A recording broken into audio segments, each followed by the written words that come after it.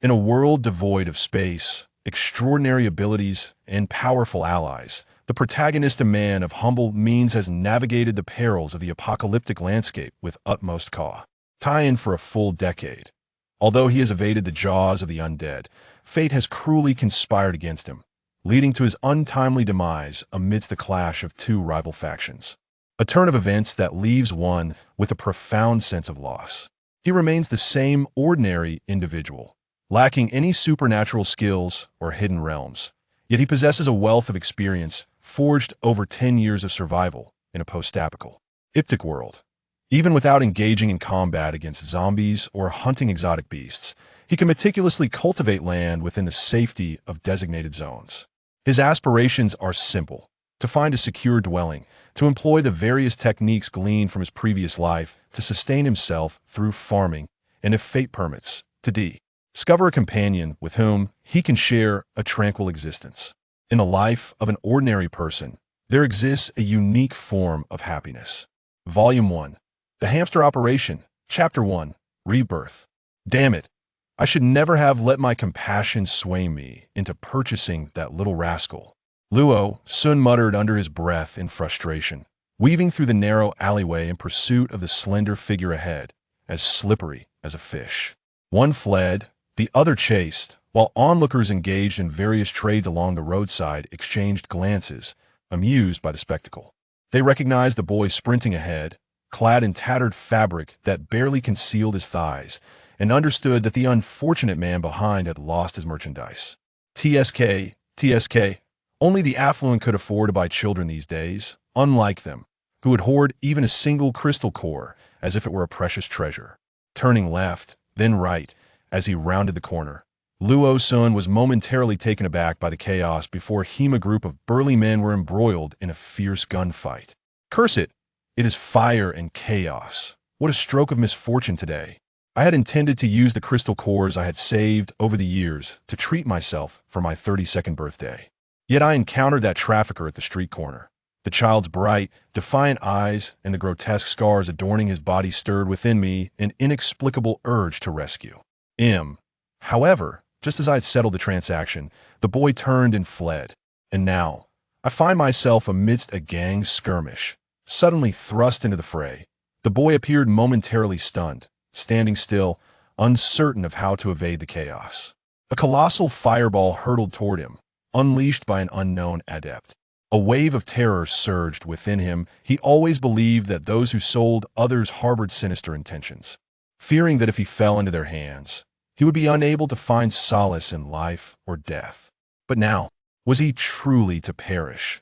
A tremendous force propelled him forward. The boy's dark, expressive eyes widened as he beheld the individual who had shoved him. A city of frail man, yet his strength was unexpectedly formidable. That a sigh seemed to echo in the air as the massive fireball struck the man, extinguishing the flicker of light from his hazel eyes. "I'm dead. I'm not dead. I'm dead. I'm not dead." On the creaky wooden bed, Luo Sun stared vacantly at the ceiling, muttering to himself. The cycle of meaningless words, repeated over 20 times, finally ceased. With a sudden whoosh, Luo Sun sprang upright and strode briskly to the wardrobe in his bedroom. A dressing mirror was embedded in the wardrobe, an heirloom from his parents, and at that moment, its function provided Luo Sun with the most direct and unequivocal answer. Dazed, he raised his hand to touch his cheek, and felt none of the weariness accumulated from his struggles in the apocalyptic world, nor the wrinkles etched by toil, nor the pallor and emaciation induced by malnutrition. This visage appeared to have regained a youthfulness of a full decade. Covering his face with his hands, Luo Sun sank helplessly to the ground, tears streaming silently down his cheeks. He was oblivious to the passage of time and the nature of the changes that had befallen him. Yet he acutely sensed the distinct quality of the air, the atmosphere surrounding him, transformation within himself, and the very location he inhabited. This was F City, his hometown, the sole inheritance left by his parents. It was the home where he had lived for a full 22 years before the onset of the apocalypse. He remained seated on the floor until dusk descended, and only then did Luo Sun stiffly rise to his feet and make his way to the kitchen to prepare a packet of Kong Shuaibois. What a nostalgic flavor it was. At the onset of the apocalypse, People could still find some amidst the chaos of various supermarkets. But as time progressed, such items became utterly extinct at the two bases he later visited, due to the mutation of plants. Even when dried noodles were available, they no longer bore that familiar taste. After confirming the date was indeed September 8th, Luo Sun took his wallet, rose, and approached the front door. He hesitated for a moment behind the door, inhaled deeply, then opened it and stepped outside. Seated in a ramen shop situated at the edge of the community, with a meat-filled sesame bun in his left hand and chopsticks poised in his right, Luo Sun took a bite of the savory and slurped a mouthful of rich beef noodles, nearly moved to tears. Even after arriving at the base in City A, instances of encountering white flour had been scarce for Luo Sun, let alone indulging in the beef noodles that he once relished. Such luxuries were far beyond the means of someone like him, striving to make a living at the grassroots level. Even if he possessed crystal cores and could afford white flour, the reality remained that no one would sell these items. In the aftermath of the apocalypse, unmutated foodstuffs had become exclusive provisions, virtually prohibited from private sale. "Hey, is that you, Luo Sun? Taking a day off today?" A voice broke through his reverie. Startled, he looked up to see a familiar elderly gentleman, holding a black plastic bag that likely contained some seafood, gazing at him with curiosity. I don't have much to do today," he mused, recalling that a decade ago, he would have been working at this hour. Work? Employment? Slowly finishing the last sip of broth, Luo Sun exhaled deeply, his gaze drifting to the incessant flow of vehicles and pedestrians on the street. With the impending apocalypse looming just over 2 months away, the notion of returning to any form of employment seemed utterly impossible. Rising from his seat, Luo Sun proceeded to a nearby real estate agency to finalize the sale of his property. Although selling online could alleviate some transaction fees, time was of the essence for him. He needed to expedite the sale of his sole asset in order to reach City A.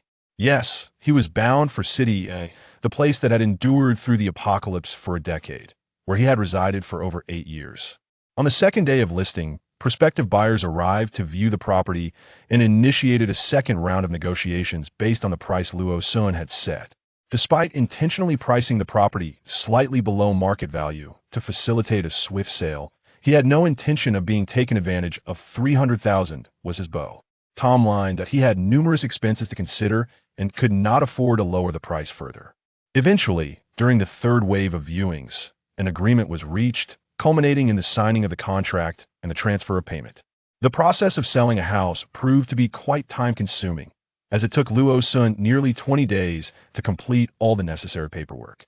With the full payment in hand, he boarded the train bound for City A.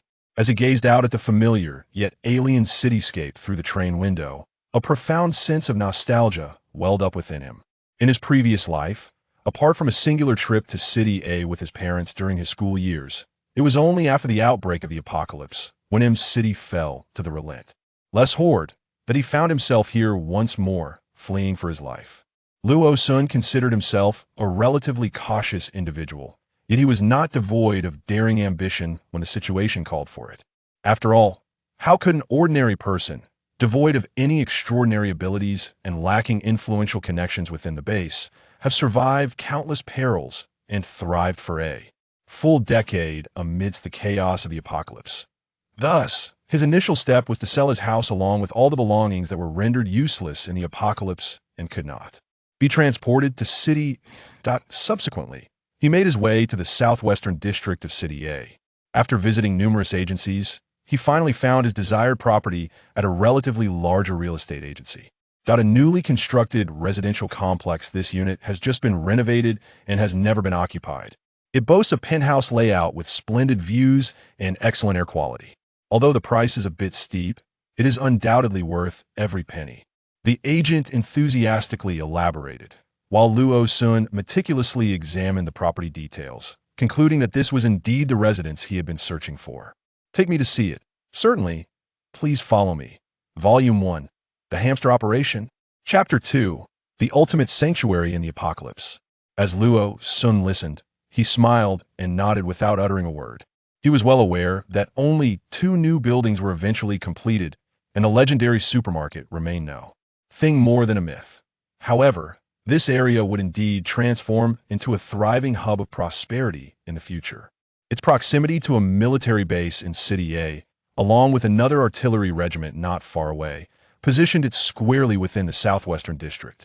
In the aftermath of the apocalypse, when the zombie outbreak first occurred, City A established two bases, one swiftly cleared and protected by these two military units in the southwestern region and the other located in the eastern sector. Years ago, after the devastation in M-City, I fled northward and ultimately sought refuge at the southwestern base. However, merely a year after the calamity, shortly after I arrived in a city, the eastern base too fell prey to the relentless onslaught of zombies and mutated creatures. As I entered the Hongjing community alongside the agent, a wave of nostalgia washed over me as I gazed at the ground floor's basement in the eastern corner of Building No. 3. This was my sanctuary upon escaping to a city, my residence for over 8 years, a true home. In the pristine corridor, a few individuals had recklessly scrawled a multitude of phone numbers with permanent markers and plastered various advertisements, some promising renovati ons, others offering air conditioning installations, and yet others proclaiming water delivery, with even the elevator doors not spared from this chaotic display. Upon entering the elevator, we discovered it was equally cluttered with these annotations and posters. Noticing my inquisitive expression, the agent chuckled wryly and remarked, "The property management has yet to establish itself here with no oversight. People have taken it upon themselves to act. This is true entrepreneurial spirit," I mused, observing these familiar yet somewhat alien eyesores and corridor tattoos. When I first arrived, the walls had already succumbed to filth tainted by the putrid remnants of deceased zombies and splattered with the blood of the living. It was impossible to discern any remnants of advertisements amidst the grotesque stains. We ascended to the 16th floor, where the property manager produced a key to unlock the door. Indeed, this was the very building. The first floor comprises a living room, a balcony, a kitchen, a restroom, and a storage room, while the second floor features two-bedroom one. Large and one small terrace, a restroom, and a bathroom, the agent explained while guiding him inside. The owners have meticulously renovated the house, even replacing the security door. They initially intended to reside here, but it seems they had to relocate for work, which is quite far from our southwestern district, so they decided to rent it out for the time being. Consequently, they haven't had the chance to install any appliances yet. Luo Sun nodded slightly, fully aware that the family's reasons for not residing there were far more complex. This residence, with its terrace and expansive balcony, was originally prepared by the children for their elderly parents. However, just as the renovations were completed and before they could install any appliances, the elder family member sadly passed away, leaving the house vacant. The agent likely chose to obscure these details, fearing that such revelations might deter him from renting. Gazing at the expansive glass windows that allowed the warm sunlight to pour in, Luo Sun felt a growing sense of satisfaction. He ascended to the second floor, not paying much attention to the empty bedrooms, but instead heading straight to the terrace. Indeed, it was enclosed with glass, primarily for the safety of the elderly and to shield against the strong winds at the top floor. What truly impressed Luo Sun was that the family had opted for tempered glass throughout. For this quality, renting such a place on the outskirts of City A for $3,500 a month seemed entirely reasonable to him. "This place is quite remarkable," he remarked. "And you?" the agent inquired. "I'll rent it. When can the landlord come by to sign the contract?" The intermediary promptly dialed the landlord with a cheerful demeanor. 3,500 yuan per month, with a deposit of 1 month's rent and an additional 3,500 yuan as the agency fee. On the morning of October 1st, both parties finalized the agreement, and Luo Sun received the coveted keys to his new abode. Standing in the vacant room, an unprecedented thrill coursed through him. This residence was one he had long envied from his previous life. Upon his arrival at the southwestern base of City A, the community had already begun to disseminate various cultiva tie-in techniques suitable for family gardening, alongside simple methods for water purification. Subsequently, exploration teams procured seeds of mutated crops from the original farmlands surrounding City A. Following thorough analysis by the Research Society, a select few of these high-yield, short-growing cycle crops, capable of providing essential energy for the human body, were wide. LY adopted IT that time. He resided in a cramped underground room of less than 10 square meters, with a minuscule window often obscured by neighboring buildings, rendering sunlight a rare vis. Iter, unlike the earlier settlers who enjoyed a small patch of rooftop space for solar panels, Luo Sun had to purchase electricity at exorbitant prices from others. Nevertheless, even in that tiny underground space, he managed to cultivate a variety of crops that thrived without sunlight, such as bean sprouts, chives, and garlic shoots none of, which had undergone mutation along with several high-yield mutated varieties that flourished in dim conditions, ultimately saving a considerable amount of money. Luo Sun possesses both an astute mind and remarkable practical skills, enabling him to navigate even the most adverse conditions in search of survival. Moreover, he has been granted the opportunity to live anew. This residential complex was only completed a little over 3 months ago, and the apartment he currently rents has just undergone its renovation, barely a month old. Upon the onset of the apocalypse, a mere 4 buildings were partially constructed, with 2 recently topped off and the remaining 2 still lacking doors and windows. The latter 2 were only finalized under military supervision after the area was designated as a safe zone. The properties that had been completed prior to the apocalypse remained unsold, as the real estate developers were unable to act before the world changed irrevocably consequently. The original owners vanished, leaving the survivors to claim them as their own. The apartment he has rented was once a home for a family of 3, who secured it a mere fortnight before the cataclysm. Despite its fine renovation, it remains a barren shell, devoid of any appliances. In the bustling metropolis, most working-class individuals opt for fully furnished accommodations, indifferent to the materials or costs of the renovations. As a result, this particular unit, situated in a neighborhood where rental prices hover around 3,000 yuan, has languished on the market. The landlord, embroiled in disputes over an elderly relative's estate with his siblings, has neglected to furnish the apartment until the arrival of new tenants.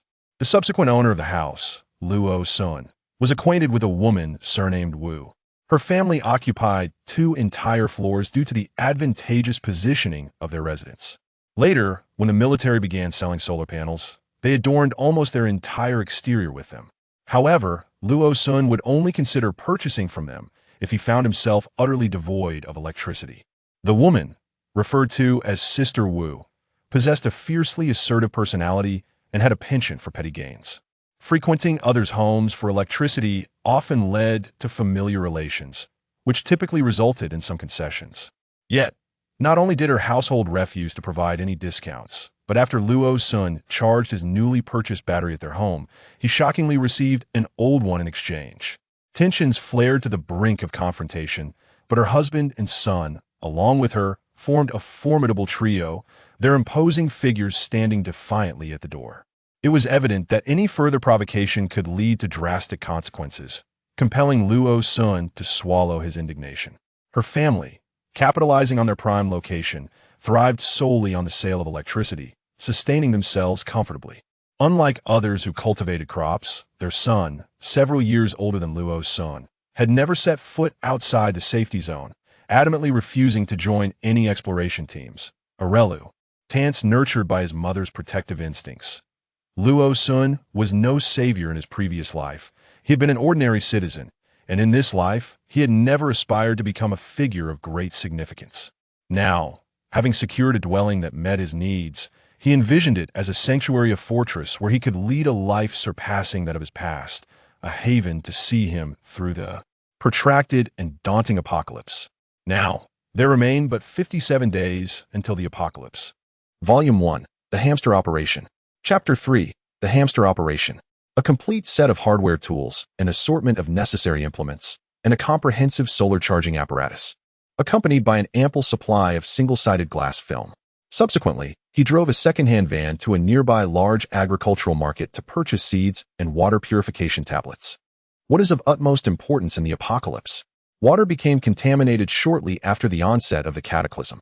Luo Sun, being meticulous upon fleeing to the M-City base, noticed they were distributing water purification tablets for free and took more than a few. He then utilized the distillation knowledge he acquired during his schooling to construct a homemade distillation device. Although the process was slow and consumed considerable wood, it ensured safety. Furthermore, Even the distilled water would undergo a prolonged boiling process to eliminate pathogens before consumption.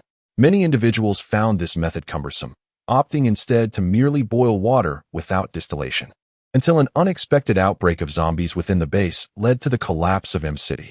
In fact, numerous bases crumbled from within after their establishment due to food and water contamination, triggering a secondary wave of zombies. In the early days of the apocalypse, zombies moved sluggishly, and most plants and animals had yet to be affected by contamination or mutation, allowing for the rapid establishment of human bases. Each province in the country was home to military forces, and as long as the military could respond promptly to rescue civilians, the formation of bases proceeded with great swiftness. Even more astonishingly, due to their physical constitution, many soldiers directly acquired supernatural abilities during the initial wave of mutations, thus wielding greater power to safeguard the populace. This is also one of the reasons why Luo Sun arrived in the Southwest District ahead of time. The Research Society did not announce any edible mutated plants until the summer of the following year. Prior to that, the issue of famine was a significant concern. In his previous life, Luo Sun narrowly escaped calamity, having endured 2 instances of city destruction. Upon reaching City A, he initially joined a search team. However, with the subsequent mutation of zombies and a dramatic surge in their capabilities, they were far beyond the capacity of an ordinary person like him to confront. Moreover, as an ordinary individual, he had never handled a firearm before the apocalypse, rendering him entirely unskilled in marksmanship. After being eliminated from the search team, he found himself equally unwelcome in the hunting squad, which had no need for such ineffective civilians. Gradually, he began cultivating crops that thrived without sunlight at home. Once the first harvest was sold, he promptly replaced the seeds with those of other plants, marking the true beginning of an improved life. However, the absence of sunlight and the inability to cultivate many high-yield crops left him with a sense of regret. Residing on the 16th floor, which was somewhat elevated, he was fortunate that the community still provided scheduled electricity even in the apocalypse. The elevators operated daily from 7 to 9 in the morning and 5 to 7 in the evening. Although Luo Sun had previously lived in a basement, he needed to purchase electricity from some residents on the top floor, thus he meticulously remembered these time slots. As he moved various items into his home, observing the emptiness of the room, Luo Sun took out his phone and began browsing online. He had acquired a considerable number of items during his outing, yet much more remained to be procured. With limited time to shop in person, online shopping naturally became his preferred option. The reason he had specifically purchased this phone was twofold. Firstly, to facilitate convenient shopping before the apocalypse, and secondly, because the phone could still function even in the aftermath of the cataclysm. Once the base is established and stabilized, the Research Institute will devise a new mobile card for use within the base, routinely sending messages to residents to maintain morale. Naturally, radios will also play a pivotal role, broadcasting a variety of updates around the clock, discoveries of new crops, identification of edible mutant creatures, warnings about toxic substances found in previous harvests, news from other bases, and updates on external clearing efforts, among others. With a flurry of orders placed, Luo Sun meticulously compiled a list of essentials he needed to acquire before departing from F-City, scouring the internet for supplies. In most instances, he required only delivery of the items, without the need for installation services. He spent the entire night placing orders, and come dawn, he rolled up his sleeves and got to work. He cut glass adhesive film into sheets, misted the glass with a spray bottle, and set up a folding ladder to begin affixing the film. He first covered all the glass on the balcony, then proceeded to apply the adhesive film to the expansive windows of the living room below. This task, while somewhat tedious, served a significant purpose. In a post-apocalyptic world, if your home is brimming with crops and plants on the balcony, who would believe you if you claimed to be unaffected? In a time when everyone relies on instant food, struggling to survive on raw rice and flour, the notion that you could grow vegetables and fruits, and even cook meals, would certainly attract unwanted attention. Thus, Luo Sun's foremost objective was to safeguard his family's privacy. After applying one-way film to nearly all the windows, he positioned 2 large solar panels outside the balcony window, charging them on the framework he had just welded. He has only purchased a single solar charging device for the time being, as this item bears a hefty price tag, and there are numerous other essentials he must acquire. Should his finances prove insufficient, when the apocalypse arrives, he could drive to the construction materials market to procure supplies. After all, at the onset of the apocalypse, the mobility of the zombies is limited, and fewer individuals dare to venture outside, making such excursions potentially fruitful. He gathered the remaining film, bound it securely, and reserved these supplies. As his second-hand vehicle has already been equipped with film, privacy remains paramount when driving during the end times. After spending nearly a day organizing his belongings, Luo Sun stepped outside, descended the stairs, and drove, navigating his way. Although he resided in the southwestern base for 8 years in his previous life, it was already a post-disaster reconstruction site at that time. Some residential areas had partially collapsed, while others had been newly constructed. Many public buildings had long since lost their original forms, and several large supermarkets and grocery stores had been annihilated at the onset of the apocalypse. He now seeks to familiarize himself with the distribution of nearby large supermarkets before the items he ordered online arrive. Though the southwestern district lies beyond the Fifth Ring Road, its vibrancy surpasses that of typical small to medium-sized counties. Particularly, the subway traverses this area, leading many urban workers to opt for these more remote locales with lower housing prices. Consequently, the range of amenities here is remarkably comprehensive. On the main thoroughfare of the southwestern district, Luo Sun was astonished to discover that almost every one or two major intersections featured a large, comprehensive local supermarket from City A. Not to mention, in the commercial hub of the southwestern district, there are at least 3 large branches of national chain supermarkets, alongside numerous small convenience stores. After a lengthy circuit, he finally parked his car in the underground parking lot of the largest supermarket. Armed with his bank card and pushing a shopping cart, he familiarized himself with the layout of the products while meandering through the aisles. Yesterday alone, he had spent nearly 30,000 yuan at the building materials market and the agricultural wholesale market. Subsequently, during the course of the night, he had spent most of the remaining 200,000 on various purchases. Now, with only around 80 or 90,000 left in hand, he estimated that after today's supermarket expedition, he would part with nearly 1,000 more. As he walked and noted down items, he placed essentials such as oil, rice, and flour into his cart, along with several packs of instant noodles in various flavors. Upon passing the home goods section, he was startled to realize that he had seemingly forgotten to purchase blankets and a change of clothes. He added some pots and bowls to his cart, and after checking out, declined the invitation to apply for a membership card.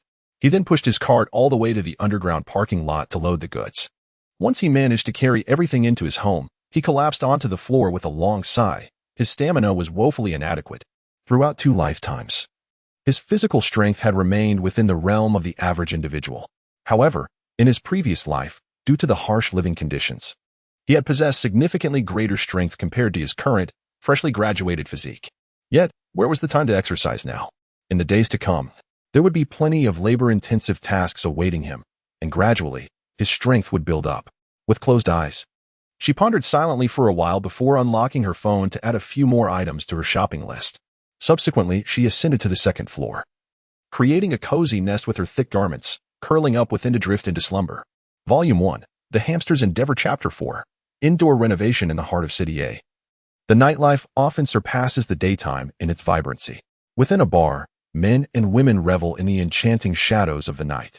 A captivating woman, adorned in a form-fitting, ultra-short skirt, accentuates her hourglass figure with a waist measuring a mere 55 centimeters, gliding gracefully towards a secluded sofa in the corner. "Handsome, may I offer you a drink?" she flirted, casting a sultry glance at a man whose presence was magnetic. However, upon his gaze meeting hers, she felt her breath catch. The man possessed alluring, peach blossom-like eyes, with a mesmerizing teardrop beauty mark at the corner of his left eye, languidly reclining against the back of the sofa.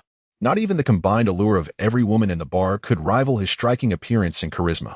His eyes narrowed slightly, giving the impression of a smile. Yet a chilling glint flickered within them. His thin lips coldly uttered a single word, "Scram." The woman hesitated, seemingly unable to comprehend his words. Before she could respond, a large hand landed on her shoulder. "Miss, there's no place for you here." Fuming, she turned to confront the speaker, only to find a man in his 40s or 50s, flanked by several evident bodyguards standing beside the sofa. A wave of apprehension washed over her, prompting her to hastily retreat. "What a dreadful night," she thought. "This card holds 1,000,000. I'll give it to your mother." A middle-aged man sat beside a young man, placing a card on the table before them. "What concern is this of mine? Can't you just call her yourself?" The young man shot him a sidelong glance and scoffed. "Did you summon me just for this? It would be better if you handed it to her directly. At least there would be a tangible item to present. Avoiding the excuse of funds not being transferred as happened last time. The older man rubbed his temples and replied, "Inform her that your uncle's matters have been settled. Advise him to be more cautious and refrain from causing trouble. The authorities are vigilant now."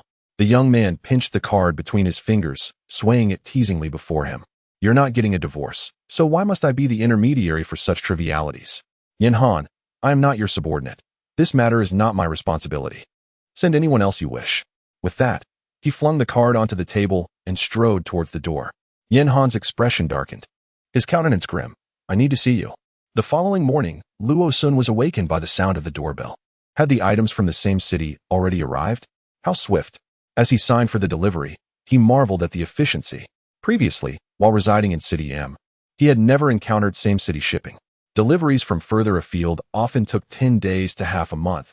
Yet here in the bustling metropolis, local deliveries proved remarkably effective. Well then, he decided to spend the day organizing and preparing at home. Some items he had ordered, requiring further modification, had yet to arrive. After surveying the state of each room, he began allocating their intended uses accordingly. The 2 bedrooms on the second floor can be utilized. One is a storage room for tools, grains, and the like, while the other serves as a personal sanctuary. The bathroom on this level is equipped with a bathtub and shower facilities, which need not be disturbed for the time being. Just as he was reflecting on this, the doorbell rang once more, heralding the arrival of subsequent deliveries. The incessant buzzing of the electric drill echoed relentlessly, causing a dull ache in the minds of those who heard it. The drilling from building number 7 persisted for over half a month, filling the eastmost room on the 16th floor with an array of tools, boxes, and an assortment of peculiar contraptions. On October 22nd, all the items ordered by Luo Sun through online shopping were finally delivered to his home. The living room was divided into 2 sections. One near the balcony held various tools and materials for renovation, while the area near the entrance showcased the newly purchased furniture. All food supplies, seeds, and emergency provisions were meticulously organized in the storage room on the first floor and the small bedroom on the second. There remained a necessity for additional furniture. At the very least, there should be tables and chairs in the living room and a bed in the bedroom.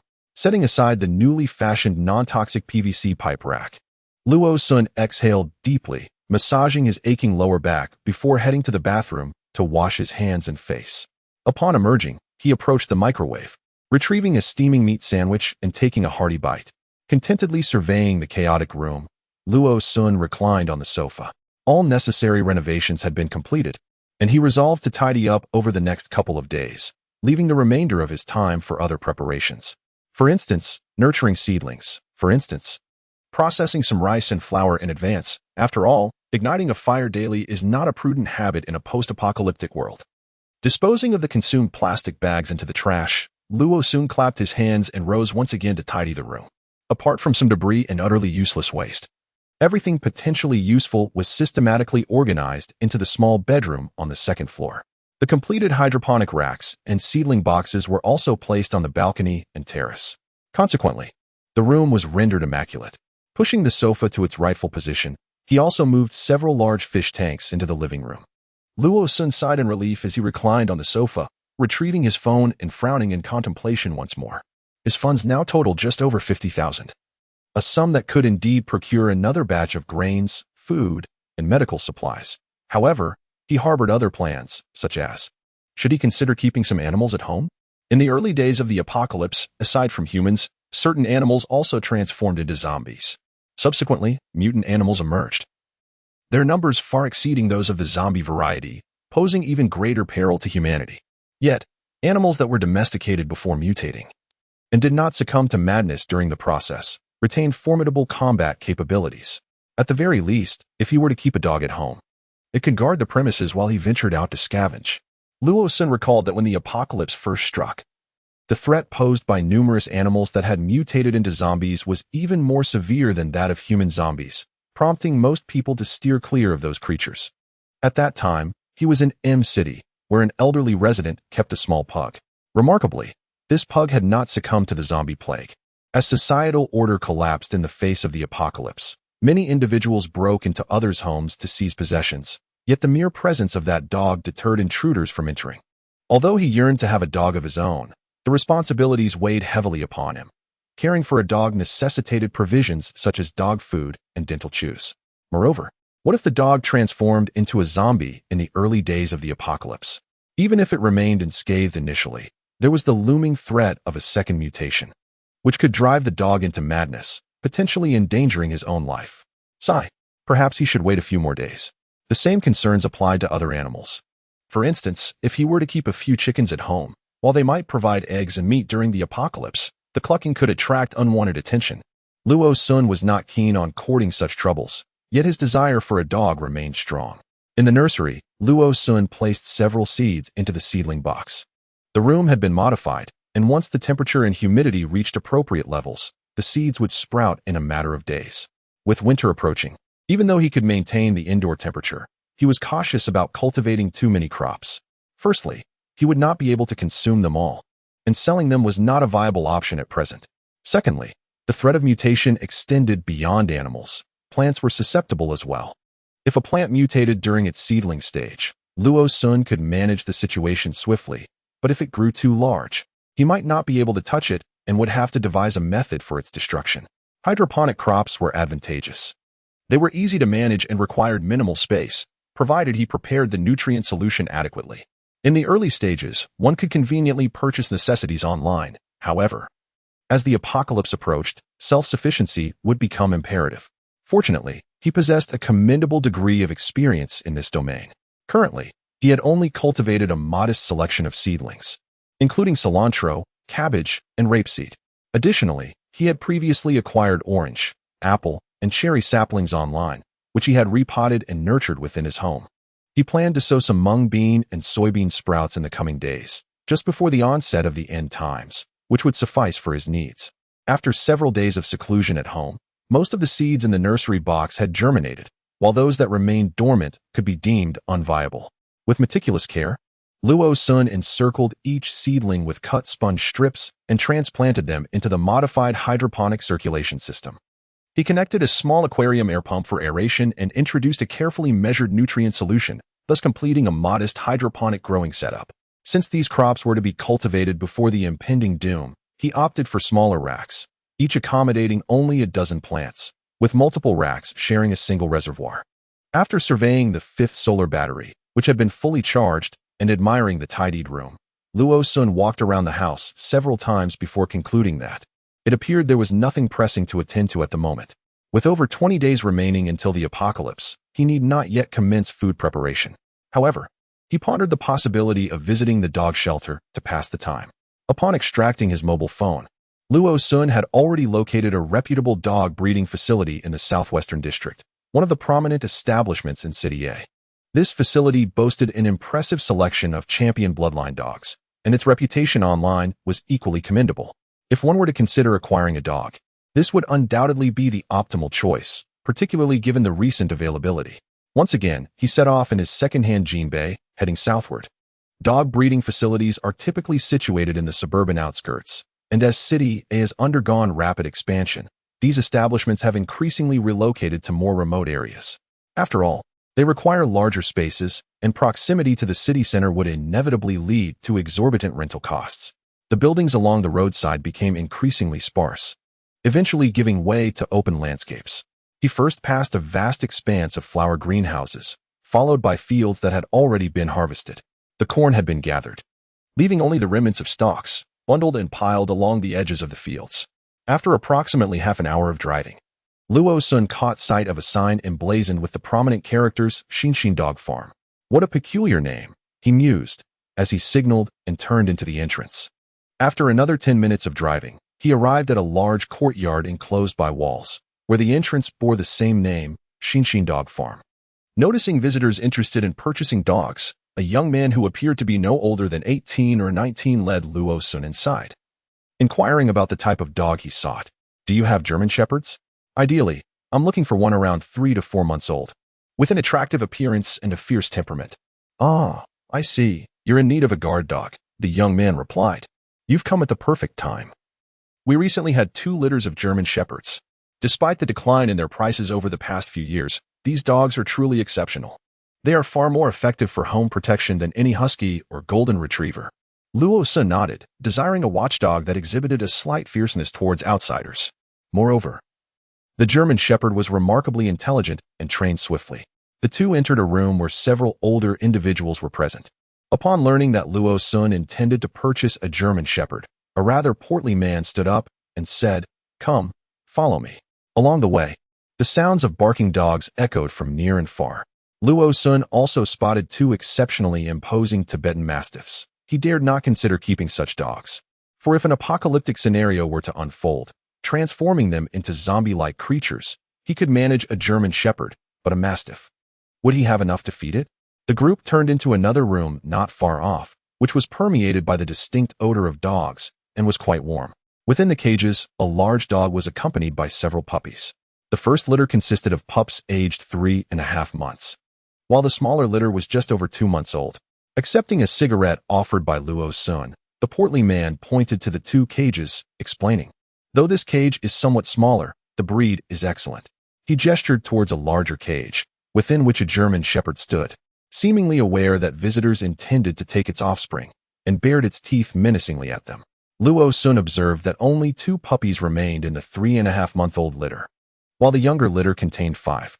"Do you have any certificates?" he inquired. "Never mind, I shall choose one here for now. By the way, do you have needles? Also, any common medications or dog food?" Yes, we have everything. If you need anything, I can take you to select it shortly."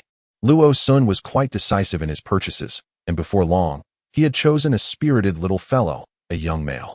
After obtaining the certification from the dog breeding facility, the staff handed him a booklet detailing the knowledge of dog care and training.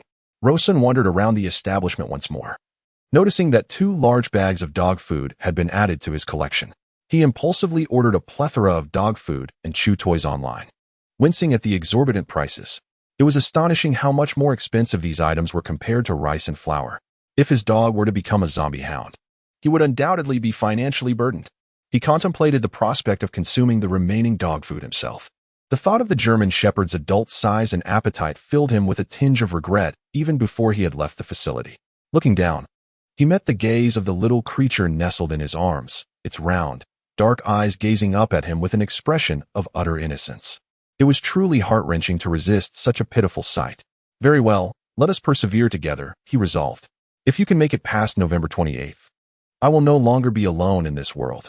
Reflecting on his solitary existence in his previous life, he hoped that this small companion would bring him solace. Who would still squander money on an ungrateful offspring when he could share his life with a loyal friend? After arranging the dog food, medications, food bowls, and the large iron cage, Rosun inquired of Xiao Zhao, who was helping him move his belongings. "I noticed several houses when I drove in earlier. Are those occupied by villagers?" Xiao Zhao nodded eagerly. "Yes, those are village houses. Is there anyone here selling chickens or ducks?" The dog breeding facility typically had little activity, and with so many individuals present, the absence of 1 or 2 would go unnoticed. As soon as Xiao Zhao boarded the vehicle, Luo Sun learned through their conversation that he hailed from the nearby village and had come to assist at the dog farm upon the recommendation of a friend. The villagers had long ceased agricultural activities, having leased their fields to others. However, each household still tended to a few chickens, ducks, and geese, and those with larger courtyards would cultivate some plants. Luo Sun purchased 2 baskets of chicken eggs and 1 basket of duck eggs, all carried in a large bamboo basket. After taking a stroll around Xiao Zhao's courtyard, he was surprised to discover the presence of Sichuan peppercorn and star anise trees. "Could I possibly get a few cuttings from these?" he pondered, momentarily forgetting that such plants could indeed be cultivated. "What do you need these for? Aren't they readily available in supermarkets?" Despite his inquiries, Luo Sun had yet to haggle over the price, and Xiao Zhao promptly snipped 3 or 4 branches from each tree for him, explaining that they were merely for personal use and that the flavor was unmatched by store-bought varieties. "It's no bother. My balcony is spacious enough for some gardening." Luo Sun replied with delight as he gathered the cuttings, his mind now wandering to other possibilities. Thank you, he expressed his gratitude, pointing to a millstone propped against the wall. "Is that for sale?" Xiao Zhao looked at him incredulously. Assuming Luo Sun was a wealthy urbanite seeking rustic charm, that thing is far too heavy. You wouldn't even be able to load it onto your vehicle. "I have 2 smaller hand-cranked ones. Would you prefer those?" Nowadays, everyone uses electric ones. Who still uses this? He offered 2 small hand-cranked millstones and a compact electric sheller, all at remarkably low prices since they were second-hand. Luo Sun perused the internet and discovered that while there were machines available for shelling, those designed for grinding were rather scarce. It seemed that he would have to venture to a large agricultural market or seek out a store specializing in farming tools, which felt rather cumbersome. It would be far simpler to purchase one from his own home. Although the electric sheller was compact, the Zhao family had scarcely utilized it. It was rumored that after acquiring this device, they had leased their land, rendering it nearly redundant at home. Thus it remained in pristine condition. Word had spread that Luo Sun was a wealthy city dweller with a penchant for extravagant spending, and a neighbor's child approached him, tugging at his sleeve, inquiring, "We still have live quails at home. Would you be interested?" Quails. Luo Sun was momentarily taken aback, but nodded, replying, "Let me have a look first." He stroked his chin, contemplating the merits of such small creatures, diminutive in size, soft and sound, yet capable of laying eggs. While they might lack substantial meat, they were, after all, a source of poultry. Even in a post-apocalyptic world, should they mutate, their small stature would make them manageable for him. He set up the cage to allow the little dog to acclimate to its new surroundings. After reviewing his bank account and calculating his available cash, he realized he had nearly 20,000 yuan left.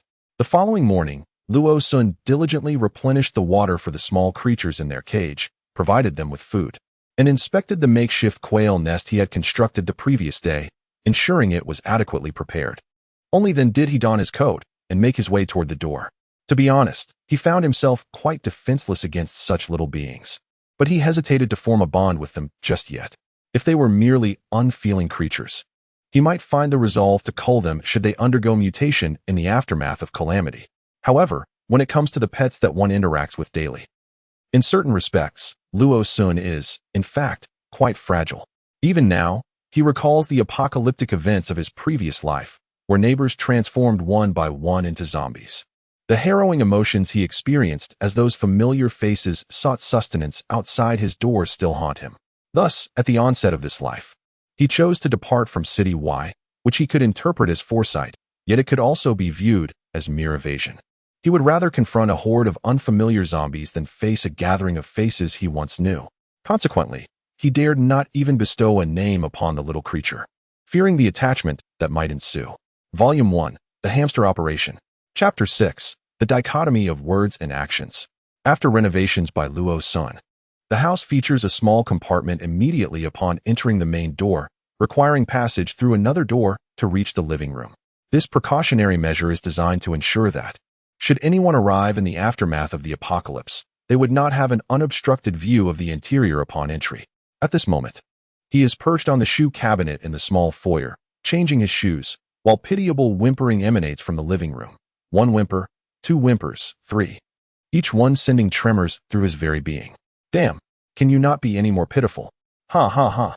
The little tongue protrudes slightly, and the tiny tail wags fervently. It's freezing outside, and how old are you? Stay at home and be obedient, do you understand? The tiny tail continues to wag vigorously. Whimper. The sorrowful sound resumes, and the tail, now the width of a pencil, droops in response. However, the creature is too small, and the weather is exceedingly cold. Perhaps the little one is genuinely intelligent, understanding that no matter how much it fusses, Luo Sun will not take it outside.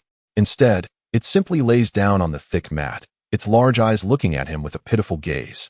Yet it no longer cries. Changing shoes, opening the door, locking it. With a sigh, Luo Sun walks towards the elevator. Upon reaching the first floor and stepping out, he notices several notices posted at the entrance. They state that the property office will open on December 10th, and that water, electricity, and gas meters may be replaced around New Year's Day, with further notifications to follow. The residences in this community have not yet been officially completed for occupancy, meaning that the current meters for water, electricity, and gas are temporary. This signifies that regardless of usage at present, there is no need to pay monthly fees. Payment will be collected uniformly by the utility companies once the meters are replaced. Luo Sun confirms the information several times, shaking his head and sighing, realizing that this amount of money has indeed been saved. However, due to the incomplete state of the community, there may occasionally be temporary water stoppages. Once he finishes his tasks in the coming days, he must undertake proper water storage and reserve preparations. Recently, he first visited the farmer's market, purchasing a selection of bulk and vacuum-packaged rice, flour, oil, grains, and various other food items. He then drove around, nearly covering all the pharmacies in the Southwest District. It is quite inconvenient to purchase medications online, particularly since some require various purchasing conditions. Although Luo Sun has bought some items like first aid kits online, medications such as anti-inflammatory drugs and cold remedies must still be procured from pharmacies. Every time he visited a pharmacy, he never purchased more than 2 boxes of any single medication. Yet the sheer number of pharmacies in the Southwest District, numbering in the dozens or even hundreds, resulted in a substantial accumulation of supplies. The various medications that would prove indispensable in a post-apocalyptic scenario were exceedingly hard to procure. Coupled with some commonly used medicines and staples such as rice and flour, which depleted Luo Sun's final reserves of funds. Medications, typically inconspicuous in daily life, became a significant expenditure when bought in bulk. Spending tens of thousands was merely a trivial matter. He felt fortunate that City A was sufficiently expansive, had funds permitted. He would have embarked on another shopping spree in the urban center. Don't wander off. Stay close, or you might get stepped on. Luo Sun admonished the little creature rolling about at his feet, before setting down the last bag of soil with a sigh of relief. Observing the cluttered living room, he was struck by a wave of reflection. There was simply too much stuff. Where would he find the time to organize it all? A room left untidy would never be clean. Previously, he had ordered a large quantity of water containers, boxes, and fish tanks online, and upon their arrival, he realized that if he were to utilize them all, there would scarcely be room to move about the house. Fortunately, stacking the boxes together minimized their footprint, and now he could repurpose some as storage containers. Rolling up his sleeves, he dragged the mischievous little dog, who was joyfully clinging to his pant leg, towards the living room with renewed vigor. He transported the dug-up soil, broken branches, and bags of supplies to the terrace, temporarily setting them aside. Rice, flour, grains, and oil were all delivered to the kitchen, neatly arranged on the floor just outside the kitchen door. The storage room adjacent to the kitchen serves directly as a seedling chamber, where the elevated temperature allows for the cultivation of shade-tolerant crops and an attempt at mushroom cultivation. The balcony predominantly nurtures fruit-bearing plants, while the remaining space functions as a work area for storing tools and various hardware. The small room on the second floor is stocked with an abundance of convenience foods, vacuum-sealed rice, noodles, assorted grains, and large containers of cooking oil, alongside sealed bags containing various seeds. Additionally, there are spare PVC pipes and a significant quantity of charcoal. In the spacious bedroom on the second floor, one finds a set of modular cabinets, a king-sized bed, a bedside table, a small desk, and a laptop, all complemented by numerous boxes of assorted medications. Finally, the terrace on the second floor features meticulously arranged PVC racks, some of which are already home to thriving plants, while others await future use. Along the edge of the terrace, small plastic baskets with pre-drilled holes await the arrival of spring, when crops will be sown according to local conditions. Centrally placed on the terrace is a circular barbecue grill, equipped with a lid that conceals a row of iron racks. The lower compartment holds charcoal, while the upper tier accommodates the food to be grilled. When covered, the items cooked with the heat of the charcoal are done significantly faster than if cooked with the lid removed.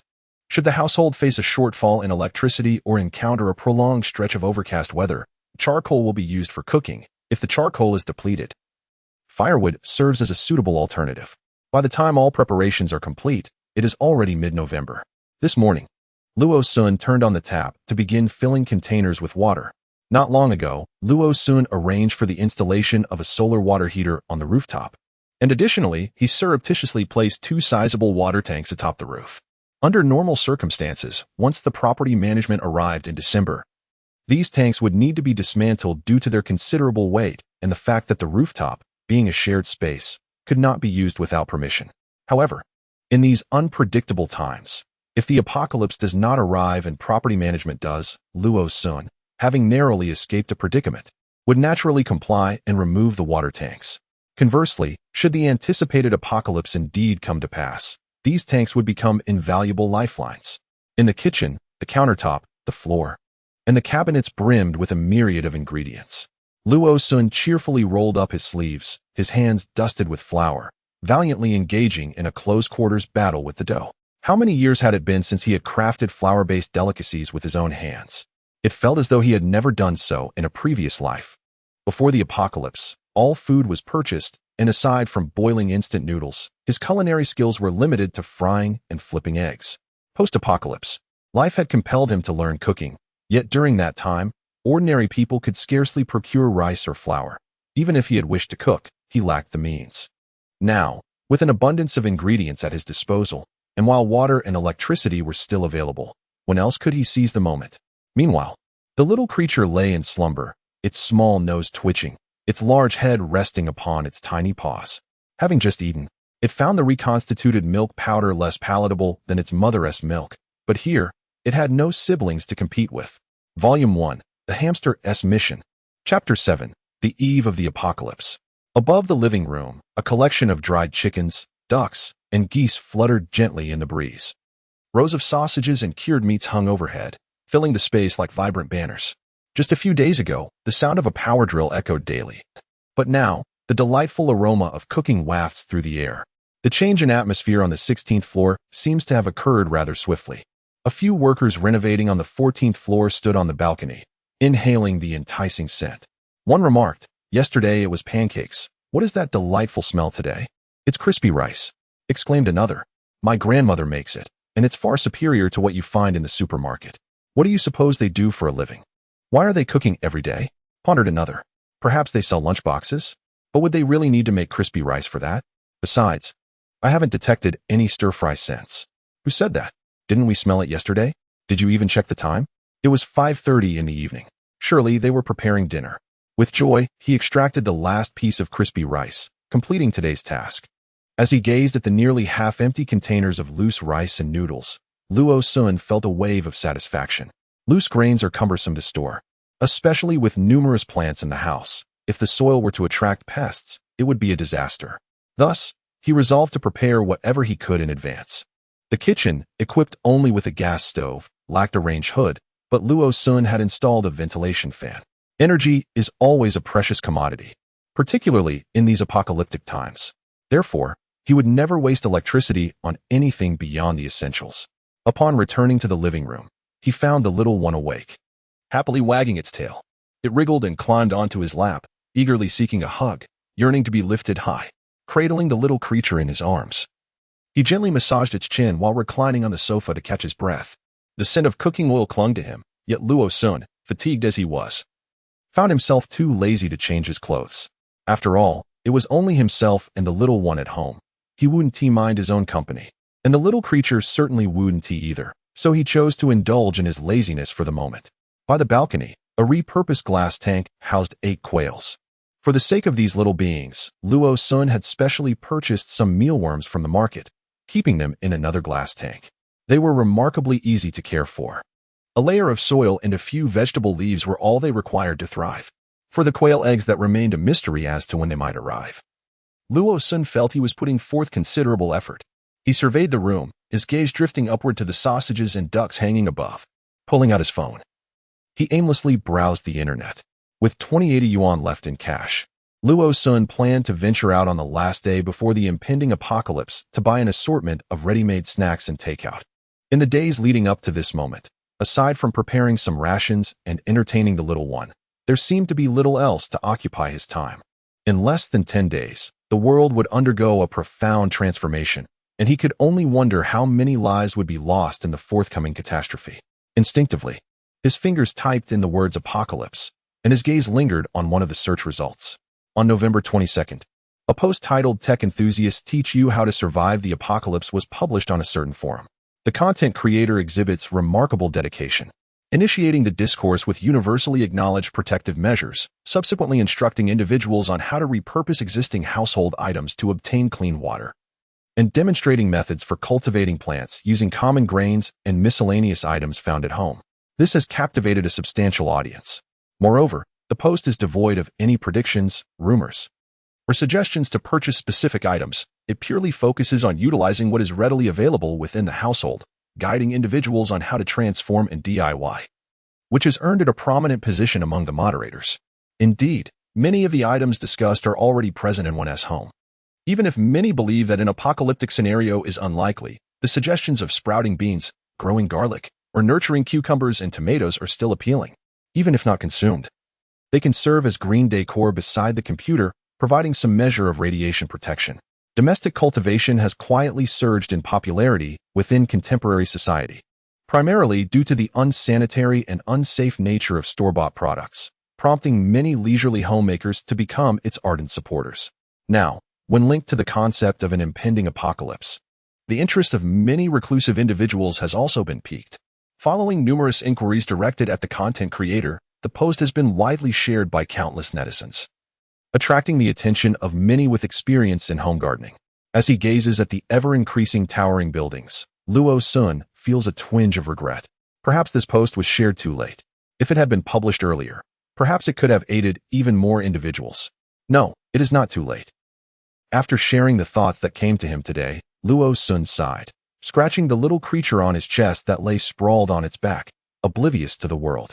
Those genuinely interested in this topic would undoubtedly engage in some experiments, making preparations based on the content of his post to varying degrees. Conversely, those lacking interest would probably remain unmoved, even if informed that tomorrow heralded the end of the world. After all, without personal experience, no one is inclined to believe hearsay. Even he, despite having ascertained the date of the apocalypse, would prefer to believe that all the events of the past were merely a dream as long as November 28th had not yet arrived. A final glance at the time on his phone revealed it was already 11 p.m. on November 26th.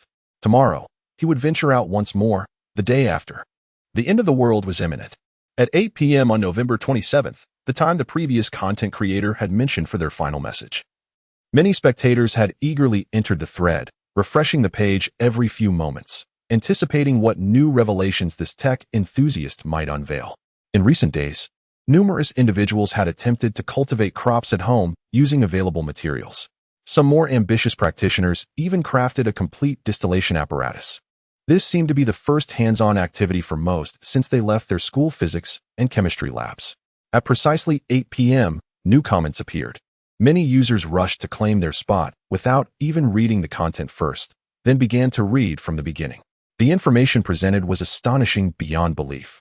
Today marks the final message from the content creator in this thread. After midnight on November 27th, ushering in November 28th, the apocalypse shall arrive. The creator advises everyone, if you share your home with others, and conditions permit, it is preferable for each person to have their own room, ensuring doors are securely closed, as zombies will not possess the ability to turn doorknobs.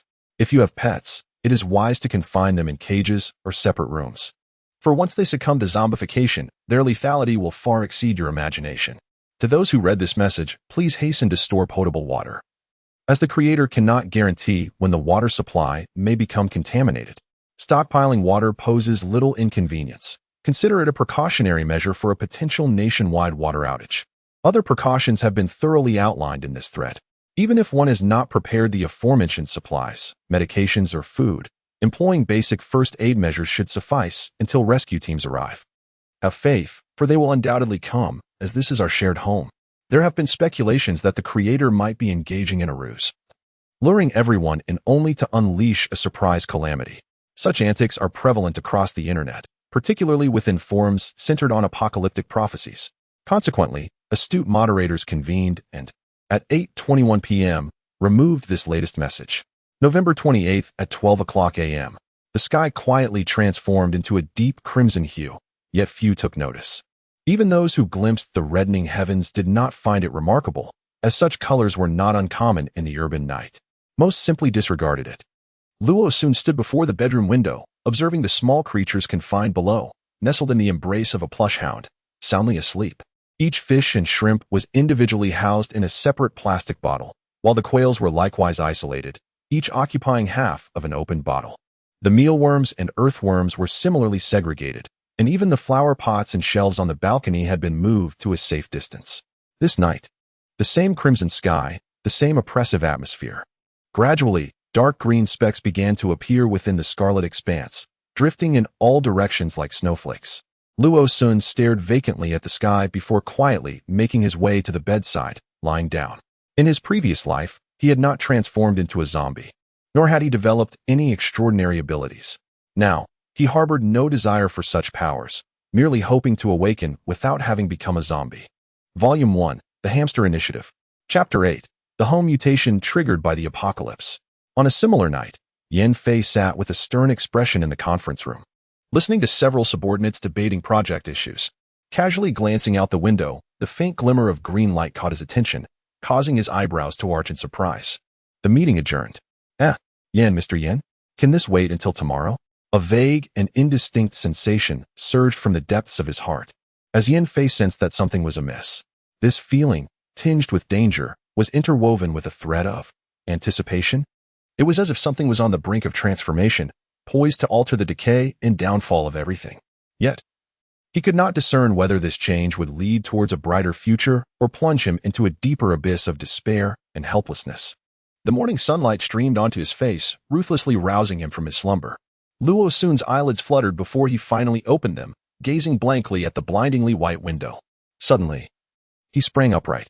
The apocalypse. The apocalypse has arrived. In his past life, he had not witnessed the darkness of the end times firsthand, but during his flight, he had heard companions speak of it. Even now, he recalled one individual, burdened with guilt and cursing. Had I known it was the end, I would have prepared myself. Back then, he had been foolish, still engrossed in games, chasing after goddesses. He had thought he was merely seeing green dots in the sky due to staring at the screen for too long.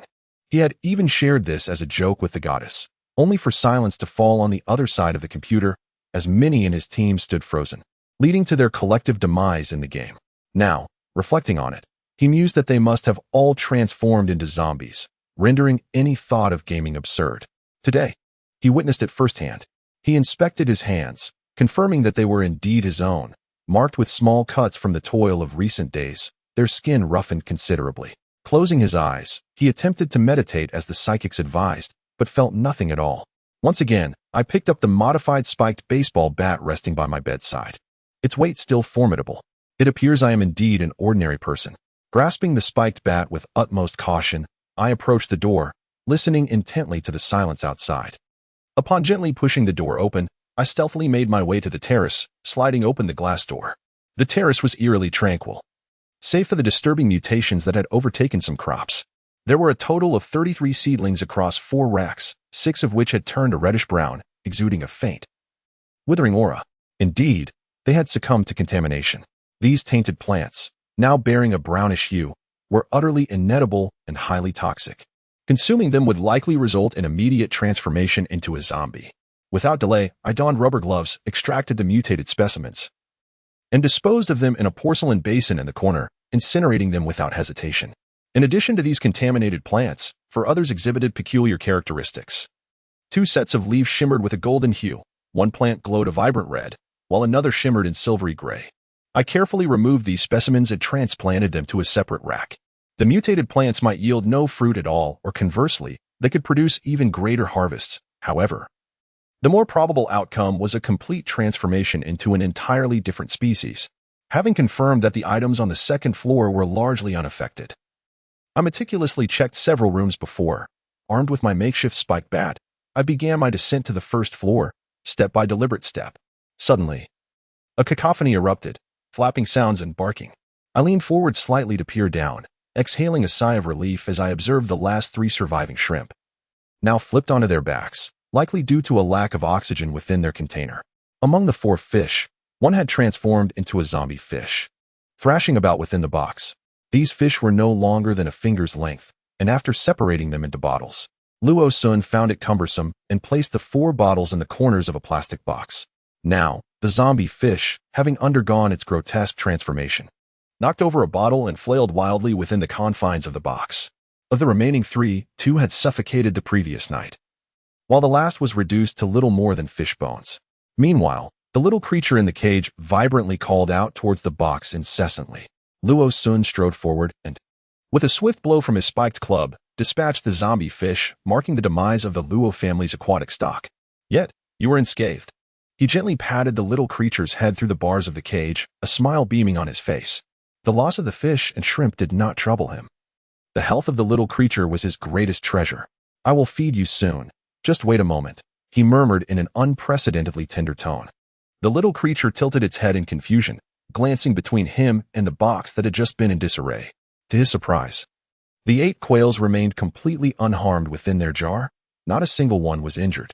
The mealworms, too, were contentedly burrowing about, showing no signs of mutation. The earthworms huddled together, silently protesting Luo Sun's audacious act of unearthing them from their soil.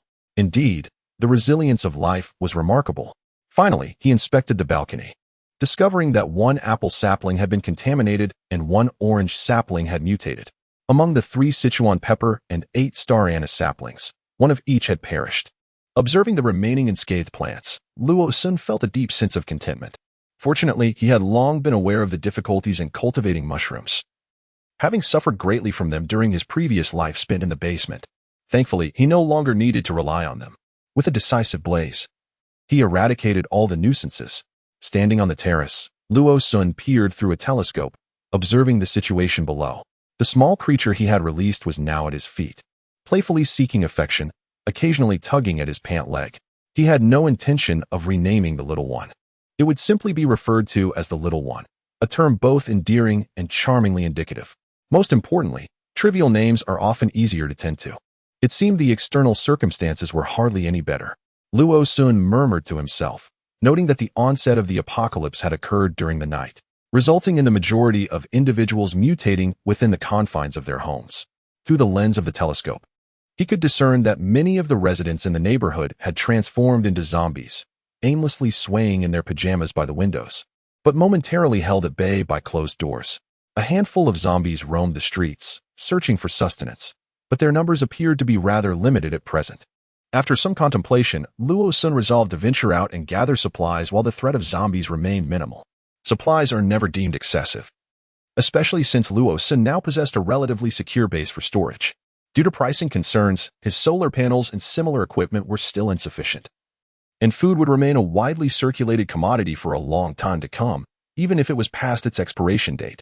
Observing the world through a peephole is a practice adopted by anyone who values safety in modern society, and it is particularly crucial in the face of an apocalypse. The peephole on Luo Sun's front door had long been replaced. The new one was electronic. From the outside, it appeared unremarkable, but inside, a liquid crystal display revealed its impressive features: night vision capability, 24-hour recording, visitor alerts, audio recording, text notifications, remote control, and connectivity to the home computer. Standing behind the door, Luo Sun fast-forwarded through the recordings from last night until now, and he breathed a sigh of relief upon discovering that the 16th floor had not witnessed any signs of zombies. On the 16th floor of Building 7, only Luo Sun's family currently resided there. Room 1602 had already been reclaimed by its owner, while the other 2 units seemed yet to be finalized. The peepholes on those doors had not even been installed. The 15th floor appeared to have a unit that was fully renovated, yet it remained unoccupied, and one family on the 14th floor was still in the midst of renovations. Overall, with the year-end approaching, the occupancy rate in the building was quite low, as many residents had yet to complete their renovations. For Luo Sun, this new building was far safer than the overcrowded older ones, at least with fewer inhabitants. The potential for zombie transformations was diminished. The little creature was still too young to be of much use, but even if it had grown into a sizable dog, Luo Sun could not bear to take it outside, knowing that animals not subjected to a second mutation could become infected if they bit a zombie. The electricity in the corridor had not yet been cut off, and the sound of the door closing caused one flickering light to spring to life. Only one of the 2 light bulbs in the corridor remained functional. The other had burned out 3 days prior, prompting a lamentation over the developers' penny-pinching tactics, even opting for the cheapest temporary bulbs at the cost of durability. Upon noticing that the elevator was still operational, Luo Sun silently exhaled in relief and pressed the button to ascend. There were 2 elevators, yet prior to the property management's arrival, only one had been available for use. A chime echoed, and the elevator doors opened slowly to reveal an empty chamber. It was only then that Luo Sun lowered the wolf-toothed baseball bat he had been holding aloft and stepped inside. He seemed to hear the hum of the elevator's machinery, accompanied by a distant, muted roar from outside. Judging by the sounds, Luo Sun deduced that the renovation workers on the 14th floor had transformed into zombies. Confined within locked doors, they could do naught but congregate at the entrance, deprived of the opportunity to hunt. Volume 1, Hamster Action. Chapter 9. The initial skirmish and the lock-picking prodigy. Treading cautiously to the threshold of the stairwell, Luo Sun peered outside the wide-open door, only to find no trace of human presence. Exercising utmost caution, He darted towards the Jinbei vehicle parked at the entrance, secured his belongings, and started the engine. It seemed that the sounds of another vehicle echoed within the community, as several fortunate souls, having narrowly escaped disaster, curiously poked their heads out from windows, bewildered by the transformed world. Paying no heed to these survivors, Luo Sun noted that the current occupancy rate of Hongjing community was alarmingly low. If such circumstances could lead to their demise at the hands of zombies, he could only coldly remark that they were ill-suited for survival in this apocalyptic era. For today marked merely the first day of the upheaval, and it was fortuitous that the transformation had occurred during the night. Many zombies remained trapped within their homes, unable to emerge in search of sustenance. The roads of the southwestern district were particularly desolate, and as the second-hand Jinbei passed by, two figures clad in sanitation worker uniforms wobbled towards the source of the noise, only to be left far behind by Luo Sun. He lacked the time to eliminate these zombies, which were still in their primitive state, exhibiting sluggish mobility and devoid of any cognitive nucleus or semblance of intelligence. As the vehicle proceeded northward along the main thoroughfare, it arrived at the construction materials city, previously marked by Luo Sun, approximately half an hour later, ready to gather supplies. From a distance, he could discern that the gates of the city were ajar, and as he cautiously approached, he noted blood splattered on the iron gate and the ground. It seemed likely that the gatekeeper had encountered an attack while opening the door. Exercising utmost caution, Luo Sun remained seated in the vehicle, gripping his homemade crossbow with vigilance as he ventured into the construction city. There were no figures in sight by the entrance, only corpses and blood leading towards the gatekeeper's lodge. He slowed the vehicle, lifting the crossbow with one hand while carefully lowering the window with the other. Suddenly, three figures emerged from the direction of the lodge, staggering and roaring. Goodness! Zombie dogs! Luo Sun's expression changed. While he could handle 6 or 7 basic zombies in one breath, could it be that heaven disdained his rebirth and sought to present him with such a formidable challenge right from the start? Unlike humans, zombie animals were different. For some inexplicable reason, transformed humans exhibited sluggishness and dull reactions initially, despite their significant strength and the contagious nature of their bites, making them relatively manageable. However, zombie animals were a different matter altogether. They moved swiftly, reacted with agility, and, more frustratingly, retained most of their original instincts and alertness.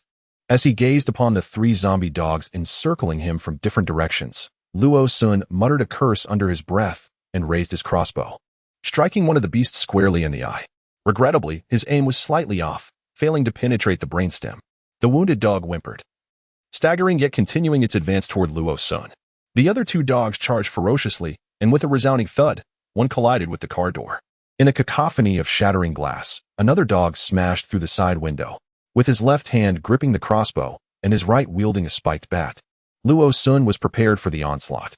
With a powerful thrust, he jabbed the bat into the advancing dog's head, sending it reeling. His left hand swiftly aimed the crossbow again, accurately targeting the brainstem of the dog that had struck the door. It swayed momentarily before collapsing lifelessly to the ground.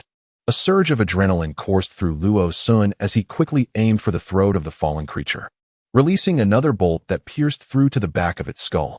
Before he could regain his composure, the final dog lunged at him once more. With a vigorous swing, he hurled the dog clinging to his spiked bat onto another, causing the last dog to tumble and roll twice, roaring and shaking before regaining its stance. With a swift whoosh, another crossbow bolt was loosed, penetrating its brainstem. The creature shuddered twice, then fell motionless. Gasping for breath, Luo Sun scanned his surroundings cautiously, uncertain whether the commotion would attract more zombies. He had underestimated the situation. They were merely ordinary individuals, while the outside world was a realm dominated by zombies, mutated animals, and plants. Only those endowed with formidable powers could traverse that world freely, hunting mutated beasts for substantial rewards. In the absence of extraordinary circumstances, ordinary individuals would prefer to toil at the lowest echelons of the base world rather than jeopardize their lives in perilous ventures. Luo Sun was no exception. He recalled that his last confrontation with zombies occurred during the 6th year after the establishment of the safe zone in City A, amidst a massive zombie tide that compelled him to defend the walls.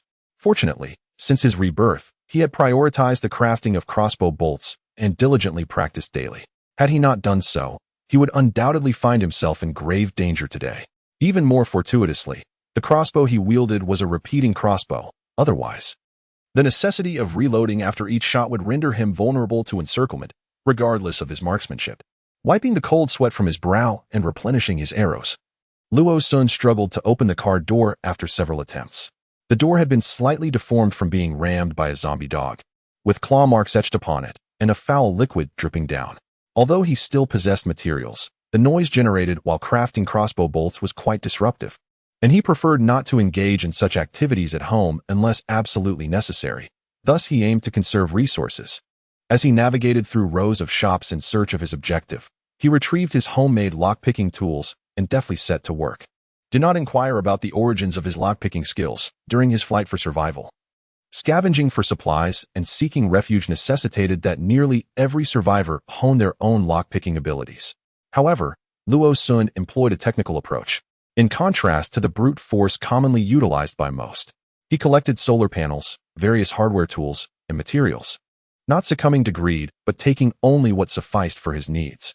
In merely half an hour, he hastily gathered the necessary items and drove past the entrance once more. 3 corpses of zombie dogs lay still on the ground, while faint sounds emanated from the depths of the store, uncertain whether they were produced by the living or the undead. As Luo Sun exited the grand door, a few cars occasionally sped past on the road. He could not ascertain whether these were individuals oblivious to the circumstances heading to work, or those who had sensed the peril and were eager to flee. Upon driving past a large supermarket adjacent to a building materials market, he contemplated whether to enter and gather additional supplies when, with a sudden crash, a vehicle breached the supermarket's glass entrance. Luo Sun retrieved his binoculars and trained them on the supermarket's entrance, his lips twitching involuntarily. Should he commend the fearless ignorance of these individuals? A group of 3 or 4 vehicles, led by a modified Land Rover, smashed through the doorway, followed by the others rushing into the supermarket, triggering a cacophony of alarm. A dozen individuals drove into the first floor of the supermarket, disembarking to seize several shopping carts before plunging into the store. These people seemed to have awakened to the unsettling reality, and upon witnessing the transformation of others into zombies, they promptly grasped the gravity of the situation, realizing they were amidst a live-action biohazard crisis. Reacting swiftly, they raced to the nearby supermarket to procure supplies, yet, lacking experience, they inadvertently crashed through the still-closed entrance. Zombies locate their prey through sound and scent, and with such a substantial gathering of people, the aroma alone was already overwhelming. Coupled with the commotion they had created, were they truly inviting more zombies to the feast? Accelerating past the supermarket, Luo Sun caught sight of several staggering figures slowly advancing towards the store. A considerable number of individuals had entered the supermarket, seemingly armed with their firepower. They ought to be more than capable of handling these zombies. Along the way, many quick-witted and daring souls had already fled their homes, driving their private vehicles erratically through the streets. Some hurriedly sought to escape the city, heading to relatives' homes, while others, akin to the previous group, were on the lookout for any supermarkets or shops to plunder. Luo Sun did not stop until he encountered a pharmacy. The entrance was ajar, the shutter partially drawn, and a long streak of blood marred the ground. After a moment's contemplation, Luo Sun adjusted his helmet, parked his vehicle at the doorway, grasped his spiked club in one hand, and slung his homemade crossbow over his shoulder before approaching the large door. The exterior was devoid of life, and the interior appeared desolate, with not a soul in sight. Crouching down, he peered inside, and upon confirming the absence of others, he swiftly set about prying open the lock securing the glass door. It was second nature for him to pick locks. In the early days of his rebirth, he often found himself instinctively drawn to bicycles and the locks on store doors, wishing to hone his skills. Had it not been for the fear of inadvertently drawing the attention of law enforcement and jeopardizing his preparations for the apocalypse, he might have already indulged in practice. In Volume 1, The Hamster Operation, Chapter 10, The Zombie That Can Open Doors, Luo Sun successfully pried open the pharmacy's entrance and rapidly conducted a thorough search within. Naturally, he had previously disabled the pharmacy's surveillance cameras as a precaution. After making several trips to load the necessary supplies onto the vehicle, Luo Sun still had not encountered any zombies dragging away the doorman or any other entities. At this moment, the streets were bustling with more vehicles, and he occasionally caught glimpses of the expressions on the faces of the occupants, most of which were marked by fear and anxiety, some glistening with perspiration, while others bore visible signs of distress. Continuing his journey to his residence, he passed by a shop selling rice and noodles. Although there were people inside busily moving items, it seemed that no zombies were present in the vicinity, which stirred a flicker of hope in Luo Su's heart. Before he could fully process this thought, a sharp screech of brakes interrupted him as a police car came to a halt in front of the store and several officers rushed out. "Do not loot. This is illegal." He quickly started the engine and suddenly recalled something, calling out to the officers outside, "I just saw someone on the road who was bitten. Turned into one of those creatures shortly thereafter. Is their affliction contagious?" The entrances of several large supermarkets were chaotic, with many vehicles haphazardly parked outside. Some police cars had been dispatched to maintain order and prevent residents from looting the stores, which could lead to greater harm. As Luo Su drove past, he cast a hurried glance and continued towards Hongjing community. He decided he would wait a few more days to ascertain the situation outside. Only after ensuring the safety of himself and his home would he venture out again to gather supplies. Before the apocalypse, he had ample time to prepare, and there was no need to risk everything for items of little consequence, especially when he might lose everything he held dear. The parking area within the community had always been sparsely populated with vehicles, and now it seemed even more desolate. Luo Sun did not linger. He drove straight down, towing a small cart laden with supplies he had just gathered that day. This cart, discovered earlier at the construction materials market, fit conveniently into his van and proved useful for transporting goods during unloading. Remarkably, the items in the trunk were so haphazardly arranged that he managed to fit everything into the cart in one go, allowing him to easily bring them upstairs. Fortunately, the electricity in the community had not yet been cut off, and the elevator continued to function normally. Holding a spiked club in one hand and grasping the cart's handle with the other, Luo Sun stood cautiously by the elevator. When the doors opened to reveal an empty interior, he exhaled in relief. The elevator ascended smoothly, and as it passed the 14th floor, Luo Sun distinctly heard the unsettling shuffling of footsteps in the corridor outside. Had the zombies emerged? A frown creased Luo Sun's brow. The presence of zombies within residents' homes was not inherently perilous. As long as they were confined to a single room, they posed minimal threat. Zombies that had not fed would not evolve. Given sufficient time, be it 3 years, 5 years, they would eventually succumb to decay. However, should they consume food during this interval, thus acquiring substantial energy, their lifespan would naturally extend. Once energy accumulated to a certain threshold, evolution would ensue. This energy might be derived from their meals or could stem from other elements in nature that they inadvertently encountered. Luo Sun was uncertain of the specifics. Such knowledge likely resided only with those in high positions or the researchers from experimental laboratories. His understanding was merely superficial, gleaned from news reports. Now, the zombies on the 14th floor have emerged.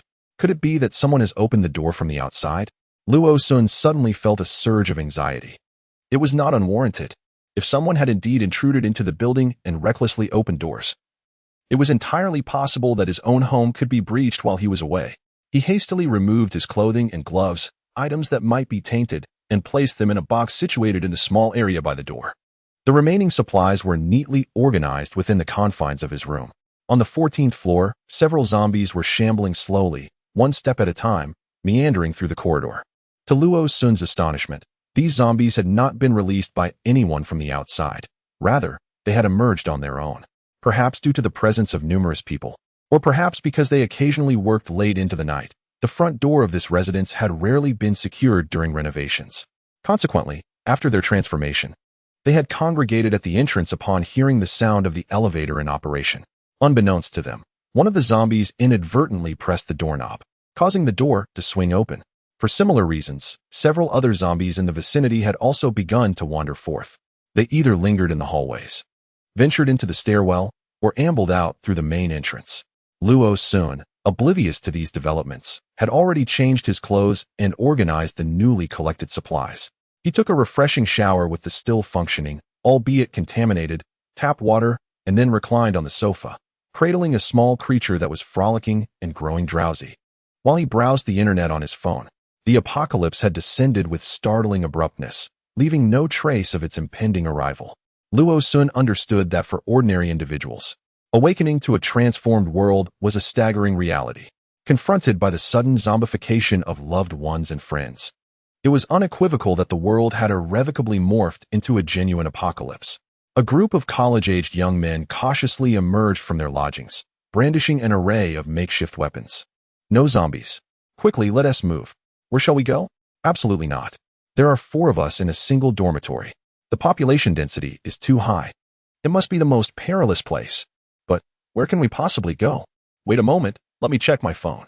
One student lowered his gaze to his device, revealing a post previously shared by Luo Sun regarding the apocalypse. Places with fewer people. It's best to find an unoccupied room and await rescue. Shall we seek out an empty house? We could barricade the entrance with furniture. Where in City A is there an unoccupied room? Perhaps there might be one. If there is only one zombie inside, we should be able to handle it. Should we leave the city? Let us not. City A is vast, and I believe the reclusive experts are correct in such a large metropolis. Search and rescue operations will inevitably commence, establishing safe havens. Then, should we first gather some food and water? Indeed, and we need supplies. Good heavens! Had we not seen that post earlier, would we have dared to sneak out of the school to stay here last night? The innkeeper probably thought we were up to something entirely different. Bearing such immense pressure, if today does not herald the end of the world, then the scene at their morning checkout might just represent another form of apocalyptic disarray. Once spacious thoroughfares now lie strewn with vehicles, some askew, others overturned, rendering passage nearly impassable for those who follow. A few cars sped along the road when suddenly, one driver spotted a sluggish figure ahead, pallid and swaying. Instinctively, the driver slammed on the brakes, bang, bang, and several vehicles collided in a catastrophic chain reaction. A young man struggled to lift his head. His pristine forehead bore the marks of an unseen impact, blood trickling down, obscuring his elongated eyes and the tear mole at their corner, cascading along his smooth cheek to his chin. Yin Fei, undeterred by the blood on his brow, gazed at the chaotic street ahead, where the path was effectively blocked. Many individuals were abandoning their vehicles, yet numerous zombies, drawn by the cacophony, began to converge upon the scene. Behind them, a multitude of cars, unable to evade the chaos, lay stranded across the roadway, leaving no option for retreat. Damn it! He muttered a curse under his breath, swiftly grabbing a backpack from the passenger seat and reaching for the handgun at his waist. Although armed, his ammunition was scarce, even with perfect aim. He could only fell 6 zombies. The exit from the city was obstructed. Where could he possibly venture now? The city center of A had descended into turmoil. Many awoke to find the world irrevocably transformed. The once familiar metropolis now resembled a monstrous entity with a gaping maw, voraciously consuming every fleeting life that dared to pass. In such a bustling metropolis, even amidst the chaos of an impending apocalypse at midnight, many night owls seize the opportunity to revel in the nocturnal ambience. Particularly on November 28th, which conveniently falls on a Saturday. The weekend evenings serve as the perfect occasion for gatherings among friends, especially in City A, where leisure and entertainment venues thrive. Most individuals opt to venture out for socializing on this day, with a significant number indulging until the early hours, if not all night long. Consequently, the streets of the Southwest District are far quieter than those in the city center, teeming with the undead. Volume 1, Hamster Operations. Chapter 11, Zombies and Staircases. Bang, bang. The sound of gunfire echoed from the rear door of a bar. Damn it, who's the brainless fool making such a racket? A man with gold-rimmed glasses complained, one hand pressed against his forehead as he spoke to a few clearly subordinate figures at his side. Brother Cohen. It seems to be Wang Hung and his crew. They were out last night, and they were armed. The man referred to as Brother Cohen's expression darkened. Upon hearing the name Wang Hung, he scoffed coldly. What a mindless idiot. Making such a commotion, they're just waiting for their demise. Before he could finish, one of the group emerging from the shadows pointed towards Brother Cohen and said something to a burly man among them. This man, flanked by his minions, possessed a muscular physique and wore a menacing grin, undeniably resembling a member of the underworld. Mindless fool? Waiting for death? Wuchakuin, your insults are loud enough. It seems the one courting death is you. The man approached with a devil-may-care grin, his hands leisurely clasped behind his back, taking measured strides as he made his way towards Brother Cohen. Wu Changkai's pupils constricted, his eyes narrowing behind his glasses, revealing a hint of a chilling smile. Brother Wang, what do you mean by that? I fail to comprehend. Such words are of little consequence. By the end of today, comprehension shall not be your concern. As he spoke, the burly Wang Hung coolly extended his right hand, palm upward, and to the astonishment of onlookers, a fireball materialized within his grasp. Supernatural abilities. No wonder he acted with such impunity. Boom. A crack of lightning struck the path of the fireball, intercepting its advance. The previously triumphant Wang Kun staggered back a step, his expression turning cautious as he regarded the slowly retracting Wu Changkai. A sinister smile played at the corners of Wu Changkai's lips. What a pity, Brother Wang. Did you not foresee this? The heavens do not favor you alone. The cleaning of dormitory building number 3 is complete. Team 4 is assembled. The cafeteria is undergoing sanitation. Report, Major General, the injured soldiers have been transported to the west side of the square, and medical personnel are exerting every effort to save them. A man clad in military attire furrowed his brow as he stood before a window, peering through a telescope towards the dormitory buildings. What is the situation? How many have been transformed into those creatures? Report, Major General. We have already neutralized 33 individuals, with over 10 sustaining bites and more than 30 suffering scratches. 33 individuals. A middle-aged man was lost in thought when a voice from outside called out a report. Upon entering, the person saluted and announced, Report, General Han. We have discovered dozens more in the military possessing extraordinary abilities, and many soldiers have expressed that their strength, hearing, and vision have significantly improved. General Han's eyes gleamed with interest. Since the emergence of these peculiar abilities earlier that morning, the military had swiftly taken control of the situation. There was initial concern that these individuals might succumb to madness like the monstrous beings that attacked ordinary people despite their lack of breath. However, several hours had passed, and these individuals remained lucid, with an increasing number of soldiers exhibiting remarkable powers. Release the previously isolated individuals with abilities, reintegrate them, and form teams for cleanup. Before General Han could finish, another person rushed in. Report. Report. General, a dozen police dogs in the unit have also gone berserk. Their symptoms mirror those of the attacking soldiers. They are faster and more challenging to capture and shoot. Most television channels were looping prearranged broadcasts from the previous night, with advertisements and the morning news conspicuously absent. The radio was filled with static, only a few channels playing repetitive music. Luo Sun cradled a small creature in one arm, while holding a pair of binoculars in the other, standing on the balcony surveying the surroundings.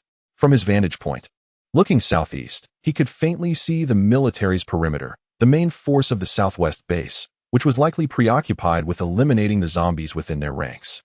Another artillery regiment was situated at a greater distance. Luo Su recalled that subsequently, this unit expanded its territory considerably, incorporating both personnel and equipment from the artillery regiment. It seemed there was also a military factory located not far from the unit, though Luo Sun was unaware of its exact location. He understood that it was due to this factory that the southwestern base was able to sustain itself in the aftermath of the apocalypse. Although weapons remained insufficient, the base was not as quickly depleted of resources as others lacking such support. From the balcony, looking south, there were not many buildings in sight. Behind the Hongjing residential complex lay a stretch of farmland, the crops of which were indiscernible at that moment. To the north and west rose various residential buildings, with the northern areas becoming increasingly prosperous. To the east sprawled a vast expanse of flower greenhouses alongside a cluster of single-story homes. A piercing scream echoed from below, prompting Luo Sun to lower his binoculars. He beheld a woman in her 20s or 30s, accompanied by a man of similar age, likely a young couple. Not far from them, a zombie staggered towards the pair. Having not witnessed such a scene in a considerable time, Luo Sun almost forgot that the terror of a woman's scream could sometimes eclipse the guttural growls of the undead. In the desolate times, women were scarce and deemed invaluable, necessitating their protection. A popular joke during the apocalypse asserted, no dinosaurs in the end times. All women are beauties. While Luo Sun's mind raced with such thoughts, he observed the woman below, screaming loudly while fiercely wielding a kitchen knife against the approaching zombie. Once, twice, and yet again. At last, the zombie collapsed onto the ground, while the woman continued to chop at it, practicing her soprano notes in the process. The man beside her, upon witnessing the zombie, had already felt his legs turn to jelly. It was only after the woman had reduced the creature to a pulp that he shakily rose to his feet, cautiously tugging at the hem of her garment. As the man and woman departed, the piercing screams had drawn the attention of those still alive, who peered out from their windows, noticing someone leaving the community. Many residents, lacking provisions, were tempted to seize the moment while the outside appeared relatively secure, quietly making their way downstairs in preparation to venture out. However, The earlier cries not only attracted the attention of ordinary people but also stirred the zombies that were drawn by the sound. As another group prepared to drive away, the zombies began to emerge from various corridors. Indeed, numerous individuals found themselves face to face with the undead within their own buildings. In the building where Luo Sun resided, many zombies roamed, particularly on the 14th floor, where at least 5 or 6 had escaped their homes and were now wandering aimlessly. Yet, Luo Sun was not overly concerned about them ascending to the 16th floor, as low-level zombies seldom ventured upstairs. After all, these creatures were the deceased. Their knees and arms, while capable of bending, remained exceedingly rigid. Climbing stairs, a task that necessitates bending one's legs with each step, would be an undue challenge for these unfortunate beings. Of course, their inability to ascend does not imply they cannot descend. They not only could go down, but they did so with remarkable speed. Imagine, the zombies staggered clumsily to the staircase, one misstep causing them to tumble down, rolling and crashing, even if they broke their arms or legs. As long as their brains remained intact, they would rise unsteadily and continue their descent to the next level. Their speed of descent is incomparable to that of mere mortals. Thus, upon hearing the shriek of that brave warrior, the zombies, declared in battle, clumsily rolled down the stairs, meandering towards the outside world. The cacophony of screams, the sounds of impact, the revving of engines, and the collisions resonated in the air. In many respects, humanity's adaptability is remarkable, especially in such life-and-death moments. Thanks to today's advanced networks, films, novels, and games, most individuals, even those who have never encountered zombie-themed works, have at least heard of such creatures. Their heads are their Achilles heel.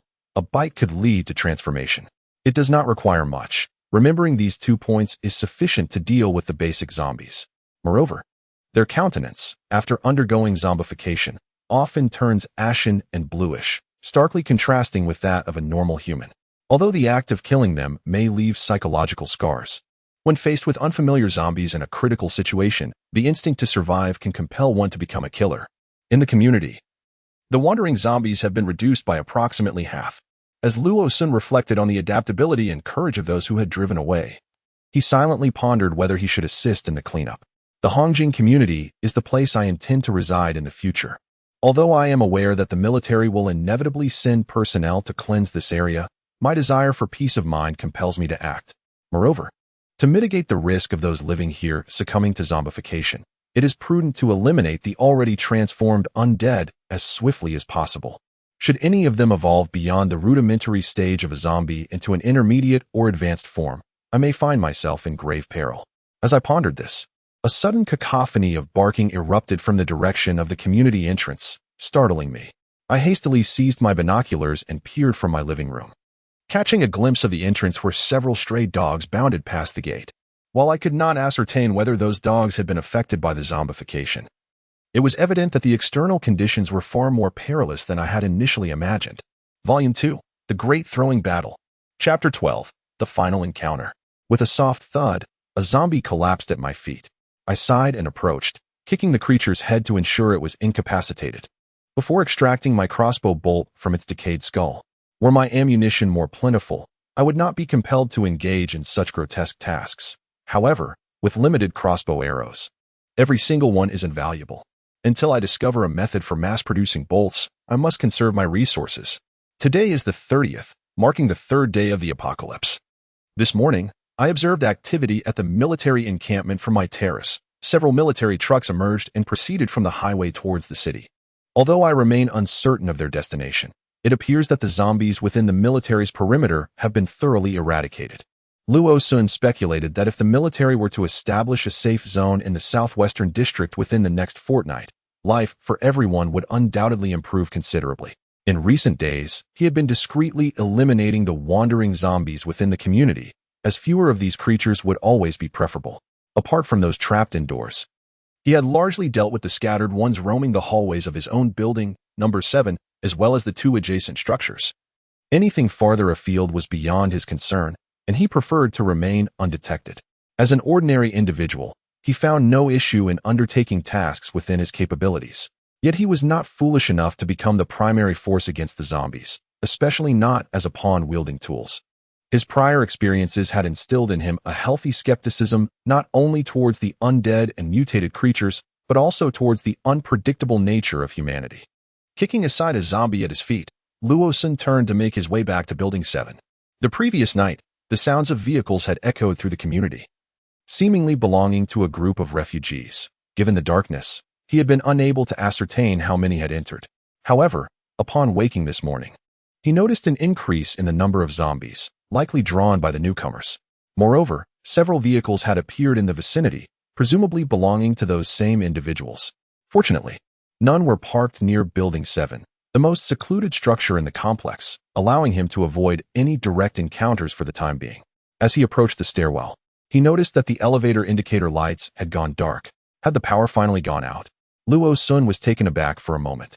Then Riley shook his head, pondering whether this situation could be deemed fortunate or unfortunate.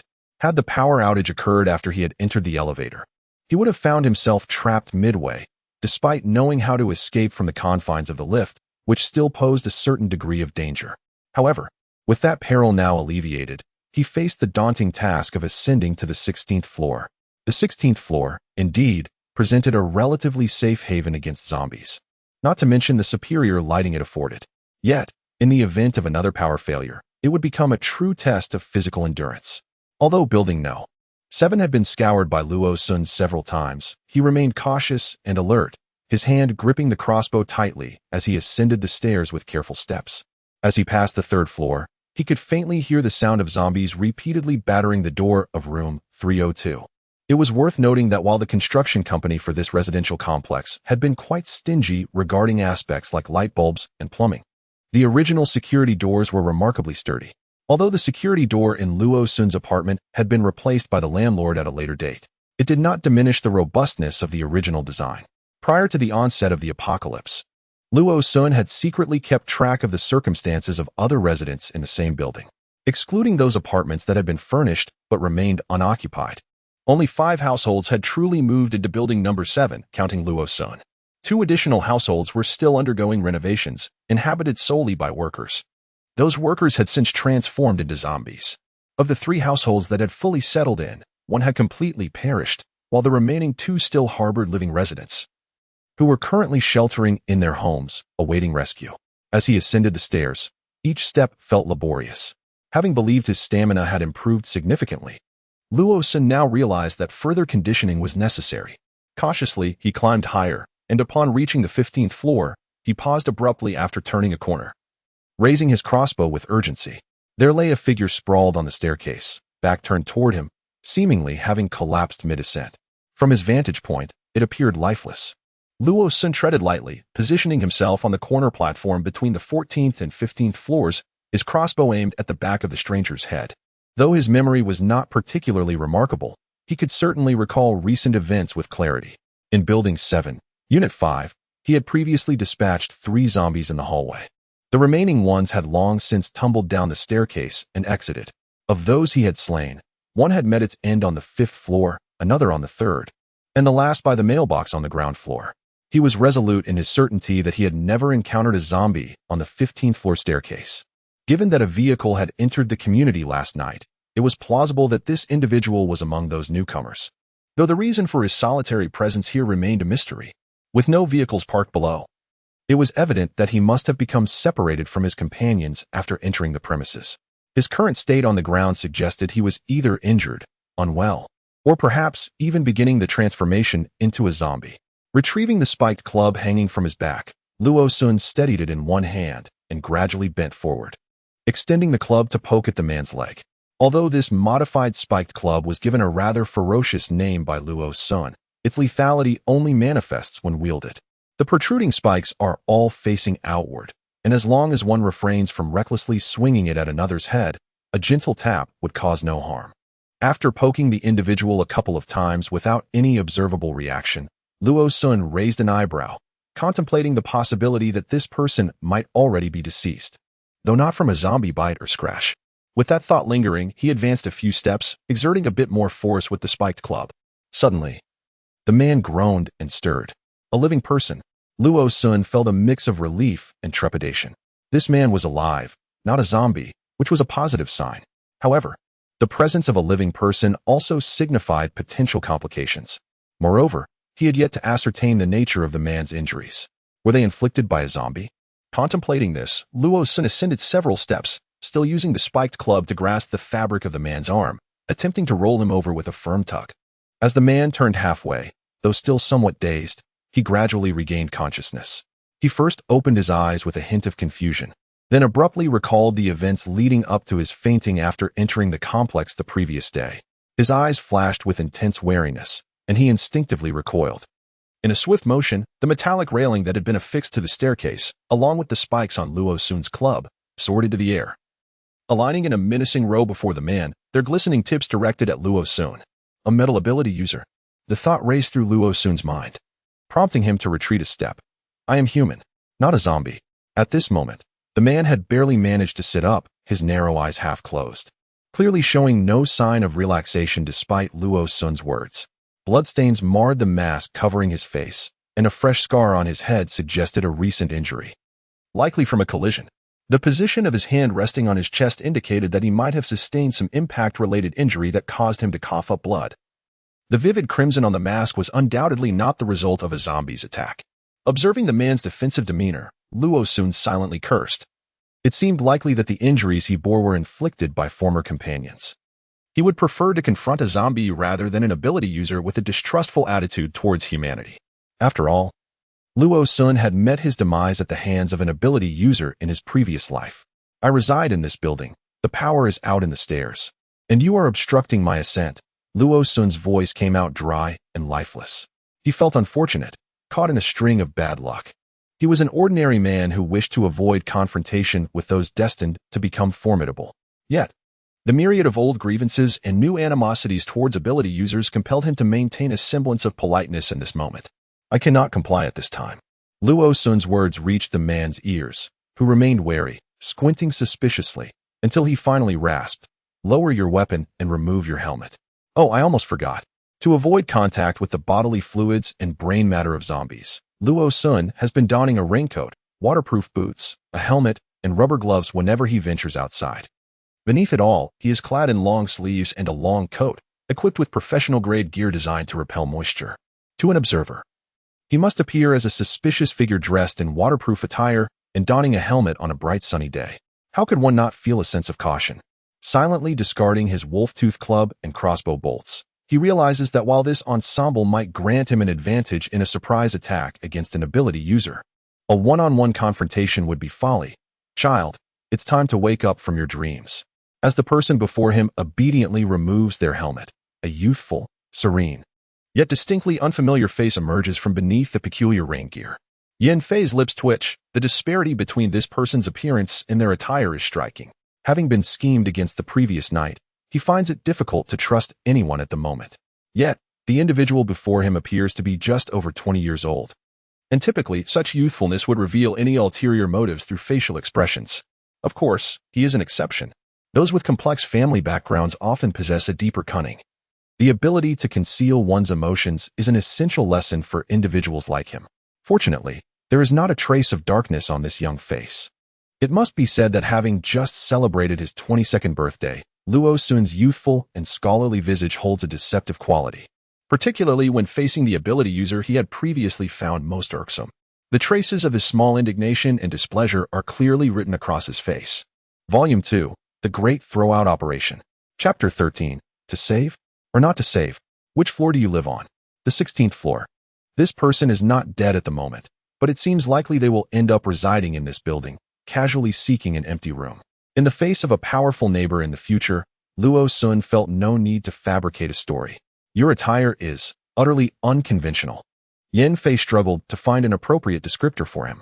Luo Sun, standing tall and confident, declared, online sources suggest that the bodily fluids of zombies, including brain matter, could potentially transmit the infection, hence the recommendation to dress this way. I'm not lying. There are indeed people saying so online. Luo Sun spoke from experience. Yet he knew that the world was rife with imaginative individuals. Rumors proliferated across the internet. Online? Is the internet still operational? Yen Fei, fatigued from coping with the bizarre occurrences around the world, was astonished. Over the past few days, no matter what phone call he attempted, including emergency calls, there was no response. He had assumed the base stations were long out of order. Of course it's operational. The base stations are intact, Luo Sun affirmed. If your calls aren't going through, it's likely that something has happened to the people on the other end. The lack of response to emergency calls was due to the sheer volume of incidents, and the police station itself was overwhelmed and unable to address these matters. Yan Fei's eyes flickered, and he fell silent. A sudden realization struck Luo Sun, revealing just how formidable this man's abilities truly were. Despite having never heard of any formidable ability user with metallic powers in his previous life, one cannot deny that such abilities would be immensely beneficial for oneself, or rather for the vast majority of individuals in the future. Previously, he had been troubled by a shortage of ammunition, however. If there were someone with metallic abilities by his side, his crossbow bolts would become an inexhaustible resource, not to mention the myriad of other trivial matters. With such an ally, it would not be far-fetched to think that bullets could be crafted on the spot. Although Luo Sun had not heard of such an individual in the base, it did not imply that they lacked renown. He understood that most of the ability users he had come across were deliberately showcased by various factions as a form of advertisement. In reality, the true powerhouses within the military were generally unknown to the common populace. Certain exceptional ability users were even protected after being discovered by the military, residing primarily within the confines of the armed forces and keeping their distance from ordinary citizens. If this person before him were indeed such a rare talent, it was entirely plausible that he would not recognize them. Moreover, how many unique ability users perished in the early days of the apocalypse for various reasons? If he could secure the allegiance of such an assistant early on, it could lead to a continual supply of weaponry support in the future. His heart raced wildly at the thought, and as he gazed at the figure partially collapsed on the ground, a wave of heat instinctively surged in his eyes. Under the intensity of his fervent gaze, Yan Fei involuntarily raised a hand to touch the mask adorning his face. Despite still wearing the mask, could he truly discern his original visage through it? Yan Fei was acutely aware of how striking his appearance was. Yet this did not imply that even while donning a large white mask, bloodied and disheveled, he could still exude the alluring charm of his former self. Was this child merely experiencing an overzealous infatuation? Before Yan Fei could voice his inquiry, as he lifted his hand, it floated aimlessly in the air, interrupted by a nail. As an iron pipe abruptly roused Luo Sun from his stupor. This was an extraordinary individual, a powerful adept with limitless potential. Perhaps he could leverage his prophetic abilities and his innate talent for cultivation to forge a beneficial relationship with him. Presently, he could offer assistance. Yet it was unreasonable to expect a stranger to provide him with weapons indefinitely, especially since he could not forcibly bind anyone to his side. However, establishing rapport now could pave the way for future exchanges of the produce he cultivated. There are a few vacant rooms upstairs. Would you like to rest there for a while? Luo Sun suggested, contemplating the significant secrets lurking within his home, which precluded the possibility of allowing an entirely uninformed stranger to reside there. Yan Fei exhaled a sigh of relief and nodded slightly. The very reason he had sought refuge in this building and gradually ascended to this floor was to find a place to hide. As he was not yet a match for those pursuing him, the steel bars returned to their place, and the nails scattered across the ground. At last, the staircase appeared less perilous. Nevertheless, Luo Sun remained resolute in his decision. Henceforth, unless absolutely necessary, he would not assist those who had once been stripped of their staircase railings. Who could tell if they remained safe after having been dismantled? Yan Fei's injuries appeared to be quite severe, and it was unclear how he had managed to crawl to this place. Yet, having made it this far, while losing so much blood, even a body as robust as his could no longer support him. In the past, he would have helped others. But now, Luo Sun left his raincoat, helmet, and the spiked club, now devoid of its nails, behind, preparing to assist Yan Fei to a safer location. The room at the inn belonged to me. The remaining 3 rooms were vacant, uninhabited, and still without owners, lacking even peepholes, and entirely unrenovated. After briefly outlining the situation of the floor, Yan Fei pointed to the room adjacent to He Zichong, indicating his choice. Regardless of whether this young man harbored malicious intentions, Yan Fei had no choice but to rely on his assistance for the time being. Thus, it would be more convenient to reside next to him. Observing Luo Sun effortlessly pry open the door to room 1603 with a collection of tools, Yan Fei raised his eyebrows in surprise. Such dexterity. Could it be that this young man previously engaged in such activities? The 3 rooms on the 16th floor were all bare, with rough concrete flooring and unfinished walls, devoid of any plaster. Not only was Yan Fei taken aback, but even Luo Sun seemed momentarily stunned upon entering. Sitting upon the stark surfaces, one would feel uncomfortable in even the slightest clothing. The empty room, the vacant kitchen, the desolate bedroom, and the unoccupied living room all exuded an air of desolation. On the walls, on the floor, and even the reserved drainage pipes lacked filtering screens. The designated air conditioning exhaust vent was currently allowing air to seep through. Given the circumstances, even if something were to be stuffed in, it would certainly not provide warmth. Yin Fei exhaled slowly, realizing that had he foreseen such a peculiar occurrence, he would have undoubtedly purchased several properties in the suburbs and furnished them in advance. Sitting on the cold floor, he heard the door of the neighboring room creak open, followed by the yapping of small dogs. Did his neighbor also have dogs? He recalled the rabid dogs he had encountered while fleeing, and a heaviness settled in his heart. Yet, he soon relaxed. The person next door appeared to be quite cautious. If their dogs were to mutate, they would have likely done so by now and would not have remained in their current state. Once his heart eased, a wave of dizziness surged to his head, and everything before him began to blur. He was uncertain whether it was due to excessive blood loss or the result of poor nourishment and rest in recent days. He first prepared some milk powder and soaked the puppy food. After preparing a meal for the little creature, Luo Sun, feeling somewhat fatigued, ascended to the second floor. Among the buildings, only the penthouses at the east and west corners of Building 7 boasted duplex terraces. Therefore, the room Yin Fei was currently occupying was merely a single level, while Luo Sun's room was a duplex, with a first floor that differed remarkably in layout, featuring an absurdly spacious living room. Luo Sun had stored the medications in several organized boxes in the large master bedroom on the second floor. At that moment, he was simultaneously assessing Yin Fei's injuries and searching for the appropriate medicine. Although he was not well versed in medical knowledge, having navigated the apocalypse for several years, he certainly understood which ailments corresponded to specific medications. Anti-inflammatory medication is indispensable. It remains uncertain whether that fellow has fractured his ribs. Should a rib puncture an internal organ? Given the current state of medical care, even divine intervention may prove futile. Grasping the medication, I descended once more, first surveying the corridor, which was thankfully devoid of any presence. No one, no zombies. At that moment, Yin Fei lay crumpled on the floor, his form tightly coiled, his brow deeply furrowed. Luo Sun paused momentarily before hastening to his side, checking his forehead. Damn it, he is burning with fever. There was no need for inquiry. He had undoubtedly sustained internal injuries or internal bleeding. Truly, if he dies, what a loss that would be for me.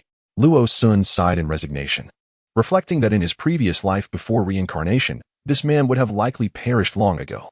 Injured, feverish, beset by zombies, and having suffered betrayal. As Luo Sun contemplated these thoughts, he intended to remove his mask to administer the medication, when suddenly, noises from outside caught his attention. Someone was in the corridor. He swiftly laid that person down and dashed toward the stairwell, confirming that the sound emanated from below. It remained unclear whether it was the few trapped within the building preparing for an outing or outsiders breaching the premises. Recalling the evident signs of assault on the injured man, Luo Sun's heart sank. He quickly bent down to gather the scattered raincoats, helmets, and nails from the staircase. Volume 2, The Great Throwing Campaign. Chapter 14, Dark History and Monstrous Beings. The winter days grow dark early, by 5 or 6 in the evening. The corridor plunged into complete darkness following a power outage. A group of individuals, armed with an array of makeshift weapons, tread cautiously, panting as they ascended the stairs, step by step, toward the final floor. Would there be any residents above? Whether or not there is someone inside, it is imperative to take a glance. There are several vacant buildings over there. I reckon that person might already be deceased, so there is no need for such. A few individuals stealthily ascended to the top floor. The corridor bore no trace of zombies, nor was there any sign of movement. There was no need to enter the rooms. A mere peek through the peephole would reveal that the light within the rooms was far brighter than the windowless stairwell, thus confirming whether anyone resided there. They had previously suffered a setback. The first room they opened turned out to be empty. Yet the noise from kicking the door had inadvertently attracted the zombies from the adjacent room to the front door, leaving them in a precarious predicament. Uncertain whether to proceed or retreat, all while fearing that a zombie might suddenly emerge from within. After confirming that the 3 rooms near the staircase were vacant, he was about to peer through the peephole of the innermost room when suddenly, a cacophony of barking erupted from within. The group was startled, instinctively retreating and colliding with a few others behind them, one of whom let out an involuntary shout. It seemed that the noise from outside had incited the dogs inside into a frenzy, barking incessantly. And what sent chills down their spines was the realization that there was not just one dog. Retreat. Quick, retreat. The frenzied barking resembled the deranged dogs they had previously encountered on the streets. They could muster the courage to face zombies, but these rabid dogs. The group hastily descended the stairs, fearing that if they lingered even a moment longer, they would be beset upon by those wild beasts. As for the matter of searching for that person, the doors of those rooms were securely shut. Without a key, that individual certainly could not gain entry. Luo Sun confirmed that everyone had vacated the entrance of his building from the balcony before leisurely turning around and walking to the front door to switch off the recording. The little creature continued to exuberantly leap and yelp within its cage, its tiny tail wagging so fervently that it appeared to blur into a mere streak. The cacophony of a barking dog, the growls of zombies, the scratching at the door, and the sounds of objects colliding. All these auditory elements had been meticulously downloaded by Luo Sun in anticipation of the apocalypse, and now they were put to use. He opened the cage to allow the little one to frolic freely, disregarding the pup that was rolling around playfully while clutching one of his slippers, leaving one for it while donning a spare. He then ascended the stairs to the second floor. The heavy curtains completely obstructed the dim light from outside, and the only illumination in the room came from a soft blue bedside lamp. On the spacious double bed lay a person, eyes tightly shut. Despite the bandage on his head and his pallid complexion due to injury and blood loss, his innate charm remained unmasked. The small beauty mark near his eye, his slightly furrowed brows from fever, and his colorless lips, each detail rendered him impossible to look away from. There were indeed beautiful women, yet most had been swiftly claimed by others. Luo Sun had little opportunity to encounter them. Ordinary women also existed, but their scarcity rendered them almost unattainable. Those like Feng Jie had exorbitant standards, with their minimum requirement being a partner with abilities, making it nearly impossible for a common individual like Luo Sun to even engage in conversation with them. As for little girls, there were plenty. Yet each household enforced strict regulations, often prohibiting them from even stepping outside their doors. It is important to acknowledge that during the perilous journey of escape, the likelihood of abandoning or losing infants, particularly female ones, was exceedingly high. The underlying reason? The deeply ingrained societal preference for males persists even in apocalyptic circumstances. However, upon reaching the refuge, it became evident that girls were, in fact, far more scarce than men. In those tumultuous times, Luo Sun had a close friend, perhaps best described as a confidant. Both young men were of similar age and unabashedly heterosexual. Luo Sun was strikingly handsome, and his companion was not unattractive, though he was merely an average individual. Their friendship blossomed amidst the chaos as they traversed north after the fall of the M-City base. During those 2 weeks of constant companionship, they found solace in each other, crafting optimistic plans for their uncertain future while motivating and encouraging one another to persist in their journey northward. Luo Sun vividly recalls the moment when his friend, with a sudden smile, proposed that if they arrived in a city and remained unattached, they might as well consider living together. Luo Sun readily agreed. In truth, many shared similar sentiments. Most did not harbor profound romantic feelings. However, it is an undeniable truth that humanity is not equipped to exist in solitude. Even Robinson Crusoe had his Friday for companionship. What of them? The coexistence of two men does not necessitate any particular actions. Should the need arise, they merely assist one another. They would embark on joint expeditions and share their daily lives, and aside from the inability to procreate, their relationship bore remarkable similarity to that of ordinary couples who, after the fervor of passion has faded, rely on warmth, affection, and dependency. In his rebirth, Luo Sun had never contemplated the prospect of seeking out a girlfriend to accompany him into his humble abode as the apocalypse looms. The intricacies of human nature are inscrutable, particularly when one considers the uncertainty of whether a woman might betray him upon realizing her worth exceeds that of the pre-apocalyptic world. Perhaps genuine affection exists among mortals. Yet Luo Sun cannot afford such risks. He dares not gamble on it. As for the notion of a boyfriend, that had never crossed his mind. However, should he encounter a suitable companion with whom to share his life, he would certainly welcome it. In the absence of such a partnership, as long as the little one remains unturned into a zombie and continues to accompany him, Luo Sun feels that is sufficient. Yet now, unexpectedly, a fairy lies upon his bed, one he had never anticipated. The only other individual he had ever encountered who might be deemed a fairy was the second in command of the Flame. an immensely powerful wind elemental.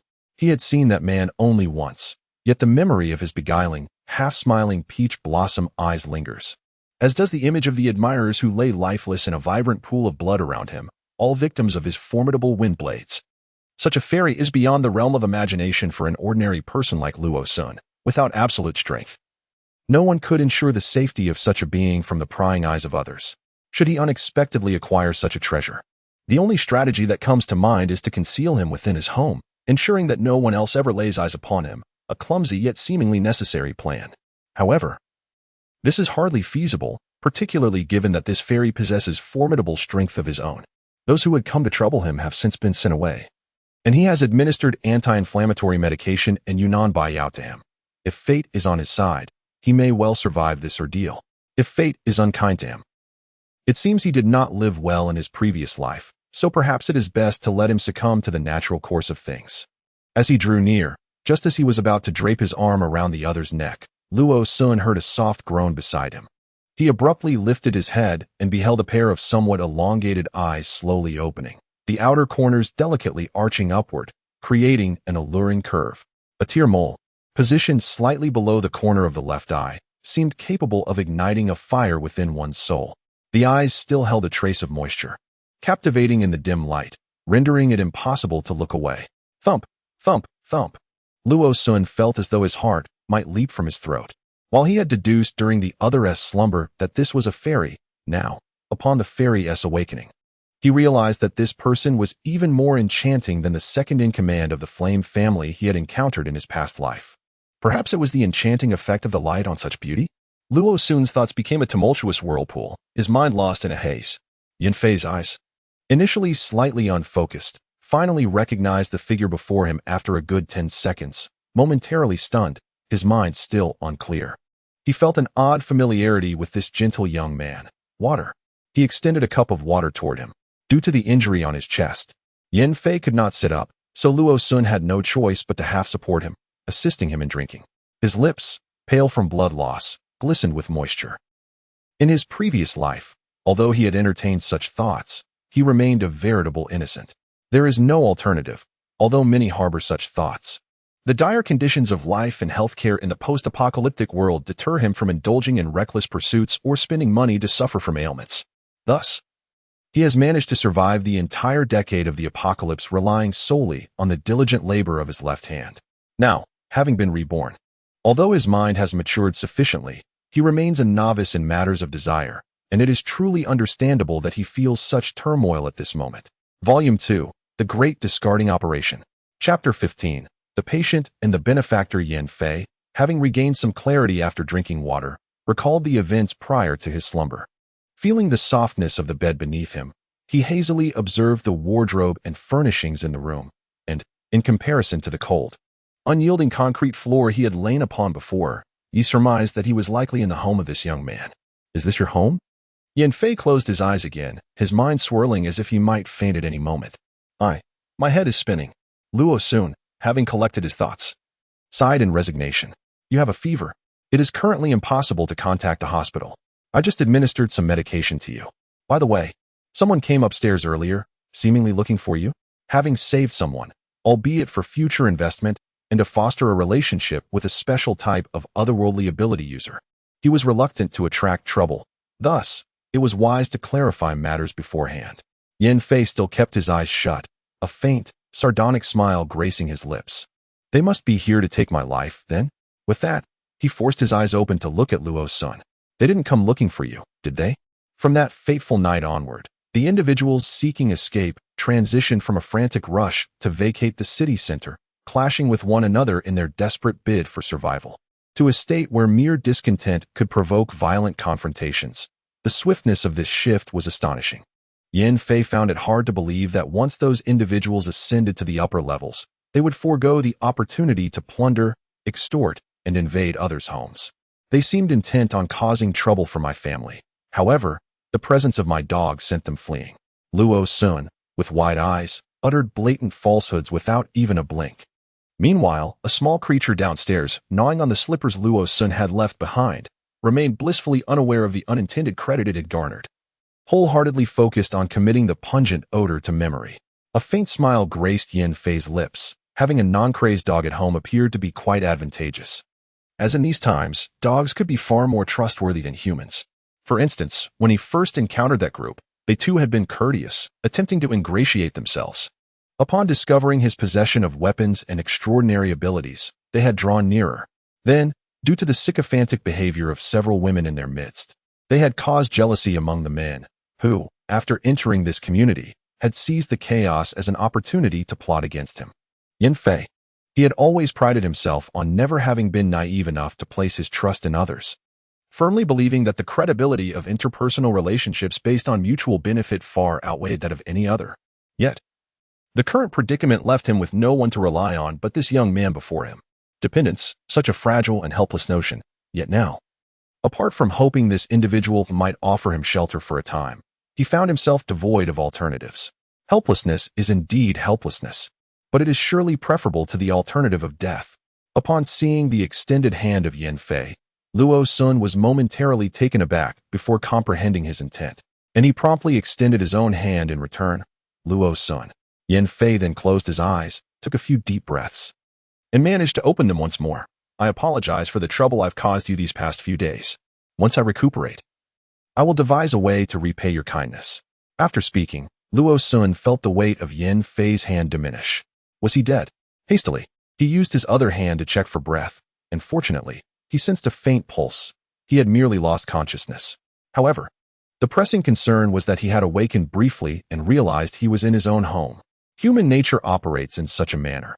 If one offers only a modicum of assistance initially, or does not set overly high expectations from the outset, managing subsequent matters becomes far more manageable. Conversely, if one extends help halfway and then abruptly withdraws, or if high hopes are instilled from the beginning, it would be preferable not to intervene at all. Luo Sun now found himself in this very predicament. Given the circumstances, he rose and walked towards the bedroom door. Although there were many items in the house, he had prudently prepared for contingencies. Once Yin Fei recovered, he would simply employ the excuses he had devised beforehand. As for the age-old adage of a favor given may lead to enmity, a flicker of determination shone in Luo Sun's eyes. He did not resent making an early investment in this metal-based ability user, who had proven invaluable at the onset of the apocalypse. Yet, should the other harbor malicious intentions, Luo Sun's decade of survival in the harsh realities of the end times had not been in vain. To take a life required far more than mere powers. Firearms and sheer force alone were insufficient. The underlying darkness and bloodshed among the long-term residents of the base, who seldom ventured outside, had always lingered. At times, the events that transpire in the shadows can prove far more perilous than confronting the zombies outside the base. The door creaked open, and the bedroom soundproofing was so effective that he had not heard anyone approach the room. Struggling to turn his head, he heard a click as the overhead light in the bedroom flickered to life. Yin Fei squinted, unable to discern the identity of the intruder. Luo Sun entered, one hand cradling a cup of hot water and the other carrying a bowl of freshly prepared porridge, seemingly taken aback by Yin Fei's unexpected awakening. You're awake? Just in time for your medication. Administering medicine to someone in a state of unconsciousness is indeed a formidable task, and Luo Sun was reluctant to dedicate his entire lifetime to a stranger. Ahem, considering the man's striking appearance, it was likely that his private life was quite thrilling. What if he harbored some illness? Yes, after he leaves, it would be prudent to thoroughly disinfect all the utensils he had used at high temperatures. The voice sounded somewhat familiar, and as Yin Fei's eyes adjusted to the indoor lighting, he finally recognized Luo Sun's face, which bore an array of expressions. The bedroom door was ajar, and it seemed something was frolicking on the floor near the entrance, producing a playful pattering sound. Ah, yes, he had a dog. Is that your dog outside? His throat felt parched, as though he and tea had a sip of water in ages. He managed to utter only a few words before feeling a painful dryness on his cracked lips. Luo Sun replied. He had kept the little creature out, fearing the presence of germs. The clever pup was now spinning in circles at the door, chasing its own tail, and would occasionally collide with the wall in its playful disorientation. Place the water and porridge neatly on the bedside table. Then open the drawer to retrieve a few boxes of anti-inflammatory medication along with a first aid kit. Thank you. Yin Fei slightly arched an eyebrow, her elongated eyes narrowing, as a tantalizing smile graced her lips.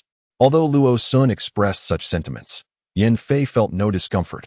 After all, He was a businessman who firmly believed that every investment yields a return. Luo Sun's intentions provided her with a sense of security during her stay here. As he placed the medicine on the bedside table and lifted his gaze, he was met with the sight of a smiling beauty, her expression a delightful blend of amusement. It was the first time he had encountered such a captivating visage at such close range, and he found himself blushing, much to his surprise. The unfortunate overhead light was not a gentle blue, and the harsh fluorescent illumination did little to conceal the vibrant crimson hue of his cheeks. In his flustered state, he clumsily averted his gaze, a habit ingrained in him from years of shying away from confessions, feeling an urge to hide his face, an inclination that Yan Fei, who carried a mask in her pocket year-round to shield herself from unwanted attention, recognized immediately. For her, it was commonplace, as familiar as sipping plain water. The only distinction was that previously, such expressions had been directed at her by women, while men with ulterior motives displayed a singular desire when confronted with her presence. Yet now, the bashful expression was emanating from a young man. When he mentioned needing her assistance, could it be that he was harboring romantic intentions? Given his reaction, it was uncertain who truly bore such inclinations. Upon this thought, Yan Fei could not help but chuckle softly, yet unexpectedly. This laughter aggravated the wound in his chest, prompting an uncontrollable fit of coughs. The little one, who had been darting about at the doorway, came to a halt, tilting his small head to peek through the crack, curiously scrutinizing the source of the sound. "Be cautious," Luo Sun said, furrowing his brows. He quickly propped Yan Fei up with 2 pillows behind him, waiting until the coughing subsided somewhat before continuing. "I cannot ascertain whether any internal injuries have occurred. The medical services outside are entirely incapacitated, so please take care of yourself." Yan Fei took a moment to steady his breath, dismissing the bewildering thoughts that had crossed his mind. He closed his eyes briefly, then reopened them to inquire, "How long have I been unconscious?" 3 days. "First, take your medicine." Yan Fei raised his hand, intending to retrieve the medication himself, only to discover that any movement of his arm tugged at the wound, leaving him with no choice but to offer a wry smile of apology. "I'm afraid I must trouble you for assistance." Once again, the traces of blood and mud on Yan Fei's face had already been wiped clean on the first day he was brought in. His complexion was fair and delicate, while his thin lips appeared somewhat pallid due to his ailment, yet they retained an alluring shape. From the moment Luo Sun first clearly beheld his features, he recognized that this man's beauty was distinct yet equally captivating as that of the fiery enchantress from before. Yet, when Yan Fei smiled again, it still possessed a disarming charm. This time, Luo Sun maintained his composure, merely frowning slightly, averting his gaze resolutely from Yan Fei's eyes. He brought the medication to Yan Fei's lips, insisting, "Take your medicine." As soon as he opened his mouth, Luo Sun, seemingly apprehensive of touching his lips, hastily tossed the medicine inside, leaving Yan Fei momentarily stunned, nearly causing him to expel it. After drinking water, Volume 2, The Great Tossing Operation, Chapter 16, The Ammunition Depot and the Householder. Observing Luo Sun directly thrusting the cup to his own lips, devoid of the gentleness and care one would expect for an injured person, Yan Fei found himself perplexed. Was this how he had been treated over the past 2 days? Such a rough approach to a comatose patient, and yet he had not choked to death? In truth, Luo Sun's demeanor was perfectly normal and considerate, provided he did not face the conscious Yan Fei. However, once Yan Fei awoke and confronted that alluring face, Luo Sun incessantly reminded himself to maintain distance, lest he inadvertently fall into the depths of entanglement, which rendered his actions somewhat peculiar. There was little he could do. After all, he was a naive young man, molded by the harshness of life. It was indeed remarkable to remain composed in the presence of a beauty of Yan Fei's caliber. "What kind of medicine did you give me?" Only after washing down the capsule did Yan Fei recall this question. "Anti-inflammatory medication, Yunnan Baiyao," Luo Sun replied, beginning to tidy up the medicine box and the cup. "Seeing you spit blood earlier, I suspect your internal organs suffered some injury, though I am uncertain as to where. Nevertheless, Yunnan Baiyao and the anti-inflammatory should have some effect. In the past, when my dog was hit by a car and couldn't stand, it recovered after taking Baiyao." Yan Fei thought to himself, "It seems I am quite fortunate to be alive. Perhaps Baiyao truly works wonders? Or perhaps, despite being struck in the abdomen and having broken ribs, I was merely lucky enough to avoid any puncturing of my internal organs? Perhaps it is the case that once humanity acquires extraordinary abilities, their physical constitution improves significantly as well. Thank you." Observing the spoon extending towards him with an inexplicable aura of resentment, Yin Fei wisely refrained from inquiring about the source of Luo Sun's anger, as he had an unsettling premonition that such an inquiry would only lead him to further distress. After consuming a few spoonfuls of porridge, and sensing that any lingering resentment from Luo Sun had dissipated, Yin Fei finally ventured to ask, "Earlier, you mentioned there was something you needed me to do. What is it?" Luo Sun paused momentarily, recalling the words he had spoken upon entering, and without further ado, he set down his bowl of porridge and rose to retrieve something from a nearby table. "Can you manage this?" It was a crossbow bolt he had just extracted from his quiver. "This?" Yin Fei raised an eyebrow, somewhat taken aback by the crossbow in Luo Sun's other hand. He distinctly remembered their first encounter in the corridor, where, apart from the peculiar raincoat, the most striking feature was the crossbow slung over his shoulder. In these chaotic times, it must be acknowledged that his intellect was quite sharp. He was already preparing weapons immediately after the upheaval. While the lethality of such an item paled in comparison to his own firearm, it was undoubtedly safer than other cold weapons. No wonder he was willing to assist him. It all made sense now. "Do you have any metal?" Yin Fei inquired. Luo Sun promptly produced a few screws he had casually found and handed them over. Accepting the crossbow bolt and screws from Luo Sun, Yin Fei opened his hand, palm up, and to his amazement, the screws began to levitate, suspended above his palm. After a series of twists and transformations, a crossbow bolt that was nearly identical in shape, save for its color, materialized in his grasp. "Is this acceptable?" In Luo Sun's eyes, there was a glimmer of astonishment. In his previous life, he had only heard of individuals possessing metallic abilities, but had never encountered anyone with such a rare talent. It seemed that those capable of evolving into such extraordinary abilities were exceedingly scarce. Most abilities were of the more common elemental types: wind, water, fire, earth, lightning, and various forms of physical enhancement. Moreover, during the early days of the apocalypse, ability users mingled with ordinary people. As the apocalypse progressed, these ability users became increasingly arrogant, and aside from trading, who would perform their powers for an ordinary individual like Luo Sun. The two crossbow bolts in his hand bore insignificant differences in weight. The only distinction lay in their outer coloration, which was inconsequential, merely indicative of variations in materials. Luo Sun swiftly loaded the crafted bolt onto the crossbow and turned to aim at a target affixed to the bedroom wall. With a resounding thud, the bolt penetrated the bullseye with remarkable force.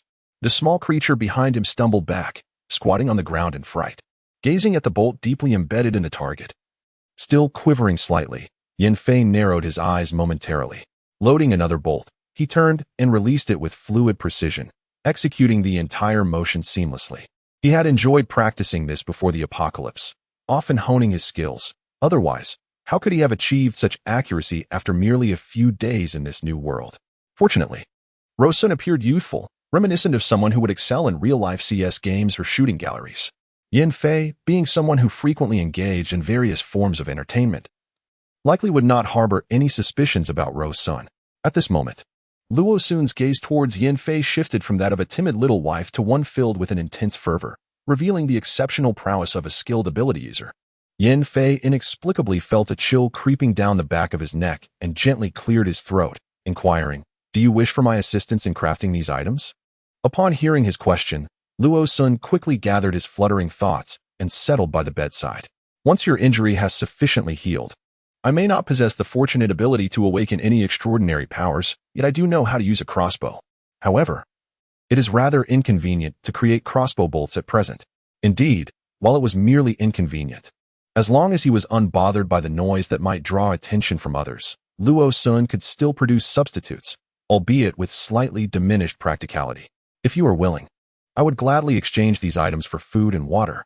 In the post-apocalyptic world, the value of such resources is not insignificant, yet simultaneously, the cost of weapons, especially arrows and ammunition, is equally high, ensuring neither party would suffer losses." A flicker of interest ignited in Yin Fei's eyes. Suppressing his impulse to question whether the assistance he received in his current state should also be counted against the weapons and ammunition owed to him. The value of life, particularly one's own, is priceless. Even if he preferred to believe in a system of reciprocal benefits, the gravity of the situation rendered such inquiries unutterable. The dynamics of who aided whom or who saved whom cannot be simply replaced by the cold notion of equivalent exchange. Confronted with the upheaval of the present world, Yin Fei yearned to explore a different way of existence. Was not this transformation precisely the change he had long anticipated, albeit with an enduring reluctance to trust anyone but himself? Very well. Yin Fei nodded slightly and closed his eyes once more. Perhaps he should consume a bit more and then rest. The fragrant porridge, infused with the aroma of rice, was presented before him again. Yin Fei opened his eyes and noticed that the movements of the young man had become significantly more natural and gentle, devoid of the earlier stiffness. Indeed, it is through communication and understanding that individuals can truly harmonize and coexist. As he tidied up, Luo Sun lifted the bowl and spoon and turned toward the doorway. Upon raising his gaze, he spotted the little creature curiously crouched by the window, observing him intently, having stealthily entered without his notice. They exited the room, and upon softly calling out, the little one promptly stood up, wagging its tail, and eagerly followed Luo Sun out of the bedroom, not even casting a glance at Yin Fei, who remained reclined on the bed. The corridor on the second floor was illuminated. Yet the living room on the first floor remained shrouded in darkness, save for the scattered starlight filtering through the floor-to-ceiling windows. The single pane glass could only obscure the view from outside, but if the interior lights were on, it could not entirely prevent light from escaping. The community had been without power for 3 days, and the large bedroom on the second floor, shielded by heavy curtains, remained invisible from the outside even when illuminated. However, the living room on the first floor was a different matter, due to the numerous plants on the balcony. Luo Sun could not guarantee that the drawn curtains would completely block any light from leaking out, which could potentially lead to trouble on the night of the power outage. After he carried Yin Fei into the bedroom, Luo Sun had altered the home's wiring, connecting it to a backup power source. At present, several freezers in the living room are powered by the backup energy source, while solar panels are affixed outside the window, diligently charging the newly collected backup power each day. Were it not for the fact that we are merely at the onset of the apocalypse, Luo Sun would undoubtedly have equipped the walls and roof of his room with solar panels, ensuring that even if he were to care for 5 ailing individuals at home, he could manage it effortlessly. The little creature wags its tail, circling around Luo Sun's feet. Over the past few days, Luo Sun has ventured out little. The presence of Yin Fei in his home is one reason, while the swift response of nearby military forces is another. They have deployed a portion of their troops into the city center to rescue those prioritized by higher command. The remainder has been dispatched to eliminate the zombies in the surrounding urban areas. Due to its proximity to the military, Hongjing community has seen a constant stream of troops passing through, and just yesterday, they had already entered the community to eradicate the zombies lurking outside. The speed of their actions astounded Luo Sun, who had experienced an apocalypse and 2 great escapes. Suddenly halting in his tracks, he reluctantly admits that even after gazing at this man's face for 3 days, it remains remarkably pleasing. He approaches, removes the pillow from behind Yin Fei, and gently assists him to lie down, casually inquiring, "Do you need to use the restroom?" "Not right now." Yin Fei ponders for a moment before suddenly asking, "How have I been managing these past few days?" Luo Sun hesitates briefly, then a mischievous grin appears on his otherwise expressionless face. Diapers. Yin Fei's scalp tingles with unease. He wonders why he felt something peculiar in his lower region, still thinking it was merely a prolonged slumber. Volume 2, The Great Toss-Out Battle. Chapter 17, Each Other. Luo Sun extinguished the main light in the bedroom and illuminated the bedside lamp, feeling a delightful whirl of emotions within. No wonder it is often said, "If you have any troubles, share them, so we may all find joy together." Suddenly recalling something, Luo Sun casually opened the drawer of Yin Fei's bedside cabinet and retrieved an item, placing it upon the surface. "Ah, your gun." Yin Fei paused slightly, gazing at Luo Sun with a look of bewilderment. Luo Sun exhibited no remarkable reaction, turning instead to walk toward the inner side of the grand bed. To him, the threat posed by the gun in Yin Fei's possession held no greater weight than the inherent danger of his own extraordinary abilities. Having encountered firearms numerous times in his past life during the apocalypse, he had grown accustomed to their presence. Moreover, there were merely 2 bullets remaining, rendering any desire for possession inconsequential. If one truly wished to commit an act of violence, the distinction between this firearm and his own crossbow was negligible. Yin Fei made no move to grasp the gun but instead closed his eyes, a faint smile gracing his lips. The bed beside him sagged slightly. A 2-meter-wide European-style bed could easily accommodate 2 men of average weight without any discomfort, each occupying their own side, untouched by the other. Luo Sun, displaying commendable restraint, refrained from further provoking his nerves. On that day, the military vehicle passed through this area, clearing the zombies from the road, broadcasting messages to reassure the public. Today, soldiers entered the community to eliminate the lingering zombies within. Tomorrow, they shall return, this time to address those trapped within their rooms, as well as to tally the survivors. Thus, his room was already prepared for the arrival of others, and he was not particularly concerned about any potential slip-ups. Seizing the opportunity, he continued, "This neighborhood is relatively new, with few residents, and it is in close proximity to the military base. It is likely that it will be cleared out swiftly. I have heard that the situation in the city center is quite dire, and it may take some time to regain control. If the military manages to rescue any new survivors in the future, they will likely be housed in these vacant apartments nearby. It would be prudent for you to secure a room now, lest you find yourself without a place to stay later." In truth, he only intended to convey that last sentiment. Forcibly ejecting someone would undoubtedly offend them, so it was best if the other party voluntarily suggested moving out. Yan Fei possessed far more experience in dealing with people than Luo Sun. Even if Luo Sun lived 2 lifetimes, he would only have devised schemes to guard against others harboring malicious intent, ensuring that he did not suffer undue losses or become a target. He could be considered a quintessential defensive counterattacker. In contrast, Yan Fei's upbringing and social circles necessitated a constant engagement of cunning, both in anticipating others' machinations and in orchestrating his own. After all, the most effective form of defense is offense, continuously creating troubles for one's adversaries to exhaust their resources, rendering them incapable of addressing one's own affairs. He had grasped this principle since he was merely a teenager. Secure a room? Perhaps the one next door? Yan Fei raised his eyebrows slightly. Although he understood that if this were his own home, he would likely be reluctant to allow a stranger to stay. He turned to the window and noticed the unmistakable glimmer of anticipation in Luo Sun's eyes. This compelled Yan Fei to instinctively raise his hand to cover his chest and cough lightly. "What's wrong? Are you unwell?" Luo Sun's attention was indeed diverted. To prevent his feigned cough from becoming a genuine one, Yan Fei judiciously ceased his pretense, taking a deep breath as he felt a genuine pang in his chest. It's nothing. We can discuss it once you've recovered. Besides, I've taken care of things next door." "Taken care of?" Yan Fei inquired, puzzled. "Oh, I installed a peephole and changed the door lock. In this community, homes are equipped with peepholes only after the handover, indicating ownership. The peephole was one he had replaced from his own residence, and as for the lock, it was a spare Luo Sun had purchased before the apocalypse, a precaution against the possibility of a door lock malfunctioning." Hearing him change the subject and refrain from urging him to move next door, Yan Fei felt an inexplicable sense of relief. His eyelids drooped slightly, and the corners of his lips involuntarily curved upward. He did not wish to linger at Luo Sun's place. After all, he was eating his food and using his belongings. How could he impose further by staying? He was no kept man. Even if the apocalypse were to descend, armed with his abilities and intellect, he could surely devise a means of survival without relying on this young man. Yet, at this moment, he found himself unwilling to leave, not in the slightest. Moreover, engaging in conversation with him was far more relaxed and pleasant than any prior interactions with others, a sensation he had not experienced in over 2 decades. Yan Fei exhaled softly. "I have been preoccupied with fleeing, completely out of touch with my family, and I remain oblivious to their circumstances. If I could locate them, I would determine where to settle. Perhaps my home remains unscathed." His voice carried a hint of hoarseness, a consequence of several days spent in a stupor compounded by inadequate hydration. The deep, somber timbre of his voice stirred an undeniable resonance within the listener's heart.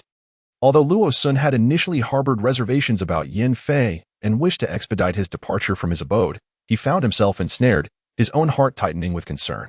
His parents had passed away during his high school years, leaving him with naught but a solitary house. Their demise had led to his underwhelming performance in the college entrance examination, resulting in his admission to a lackluster institution. Subsequently, he had attended for merely 2 years before withdrawing due to exorbitant tuition fees, an atmosphere devoid of academic rigor, and utterly negligent professors, ultimately leading him to abandon his studies and work until the onset of the apocalypse. "Where do your family members reside?" Upon hearing this inquiry, a sardonic smile crept across Yan Fei's lips. "In the city, in the Western District. I had intended to seek them out, but I encountered a car accident en route, with several vehicles colliding. Due to the overwhelming number of zombies in the city, I was compelled to join forces with others and temporarily retreat to the southwestern district. Xiqing District is one of the most densely populated areas in City a characteristic shared by both the eastern and western parts of the city. When the apocalypse strikes during the night, these two regions will undoubtedly transform into disaster zones at the earliest opportunity. The military has already mobilized. As long as your family secures the doors and refrains from venturing outside, they may soon find salvation. Luo Sun is acutely aware of the perils that accompany life in such densely populated areas. Previously, he resided in City F, where the population density was significantly lower than that of City A, yet he nearly failed to escape. Later, upon arriving at the base in City A, he encountered several instances of being besieged by hordes of zombies, a testament to the sheer number of individuals who have succumbed to their fate within the urban confines. Once the base stabilized, resource search teams ventured into the city multiple times, clearing away small waves of zombies as they encountered them. Nonetheless, the overwhelming presence of the undead remains daunting. It is reasonable to assume that Yin Fei's family may have met with a grim fate. Well, as long as I can ascertain their safety, I shall find solace, even if we are never to reunite. Observing that Luo Sun had indeed ceased to press the topic of his moving out, Yin Fei cheerfully countered with a question. By the way, what about your family? I haven't seen them today. Luo Sun paused momentarily, then exhaled a heavy sigh. They are gone. They all perished during my sophomore year. This revelation left Yin Fei taken aback, as he had assumed Luo Sun lived with his parents. After all, although he had never encountered Luo Sun's parents, the room was well decorated, and Luo Sun, being so young, spoke without the accent typical of other regions. Logically, he should still be a college student living at home rather than having moved out to live independently. Apologies. It has been many years. Luo Sun offered a faint smile, suddenly realizing that if the lights were extinguished and he were to converse with Yin Fei in the absence of visibility, it would not affect him in the slightest. It was akin to engaging in dialogue with an ordinary individual, a commonplace friend. I am truly sorry. Yin Fei genuinely expressed his remorse. His intention was merely to evoke Luo Sun's sympathy, hoping to dissuade him from suggesting his departure. Of course, he had no intention of imposing himself upon him, but teasing a young man like this was rather amusing. Unexpectedly, a casual remark struck a sensitive chord. Yin Fei opened his mouth, eager to say that it was unnecessary. Given the self-serving nature of that couple, they would undoubtedly seek refuge with the most secure or protective individual the moment they sensed any deviation from their expectations. After all, although their residence was situated in the heart of Xiqing, hardly anyone, including himself, truly resided there. Each possessed their own lovers. Each inhabited their own cozy abodes in the city center. 3 individuals, none reliant upon the others, yet all capable of thriving independently. Struggling to raise his left hand, which tugged at the wound on his chest, he winced with each pulse of pain. Yin Fei placed his hand between them, resting it upon the bulging blanket, seemingly wishing to pat him, yet unable to fulfill the gesture due to his discomfort. Luo Sun turned with curiosity, the darkness concealing those elongated eyes and obscuring the alluring beauty mark. No need to search. They were certainly thriving, without a doubt. Luo Sun was momentarily taken aback, but soon extended his hand to rest upon the other S. Yin Fei's skin, though seemingly soft, possessed an underlying strength. Over the past few days, as Luo Sun assisted him into bed and embraced him while he took his medicine and drank water, he had sensed the latent power within that slender frame. What appeared to be a delicate body revealed itself to be composed of resilient, taut muscles upon closer inspection. At this moment, Yin Fei's hand, though still unwell, was remarkably strong, which made Luo Sun feel rather fragile in comparison. After a brief moment of frustration, Luo Sun dismissed it and nodded, affirming, "Yes, you will be fine." In December, outside the room, the north wind howled, and without timely heating, the space should have been quite frigid. However, due to Luo Sun's early modifications for planting crops, he had transformed the balcony and terrace into a greenhouse. Moreover, the solar batteries at home were exceptionally effective, rendering several rooms remarkably warm. Even with their hands outside the covers, they did not feel cold. The two of them fell asleep without noticing anything amiss. Volume 2, The Great Throwing Operation. Chapter 18. Withdrawal. The buzzing of the alarm clock roused Luo Sun from his slumber. As he reached out to turn it off, he felt as if his hand was being grasped by something. Groggily, he glanced in the direction of his hand, only to find it firmly held by another. Once again, in a state of bewilderment, I gazed upward, following the hand that beckoned me. There, I beheld a pair of enchanting, bleary eyes, glistening with a misty sheen, fixed intently upon me. The tiny tear mole, slanting down at the corner of one eye, struck my heart with a sudden jolt. The natural response that had already been present upon waking intensified, springing forth with a staunchness that formed a pointed little tint, causing the duvet to puff outwards. With a slight shudder, Luo Sun hastily released the hand he had been holding, instinctively recoiling backward, only to find himself tumbling to the floor with a dull thud. Downstairs, a small creature, alerted by the noise, barked a few times toward the upper floor. Yin Fei, who had been fighting off sleep, was now fully awakened. Observing the flustered Luo Sun, his face flushed as he scrambled for the alarm clock, and noting the way he dared not lift his gaze. Coupled with the sight of him dashing out of the room, clothes in hand, and the bed unmade, a peculiar smile crept onto Yin Fei's face. He was suddenly reminded of the way Luo Sun's cheeks had blushed crimson beneath his smile the previous night. Although Yin Fei was acutely aware of the impact his appearance had on others, he pondered whether a typical man, regardless of how bashful, would turn that red under the gaze of an exceptionally handsome same-sex peer. With a tingling sensation in his left hand, he brought it to his face and chuckled softly, which elicited a few coughs from his wound, gradually stifling his amusement. Despite the possibility of an unexpected outcome, Luo Sun's exaggerated concealment and reaction this morning resembled that of a pure-hearted young man, long accustomed to solitude, who was overly concerned about losing face. Yin Fei, having been the object of many admirers throughout his life due to his striking appearance, found this situation rather amusing. Among them are both men and women. Although there are few men pursuing him, they are not entirely absent. He simply lacks interest in that direction and has never attempted it. A more significant reason lies in his appearance, which tends to attract only those of a certain type. Even if he occasionally feels curious, or in moments of extreme boredom contemplates the notion of being with a man, he harbors no desire to be dominated in any capacity. Thus, when he discovers that the delicate man who has been persistently pursuing him for 2 months wishes to take the lead, he unhesitatingly expels him from his presence and turns his attention to the lovely young ladies dancing in the bar. While Luo Sun's reaction may seem somewhat excessive, Yin Fei does not dare to assume that he is indeed homosexual. Even if he were, the other party has not indicated anything, and there is no need for him to feel threatened. Given Luo Sun's slender build, even without his abilities, he is unlikely to overpower Yin Fei. In the event of a confrontation, who knows which of them would truly suffer the consequences? Under normal circumstances, encountering a boy like Luo Sun, handsome, somewhat soft in temperament, and easily provoked, Yin Fei might have taken delight in teasing him. However, amidst the chaos of a crumbling world, with his life hanging by a thread, he cannot afford the luxury of missteps that might jeopardize his existence. With this thought in mind, Yin Fei dutifully takes his medicine, drinks water, and consumes porridge, refraining from excessive speech or action. His composed demeanor allows Luo Sun to quickly return to a state of normalcy. After all, isn't every man subject to the natural reactions that occur each morning? During their school days, what embarrassing moments had not been witnessed by roommates? One cannot forsake the fundamental knowledge of cohabitation simply because one spent an extensive period in seclusion during the apocalyptic era of the previous life. The tranquil demeanor of the two now appears as ephemeral as the fleeting beauty of a dream, reminiscent of the warmth that enveloped them when the lights extinguished last night, as if it had never truly existed. Exiting the bedroom and shutting the door behind him, Luo Sun ambled down to the first floor, where a lively little creature frolicked in its cage. With a blank expression, he carried the empty bowl into the kitchen, placing it down before leaning wearily over the countertop, his hands supporting him. This time, Luo Sun's resolve was remarkably steadfast, primarily because the embarrassing sight he had presented that morning had been witnessed by Yin Fei.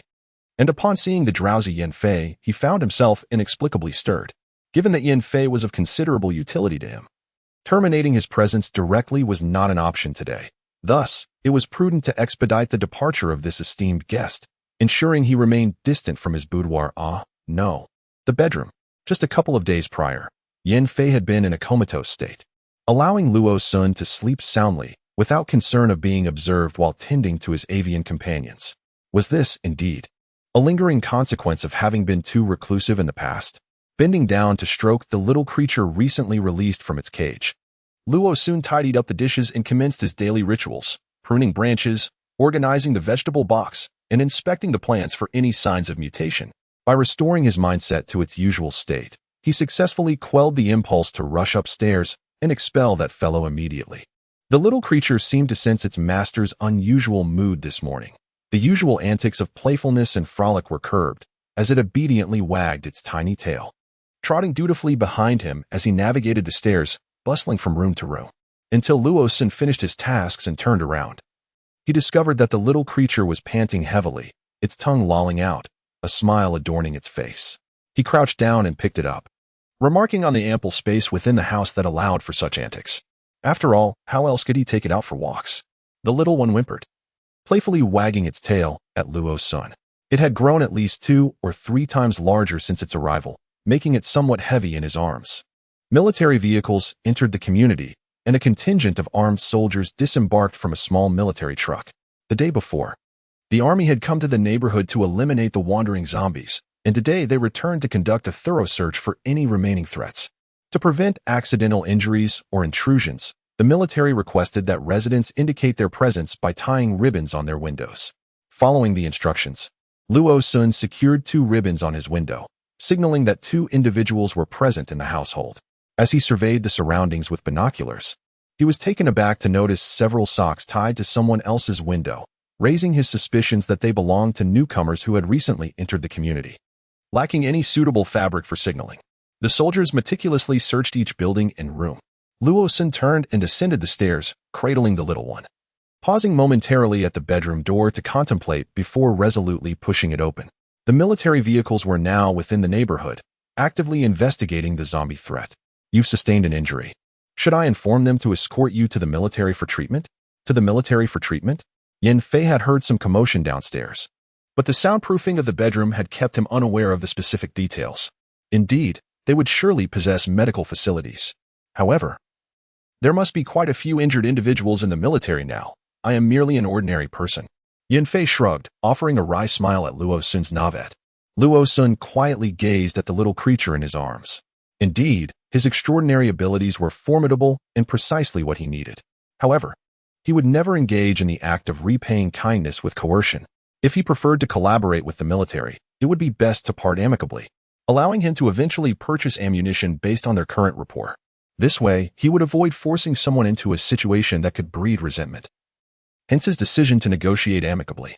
You possess extraordinary abilities, and they are quite unique. The military would surely take notice if they were to learn of them. In recent days, I have observed numerous soldiers exhibiting various powers. Fire, ice, lightning, all quite abundant. Your abilities should not attract any undue trouble.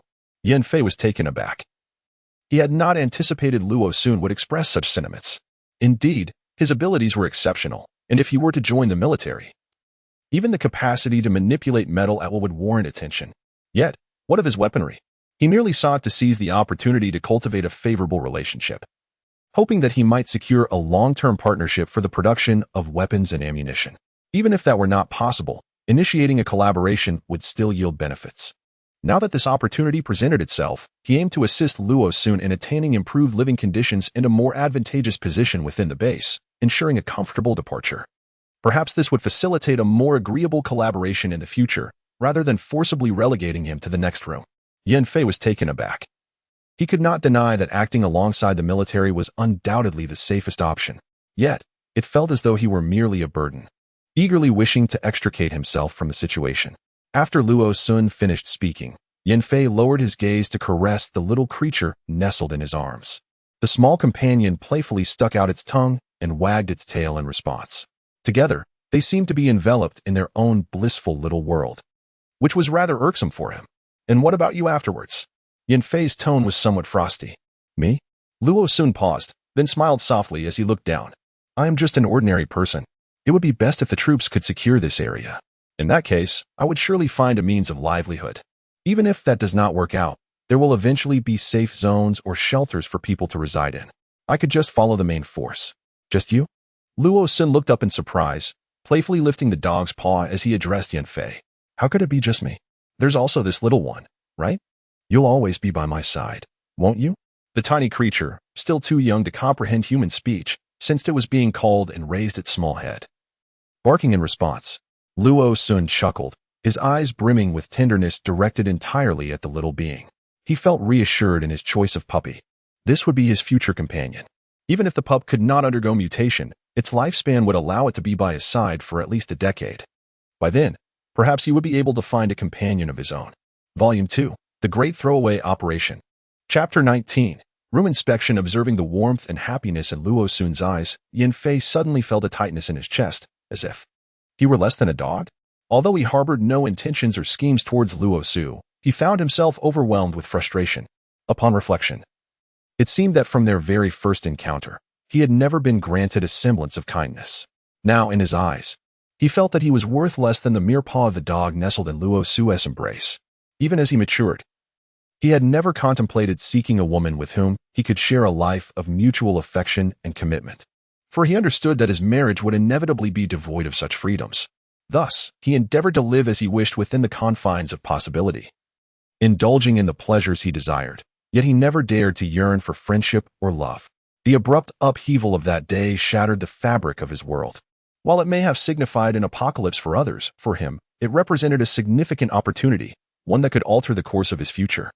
Despite the misfortune of encountering a troublesome group that night, which led to his injury and subsequent fainting, fate smiled upon him when he met Luo Sun and took refuge in his home.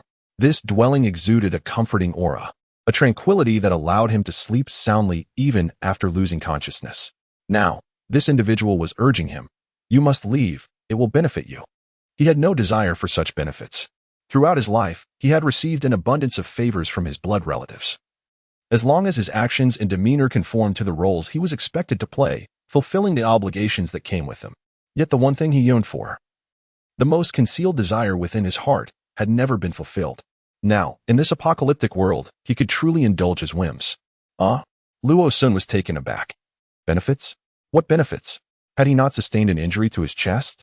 Why was he now spouting nonsense? Right, when he was discovered that day, there had been a small wound on his head.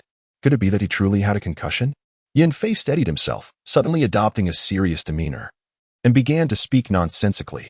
I detest troublesome matters, and who can predict what will happen next? What if someone intends to use ability users for experiments? As someone without any backing in the military, I would undoubtedly be cannon fodder there. Who said he lacked support in the military? It was merely the case that he was not affiliated with this particular military district.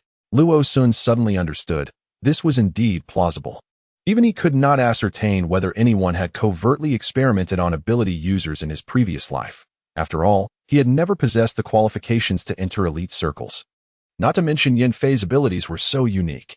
The doorbell rang suddenly, shattering the silence between them. It might be someone from the military. Let me check. Luo Sun turned to exit. Yin Fei suddenly interjected. Do not mention my abilities. The doorway had become vacant.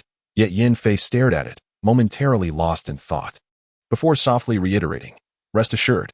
The doorbell rang again, and Luo Sun swiftly made his way down the stairs to the entrance. Several soldiers stood in the corridor, weapons drawn, while the doors of the neighboring rooms had all been flung open, including the one Luo Sun had arranged for Yin Fei. Except for the rooms displaying banners indicating the presence of inhabitants, all other chambers would be forcibly breached by soldiers for inspection, ensuring the absence of any zombies. Upon witnessing Luo Sun opening the door, the soldier who had knocked holstered his weapon. "Are there 2 survivors in your household? Has anyone been scratched or bitten by a zombie?" Luo Sun hurriedly shook his head. "No, it's just my cousin and me. After we realized something was amiss outside, we ensured to dress warmly even when we ventured out." "Where is your cousin?" the soldier inquired, as their duty extended beyond eliminating residual zombies to conducting a census. A meeting had already confirmed that the city could not be reclaimed in the short term. Thus, various districts had been designated as safe zones to expedite the rescue of survivors. The southwestern urban area, due to its relatively low population density and proximity to 2 military bases, had been promptly established as a secure zone. My cousin ventured out that day to find some water, but he was mistaken for a zombie and attacked. He was struck in the chest and coughed up blood. We were too afraid to seek a doctor, so we resorted to the anti-inflammatory medication we had at home. As Luo Sun spoke, he allowed the 2 soldiers, tasked with verifying the situation, to enter. These individuals were civilian officers, responsible for compiling survivor data and other straightforward matters. "Oh, he coughed up blood?" The officer exchanged a glance of unease, stating that they would truthfully report the situation upwards. However, at present, all the accompanying medical personnel were stationed at the front lines, and it seemed unlikely they could assist immediately. "He no longer has a fever, but I am concerned whether his ribs might be fractured. I fear for his safety. Could you perhaps take a look?" If it were merely a matter of checking for fractures, most soldiers could manage that, yet the scarcity of doctors was pressing. And they could not guarantee that a physician would arrive promptly if the situation proved serious. Given Luo Sun's request was reasonable, the two officers nodded in agreement. Ah, you have quite a collection here. As they entered the living room through a small door, they were greeted by an array of boxes, large and small, filling the space. A sheer curtain hung on the balcony, shielding against the harsh sunlight. This was a precaution Luo Sun had prepared long in advance. He had purchased numerous boxes online. And aside from storing water, he aimed to prevent any visitors from seeing an excess of supplies. With a smile, he addressed the two men. My brother and I are engaged in e-commerce. These are new goods that haven't yet been dispatched before we encountered this zombie crisis. We sell everyday necessities. Had we known this would occur, we might have opted for selling foodstuffs instead. The officer couldn't help but chuckle at this remark. Who could have foreseen such an event? You two are fortunate. At least you are safe. Just in your neighborhood, we recently visited an apartment in Building 3, where a couple awoke to find their only son had turned into a zombie. They were left in a terrible predicament, unable to bring themselves to kill him, yet too frightened to let him out. It was quite pitiful listening to their plight from the doorway. A few individuals engaged in conversation as they ascended to the second floor and entered the bedroom. Yan Fei could only hear footsteps approaching. Yet he remained oblivious to their purpose, which stirred a slight concern within him. However, upon reflection, he deduced that the military personnel were likely there to ascertain that all living individuals were indeed unharmed and had not transformed into those monstrous beings, which alleviated his anxiety somewhat. Brother, these two military gentlemen are skilled in examining bones. I have invited them to assist in assessing whether there is any issue with your ribs, Luo Sun called out loudly as he entered. Fearing that Yan Fei might misunderstand the situation and inadvertently say something inappropriate, Yan Fei opened his eyes and regarded Luo Sun with an inscrutable expression, nodding in gratitude towards the two officers. Observing that Yan Fei, although pale, appeared to be coherent and not resembling one afflicted by the zombie affliction, the officers approached with a sense of relief. However, they were momentarily taken aback by his otherworldly beauty, hesitating even to examine his ribcage, feeling a peculiar sense of guilt in their actions. Upon confirming that his chest bore only a bruise and his head had merely a scraped area without any bite marks, their apprehension dissipated entirely. One officer gently palpated his ribs to assess the injury, while the other engaged in conversation with Luo Sun, exclaiming, "Your brother has had quite the misfortune, being mistaken for a zombie." What were they thinking? It's a small community. Did they fear you would not be recognized? You have no idea. Several groups of people have fled here recently, and just a few nights ago, we even heard vehicles in the dead of night. Strangers to us. Luo Sun replied, eagerly pursuing information. Has the safe zone been established yet? The arrangement has been tentatively established, extending from the southern bank of Lu Family River all the way to the military encampment, with your community situated perfectly within this area. The exact dimensions and any potential alterations remain uncertain. However, regardless of the delineation, your sector will undoubtedly be included. Further details will be communicated to you in due course. Two officers presented a registration book, requesting Luo Sun to briefly fill in the information for the two individuals. The form was remarkably straightforward, requiring only the identification number, name, gender, and address, presumably for initial statistical purposes. Luo Sun casually mentioned that the apartment next door, 1603, belonged to his cousin, noting that while his own residence had been renovated, the neighboring unit had not yet been attended to before the onset of the apocalypse. This deception successfully secured him ownership of the apartment. However, upon filling out the form, he discovered sections at the back concerning the presence of supernatural abilities and the types thereof. Indeed, the shorter officer nodded, explaining that some individuals might experience enhanced strength or heightened auditory perception, among various other fantastical abilities reminiscent of those found in movies. Should you notice any changes within yourselves, it could signify the emergence of such powers. As for now, no abilities have been detected, but what if they manifest unexpectedly in the future? There should eventually be designated registration points, and you can also inquire with the patrolling soldiers. In the second volume, titled Operation to Cast Away, Chapter 20, Your Home is My Home. My home is still my home. The group ascended to the first level. Upon spotting the small creature confined within a cage, the tall officer hastily bent down to examine it. A blackback? Quite a fine specimen, no abnormalities, I hope? None at all. It has been perfectly normal these past few days, just like before, Luo Sun promptly clarified. The tall officer nodded thoughtfully, cautioning, "You must exercise great care. It would be best not to let it outside. There are numerous mutated dogs roaming about, and should it happen to be bitten, it could tragically transform into one of those creatures." "Yes, I understand. Fortunately, when I purchased it, it was still quite young and had not yet developed the habit of going out for walks," Luo Sun replied, nodding earnestly. He was well aware that only after a secondary mutation would mutated animals remain immune to becoming zombie creatures if bitten by zombies. Prior to that, as well as with ordinary animals after the second mutation, encountering a zombie would invariably lead to death. The two officers conducted a cursory inspection of the room, primarily to ascertain the absence of any zombies. Luo Su had long since prepared for this moment, having stored away all conspicuous items. Even if the officers noticed the plants on the balcony, it would pose no issue. Surely one is allowed to cultivate flowers and greenery on their own balcony. After all, they were merely seedlings who could discern them at a single glance. Fortunately, the officers did not scrutinize them closely and were ready to depart after a brief inspection. Just before they exited, Luo Sun suddenly recalled something and alerted them. "By the way, the power is out, and we cannot use electricity. What about the water? Is it still safe to drink?" "Water?" the officers replied, puzzled. "Doesn't that creature turn people into zombies upon biting them? If it were to contaminate the water, would that not pose a risk?" The officers were momentarily taken aback, their expressions darkening as they nodded. "We will report this matter to our superiors. Please exercise caution when using water. Boil it for a longer period. If there are any updates, someone will come to inform you. Also, please pay attention to the broadcasts." After bidding farewell to the two individuals, Luo Sun closed the door and exhaled a sigh of relief.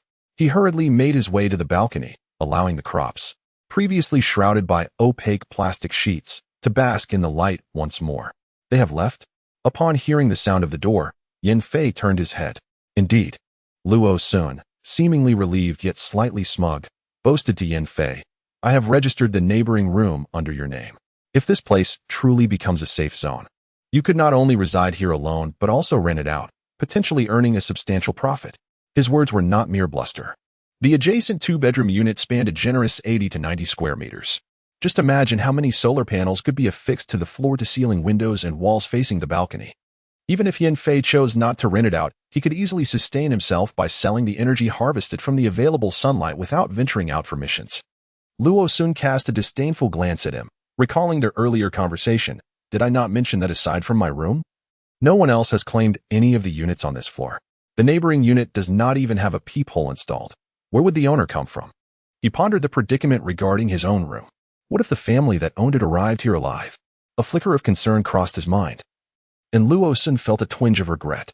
Had he foreseen this, he would have secured another vacant room and pretended it was his as well. Now that the military personnel had already come and conducted their registration, he had no opportunity to manipulate the situation further. Yin Fei, momentarily puzzled, quickly grasped the situation as his eyes narrowed slightly. "You have rented this room, haven't you?" His statement was assertive rather than interrogative. Upon seeing Luo Sun's face flush with embarrassment, he realized his deduction had been accurate. Luo Sun, feigning a righteous demeanor, declared, "I have signed a 1-year contract and intend to rent long-term." Yin Fei, with a hint of amusement in his eyes, could not suppress a chuckle, which inadvertently provoked a coughing fit due to the ache in his chest. "Very well, once I recover, you shall assist me in tidying up the adjacent space." At this moment, Luo Sun had completely forgotten his previous desire to evict Yin Fei. Instead, he found himself contemplating the prospect of sharing the neighboring residence, despite the fact that it was not officially Yin Fei's domain. Nevertheless, it could be considered, at least nominally, as belonging to him, if it were possible to avoid relocating. Luo Sun was reluctant to part with his current abode, particularly since he had never heard of the original owner reclaiming the property in the decades since the apocalypse. However, regarding the neighboring unit as a potential fallback was certainly acceptable. Thus, he felt compelled to cultivate a favorable rapport with Yin Fei. Fortunately, since their initial encounter, no conflicts had arisen between them. The only difference now was that Luo Sun had abandoned the notion of forcing Yin Fei out. Instead, he was inclined to assist in arranging the adjacent space, ideally claiming one of the bedrooms in the process. Consequently, the matter of relinquishing half of a bed seemed less significant. After all, the household was well stocked with supplies. His presence neither significantly added nor detracted from their resources. Moreover, If he could voluntarily provide himself with ammunition, it would be tantamount to possessing an inexhaustible reservoir of live munitions. Luo Sun wholeheartedly embraced this mutually beneficial arrangement, relishing the prospect of reaping a few advantages along the way. Having only received a deposit for a crossbow bolt, Luo Sun seemed oblivious to the fact that he had been continuously paying deposits without ever reaping any tangible benefits. He obediently assisted the handsome man, who finally felt the urge to visit the restroom, as they slowly made their way towards the lavatory. The arrival of soldiers infused a vibrant energy into the Hongjing community. With the zombies largely eradicated, many residents bravely ventured out of their homes. Some contemplated whether to seize the opportunity to gather supplies from the nearby supermarket while soldiers were still present. Those fortunate enough to own vehicles drove to the nearest large supermarket, only to discover that it had been commandeered by the military, with all supplies therein subject to confiscation, rendering private endeavors futile for the time being. However, the thought of venturing to more distant locales filled them with trepidation, fearing the remnants of zombies might linger there. Most of those paralyzed by fear lacked the courage to seek supplies further afield. A group of individuals surrounded the military vehicles, expressing their dire situation of running low on food. Consequently, the troops dispatched soldiers with better communication skills to inform the crowd that, the following morning, supplies would be distributed at several designated points. Residents could retrieve food and water by presenting their personal information credentials registered that day. Furthermore, the military planned to engage in construction work, and those who participated would receive a certain quantity of food supplies, with specific details to be announced later. Filled with the joyful sentiment that the neighboring area had transformed into his backup base, Luo Sun busied himself with enthusiasm throughout the day, tidying up the room, replacing the freshly charged battery, pruning the plants on the terrace, harvesting the ripe vegetables, and proceeding with the subsequent seedling work. Finally, in response to a small protest from someone on the verge of losing patience, a pot of vegetable and lean meat porridge was prepared. The vibrant green rapeseed was freshly picked today, while the meat filling in the porridge was pre-purchased and frozen by Luo Sun before the apocalypse. Additionally, there were sliced salted duck eggs, garlic-flavored water spinach, triangular pieces of flatbread, and bright red fermented tofu, all of which left Yan Fei astounded. This is quite a hassle, he thought, gazing at the beautifully presented porridge. A complex feeling stirred within him. Heaven knows he merely suggested adding a touch of salt to the porridge because he was nauseated by plain congee. He truly meant no offense. Having also endured hardships in the post-apocalyptic world, he was acutely aware of the dire circumstances outside. At this moment, being able to enjoy warm porridge was a significant luxury. He had no intention of pressuring Luo Sun to risk venturing out for vegetables and meat on his behalf. Picking up a piece of flatbread, Luo Sun calmly scooped up some fermented tofu with his chopsticks. "It's no trouble. I need to eat too," he replied. Yan Fei had already survived the most perilous times and was no longer limited to just plain porridge. Silently relishing the porridge fed to him by Luo Sun, he savored the rich aroma of the meat, the crispness of the vegetables, and the perfect hint of saltiness, feeling as though his taste buds had finally come alive.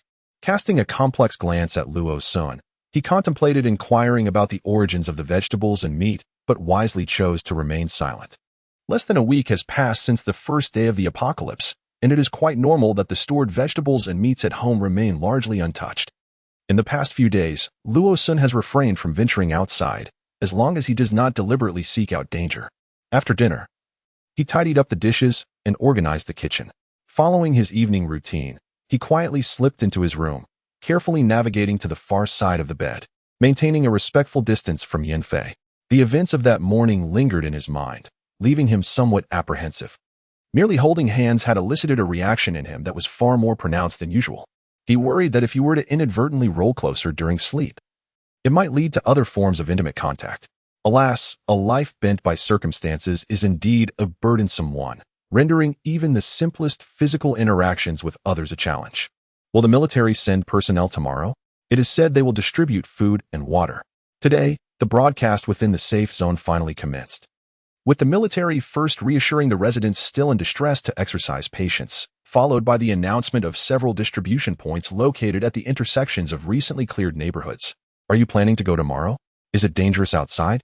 If there's an opportunity, we should take it. I should be able to collect supplies for both of us. The nearby zombies have likely been dealt with. I have heard that in a couple of days a wall will be built, and it is likely that everyone will go. At that time, You and the little one will stay at home to guard the house. Before I leave, I will place some food next to you." Yanfei fell silent for a moment before speaking. "I apologize. Regardless of the circumstances, I feel as though I am merely a hindrance to others. Even though I possess extraordinary abilities and perhaps a promising future, the reality is that Luo Sun is currently supporting two people. Everything I consume, utilize, wear, and reside in is provided by him. I have never felt such dependency on another, especially since reaching adulthood. Yet, this feeling, while somewhat disheartening and suffocating, inexplicably stirs a sense of satisfaction deep within, accompanied by a sense of anticipation." Yanfei suddenly recalled the discomfort that arose within him when Luo Sun urged him to leave this morning, a feeling that was in stark contrast to the one he now experienced. Well, perhaps it is best to retire early. After contemplating for a moment, Yanfei gazed at the pitch-black ceiling, remarking, "Your culinary skills are commendable. The meal is delightful." Luo Sun paused momentarily, then a smile graced his face, tinged with a hint of melancholy, yet predominantly filled with joy. In his previous life, he could only subsist on unpalatable food following his transformation, gradually refining his skills to enhance the flavor, striving towards something more delectable. However, even when he wished to cook for others, there was no one with whom to share. Now, although Yanfei may only accompany him for a fleeting moment, hearing his praise fills Luo Sun with genuine happiness. The joy of having one's achievements acknowledged and shared is truly wonderful. Luo Sun prepared breakfast for the two of them, once again serving meat and vegetable porridge. Despite his desire to toss a chopped preserved egg inside, he refrained, fearing the contents might adversely affect his fracture. Since 2 days ago, the internet had become inaccessible, leaving Luo Sun unable to consult any resources, even if he wished to seek answers. The breakfast accompaniments had once again undergone a transformation, now featuring a delicate steamed egg custard specifically prepared for Yanfei's nourishment. As he swallowed the velvety custard, Yanfei hesitantly glanced at Luo Sun and inquired, "Do you have an abundance of eggs?" With the words he had intended to express swallowed alongside the custard, he finally exhaled, perhaps relieved by the thought that Luo Sun was not inclined to spoil the eggs. As long as there was no intention of fattening him up for slaughter, all would be well. Though, in truth, when it came to a confrontation, it remained uncertain who might prevail. Stealing a glance at Luo Sun's slender arms and legs, Yanfei noted that, despite the child's slight frame, his limbs were surprisingly well proportioned. Unbeknownst to him, as he unwittingly pondered the physique of another, he continued to consume the custard before him.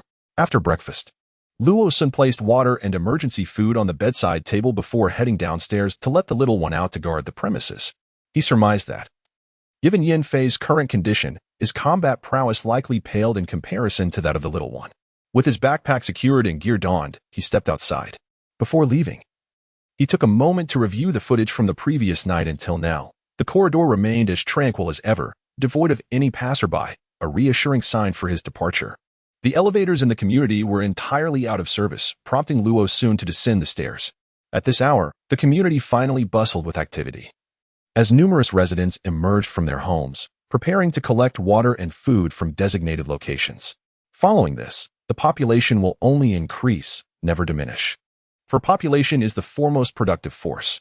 As long as there are sufficient individuals within the safe zone, they can allocate manpower to venture out in search of more resources and cultivate greater quantities of food, while also reopening the factories that have ceased operations. Along the way, the sight of military vehicles passing by instills a sense of reassurance. Luo Sun, although curious about who could have inflicted such severe injuries on Yanfei, had never inquired into the specifics before and was thus unable to speculate due to his lack of knowledge regarding the perpetrator's appearance. The resource distribution point is located at a corner to the west of Hongjing Community, a junction shared by 3 neighborhoods. Aside from Hongyang, the other 2 extensive communities consist of older residential buildings, 6-story concrete structures. These older neighborhoods, dense with buildings and population, present one of the more challenging obstacles during the current clearance operations. While waiting in line, Luo Sun overheard that the 2 older communities had not been entirely cleared. The army had only recently eradicated the zombies from the homes of survivors, and household inspections of the remaining families were still pending for today. Fortunately, the presence of numerous armed soldiers maintaining order ensured that the situation remained under control. When it was Luo Sun's turn, he reported his community name, building number, and name, confirming that he had an elder brother bedridden with a fracture. He received 10 bottles of 550 milliliters mineral water, 10 packets of instant noodles, and 2 bags of biscuits, enough provisions for 2 individuals over 5 days. After collecting the items, the staff at the distribution point handed Luo-sun a flyer detailing the designated area for wall construction, announcing a recruitment for personnel to participate in the building efforts. Luo-sun would never forget the myriad experiences he endured in the post-apocalyptic world of his previous life. Nor would he overlook the injuries inflicted upon Yin Fei by a certain individual. In such a chaotic era, the malevolence of humanity often surpasses that of the undead. Hearing a cry emanating from a nearby building, Luo-sun quickened his pace towards Building 7. The zombies within the community had long been eradicated, and military vehicles patrolled the vicinity both morning and night, so any encounter within the community could not possibly be attributed to zombies. Indeed, it was not long before a man, cloaked in a scarf and sunglasses, stealthily emerged from the building and slipped into the adjacent one, setting down his belongings. He ascended to the second floor with a flyer in hand. Robbery? Yin Fei raised an eyebrow. With a hat, a scarf, a mask, and sunglasses. He looks even more bundled up than I did when I ventured out to slay the zombies. Luo-sun shrugged, perusing the flyer he held. Volume 3. The Grueling Cohabitation Life, Chapter 22. The cause of injury. Although Yin Fei wished to inquire further about the robbery, he saw Luo-sun absorbed in whatever he was reading, compelling him to suppress his curiosity. After examining the flyer from beginning to end, Su-song finally exhaled in relief. Are you taking a look? This is the flyer we received today. They plan to establish a base and construct walls. Yin Fei accepted the flyer, noting its crude and hasty print. It featured a simplistic map delineating the area earmarked for the wall, encompassing several neighborhoods, including the military camp and Hongjing community, as well as a stretch of farmland to the south, a flower field to the west, and various functional buildings. All part of the initial scope for this wall construction project. The above calls upon all survivors to join in the construction efforts, with each participant guaranteed 2 meals and access to drinking water. Naturally, those who do not require food may exchange their labor for points instead, with 1 full meal redeemable for 3 points. These points can be utilized at logistics points to procure water, food, medicine, and other supplies. The daily working hours are sufficiently long. Yin Fei furrowed his brow. After all, the zombies within the area have not yet been completely eradicated. What if more were to appear? It is imperative to work overtime to swiftly repair the walls. Luo-sun remained unconcerned, noting that the current points system was rather generous. Who knows how it will change in a few years? Once the construction within the safe zone is largely completed, the demand for labor in such roles will naturally diminish. Receiving half the current amount of points daily would already be quite commendable. Are you planning to participate? Yin Fei, unable to move, was unaware of the food supplies at home, yet it was evident that Luo-sun was currently sustaining him. Indeed, the sooner the walls are erected, the sooner the safe zone will truly be secure. If no unforeseen events occur in the future, this place will become a home for everyone. Therefore, it is unnecessary to be overly meticulous about contributing labor at this moment, especially considering the points are rather generous. I almost forgot to ask you. Upon hearing the term safe, Luo-sun quickly inquired, what did the person who harmed you look like? Yin Fei raised an eyebrow. What prompted you to ask that? Although I am unaware of the reasons behind their estrangement, the circumstances at that time were dire. Had he not mustered the strength to ascend the building, he would likely have met the same fate as those entities wandering below, exterminated by the soldiers on a cleansing mission. If it were not for the presence of a dog in my home, along with the recording of a rabid dog, those individuals might have brazenly invaded my abode, seeking out Yin Fei to eliminate him and seize our possessions. I have no desire to remain careless in the face of such perilous beings nearby. Understanding their characteristics allows for proactive measures. A sly smile danced upon Yin Fei's lips, curving into an alluring arc. Indeed, the instigator is a man named Su Bin, in his 30s, possessing a robust physique. They number around 11 or 12, among whom are 4 women, 2 in their early 20s, another under 30, and 1 in her 40s. Pausing briefly, he noted that one of the young women, Helan Lan, exudes an innocent charm, while the younger woman boasts an exquisite figure and possesses a certain allure. Luo-sun remained silent for a moment. You are embroiled in this conflict over women. Yin Fei shrugged and spread his hands. I had no intention of this. They're the ones who gravitate towards me. With extraordinary abilities, striking looks, and formidable strength, each of these traits serves as a magnet for attraction. Moreover, the firearm he possesses further underscores his connections and status. Although Yin Fei found those women rather bothersome, he could comprehend their thoughts. In a world rife with chaos and the constant threat of zombies, no one could predict how long they might survive. Thus, when they suddenly encountered a man endowed with formidable abilities and striking good looks, it was only natural for them to steal a few glances.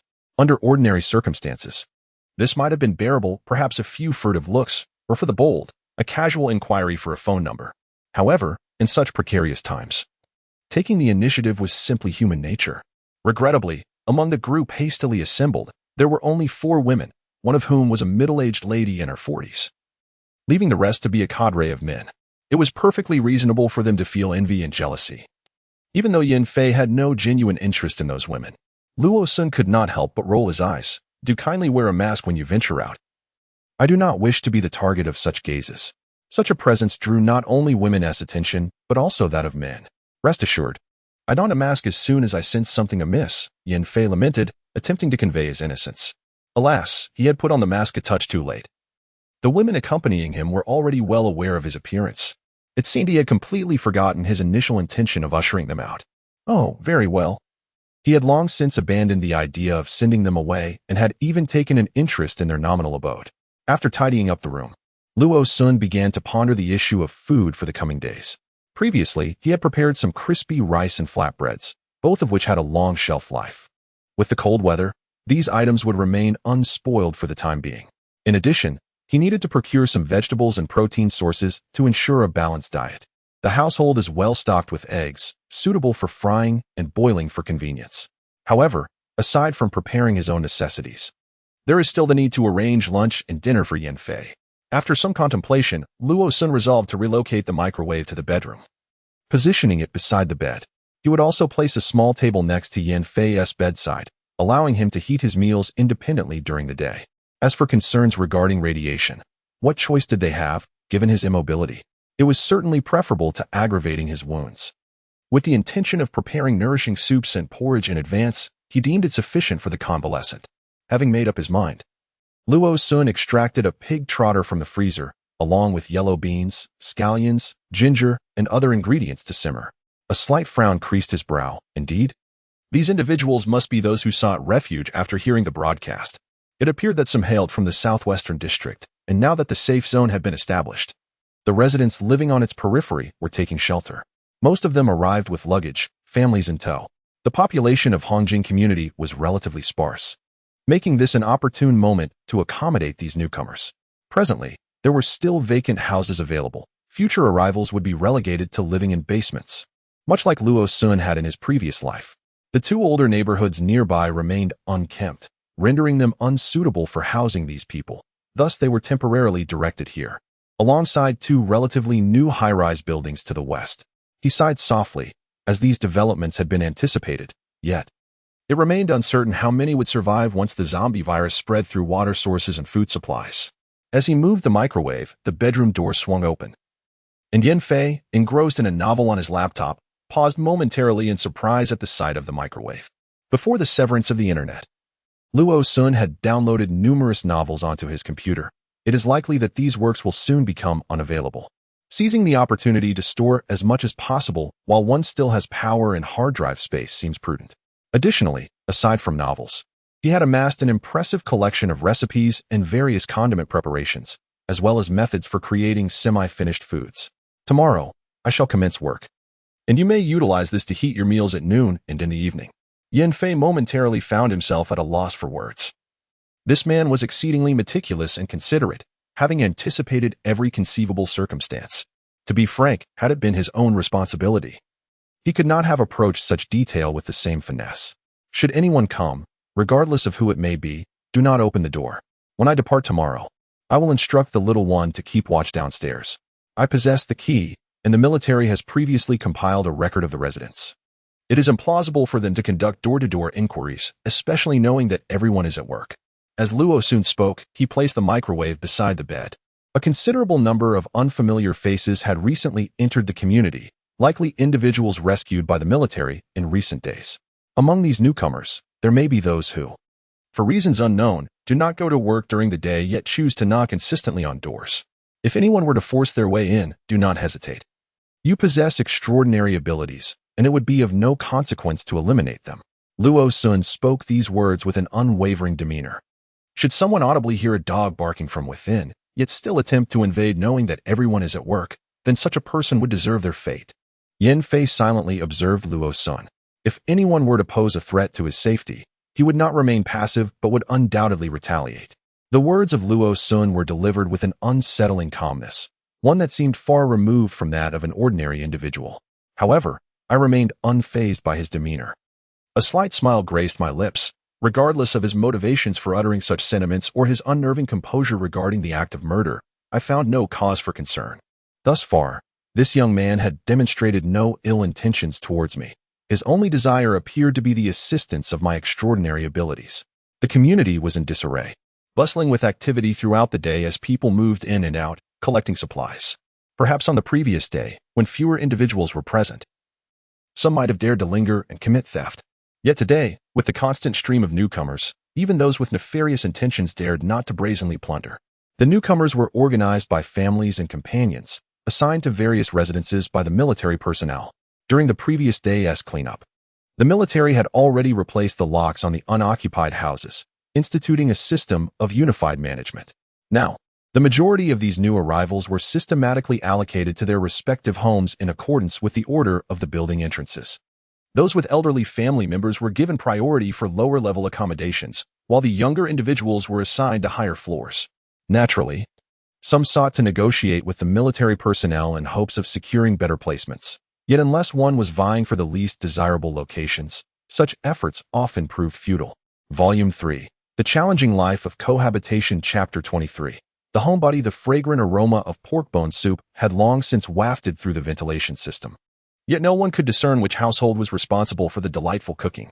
The scent was utterly absent from the corridor, leaving only the tantalizing anticipation of those who silently cursed the fortunate souls who could still enjoy such culinary pleasures in the midst of an apocalypse. Having prepared the soup and sautéed the vegetables, Luo Sun ascended the stairs with a tray of dishes. Upon his second descent for more supplies, he faintly detected voices echoing in the corridor. Surprised, he quickly heightened his vigilance and retreated into a small compartment. This building, where he resided, was not only precariously perched at the topmost floor but had also remained devoid of new inhabitants throughout the day. Who would choose to dwell on such a high level? The surveillance camera clearly captured the scene unfolding in the corridor. 2 armed soldiers escorted a group of several young individuals to the 16th floor. The newcomers appeared youthful, likely college students, and as they navigated the stairs, their excitement was palpable despite the exhaustion of the climb. There were 2 vacant rooms on this floor, with the innermost and the adjacent ones already occupied, leaving only these 2 remaining. One of the soldiers pointed to the empty rooms and addressed the group. "We have 5 people. Which of these 2 rooms is larger?" A particularly astute young man inquired promptly. "Room 1601 is a 3-bedroom apartment. The 2 in the middle are both 2 bedrooms. If the 5 of you are to stay, 2 pairs will have to squeeze in. Is it really considered cramped if 2 share a room? Have you seen the size of our university dormitories? We often have 4 to a room. What is dorm life compared to this? In our old high school dormitory, 8 people shared a room, which was truly cramped. By nightfall, the air was thick with the odor of smelly feet. Over the past few days, I feel as though I have lost several pounds. Brother Bing, are those 2 rooms over there occupied by girls?" One person pointed at Luo Sun, his eyes gleaming as he inquired with the soldiers. "What are you thinking? They are far from beautiful," came the retort. "Those rooms are filled with men." The 2 soldiers, in truth, were unaware of who resided in room 1604. Yet they deliberately made such claims, reveling in their penchant for mischief. Indeed, a chorus of lamentation arose from the 5 single men in that room as they followed the 2 soldiers into 1061. Luo Sun, who had witnessed the entire scene, let out a sigh of relief. 5 lively university students were certainly preferable to the gloomy, shrewd old-timers. Across the hall, 5 male university students had moved into room 01. After swallowing the rich pig's trotter soup, Yin Fei suspected that once his injuries healed, he would undoubtedly be fattened up by Luo Sun. University students? Isn't the adjacent room still vacant? Yes, it remains unoccupied. No one has moved in yet. Throughout the day, very few people had entered Building 7. It was puzzling why these 5 university students had chosen this location, particularly on such a high floor. Be cautious on your way tomorrow. You might consider engaging with those 5 university students. It is certainly safer to travel in a group than to be alone. Luo Sun was taken aback. Gazing in surprise at Yin Fei, who smiled and winked at him, there were even reports of a robbery in the neighborhood yesterday. Making a few friends can never be a disadvantage. Indeed, it is preferable not to be overly familiar, yet it is always better to embark on endeavors accompanied rather than venture forth in solitude. Yin Fei is currently injured, and despite the prowess of his abilities, he cannot venture outside immediately. Luo Sun does not expect anyone to come to his aid in times of peril. Rather, he seeks the comfort of companionship during ordinary times. When in the company of others, those with malevolent intentions are likely to overlook a group of vigorous young men. Nodding in understanding, he continued to feed him soup. The little creature nestled at their feet, blissfully gnawing on a pork bone, exclaiming with delight. Even lacking substantial meat, the aroma is simply irresistible. Having meticulously prepared the essentials for the following day, including tools and provisions, the two retired early, extinguishing the lights and drifting into slumber.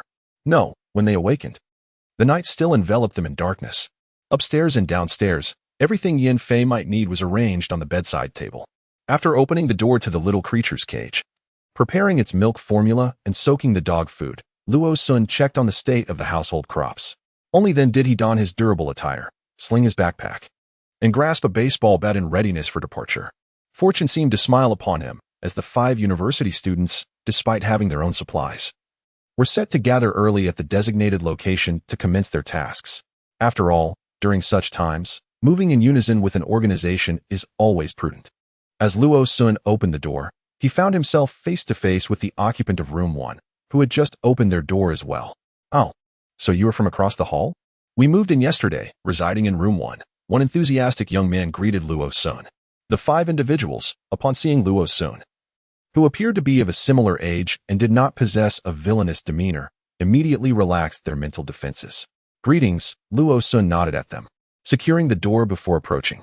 Adjacent to the first door was the staircase. "Are you all preparing to go to work?" he inquired. "Indeed, we must," replied a rather stout young man. The soldier mentioned yesterday that the base might soon mandate that all personnel entering must engage in work. If one fails to partake in public construction within a specified period, their points may be confiscated. Suddenly, another asked, "By the way, do you live here? Or have you also escaped in recent days?" "My home is right here. I only moved in recently before this unfortunate event transpired." "What about you?" The 6 gathered, conversing as they descended the stairs. "We're from X University. We are all roommates and classmates." "X University? That's not too far from here. How is the situation at your school?" Upon hearing Luo Sun's inquiry, the group sighed collectively. One of them spoke, "To be honest, we are not quite sure." The night before the zombie outbreak, a prophetic post appeared online, predicting that the following day would herald the apocalypse.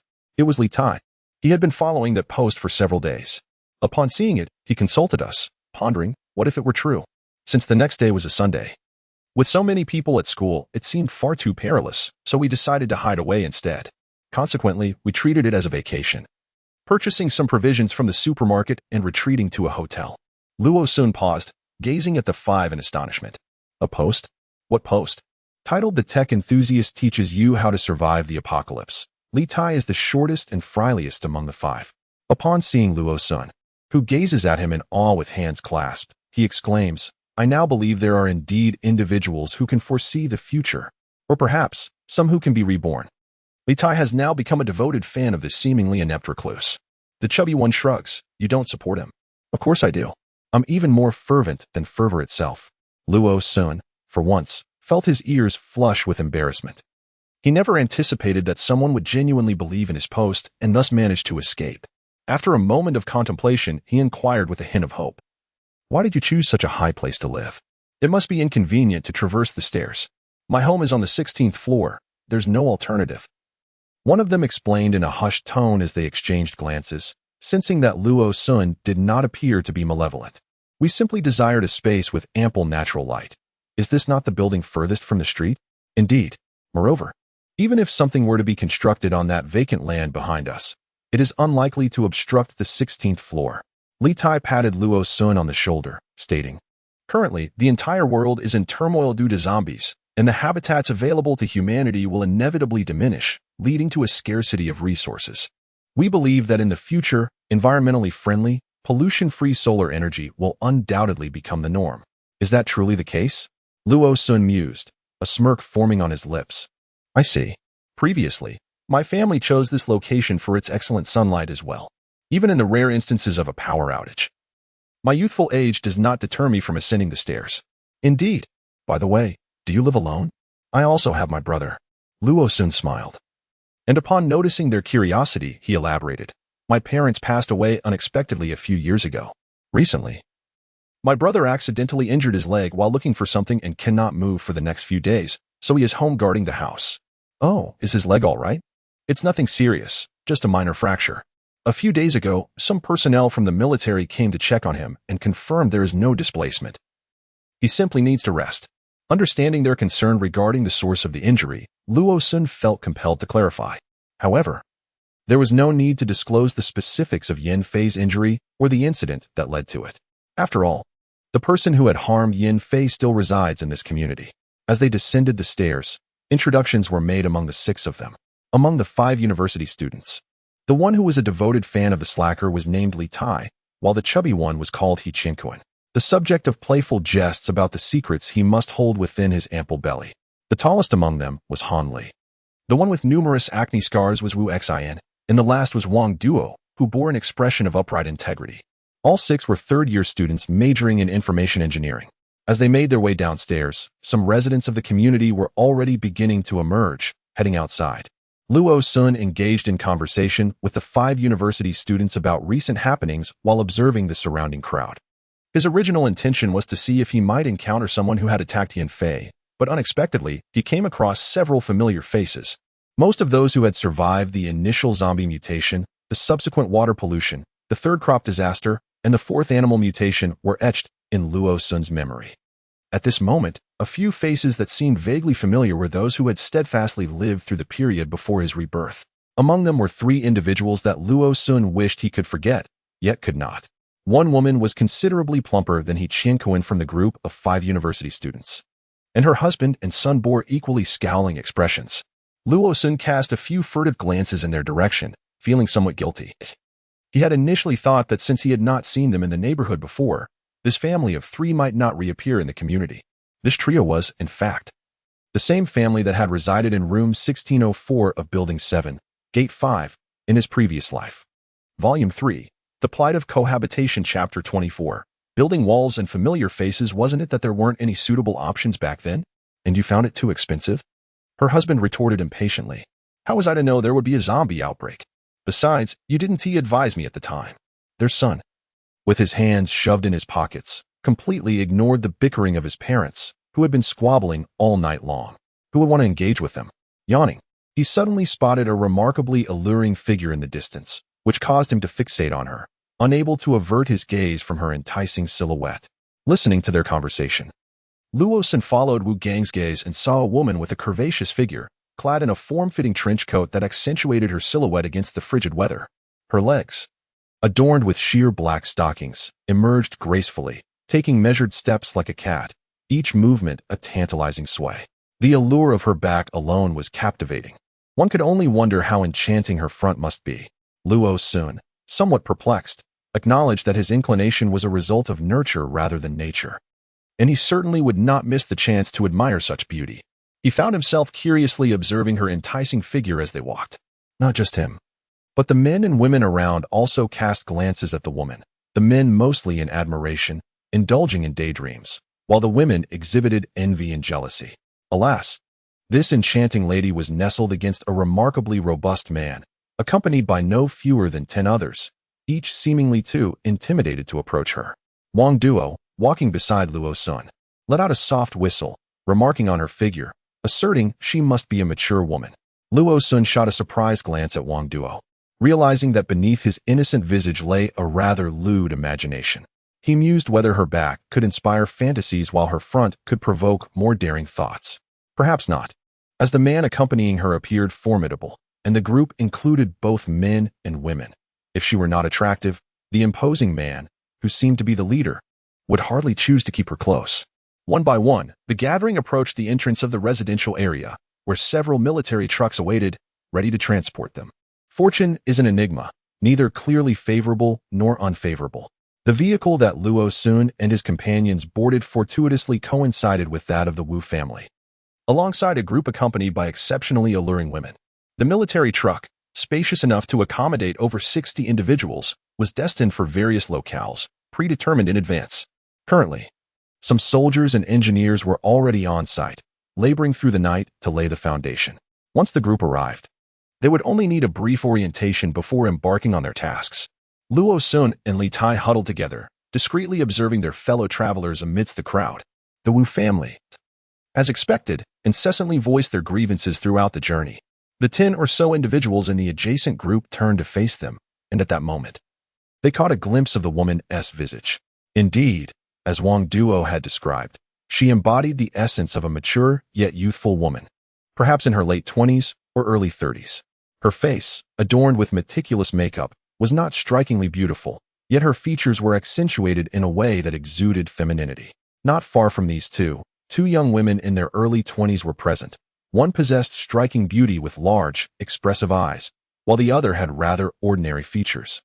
Easily lost among a crowd, Luo soon raised an eyebrow, suddenly harboring serious suspicions that this group might be plotting against Yin Fei's faction. Observing a burly man resembling an iron tower, he perked up his ears and, amid the cacophony, faintly discerned the name Su Guo, confirming his suspicions. He discreetly extracted his phone, feigning a call, and captured several clandestine photographs of the group. Alas, the phone lines were now down.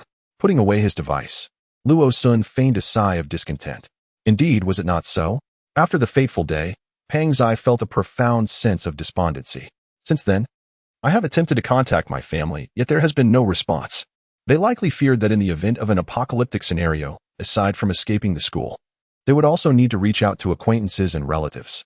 Alas, following the catastrophe, I have been unable to establish communication with anyone. But what if they have found refuge elsewhere? Just look at the swift response of the military. It has only been a few days, and they have already delineated safe zones.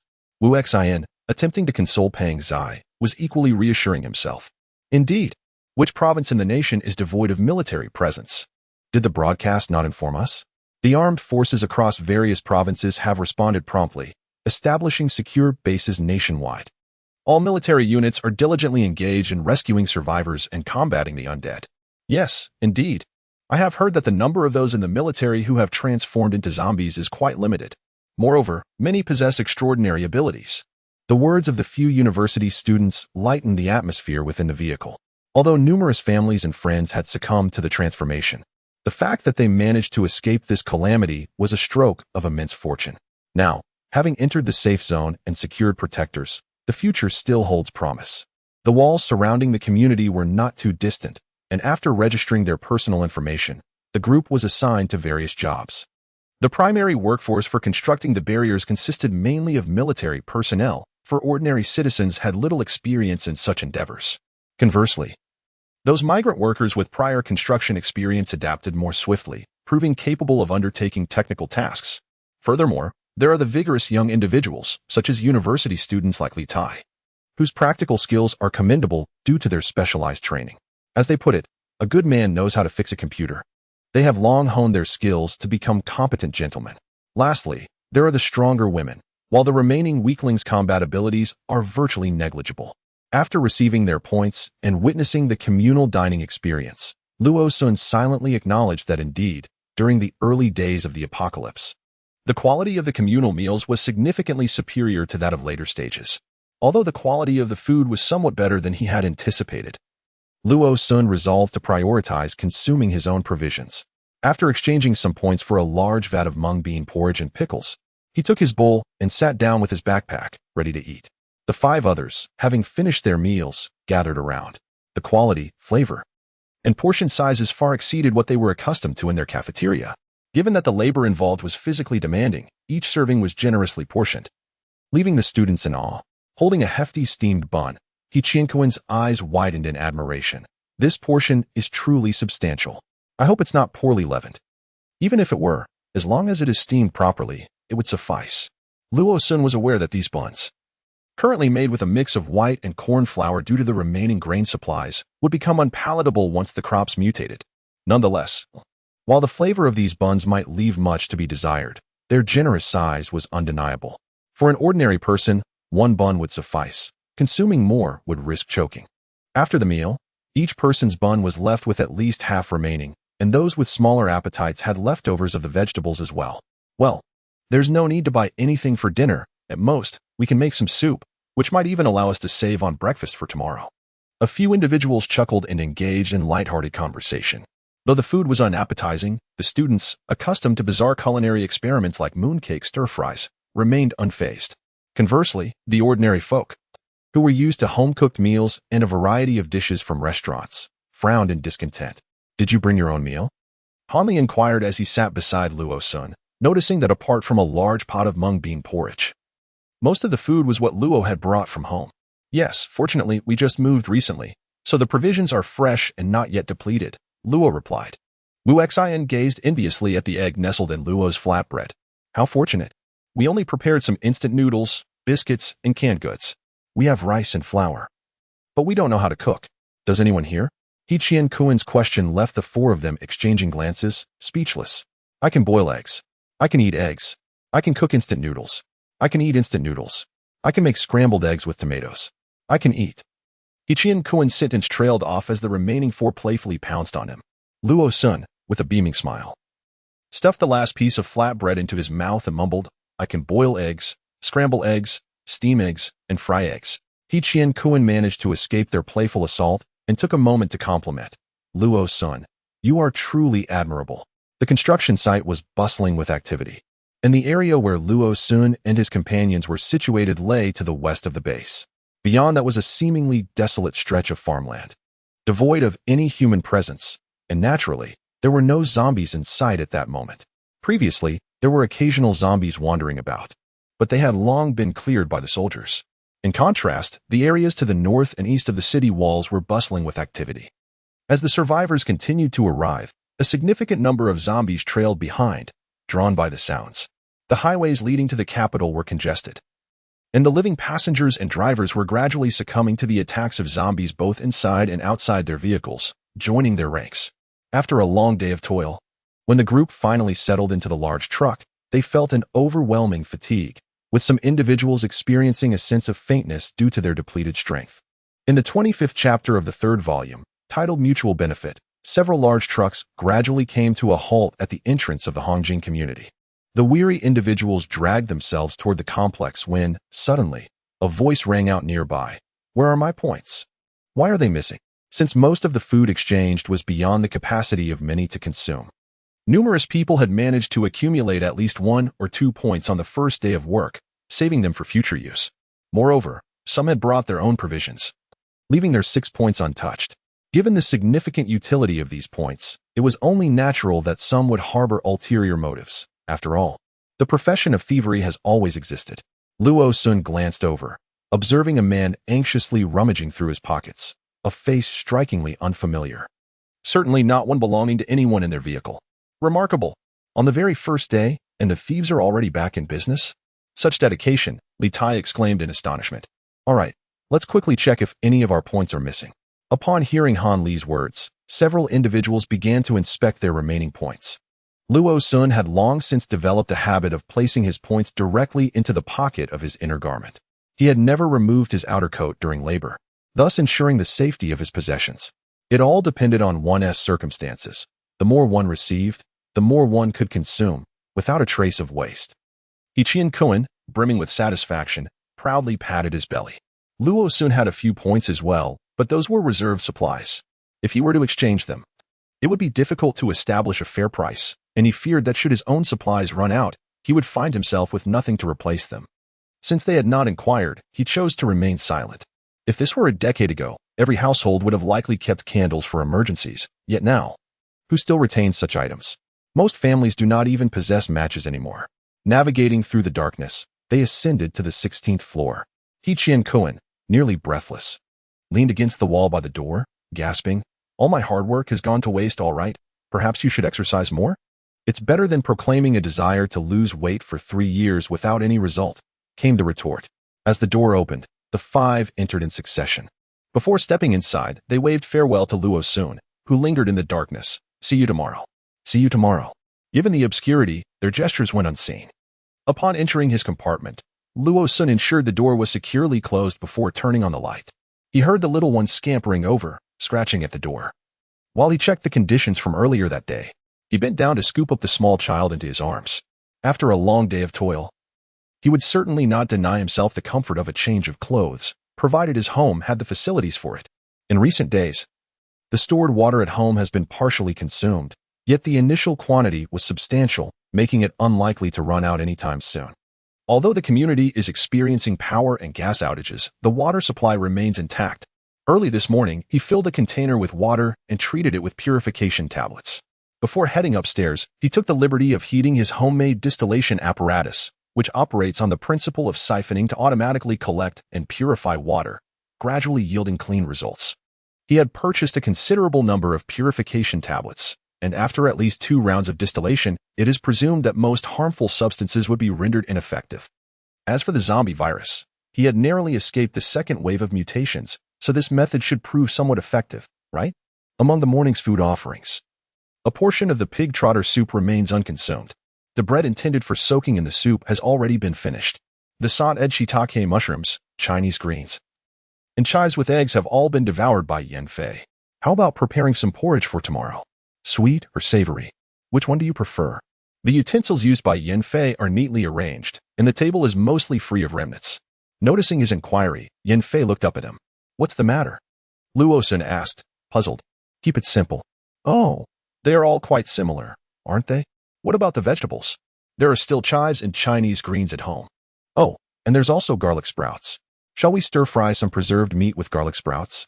There's a bunch hanging on the rooftop of the first floor. There's no need for such complexity. Yan Fei's expression turned serious as he smiled faintly. I feel much better today. I tried using my abilities while eating with a spoon during the day, and I should be able to help you prepare some food. Do you have any ingredients? If so, please place them by the bedside, and when I have the strength during the day, I can assist you. Really? Luo Sun's eyes sparkled with excitement. This was truly splendid news. Overwhelmed, he stood up and paced around the room twice. Wait a moment, I'll fetch something. He dashed into the adjacent small bedroom and rummaged through some steel plates and pipes, all of which he had salvaged from the building materials market on the first day of the apocalypse. This is... Yan Fei was momentarily taken aback as he gazed at the schematic. It was the blueprint for a crossbow. The 2 he had were handmade, yet regrettably crafted from wood, which rendered them less lethal and significantly curtailed their range. Why not purchase one if you fancy such things? Yan Fei asked, perplexed. When he first encountered Luo Sun, it was approximately 3 days post-apocalypse, and by that time, he already possessed a crossbow, indicating that it must have been conceived before the world changed. Otherwise, how could it be so effective? If it was indeed crafted prior to the apocalypse, why not simply buy one outright? Luo Sun shrugged. Such items are not easily obtainable. What's available online are merely toys. I saw someone making one with accompanying blueprints, so I decided to give it a try, and the results turned out quite well. He then looked at Yan Fei with eager eyes. If I could create a metal crossbow, the bolts could be replaced with projectiles, akin to a slingshot, compact, yet allowing for a greater capacity. This blueprint is specifically for a hand crossbow designed to utilize metal balls, which I modified out of boredom after completing my household chores before the apocalypse. If you could assist me in crafting it, I could carry a greater number of ammunition at once. All right, I shall give it a try. Yan Fei raised an eyebrow, pondering whether this child had previously been an enthusiast of wilderness survival. After all, what ordinary person would delve into such subjects?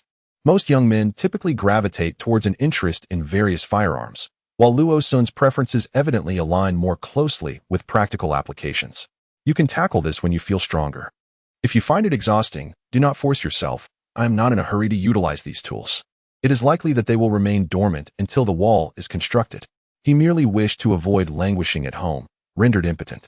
In his past existence, he was accustomed to others relying wholeheartedly on him, yet he had never experienced dependence on others for sustenance. Even during the rare instances of illness, he would never shirk his responsibilities, especially when the person in question was several years his junior, bearing an innocent visage.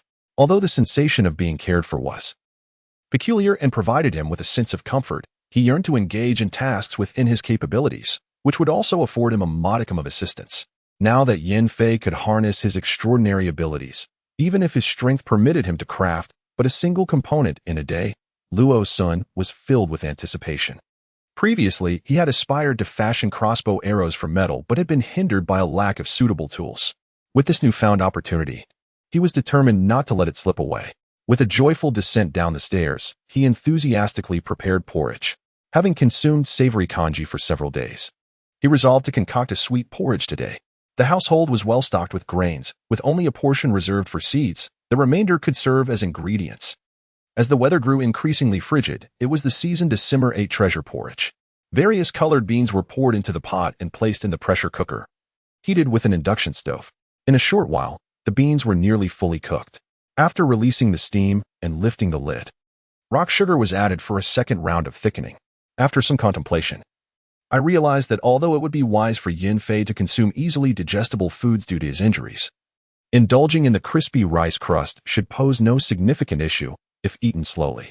I selected a piece of cured meat and cut it, then snipped some green onion shoots from the balcony, washed them, and prepared them for stir-frying. I also retrieved a piece of pickled vegetable from the jar, chopping it into small bits. Observing this generous array of ingredients, I knew I would have breakfast ready for tomorrow. Returning upstairs, I placed the prepared items on a small table. Luo Sun noticed that Yin Fei had already removed a steel plate, creating a piece as per the blueprint, and was comparing its dimensions on paper. Upon entering, he raised the iron piece in greeting. I'm uncertain if the size is appropriate, especially the thickness. Let me take a look. Luo Sun quickly took it, examining it closely, and confirmed that this iron piece indeed bore nearly identical characteristics to the wooden model he had crafted. Volume 3, The Struggles of Cohabitation. Chapter 26, Entering V, a Triad of Experiences. Given that this item was entirely metallic, I worried that the final product might be excessively heavy and inconvenient to use. Should we consider making it thinner? Yin Fei's eyes scanned the iron piece. Since Luo Sun had never worked with pure metal, he was naturally unaware of the total weight once completed. However, based solely on the weight of the current section in hand, perhaps we should reduce it by a third? If it's too thin, I fear it may not hold up. Upon receiving the metallic piece, it seemed as if another hand lifted a layer from above, causing a third of the material to be unveiled in an instant. This astonishing spectacle ignited a spark of excitement in Luo Sun's eyes once more, as he picked up the finished product and gave it a shake. This should suffice. Glancing up at Yin Fei, Luo Sun sensed a hint of fatigue in his expression and promptly tucked away the component, deciding it best to pause for the day and resume when tomorrow brings renewed vigor. Although Luo Sun was uncertain whether the ability and physical injuries were directly correlated, he deemed it wise not to overexert him, as the steady trickle of water sustains life. Yin Fei did not dispute this, smiling softly as he handed over another piece of metal he had peeled away. In the darkness, Yin Fei turned his head inward. The room's excellent ceiling obscured everything within. Yet, the sound of breathing distinctly emanated from the left, heavier and more labored than in previous days, indicating that he was indeed exhausted. Blinking away the obscurity in his eyes, Yin Fei silently closed them, allowing himself to gradually drift into slumber. The first day at the assigned work location, barring any unforeseen circumstances, would be where they continued their efforts. The morning prior, the military had reiterated this point multiple times. Thus, at dawn the following day, upon arriving at the entrance of the community, everyone climbed once more aboard the truck numbered 11, braving the biting cold as they journeyed back to the site where they had constructed the surrounding walls. Upon reaching the previous day's worksite, they resumed their labor. In tasks of such simplicity, once familiarity set in, their pace naturally quickened. Apart from occasionally purchasing a hot soup to stave off the chill, Luo Sun prepares all his meals himself, ensuring they are nutritionally balanced and hygienic, which is far superior to the communal dining of a large pot. Moreover, he routinely prepares meals in advance for Yin Fei, making the task second nature to him.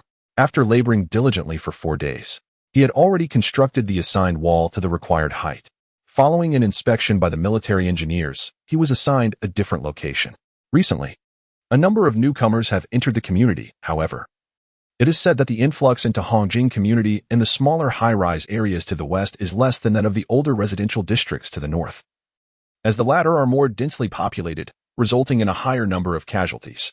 The most tragic situation is found in the eastern bungalow district, primarily inhabited by migrant workers who have come to City A, many of whom engage in small trades or work in wholesale markets. The bungalow district's windows and doors are flimsy, and the high population density, coupled with the narrow pathways between courtyards, offers little refuge in the event of a disaster, exacerbated by the clutter strewn about the alleys. Most of those residing in this area are not affluent. Many share cramped quarters of just a few square meters. According to information gleaned by Wang Duo, who presents himself as upright but is, in reality, rather lecherous and gossip-prone, the residents of the bungalow district have largely perished, with fewer than 10 individuals rescued. The area was already known for its dilapidated structures, and although it has now been deemed a safe zone, the military has resolved to demolish and rebuild it. Rosun recalled the matter, aware that in later years, that area had been transformed into a residential district, with buildings reaching 7 stories high and closely spaced between floors. However, upon his arrival, he was unaware that it had been constructed post-disaster. As he took hold of the somewhat weighty crossbow, a smile spread across his face. Yan Fei, after crafting all the components, effortlessly began to assemble them. It became evident that Rosun's blueprints were exceptionally precise, with no discrepancies in proportion. The accompanying instructions detailed the assembly sequence, clearly indicating the potential challenges one might encounter at each stage. Following the instructions meticulously ensured that mistakes would be avoided. Loading the crossbow, Rosun aimed at the reinforced target he typically practiced with and released a bolt, which struck with a satisfying thud, embedding itself squarely in the bullseye. Fortunately, his aim had not faltered.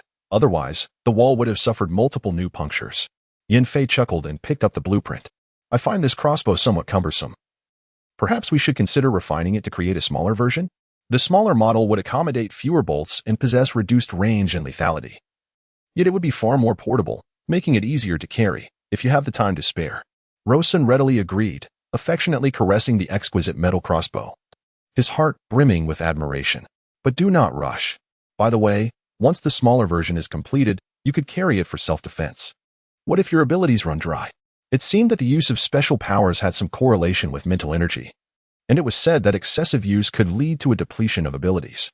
Yan Fei raised an eyebrow, seemingly well informed about this. Have there been any outsiders who mentioned such things? There was no further inquiry into the topic. As for the bullet, I can take my time crafting it when I'm well. By the way, today I made an attempt to get up and could manage to move about a little. Hey, it takes 100 days to heal from bone injuries, so why the urgency? Luo Sun widened his eyes. This individual appeared delicate and demure, resembling a fragile beauty.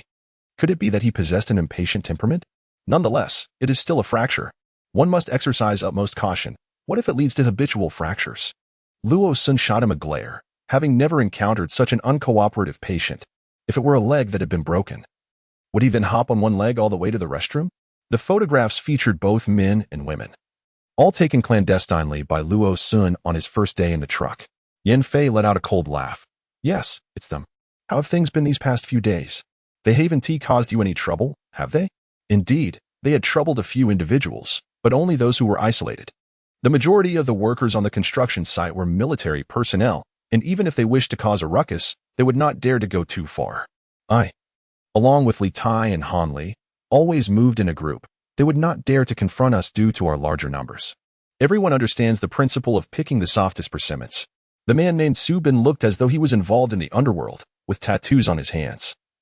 Such individuals are adept at discerning the winds, speaking appropriately to whoever they encounter. Those who had faced trouble and lost points were mostly the kind who would not dare to utter a sound even if pricked by a needle. Although Luo Sun and his companions appeared to others as mere university students yet to step beyond the school gates, such youthful individuals are often brimming with fervor. And a slight provocation could easily incite a commotion, potentially attracting the attention of soldiers, which would not bode well. That is agreeable. Yan Fei lowered his gaze, lost in contemplation. Some endeavors, when undertaken for the first time, require an inordinate amount of time to accomplish, yet by the second or third attempt, the pace quickens significantly. So small, delicate and compact, it fits in the palm of one's hand. Luo Sun swiftly tested it, confirming its lethality. Although its range pales in comparison to that of a large crossbow, it is certainly sufficient for self-defense. A smile graced Yan Fei's lips. A hint of pride in his demeanor. This crossbow can be carried with you for protection. I cannot speak to its efficacy against zombies, but it will undoubtedly suffice against humans. Of course it will. As long as one is within proximity, this crossbow can certainly penetrate the human body. Aside from its inability to accommodate gunpowder like firearms and its limited range, this device bears little distinction from a handgun. It is more than adequate for dealing with lower-tier zombies and ordinary individuals. What do you think of equipping a finely crafted crossbow with bullet-like projectiles? Such an enhancement would surely augment its lethality. In recent days, with no other outlet for his energy, Yin Fei has redirected his full attention toward improving these devices, preparing to unleash a remarkable display of brilliance.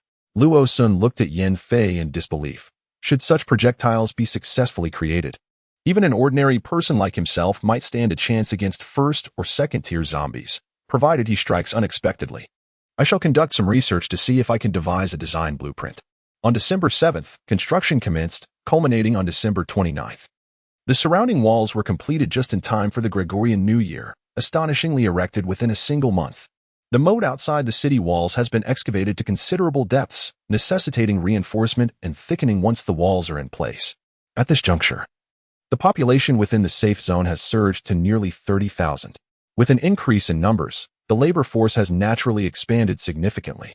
Although the population within the safe zone has yet to reach saturation, the manpower available for constructing defensive fortifications has nearly sufficed, particularly with the existing military personnel.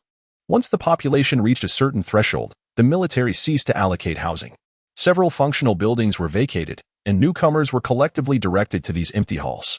In the southwestern district, approximately 30% of the vacant rooms remain, available for rent through a points or grain leasing system. Previously rescued individuals, such as Hanley and his companions, are reportedly required to pay some points after the new year to continue ensuring their living conditions. However, should they wish to relocate, they must adhere to the same conditions as newcomers, relying on points, grain, or labor for rent. Following the completion of the walls, the previously leveled bungalow area must be reconstructed, and the urgent tasks of gathering supplies and rescuing trapped individuals loom large. Although the military has deployed a considerable number of personnel for search and rescue operations, it remains insufficient in light of the dire conditions within the city. The difficulties are further compounded by the ongoing need for subsequent construction within the safe zone, rendering the situation persistently tense. Nonetheless, the majority have opted to take a few days of respite, granting themselves a brief holiday as the new year approaches. A city, northern base. What is this? Several individuals gathered around a peculiar corpse, which, though once human in form, now bore little resemblance to its original shape. This was the creature that had nearly led to the annihilation of a small team, a singular monster. Just one. How could a mere single entity have brought a group of nearly 10 to the brink of extinction? Indeed, the incident had unfolded abruptly. This zombie had been intermingled among ordinary zombies, which contributed to the chaos. Was it truly just this one? Or were there others lurking among the undead? In truth, the soldiers had simply been caught off guard. This type of zombie, while possessing greater strength and swifter speed than the average, was still merely that. For now, at least. Silence enveloped the room, no one daring to break the stillness for a considerable time. Very well. Let them haul this specimen away for examination to ascertain the cause of its secondary mutation. One could only hope it was an isolated case, rather than a sign of evolution. Rose Sun hummed a melody as he busied himself in the kitchen. Yin Fei lounged on the living room sofa, tugging on one side of a rope along with the little one. The issue of fractures sounded severe, yet in reality, it posed minimal hindrance.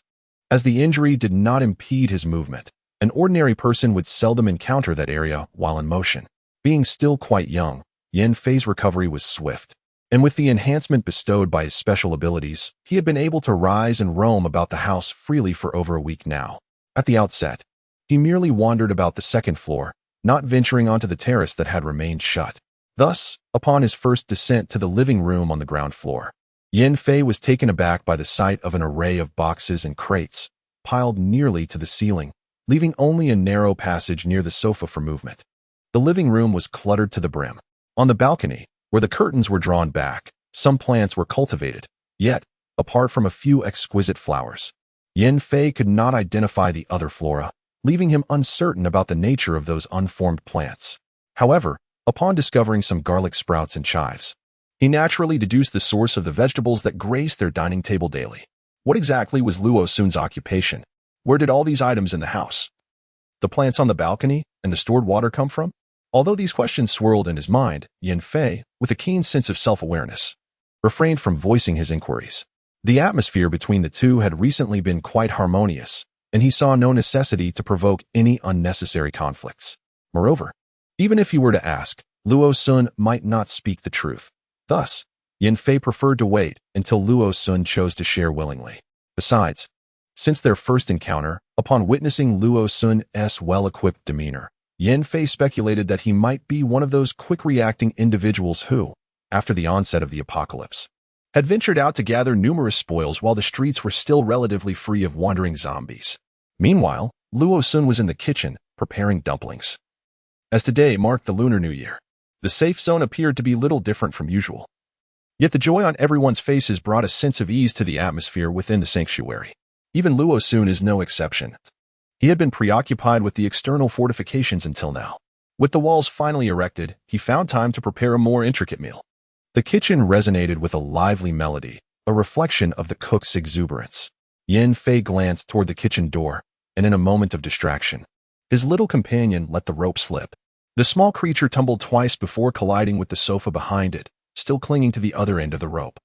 Gazing up at Yin Fei with a pitiful expression, after a moment's contemplation, Yin Fei decided against continuing the playful antics with the little one and instead rose to approach the kitchen entrance. Luo Sun donned an apron, and before him on the countertop lay two generously filled bowls of stuffing on the left, while the right side held a cutting board with a rolling pin positioned between the board and the fillings.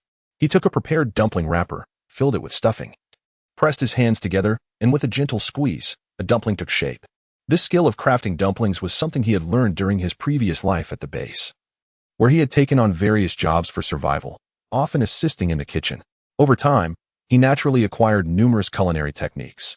However, the flour he used back then was not the refined white flour of today.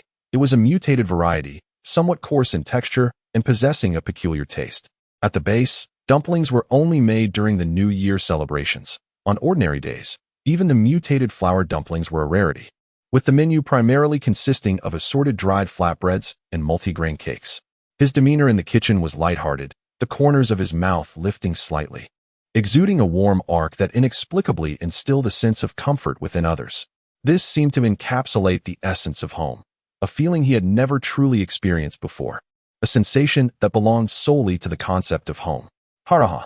The little creature waited for quite some time, yet Yin Fei paid it no mind. It dropped the rope and dashed to the kitchen, panting with its little tongue out, wagging its tail at the two. Luo Sun, hearing the commotion, casually glanced towards the door, only to be startled by the sight of one large and one small figure, one leaning against the door frame and the other playfully wagging its tail at him. How did they both arrive here? Do you need assistance? Assistance?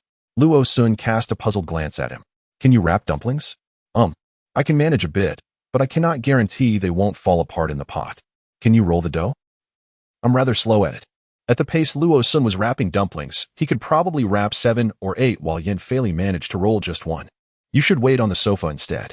With a resigned glance at him, the young master, possessing the face and hands of a privileged heir, now found himself burdened with an injury, a fracture. Luo Sun dared not rely on him. I can give it a try, truly. Yin Fei felt his dignity was being belittled. He sought to prove himself. Focus on your recovery. I will teach you again during the Lunar New Year. Luo Sun was eager to use up all the flour and filling, as the finished dumplings could be frozen, ensuring that even in times of culinary haste, there would be ready meals at home. Lunar New Year? Yin Fei's brow arched, and the corners of his mouth curved upward in a manner he did not consciously realize. Lunar New Year? Celebrating the New Year together? Those words indeed stirred a sense of anticipation within him. He instinctively replied, knowing there was no suitable place for him to stand in the kitchen. It would be inconvenient for him to enter. By the way, who came looking for you earlier? It is those university students in the officer surnamed Ding, the short one who came to register that day. They did not enter, but seemed to have proceeded directly to room 1601. Thus Yin Fei remained unaware of their intentions. It was mentioned that they planned to venture outside the safety zone to gather supplies after the new year. This prompted Luo Sun to decide to prepare extra dumplings today. Venture outside the safety zone? Yin Fei's expression tightened, pondering what supplies they intended to collect. There is an abundance of necessities, as the resources within the safety zone are alarmingly scarce, with nearly everything in short supply. The military personnel are not numerous either. In addition to organizing labor to construct various facilities, they must also eliminate the nearby zombies, leaving their numbers woefully inadequate. It seems that after the new year, points will be collected per person as rent for housing, and given the shortages within the safety zone, residents can exchange gathered supplies for points. Suddenly, the kitchen fell into silence. After a long pause, Yin Fei spoke. I will accompany you. No need. Luo Sun did not look up. Thus he failed to notice the sudden grimace on Yin Fei's face. We have arranged to leave on the 4th. Your injury has yet to heal. Did you not consult the doctor within the community? Although you recover swiftly, it would be best to rest for another month or so. What is wrong with you? Luo-sun only lifted his gaze towards the doorway halfway through his sentence, catching sight of the handsome man whose presence eclipses all beautiful women. His face darkened by a heavy aura, his eyes gleaming ominously. I am not a woman. There is no need to confine oneself within the walls of one's home, as if one might shatter at a mere touch. I certainly did not intend to convey such a notion, realizing that I may have inadvertently wounded another's pride. Luo-sun engaged in a brief moment of self-reflection and promptly clarified, you have only just begun to recover. There is no necessity to jeopardize your progress by venturing out prematurely, lest all be in vain. The destination of our outing is a place with which I am quite familiar, a construction materials market to the north. I visited it on the very first day of the apocalypse and encountered no zombies. Lieutenant Ding remarked that the area has been largely cleared by the military and poses little danger. Our objective is merely to procure the necessary materials. What do you require us to fetch? Why must you accompany us? Yin Fei discerned the ambiguous aspect of Luo-sun's explanation and promptly pointed it out. Pausing in his task of preparing dumplings, Luo-sun smiled. It is because I am proficient in utilizing solar energy equipment that they have sought my assistance. Isn't there a few panels outside the balcony window? Yin Fei inquired. Those were installed by me. They are capable of harnessing solar energy and converting it into electricity. Some individuals in the military are aware of such equipment, though they lack detailed knowledge, which is why they came to consult me. Luo-sun had not anticipated that this would lead them to him. Fortunately, his alibi was that prior to the apocalypse, he had purchased a set of equipment for a friend in the countryside, intending to deliver it by car before the world fell apart.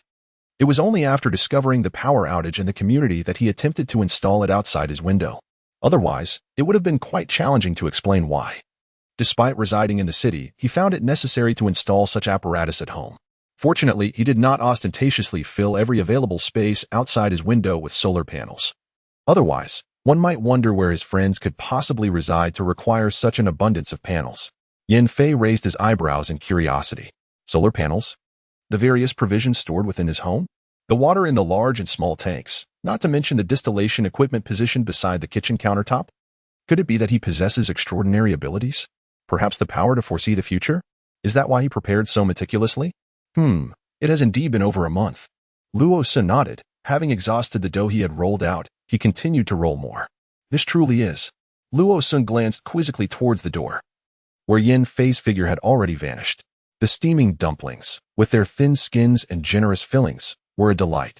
It had been a long time since the two men had enjoyed such handmade dumplings, and now they devoured them with such fervor that their chopsticks flew about, rendering their movements nearly indecipherable.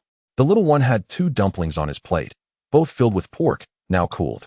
Although curious about this human delicacy, he did not seem particularly fond of it, opting instead to play while sampling it occasionally with a few tentative licks. They polished off 4 plates in one sitting, 2 vegetarian and 2 meat, leaning back against the sofa, unable to straighten their backs. Luo-sun could only chuckle in response. The news had not specified how many lives had been lost, nor how many had succumbed to becoming zombies. What were the precise numbers of survivors in the various bases? How vast was City A, and what was its population? So far, only 5 temporary bases had been established, to the north, east, west, southwest, and northeast. Based on the calculations from the southwest base where Luo-sun is located, even if other bases possess similar capacities, the combined population of the 5 bases would amount to a mere 150,000 individuals. Even with the addition of the military, should City A have a total of 100,000 soldiers, that would still only make for a population of 250,000. Yet, what is the permanent population of City A? At least 20 million. He let out a long sigh, imbued with the aroma of dumplings. What is the matter? Yin Fei also felt overwhelmed. Consuming such a large meal was truly uncharacteristic of him. To alleviate the bloated sensation in his stomach, he resolved to engage in conversation to aid digestion. It's just, the atmosphere here is so harmonious, somewhat. Unlike the pragmatic news of the post-apocalyptic era, current reports prefer to sugarcoat reality rather than cover matters of true significance. This is surely the case. Otherwise, the people below would be thrown into disarray and without hope. Who knows what calamities could arise? Yin Fei glanced towards the balcony, uncertain of what Luo-sun had cultivated. Yet those small trees and plants thrived lushly. seemingly oblivious to the winter season. The room was quite warm, even before the apocalypse. Achieving such a temperature at home during this weather was no small feat. Luo Sun had initially amassed a considerable amount of metal materials, yet he had not anticipated encountering Yan Fei. Thus, he prepared only the quantity he might need.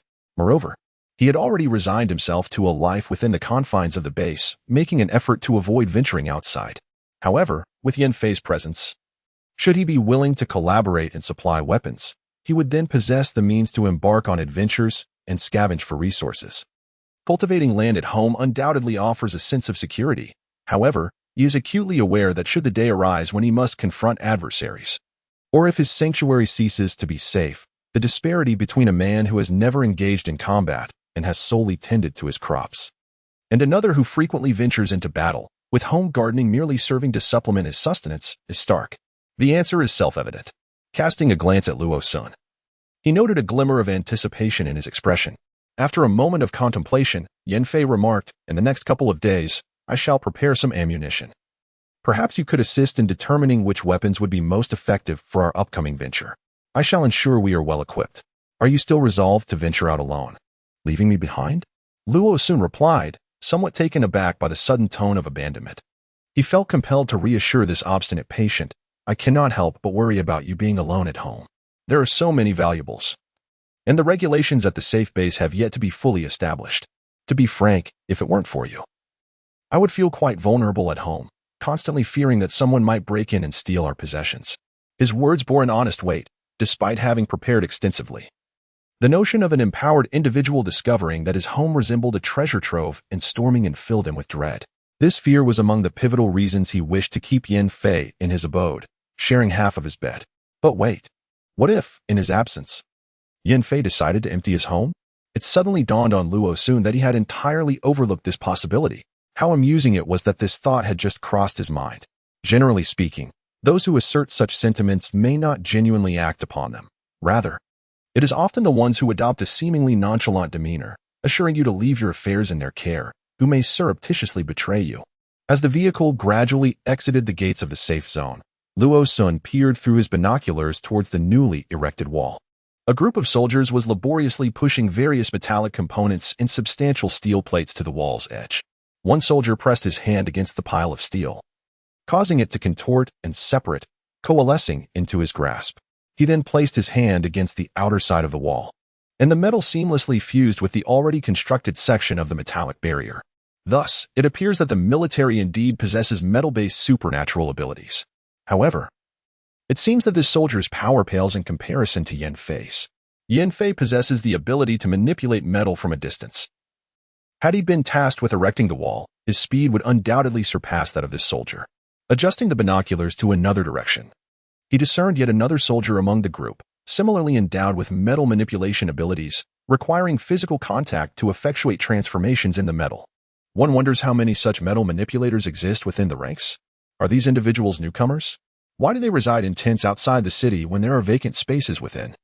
Qian Kuan quietly inquired of his companions. "Do you know? But what does that have to do with this?" Fatty responded, perplexed. Oh. Had you mentioned it sooner, I would have understood earlier." Luo Sun and his companions were seated in a military jeep, opting not to drive their own vehicle. Although Luo Sun possessed a car, it was rather fragile, suitable for transporting goods within the safe zone, yet utterly inadequate for adventurous excursions beyond its confines. Thus, on this outing, an agreement was made with Lieutenant Ding and his companions to borrow a truck to procure supplies from the building materials city. The vehicle was operated by Wang Duo, who was adept at driving large trucks, while Han Li occupied the passenger seat, and the remaining individuals were situated in the cargo area. Accompanying them was another military truck, populated by soldiers. Aware that Li Tai and his group were students specializing in computer-related fields with a certain degree of practical skills, the military sought their assistance to establish an information network within the base, aiming to expedite the development of an internal network and restore communication. Most of the military's personnel with expertise in this domain had perished during the collective mutation, leaving them to seek external aid. On this expedition, the materials being sought included not only solar panels, primarily overseen by Luo Sun, but also various related supplies required by Li Tai and his companions. Fortunately, the building materials city was the largest in the vicinity, containing all such items. It was possible that they might also acquire some materials for Yin Fei's housing project. Remarkably, the rental fees for the vehicle were waived, and half of the supplies on board could be claimed by the group. Aside from the essentials for constructing the machine room, Li Tai was particularly in need of solar charging equipment and PVC pipes. As he was an ardent admirer of self-sufficiency and wished to cultivate vegetables at home. During this excursion, Luo Sun aimed to procure several backup batteries and a substantial quantity of steel.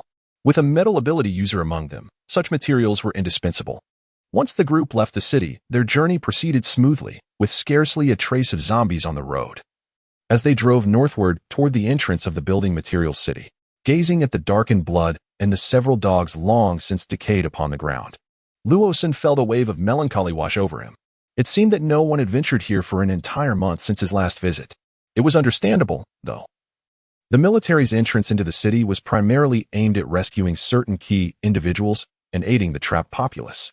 Most of those who had entered the safe zone had immediately engaged in the task of constructing barriers, even when venturing outside the city to gather supplies. The common goal was to raid various supermarkets, who would come to a construction materials depot in search of food. Luo Sun had previously been here, directing others to drive straight to the solar equipment store.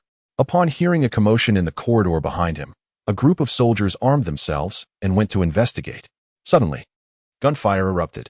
Hearing the shots, Han Li's complexion paled, and his hands trembled as he clutched his equipment. Luo Sun swiftly caught him, reassuring, "Do not be afraid. They're safe." It was likely that some zombies had evolved to the stage of possessing basic crystal cores, yet they remained no match for these armed soldiers. Even if the soldiers faltered, Luo Sun felt confident in handling these rudimentary mutated zombies. "Thank you. I understand," Han Li replied, a slight flush gracing his cheeks as he hurriedly carried his equipment outside. "There should be a warehouse at the back. Let us move these items first before we investigate further." Luo Sun quickly assessed the space, noting that the shelves reached up to the ceiling, filled layer upon layer with solar charging devices. If all these items were loaded onto the small truck they arrived in, there would be no room left for anything else. He called in 2 soldiers and instructed them to at least remove half of the load. Luo Sun then took out the modified metal crossbow and dragged He Qiankuan outside to assess the situation. Despite He Qiankuan's corpulence and seemingly lack of sharpness, he was, in truth, a quintessential computer enthusiast. His expertise in various devices, DIY techniques, and the optimal configurations for different machines was unparalleled. Although He Qiankuan's size rendered him less helpful for physical tasks, Luo Sun, unfamiliar with the necessary computer equipment, required the assistance of someone well-versed in that area. "How about we bring a soldier along?" Seeing the portly figure of He Qiankuan, who was nearly 3 times his size, cautiously glancing at him while calling for a soldier, Luo Sun nearly struck him in exasperation. "Fine, I'll summon a soldier for you." 2 soldiers, is that satisfactory? "All right, as long as they have firearms." He Qiankuan nodded emphatically, even managing to amuse the soldiers who were younger than him by a year or 2. "Who has the brother here?" Luo Sun inquired as he scanned the names of the shops on either side. "Yes, there is one. It has already been eliminated," one of the soldiers replied. "There might be others around, so let us exercise caution when we proceed. This shop over here has useful items," He Qiankuan pointed out, indicating a store. Luo Sun hastily noted down the address, planning to return after they had finished packing to retrieve their belongings. As they conversed, they searched for the shop, meandering through the aisles until they found themselves deep within the innermost corridor. Tomorrow seemed bleak. At the earliest, they would not be ready until the evening. "By the way, hadn't you previously exchanged for charcoal? Why, then, are you still unable to prepare a meal? What good is charcoal without pots, bowls, or pans? The small pot you gifted us last time could indeed be utilized, but the charcoal burns too slowly and with so little water. We have resorted to subsisting on instant noodles for several days." He Qiankuan wore a look of grievance, having hoped that acquiring charcoal would mean hot meals. Yet the reality was rather disappointing. It would be better to simply purchase food from the external service window, where at least some of it is still warm. Luo Sun gazed skyward in silence, truly at a loss. "Ha, zombies." Before he could finish his thought, a zombie stumbled out from the room at the end of the corridor. 2 soldiers promptly stepped forward, raising their weapons to aim for the creature's head. Bang, bang. Just as they engaged this zombie, who could have anticipated that another would come rushing out from within? The second zombie moved swiftly, bypassing the first and charging directly at the 2 soldiers. They hastily fired at it, but in their rush, they failed to properly adjust their aim, only managing to hit its body. With a thud, the zombie fell, its form twisting momentarily before it ceased to rise. Wow, that was accurate. Luo-sun, have you trained for this? He Qiankuan looked at Luo-sun with admiration, who had just lowered his crossbow. Yes, I practiced shooting birds. Without retracting his crossbow, Luo-sun cautiously advanced 2 steps. The 2 zombies lay lifeless, and fortunately, there was no third in the room. The 2 soldiers exchanged glances, pondering whether this situation appeared to be protected by civilians. Wait a moment, could the lethality of the crossbow he wielded be classified as contraband? However, in the current context, private firearm possession was largely overlooked, provided one did not cause disturbances within the safe zones. Moreover, it was not a firearm in the conventional sense. Despite its firepower being comparable to that of a handgun, the primary crystal core was diminutive. This item not only replenished the abilities of supernatural beings, but was also said to potentially serve as an alternative energy source in later stages. Yet, as of Luo-sun's reincarnation, this technology seemed far from widespread. Regardless, this object was undeniably valuable, standing alongside points as a viable currency. The distinction lay in the fact that points were only applicable within the base, whereas crystal cores were universal across all regions with established bases. Patrons frequented each shop, procuring the necessary supplies. Some required minimal materials and took only a portion, marking their notes for future retrieval with a larger vehicle. Li Tai slapped his forehead, hastily kicking open the door to the neighboring hardware store to continue his scavenging. The squad leader appeared bewildered, quickly stealthily approaching the main entrance. Luo-sun contemplated for a moment, then climbed onto the rooftop of a shop, employing binoculars to survey the situation. His expression shifted with concern. The external conditions did not yet resemble a zombie tide. The gathering of zombies was not extensive. Yet it was evident they were trailing after a group of people heading southward. Even though the target had long since vanished from sight, they remained undeterred in their relentless pursuit along the path they deemed correct. Who could these individuals be to attract such a multitude of monstrosities? The southwest base ought to be grateful that its walls had been partially constructed. Otherwise, the surge of zombies could have led to chaos within the safe zone. Hurry. We are almost there. Several modified jeeps sped ahead, gradually leaving the horde of zombies behind, and at last, safety seemed within reach. Brother, just ahead. Indeed, the southwest base had erected its walls. It should be able to withstand the onslaught. The man wearily adjusted his glasses. That scoundrel Wang Hung has come along too. If it weren't for their commotion, would so many zombies have been drawn here? Let us set that aside for now. The western base appeared increasingly unstable, with hardly anyone left to repair the walls. Until yesterday, construction had been sparse. We managed to escape in time, otherwise we might never have had the chance to venture out again. Wu Changquan understood well that even before the apocalypse, he and Wang Hung could never truly be at each other's throats, let alone in this dire situation. In a world where everyone's survival was uncertain, squabbling with Wang Hung would only benefit others. Regardless, we finally have a place to call home, don't we? Oh, there's a line at the entrance. Damn it. With so many zombies trailing behind, we still have to queue? A subordinate discreetly swallowed hard. Weren't these zombies attracted by their convoy? If the individuals inside were to discover this, it would undoubtedly prevent them from entering. A group of people perched upon the rooftop, too fearful to speak above a whisper, hesitant to kindle a fire for sustenance, and even reluctant to tear open a plastic bag. All in dread that the passing horde of zombies outside might catch wind of their presence and invade, treating them as mere morsels. A small contingent of soldiers, including Luo-sun and Li Tai, totaling 16 in number, crouched silently on the rooftop, counting stars without daring to utter a sound. Fortunately, they had anticipated such a scenario prior to leaving the city and had made preparations for an overnight stay outside. Luckily, the zombies at the onset of the apocalypse possessed a keen sense of smell but lacked acute hearing, allowing them to remain undetected as long as no loud noises were made. Yet, it was still quite vexing. Damn it. Let me find out who lured this multitude of monsters here, or I shall gladly knock out their teeth with a single punch. Qiankuan declared vehemently, shaking his fist in frustration. With so many creatures about, I suspect someone must have attracted them while passing through the city center. To draw such a crowd and still remain unscathed, it is likely that a vehicle is essential, yet among those who drive, there must be an ability user. Or at the very least, someone armed. Luo-sun rationally assessed the feasibility of delivering a beating. Qiankuan immediately felt deflated. Why don't I possess any abilities? In truth, Qiankuan, you had already awakened your powers before the apocalypse. Wang Duo wrapped an arm around He Qian-kuan's shoulders, maintaining a firm grip. He claimed that the chubby fellow had a higher body temperature, providing warmth. Given the frigid weather, it was just the right remedy to warm his hands. What abilities! Though he was certain that no good news would come from this, He Qian-kuan still held on to a glimmer of hope and inquired. To eat. Such an insatiable appetite. To have cultivated such a corpulent figure, is this something an ordinary person could achieve?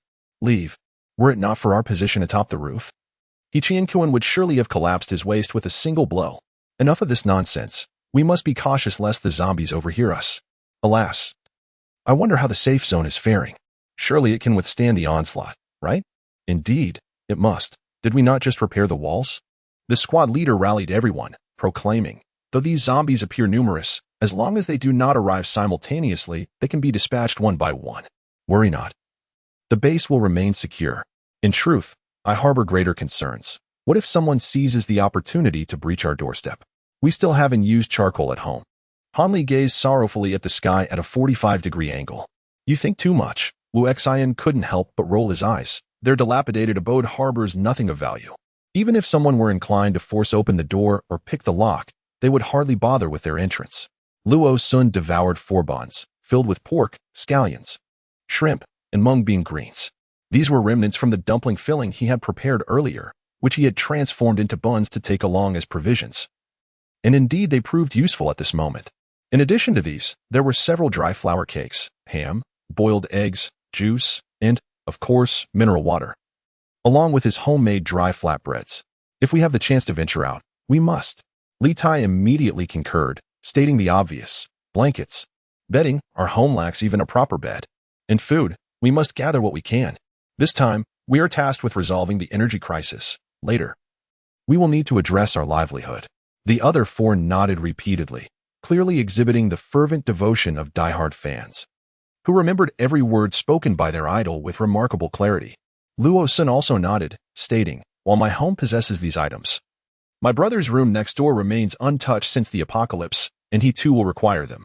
Moreover, while the situation remains relatively secure, it would be prudent to venture out a few more times. Otherwise, we shall find ourselves with nothing left to sustain us. Our home has not prepared any spare clothing for Yan Fei, so we must assist him in procuring some. Indeed, we shall assess the situation tomorrow. 3 days had passed. Yan Fei stood on the balcony, his gaze icy as he observed the flurry of activity at the entrance of the adjacent building. These individuals had only entered the community yesterday, and based on prior information, Yan Fei surmised that the zombies outside the safe zone were likely drawn in by these newcomers. They exuded formidable strength. Even without direct interaction, he could sense their power. The majority of this group appeared to be supernatural beings. But what of the supernatural? If it were not for them, Luo Sun would not still be awaiting news. An overwhelming sense of agitation churned within Yan Fei, an impulse threatening to erupt at any moment. Noticing the shift in his aura, the little creature had refrained from playfully tugging at his pant leg since early morning. Indeed, since Yan Fei had regained mobility, he had become a significant presence in the household, and the little one quickly accepted him as another master. There was no animosity felt towards either his master or himself, thus allowing the creature to freely gnaw at his pant leg. Volume 3, The Harrowing Life of Cohabitation, Chapter 28, The Grieving Woman. In the small room adjacent to the kitchen, there lay mushroom logs for cultivation, seedling boxes, worm bins, and glass jars shielded from light, harboring mealworms among other items. The entire chamber resembled a hamster's nest. Before his departure, he had advised himself on what to disregard and what to address immediately should any discrepancies arise. He pondered over the contingency plans for depleted water and electricity. Which items could be neglected temporarily, and which could be replaced if they failed. Reflecting on this now, it felt akin to drafting a will. Alas, a sense of weariness enveloped him, and a flicker of confusion danced in Yan Fei's eyes. A space that once radiated warmth now felt hollow, merely due to the absence of one person. Ascending the stairs to the second floor, he noted that the crops on the terrace were still sparse, with several large empty racks and vacant boxes arranged in one corner. He mused that there were still grains and flour at home. Perhaps they would not be needed until the following year for planting wheat and rice. Goodness, why was he increasingly embodying a grieving woman? He strode to the edge of the terrace, where he could clearly observe the situation below. Judging by the circumstances, those individuals must have entered the base the night before last, settling into the makeshift hall, repurposed from a supermarket, bank, and mall designated for those lacking abilities and points. The following day, they took residence in this community. The individuals permitted to enter this area undoubtedly possess extraordinary abilities and demonstrate considerable strength, qualifying them for such accommodation. Apart from these individuals, another group has also settled in a different building, seemingly accompanying them. Yanfei's gaze sharpened momentarily, revealing a flicker of lethal intent. At that moment, he could not articulate the tumult of his emotions, yet he was acutely aware that he was indifferent to the fate of these people. If Luo Sun were to encounter peril, then let them accompany him to the grave. Bang! Bang! At last, the situation had been tidied up sufficiently. A soldier exhaled in relief, casting his eyes towards the nearby intersection, where no other moving entities were in sight for the time being. Indeed, these creatures are relentless, persistently advancing along the main road towards us. Fortunately, they currently react only to sound. Had they possessed the ability to see and think like humans, our survival would be in jeopardy. Thankfully, that is not the case. Otherwise, it would be wise for us to consider collective self-destruction. A few soldiers, who had just finished clearing the zombies surrounding the perimeter of the safe zone, exchanged light-hearted banter. Over the past few days, those zombies had been incessantly pressing towards the northern gate of the safe zone, instilling a profound fear in everyone. Fortunately, these zombies were not limitless. After this wave is eradicated, the area outside the gate should remain safe for the time being. The temporary surveillance point originally established outside the gate had been dismantled 5 days prior when the zombies began to congregate. All those who needed to wait have been temporarily accommodated within the entrance of the safe zone. As anticipated, the majority of those visibly injured, particularly by zombie-inflicted wounds, have swiftly succumbed to transformation into zombies themselves, promptly eradicated by the well-prepared soldiers. I have heard whispers that our safe zone is set for expansion. An old soldier, rifle in hand, leans against the newly erected steel barricade at the back. Expansion? It has barely been completed, and now further enlargement is already on the agenda? I heard that the northern gate has been overrun by zombies recently. Moreover, there have been numerous trucks departing from the western gate, transporting substantial amounts of concrete, rebar, and metal sheets. It seems they are indeed preparing for expansion. Yet, isn't our safe zone already quite sizable? How far have we really come? How many souls inhabit the entirety of City A? Presently, our safe zone can accommodate a maximum of 60 to 70,000, and that includes the barracks. I have heard that higher authorities intend to intensify rescue efforts within the city. Where will the newcomers reside? Precisely, with an influx of people. If even one were to be infected without detection, it could spell disaster. Indeed, the concern is valid. Yet, I remain curious about the method of expansion. Huh? What is that? A vehicle? Luo Sun exhaled deeply, relieved that the steel barricade has been fully constructed. At least the outermost layer of the wall within sight has been transformed into metal. Although this structure may be susceptible to rust due to the mixed materials, it is designed to be smooth and unyielding, and its formation through supernatural means ensures its sturdiness, making it well suited for defense against basic zombies. Just look at the multitude of zombies on the ground. Indeed, we encountered so many over there. What can we expect here? The crowd initially intended to remain discreetly in the building materials market for a few days, biding their time until the troops could effectively eliminate the zombies before taking further action.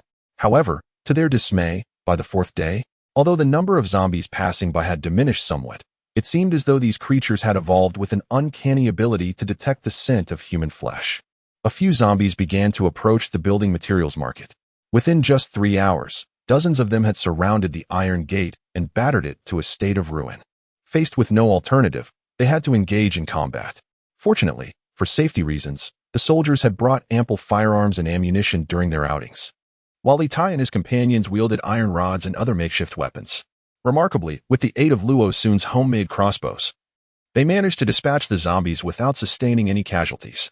Those who returned unscathed were required to wait for a designated period at a specified location, generally. After 5 hours had elapsed, they were free to move about. When Luo Sun's vehicle arrived, it captivated the attention of the onlookers in the street, their eyes gleaming with curiosity, had it not been for the presence of several armed soldiers accompanying the vehicle. Some of the bolder individuals might have approached to discover what was contained within. Nevertheless, many still followed closely behind, eager to see what supplies might be unloaded. Bedding, food perhaps? To their astonishment, they discovered that the elevator in building number 7 was operational. Ichian Kuen's face glowed with excitement. Just the day before, power had been restored. Albeit only twice a day, and everyone hurried to take advantage of it. Otherwise, they would be left to climb the stairs if the power were to cut out again. A soldier familiar with the situation urged everyone to expedite their movements. A group of young men, accompanied by 2 soldiers, swiftly unloaded the items from the vehicle. In no time, the vehicle was cleared, and everyone hurriedly transported the goods to the elevator. Observing the pile of boards, which seemed devoid of any food, the onlookers expressed their disappointment. Some even inquired about the purpose of these items, tugging at Han Li's sleeve, asking, "What are these? Where did you acquire them? What are they for?" "These are materials for constructing beds," Han Li replied, pointing at the solar panels wrapped in packaging that obscured their true form. "We are still sleeping on the ground, and we need to lay flooring at home." Taken aback, the inquirer glanced at the PVC pipes on the ground and murmured in reluctance, "Then what about these pipes? What do you need those for? Isn't your toilet broken and in need of repair?" Wu Xin lifted one end of the boards and complained to Han Li, "Hurry up. I can't manage this alone. It's so heavy." The items brought upstairs were temporarily piled in the corridor. Finally, Luo Sun ascended the stairs, and just as he inserted the key into the lock, the door was opened from the inside. A frigid face glared at Luo Sun.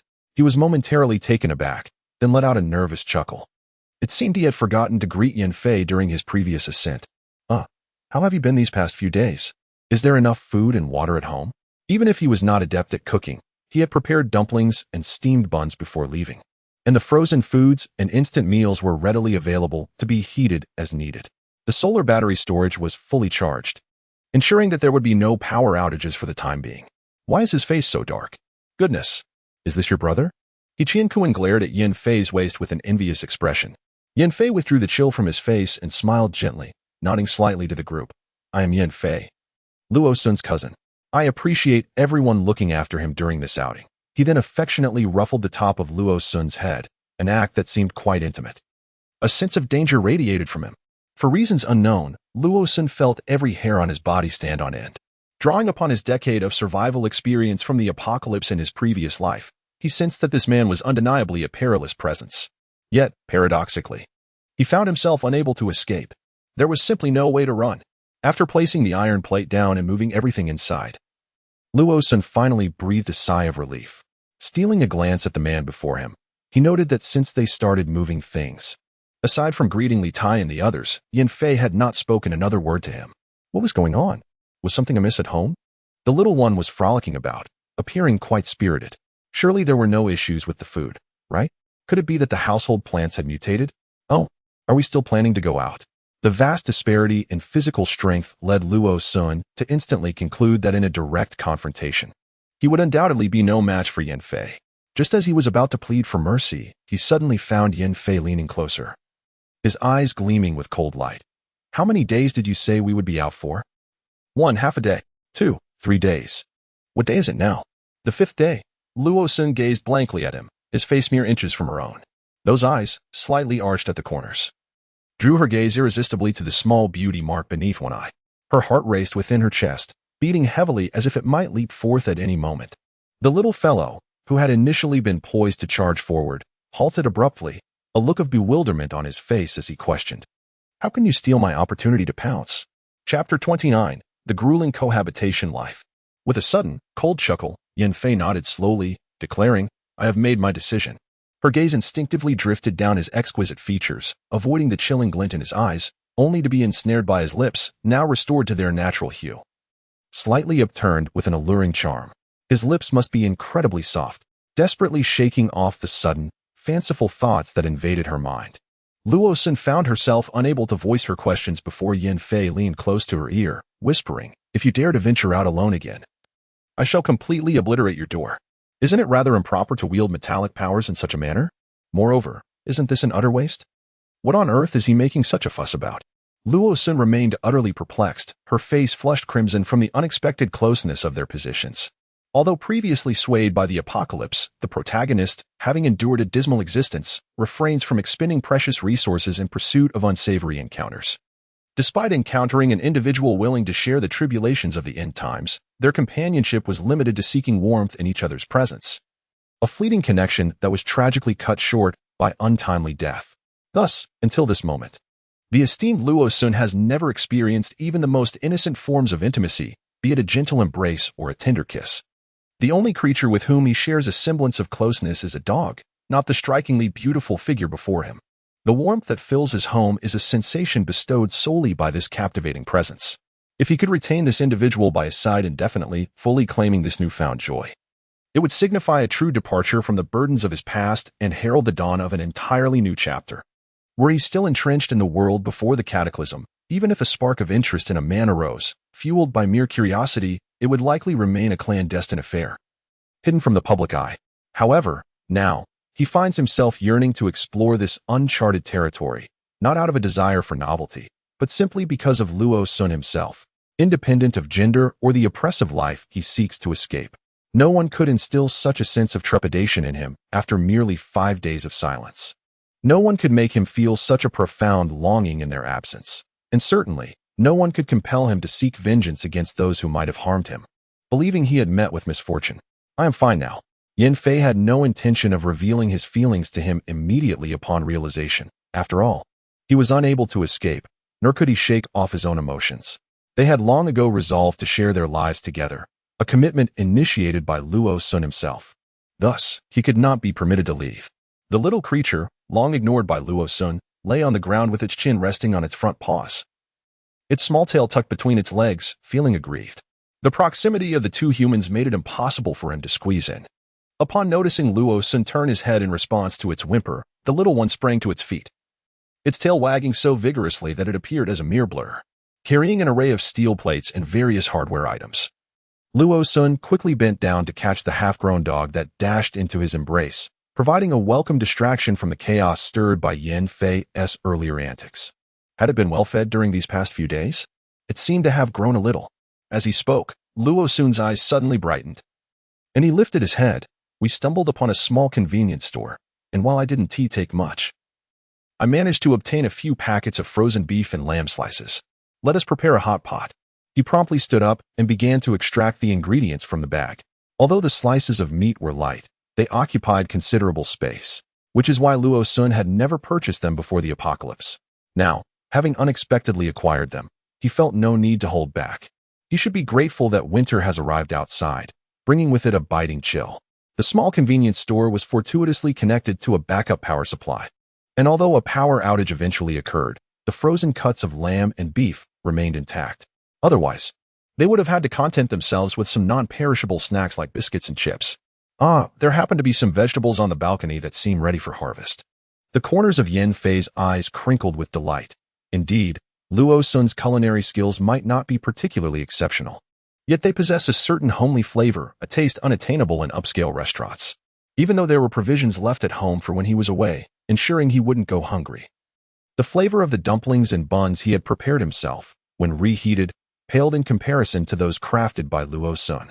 Perhaps it was a psychological effect, or perhaps it was simply that he was dining alone, a mere child in this vast expanse. The beef and lamb slices in the bag had softened, prompting Luo Sun to tuck them into the horizontal freezer. The household freezer was now fully utilized, with 2 compartments in use while one remained as a backup, temporarily unnecessary. Besides the packages of meat, he also received 2 bags of bacon, which he placed inside as well. After changing his clothes and setting aside the steel plate temporarily in a corner, he walked to the balcony to begin harvesting vegetables. The small bok choy planted at home had grown considerably, though still modest in size, enough to be picked for a little indulgence. Additionally, before leaving, Luo Sun had sown some bean sprouts in the warm room, which had now grown quite long, after reserving some for future planting. The remainder could serve as a delightful accompaniment to his meal. Although the variety of vegetables was not abundant, they still provided a refreshing culinary experience. By the way, are there any mutations among these bean sprouts and seedlings? Before leaving, Luo Sun had cautioned Yin Fei that if any peculiar specimens appeared, he should dispose of them. It appears that these plants are growing quite normally, devoid of any strange anomalies, likely due to Yin Fei's diligent handling. There are some that have taken on unusual colors. I removed them and burned them. Yin Fei followed Luo Sun into the greenhouse, observing him as he skillfully picked up each seedling box for a meticulous inspection. Well, let us prepare some casually. I shall plant the remainder first thing tomorrow morning. In the freezer, there are some tofu blocks that Luo Sun had fortuitously purchased from the market before the apocalypse and stored away. It would take at least until next year to harvest the soybeans he planted himself. On ordinary days, to enjoy tofu, one must soak the dry soybeans at home. The early days of the apocalypse were exceedingly hectic. What if one craved tofu during that time? Thus, he wisely opted to freeze some to avoid inconvenience, which has proven useful now. He retrieved the tofu, washed the small bok choy, bean sprouts, and seedlings, and chopped some cilantro, along with taking out a packet each of beef and lamb slices. The two then sat at the table, awaiting the water in the pot to boil. Yanfei had always been indifferent to beef and lamb when enjoying hot pot, preferring the peculiar delights of various mushrooms, tofu skin, fish paste, and beef slices. It had been a long time since he had indulged in such a simple hot pot experience. Despite the complexity and variety of his usual meals, there was an unparalleled sense of peace and comfort in dining like this with Luo-sun. Luo-sun placed some lamb slices into the pot, followed by a handful of small bok choy, lamenting with a hint of regret, "It's a pity we haven't planted any cabbage at home yet." The growth period of cabbage is considerably slower than that of other vegetables, even if one were to commence planting immediately upon renting a new residence. The fruits of labor may not be reaped in time. In truth, since the onset of the apocalypse, Luo-sun has fared relatively well, particularly given his experience in the last days of his previous life, where he often struggled to find even a sip of warm water. Coupled with the extensive mutations of crops in the aftermath of the apocalypse, the produce accessible to the average person is generally of subpar quality. Luo-sun is acutely aware that most crops have undergone mutations, and only a scant few have improved in taste. This understanding is one of the reasons he prioritized the collection of numerous seed varieties at the onset of the apocalypse. Should he successfully cultivate these seeds and uncover some superior strains, his future days would undoubtedly be much brighter. In his previous life, his relatively favorable existence was largely attributed to the emergence of a high-quality, mutated variety among the chives he cultivated.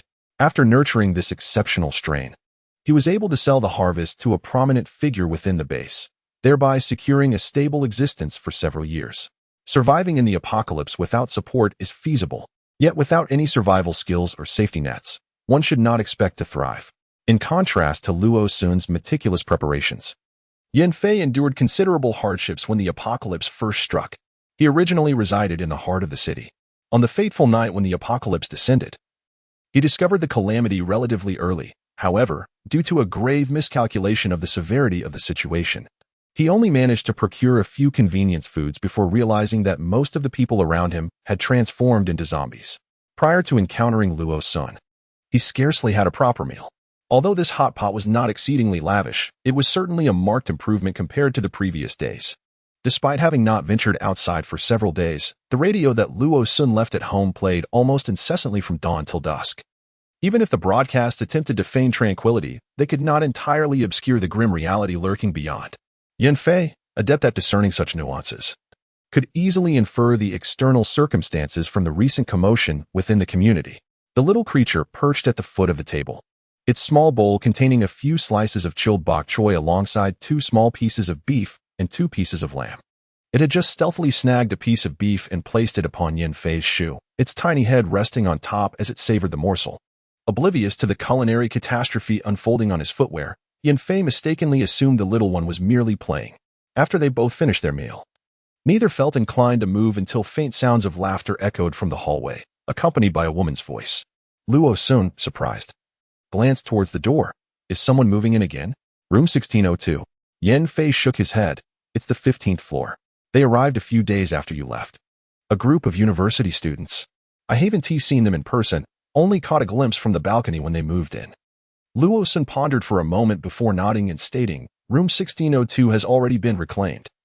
The military personnel are likely aware that such properties will not be disturbed in the near future. Of course, this excludes the older residential areas. When the military conducts operations to clear out zombies in these older neighborhoods, if they can ascertain that the family has predominantly transformed into zombies and perished, and if documents such as property deeds and household registration can confirm the family's demise, they will register the property and collect the belongings for public use, redistributing the housing. Although this process is rather tedious and time-consuming, it ultimately safeguards the interests of the majority. As for the remaining properties, they will eventually be allocated to suitable individuals once a month or so has passed and the population within the base has increased." Yanfei shrugged indifferently. Perhaps the newcomers possess special abilities or other forms of skills. The broadcasts have been urging those with powers to register and assist the base in clearing out zombies and rescuing trapped individuals. Let's wait a couple of days. I intend to enjoy a full day of rest. Luo Sun stretched and yawned. After a moment of reflection, Yin Fei stood up. I'll take care of things. You should wash up and get some rest. Having been busy with various tasks these past few days, he felt capable of managing the household duties.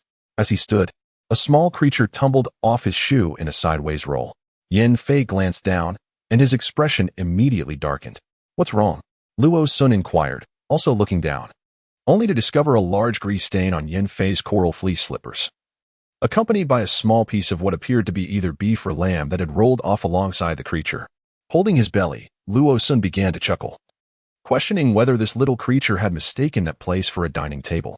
Truly, it was exceptionally talented. Shaking off the pesky mutt, Yin Fei gazed at his hand with evident disgust, remarking, "Your dog is in dire need of training." Luo Sun collapsed onto the sofa, laughing so heartily that he nearly rolled off, gasping, You've stayed home these past few days, yet you haven't managed to train it? You've even willingly offered your slippers for it to use as a dining table. Why has Tia dined on my shoes then? This must be a matter of character." Casting a sidelong glance at the schadenfreude-filled Yin Fei, a captivating smile curled at the corners of his mouth. Suddenly, he extended his hand and smeared the dog's saliva onto Luo Sun's face, causing Luo Sun to tumble off the sofa and onto the floor. "Who does that?" he protested, finally managing to rise from the ground, his laughter nearly rendering him powerless. Meanwhile, the little fellow was now engaged in a fierce battle with a piece of rapeseed, seemingly oblivious to the chaos that had just unfolded between the two. In the third volume, titled The Trials of Cohabitation, Chapter 30, The Fall of West City, Luo Sun stepped into the bathroom for a refreshing shower, utilizing the water from the two large tanks atop the roof. Typically, he would gradually add distilled water, but he now dared not use the tap water directly. As he dried his hair and stepped out, he noticed that Yin Fei had tidied up the living room table, which now bore 2 sheets of paper. What could this be? At this moment, Yin Fei had just emerged from the kitchen and remarked, "It is the notice regarding water safety that was affixed to the door a few days ago. The broadcast has incessantly reminded us about it and even instructed people to collect water purification tablets from designated locations." Luo Sun picked up a sheet and glanced over it. Indeed, it contained guidelines emphasizing that water must be boiled for at least 15 minutes before use, and that water drawn from the tap should be allowed to settle for more than a day, with only the upper layer being taken for use, after which purification tablets must be added to another container. He let out a quiet sigh of relief, as he had always employed these methods for treating drinking water, a habit ingrained from his previous life during apocalyptic times. He was surprised to find that the base had identified the issue and promptly addressed it. Yin Fei scrutinized Luo Sun and, upon seeing him finish reading, said, "I have been treating the water at home according to your methods, and they are quite similar to what is stated here." Luo Su, with a somewhat serious expression, continued to dry his hair. "Caution is prudent. I am also worried about encountering zombies outside and being assimilated into monsters. It would be even more unfortunate to overlook such trivial matters." Indeed, although these methods were rather cumbersome, they were not difficult to conceive with a bit of thought. Since moving into Luo Sun's home, Yin Fei had observed his meticulousness regarding such matters, making his cautious behavior entirely understandable. With this in mind, Yin Fei suddenly smiled and inquired, "Did you often engage in wilderness survival activities in the past? Or do you have a fondness for camping?" Luo Su's expression froze, and after a prolonged contemplation, he finally uttered, "I am a homebody, a military enthusiast, a wilderness survival aficionado, and a recluse of sorts." While the term homebody is typically understood in a singular context within the country, the astute Yin Fei, possessing a modicum of knowledge, concocted an entirely different interpretation of his words. It must be acknowledged that the human imagination is indeed remarkably potent. Among the two flyers, one serves as a reminder for everyone to prioritize water safety, while the other calls upon the populace to actively participate in base missions, particularly those involving resource collection and rescue operations. Following the advent of the apocalypse, some individuals managed to flee swiftly, fortunate enough to reach the military-established bases for refuge. However, a greater number found themselves trapped within the urban structures, unable to escape. Most of those residing in the base, being from the city, have relatives still ensnared in the urban sprawl, and many influential figures had sent out distress signals at the onset of the cataclysm. Previously, their focus on establishing the base left little room to attend to these individuals, But now that stability has been achieved, it is high time to consider extending aid to those in need. After all, each additional death poses a significant threat to the remaining survivors, as the majority of the deceased are likely to rise as zombies. The 5 university students across the street are no exception. They are intent on studying the invaluable materials left behind by the previous occupants, preparing to craft flower pots, seedling boxes, and the like. Certainly, whether it be Luo's son, Yin Fei, or the 5 scholars across the way, everyone must venture out once more, as their attire, seeds, and other essentials remain incomplete. Moreover, Luo soon still needs to collaborate with Yin Fei in arranging the adjacent room. After enduring 5 days on the rooftop, Luo soon expressed that nothing could rival the comfort of his own grand bed. Climbing onto the bed, he swiftly succumbed to slumber, oblivious to Yin Fei, who quietly entered behind him and stood by the bedside for a moment before cautiously joining him. Yawning, he descended the stairs to find the little one bouncing around the sofa, playfully pouncing on Yin Fei's slippers. The footwear, which had been used as a makeshift dining table by the little one the previous night, had been replaced by Yin Fei, who could not tolerate the large stain of grease. Even without a compulsive need for cleanliness, he found it intolerable. Reflecting on the pool of dog saliva that had been left behind, he had promptly removed the shoes and soaked them in a basin. At that moment, the little one suddenly lunged at Yin Fei's shoe, only to receive a gentle tap on the forehead, causing it to leap back, only to pounce again. And so the playful exchange continued. This delightful interaction between man and dog elicited a chuckle from Luo's son. The little one was the first to notice Luo Sun's descent and promptly abandoned Yin Fei to rush towards him, wagging its tail in a flurry of excitement. Awake? There are some frozen buns in the refrigerator that you left before you departed. I just had 4. Shall I heat a few for you? Yin Fei inquired upon seeing him. Let us have 4 as well, Luo Sun replied. Having spent the last few days outdoors and exerting considerable energy while moving things yesterday, his appetite had significantly increased. Thus, he opted for 4 to satiate his hunger. In the refrigerator, the ready-made meals prepared in the kitchen are intended for daily consumption. Although Luo Sun possesses culinary skills, he seldom wishes to exert himself when fatigued. His ultimate dream is to manage an entire month without igniting the stove, achieving a remarkable feat of preparing a substantial quantity of dishes in one go. Previously, his daily cooking stemmed from the onset of the apocalypse, where the sight of abundant ingredients ignited his enthusiasm, compounded by the presence of an invalid in his household, prompting him to experiment in the kitchen. Scooping a spoonful of porridge as thick as rice, Luo Sun cast a sidelong glance at Yin Fei, whose exquisite visage remained expressionless. Rationally, he refrained from inquiring about the proportions of water and rice used, choosing instead to lower his head and eat in silence. The radio beside them crackled, broadcasting the latest news.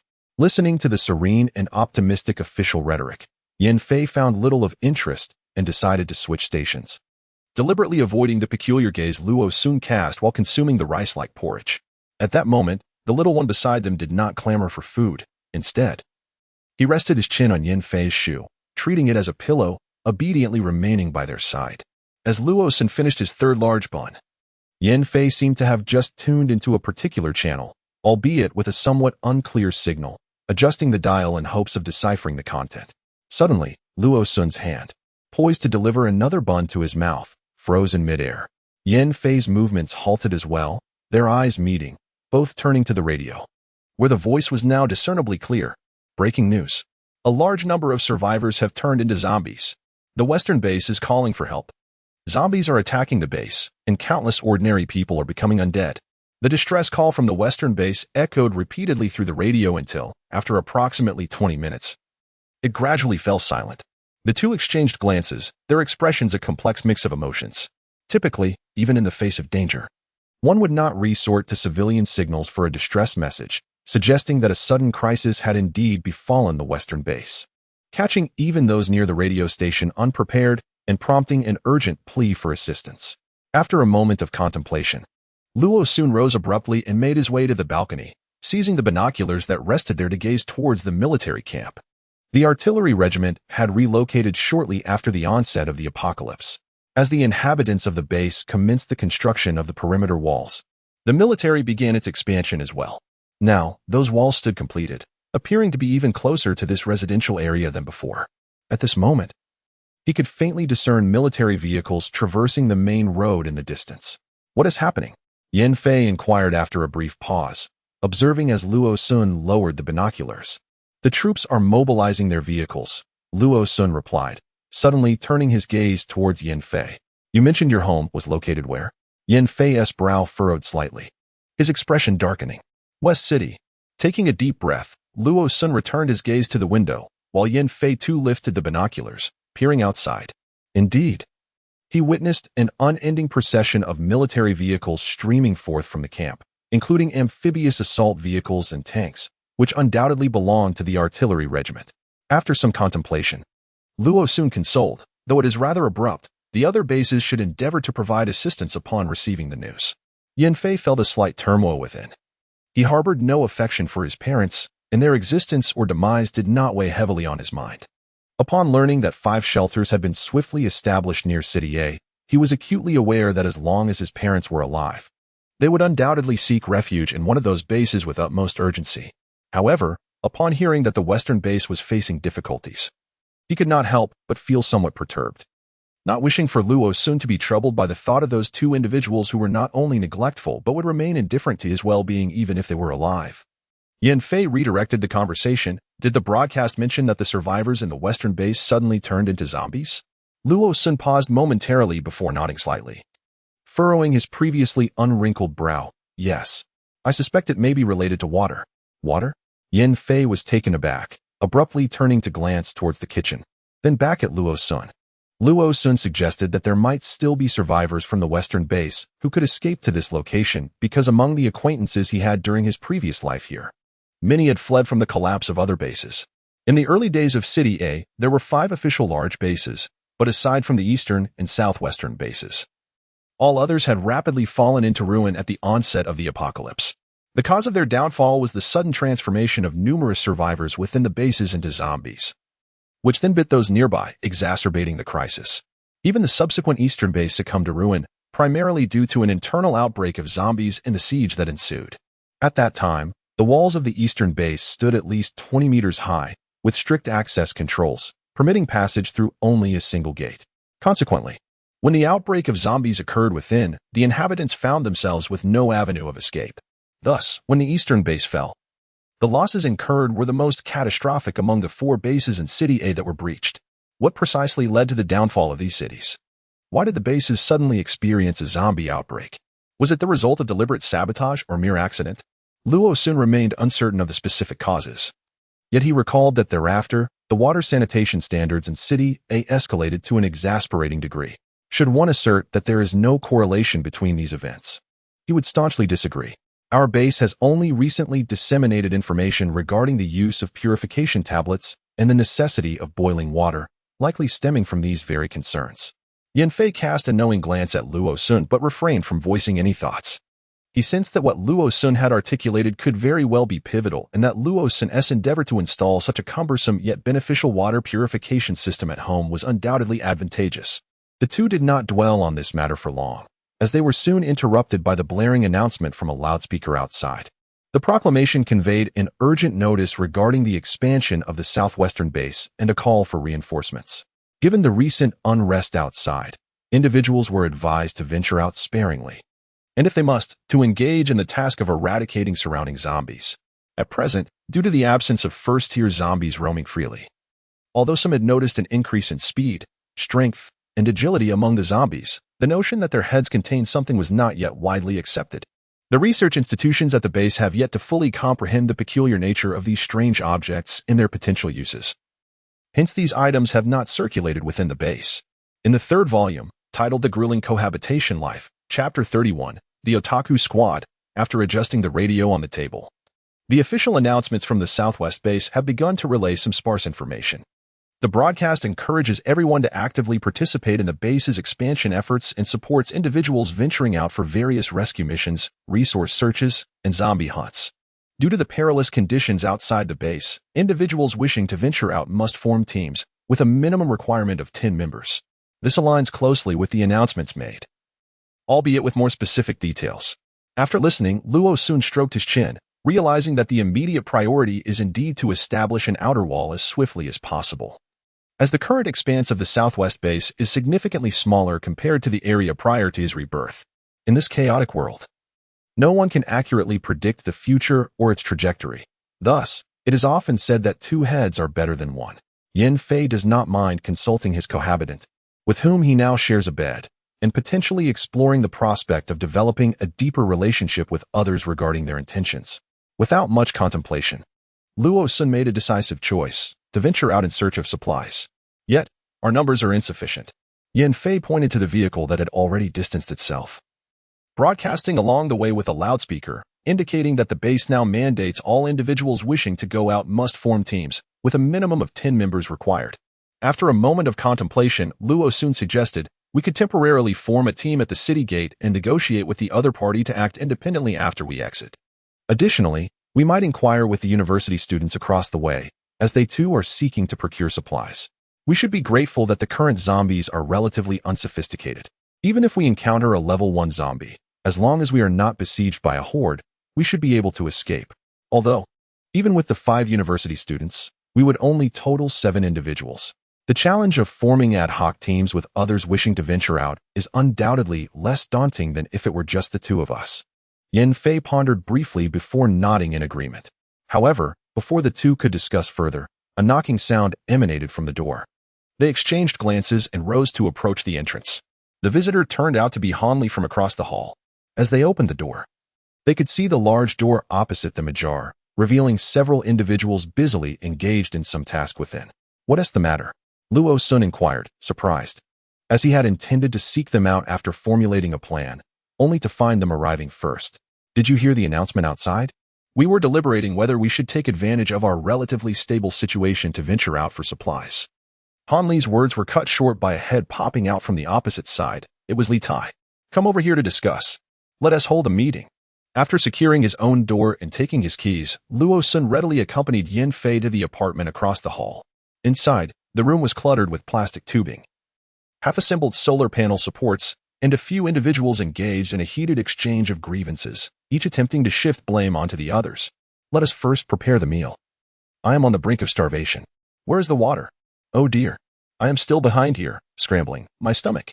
Upon entering, the 2 individuals stood at the doorway, gazing at the chaotic scene within the room. Wu Xian was maneuvering a long, slender rack, but in a moment of imbalance, he inadvertently jabbed it into He Qianquan's protruding belly, who had been standing behind him and was momentarily unseen. A cacophony ensued as things were hastily cleared away. And after approximately 5 or 6 minutes, the living room became barely presentable for guests. The 3 bedrooms had their doors ajar, revealing a scattered assortment of heavier garments, torn snack wrappers, and empty water bottles strewn about the corners. It was evident that this was a dwelling occupied by young men.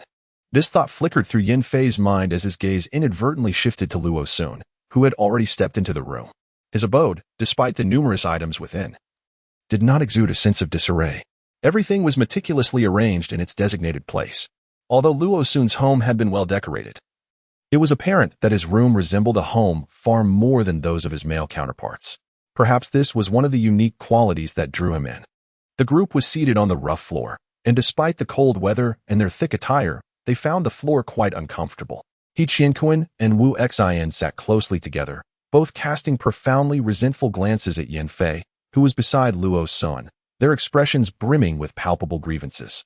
Having long grown accustomed to being the focus of envious and resentful gazes from his same-sex peers, Yin Fei remained remarkably composed, as if the 2 individuals in the room were entirely non-existent.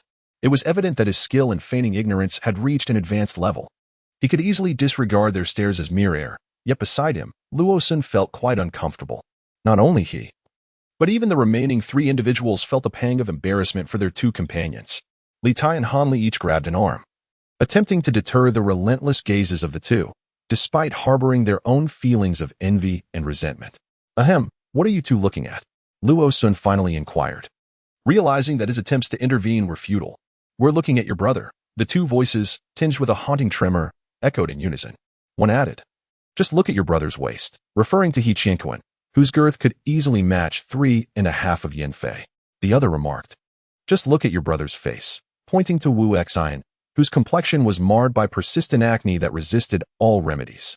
Yin Fei remained silent, treating their comments as mere background noise, fearing that should he speak, it would only serve to further diminish their spirits.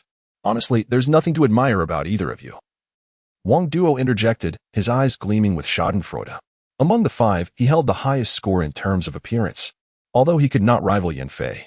He fondly recalled the letters of admiration from unsuspecting junior female students during school days, which invariably led to swift breakups once they encountered the reality of his true nature. Ugh, what a thought. The two harbored lingering resentment, with Yiqian glaring at Wang Duo. Although we cannot compare to Brother Luo, I believe that if I were to lose some weight, I could still surpass you. Luo Sun could not help but cough twice, stifling his amusement. So, you mentioned a meeting? Indeed, a meeting. Li Tai disregarded the outbursts of his distressed companions, his slender frame, which revealed his ribs, producing a resounding clap as he struck it. You heard the loudspeaker outside, did you not? I believe that once military personnel successfully conduct a rescue or if other bases fall, many people will undoubtedly flock to our base. At that point, acquiring supplies in the vicinity may become exceedingly difficult. Yan Fei glanced at Li Tai in mild surprise, not expecting this individual to possess such acumen. Indeed, last night, following the instructions of the useless homebody, I compiled a list of necessary items, which is quite extensive. We should proceed as swiftly as possible. We are still lacking blankets, clothing, and, most importantly, seats. The fervent and spirited Li Tai, a staunch supporter of the useless homebody, was filled with enthusiasm. Suddenly, Yan Fei, who had remained silent since entering the room, spoke up, leaving everyone momentarily taken aback. What about the number of people? Several college students, whose households lacked a radio, were momentarily stunned. We have a radio at home, Luo Sun clarified. Earlier, the broadcast mentioned that although the base permits everyone to venture out to gather supplies, any outgoing team must consist of at least 10 members, 10 individuals. 5 of them exchanged glances, but we only total 7. Luo Sun cast a sidelong glance at Yan Fei, then smiled as he explained to the others. It appears there are no radios here, and undoubtedly, many others are without them as well. Perhaps we should venture outside the city to see if there are any other groups in need of members? Once we gather enough people, we can set out together, and even if we decide to split up afterward, that is still feasible. Indeed, there are surely many who remain unaware of this situation. We can simply merge with other teams to depart. Hanli clapped his hands together. And then there is the matter of transportation, Luo Sun reminded them. Although I possess a vehicle, it is merely a thin-skinned van. It can carry some items. But if we need to transport a significant quantity, it will prove insufficient. The young minds were quite agile, and after settling the basic equipment issues, they resolved to set out early the next day. It would be unwise to delay, especially if the rescue team were to inadvertently lead the horde of zombies to the entrance of our base.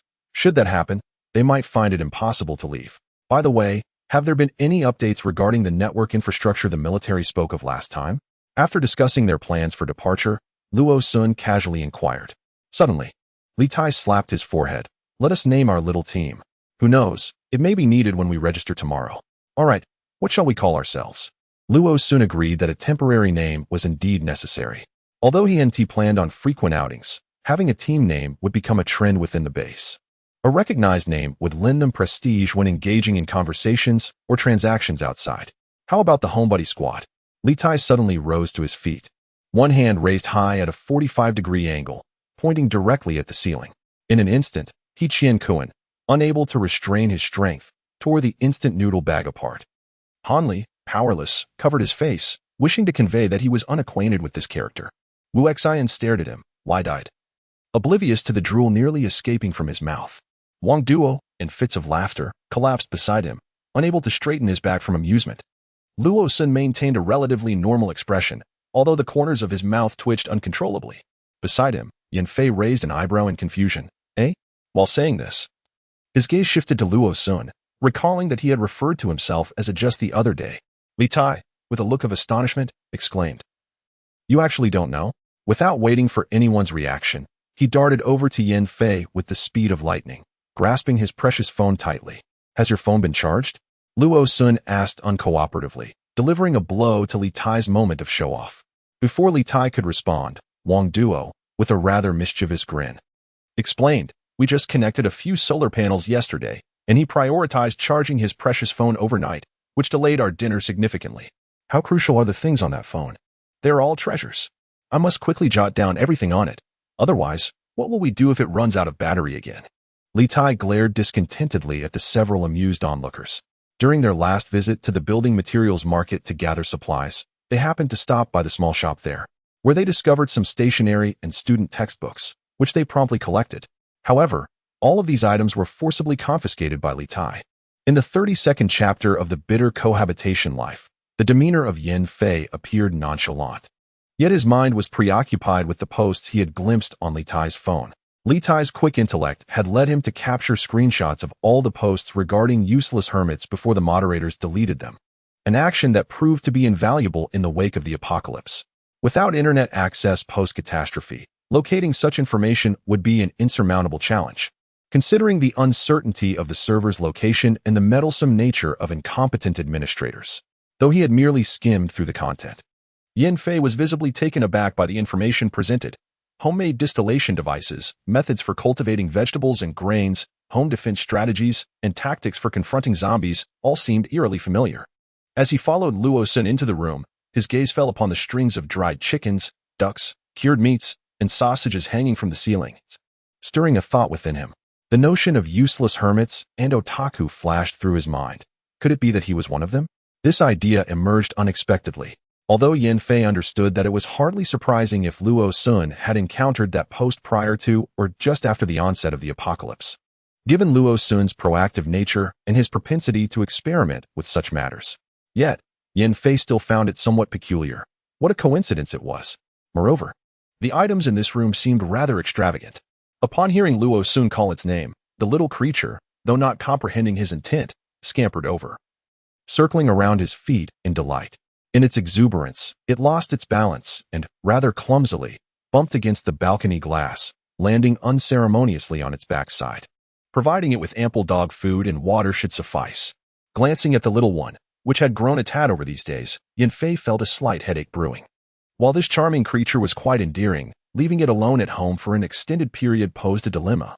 A short absence might be manageable, but a prolonged one left one to wonder what might transpire. He recalled Luo Sun mentioning previously that those who sought to trouble him were often deterred by the dog's barking. Thus, perhaps his efforts were not entirely in vain. Regaining his composure, Yin Fei raised an eyebrow and smiled, saying he was contemplating what items to seek on their outing and where to find them. At this smile, Luo Sun found himself momentarily dazzled, awkwardly diverting his gaze and clearing his throat. We should make a list and also check out the nearby map. With keen interest, Yin Fei offered suggestions. Don't forget undergarments, cutlery, toiletries. How about beauty and hair care products, young master? Luo Sun rolled his eyes. However, regardless of his nonchalance towards his own grooming, his complexion remained superior to that of most men, never suffering from unsightly blemishes, a true blessing indeed. Luo Sun's mind momentarily faltered, and it took him a while to realize that he had become the target of Yin Fei's mockery. Indignantly, he raised his hand as if to pinch him and retorted, "Who embodies the virtuous wife and mother? If we are to judge by appearances, you fit the bill far better." However, Yin Fei was not one to be riled by such provocations. With a playful glint in his eyes, he seized Luo Sun's swinging fist and deftly pinned him onto the sofa. "In terms of behavior, it is you who aligns more closely with that description," he quipped, casting a sidelong glance at him, a bemused expression gracing his features. Yin Fei had already contemplated the security of their home, with only a solitary dog for company. It hardly felt secure. They would need to fortify the doors and windows to find peace of mind, were it not for the numerous plants and animals within. Sealing the place entirely in metal would have seemed a more straightforward solution. He casually draped his arm over Luo Sun's shoulder, giving it a gentle pat. "Jot down the items we need to purchase tomorrow. I will ensure the house is secured before we leave." Having spent the previous days mingling with his friends, Luo Sun had grown accustomed to the casual camaraderie shared among boys, so he did not immediately register anything amiss with Yin Fei's gesture. In his current state of excitement, he paid little heed to it, hastily scribbling down the essentials that came to mind. After discussing the precautions necessary for their outing the following day, strategies for encountering zombies, advanced zombies, and zombie animals, Luo Sun fell into a deep slumber. When the alarm clock's ringing roused him the next morning, he groggily discovered that he had rolled to the center of the bed, nearly bumping his head against Yin Fei's face as he lifted it. When Yin Fei awoke from his slumber and opened his eyes, he heard a thud. How did he end up on the floor again? Yin Fei yawned, his gaze hazy as he observed Luo Sun, who had just risen from the ground. His face darkened as he rubbed his lower back. Luo Sun chuckled awkwardly a couple of times before bending down and hastily rushing into the bathroom. The sleepiness on Yin Fei's face dissipated, replaced by a somewhat mischievous grin. The little creature downstairs, alerted by the commotion, was now exuberantly barking at the ceiling, leaping about in its cage. Luo soon stood in shock at the entrance, staring at the towering black steel plate that securely blocked every inch of the doorway. Yin Fei, satisfied, glanced around before turning to Luo's son. What do you think? Are you pleased? Absolutely, I must be pleased. Luo Sun nodded eagerly, his eyes sparkling with enthusiasm. Goodness, this is the prowess of a metal-type ability user. At any moment, with the right materials, one could conjure a fortress of steel. Upon entering Luo Sun's room, there was a small partition. The door to this partition opened into the living room on the first floor. Now, with Yin Fei's assistance, even if someone were to violently breach the entrance, they would only encounter a formidable steel wall. To make matters more infuriating, this wall completely encased the small partition, rendering it impossible for anyone to enter, even if they were to demolish the entire partition. Aside from those with the same metal-type abilities, few could dismantle it in a short span of time. In addition to the main entrance, Yin Fei meticulously safeguarded all the window frames and wall sections of the balcony. Fortunately, the room was adorned with tempered glass, which offered a sturdy reassurance to Luo Sun, allowing him to feel at ease that the plants at home could bask in sunlight and thrive after their departure. On the balcony and terrace, several solar panels were placed, directly connected to small water pumps that automatically supplied oxygen to the household plants. The solar panels on the external rack had already been brought indoors by Luo Sun to prevent theft. The quails had been relocated from a diminutive fishbowl to a spacious fiberglass tank, originally sold as an aquarium in a shop. The glass was of high quality, thick enough to withstand the frolics of these little creatures. The bottom of the glass tank was layered with a substantial amount of soil, sprinkled with pebbles and cobblestones collected earlier. Luo Sun had taken the liberty to transplant some vegetables into the tank, allowing the quails to peck at them whenever they felt inclined. He also buried several mealworms in the soil and partially embedded small water basins, fashioning a cozy nest within, transforming the entire aquarium into a miniature garden, sufficient for the quails to frolic within. The quail's nest was partially situated on the balcony, where they could bask in the sunlight during the day, while the other portion remained indoors. As for another vital member of the household, the little creature, Luo Sun promptly organized the living room, safeguarding items that could be damaged. He instructed Yin Fei to erect a half-height steel wall to separate the little one from potentially hazardous objects. Subsequently, he opened a large bag of dog food and poured it into an enormous plastic container. The box is not particularly tall, but its width is quite substantial. Given the small creature's appetite, the dog food inside is sufficient for it to feast for a month or more. With the household matters reluctantly arranged, the two individuals took several sheets of iron and descended to their car to stow the items away. Indeed, several sheets of iron and steel. Although they could have directly brought along a large quantity of the crossbows and arrows meticulously crafted by Yin Fei, they decided, after some deliberation, to also carry a selection of raw materials in addition to the finished products. This precaution was intended to ensure that Yin Fei could defend himself in case of any unforeseen circumstances during their journey. His ability pertains to metal, allowing him to utilize any metallic items at his disposal. In the urban area, he would certainly find items of use, but what about on the road? It is prudent to have some means of protection, lest they encounter danger and have Yin Fei resort to dismantling their vehicle as a weapon. After securing their belongings, they ascended once more to knock on the door of room 1601. When the door swung open, Luo Sun took a step back in surprise. Are you from Arabia? The first to speak, He Qian puffed out his stomach, as if intending to appear more imposing. For our safety once we step outside, shall we also look for helmets this time? I would like to learn from you. Volume 3, The Harrowing Cohabitation Life, Chapter 33. On the road, the attire that Luo Sun donned remained unchanged, consisting of his helmet, raincoat, and rain boots. The same ensemble was prepared for Yin Fei, with the exception of the footwear that Yin Fei could not wear, although Yin Fei stood half a head taller than him. Raincoats typically come in only a few sizes. When Luo Sun initially purchased his own, he deliberately opted for a larger size to accommodate additional layers during the winter. Thus, it fit Yin Fei perfectly now. Unfortunately, the frigid weather rendered it impractical for Yin Fei to venture out in this outfit, as he would likely freeze.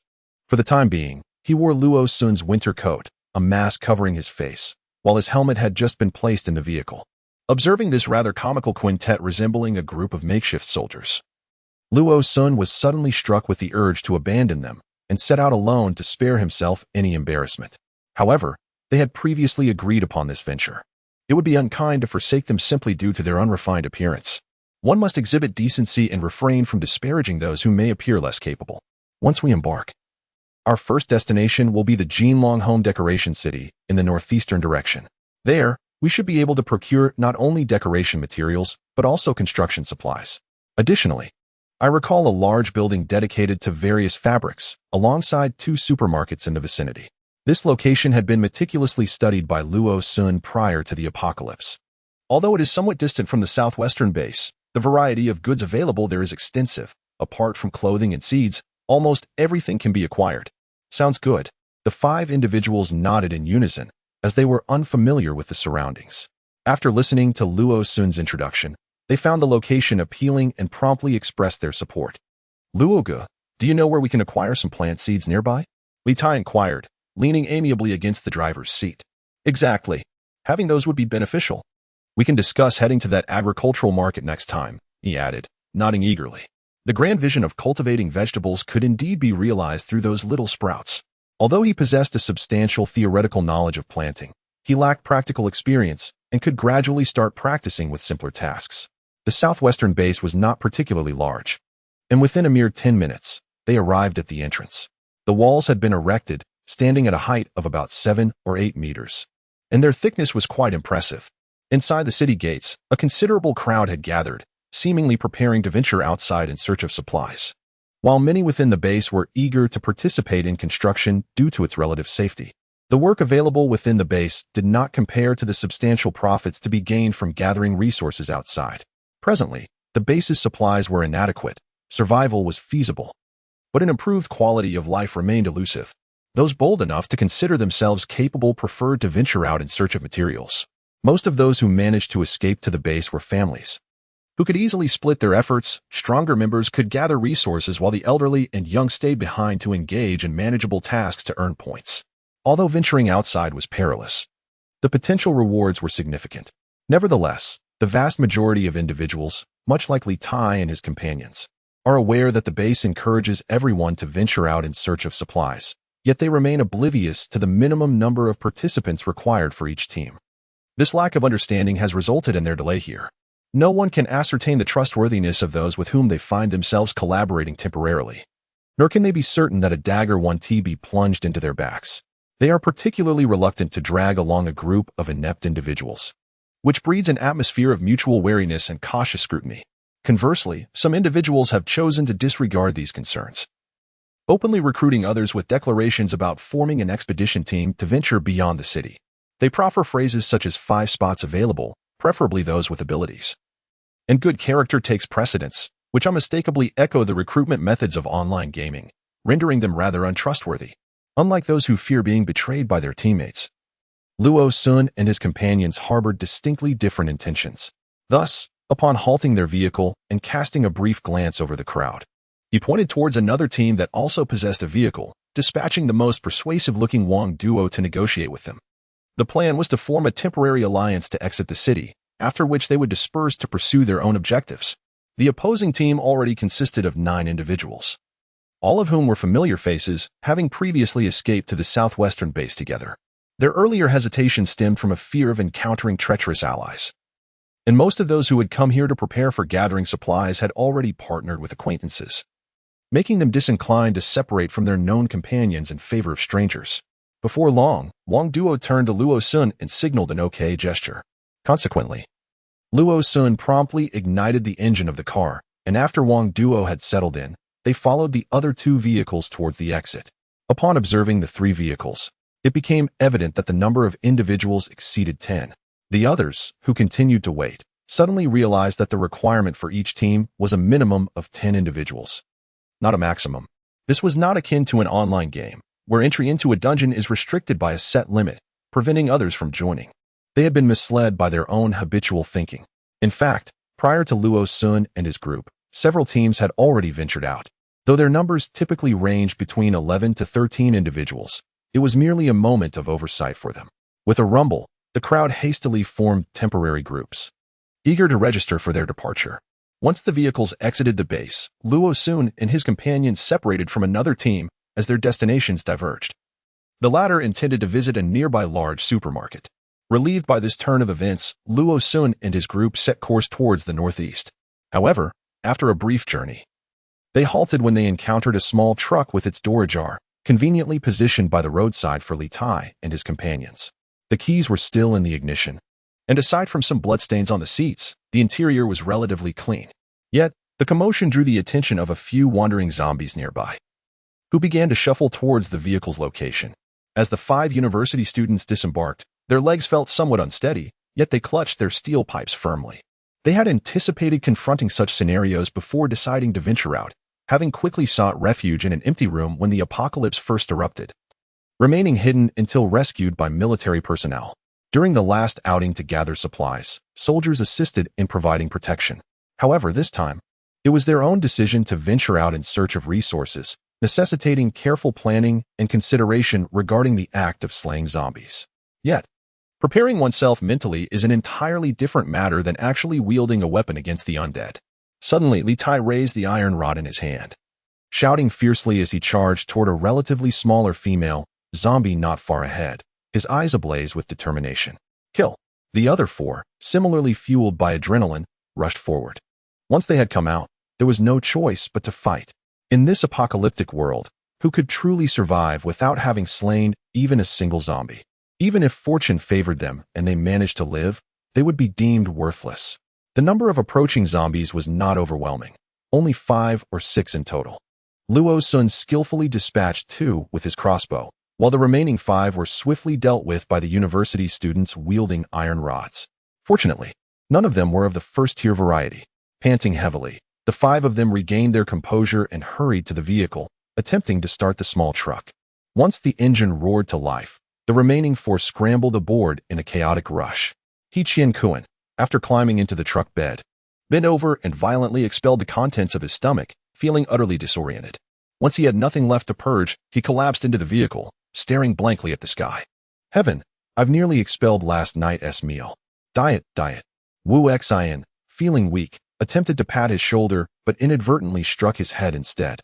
Luo Sun chuckled as he stowed away his crossbow, driving closely behind the small truck. Suddenly recalling something, he turned to Yin Fei. Have you ever killed a zombie before coming to the base? Should we perhaps push him out to practice a bit? Yin Fei was oblivious to someone's ulterior motives. His arm casually resting on the car window frame, his gaze sweeping the surroundings. Have you ever killed?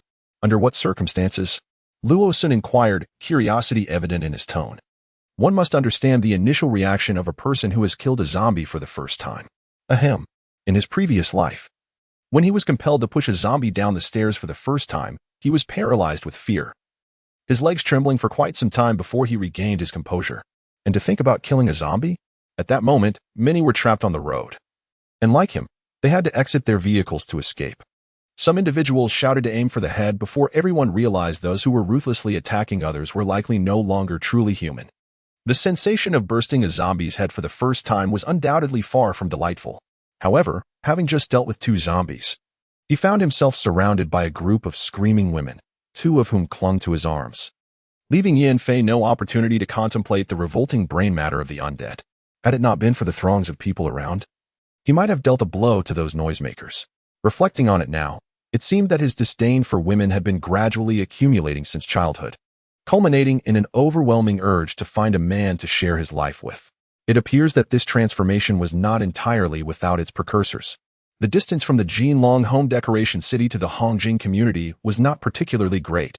Driving would typically take around 30 to 40 minutes, assuming smooth roads prior to the apocalypse. However, now the streets were littered with scattered, overturned vehicles, debris, and wandering zombies, making it quite improbable for them to move swiftly. Luo Sun drove past Heqiankuan, with their vehicle leading the way. Along the route, they encountered numerous bloodstained zombies roaring and charging towards the car. As they passed certain intersecting streets, the sounds of struggle and shouting could be heard. They did not halt to assess the situation or rescue anyone, for they were uncertain whether those in that vicinity were intentionally out hunting zombies like their own team, or merely common individuals residing nearby, out gathering supplies, or perhaps genuine victims in distress. However, true victims typically hid in their rooms. Few would dare to venture out. Their greater concern lay with the possibility of encountering individuals feigning peril to ensnare others. A glance at the car door revealed a mark distinctly different in color from its surroundings. A remnant of the repair that Yin Fei had performed that morning before their departure. This spot had previously been nearly shredded by a zombie dog's claws. Fortuitously, Yin Fei possessed metal-based abilities. In the third volume, The Grueling Life of Cohabitation, Chapter 34, The Car-Loading Maniac, the vehicle veered off the overpass, heading towards the home improvement store. The area was littered with more abandoned cars, indicating that many had targeted this supermarket as well. With a significant number of people having visited before and after, they chose not to prioritize the supermarket as numerous vehicles were still parked at its entrance. With some individuals seen entering and exiting, evidently searching for supplies, the crowd at the supermarket had attracted nearly all the nearby zombies, providing the perfect opportunity for them to meander around the home improvement store. They stopped the car, rolled down the windows, and swiftly dispatched the zombies lingering at the entrance of the store. Luo Sun cast a sweeping gaze around, noticing several container trucks, both large and small, parked not far away. Li Tai and the others also disembarked, gathering around the trucks to assess the situation. After much deliberation, they concluded that the large trucks could only be gazed upon with envy, for the electronic locks were not easily tampered with. However, 2 container trucks were conspicuously ajar, with keys still in their ignitions. One truck had its key inserted directly, while the other yielded a key discovered on a zombie, long since dispatched, lying beside it.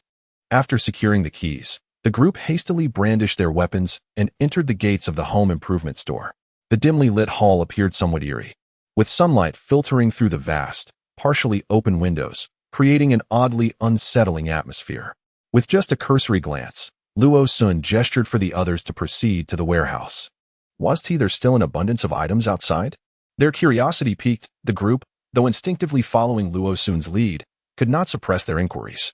The items outside were primarily samples. Although the variety was plentiful, the quantity was woefully insufficient. The larger items were presumably housed within the warehouse. Some items were even unavailable in the warehouse, necessitating direct shipment from the manufacturer upon customer orders. Having scouted this location prior to the apocalypse, Luo Sun could roughly deduce the warehouse's location. Indeed, it was not long before they stumbled upon a partially opened iron gate. Swiftly dispatching a zombie that staggered forth, the group hurriedly opened the iron door, simultaneously beginning to survey their surroundings. The locksmith adeptly unlocked several warehouse doors and pondered for a moment before suggesting to Li Tai and his companions, drive the vehicle straight in and load the items. But can we truly navigate it in? There are stairs outside the mall. They are merely ordinary university students. Even if they can drive, none possess the extraordinary skills required to maneuver a vehicle up a flight of stairs. Forget the stairs, and even more so, forget the driving capabilities of Li Tai and his group. Luo Sun silently reflected upon his assumptions. He had mistakenly regarded these individuals as akin to the reckless comrades from his past life, who had boldly crashed their vehicles into hordes of zombies, even daring to ascend stairs in their audacious escapades. Admittedly, his own driving prowess was not particularly exceptional either. Let us use that trailer, Yin Fei suggested, pointing to a nearby trailer to alleviate Luo Sun's concerns. There were multiple trailers available. After selecting a few warehouses and confirming the items were indeed needed, the 7 robust men sprang into action.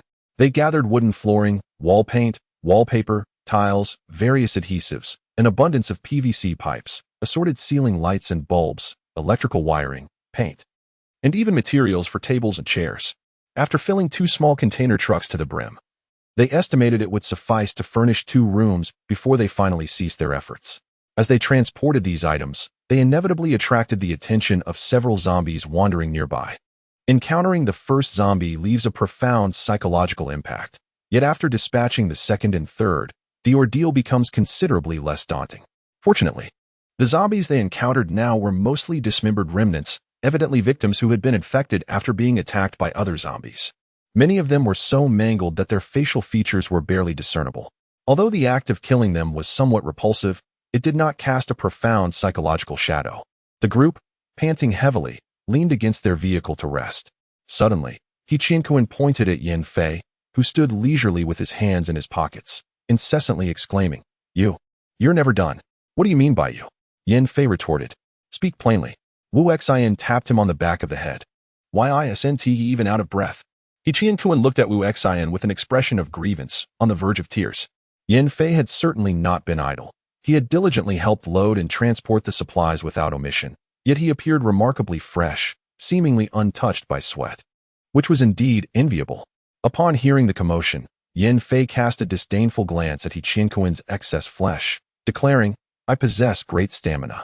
Do not assume that being overweight equates to strength. Unless one is a sumo wrestler, the majority of overweight individuals are merely flabby. Have you not heard that many struggle to climb a flight of stairs without gasping for breath? Their endurance pales in comparison to that of individuals with a standard physique."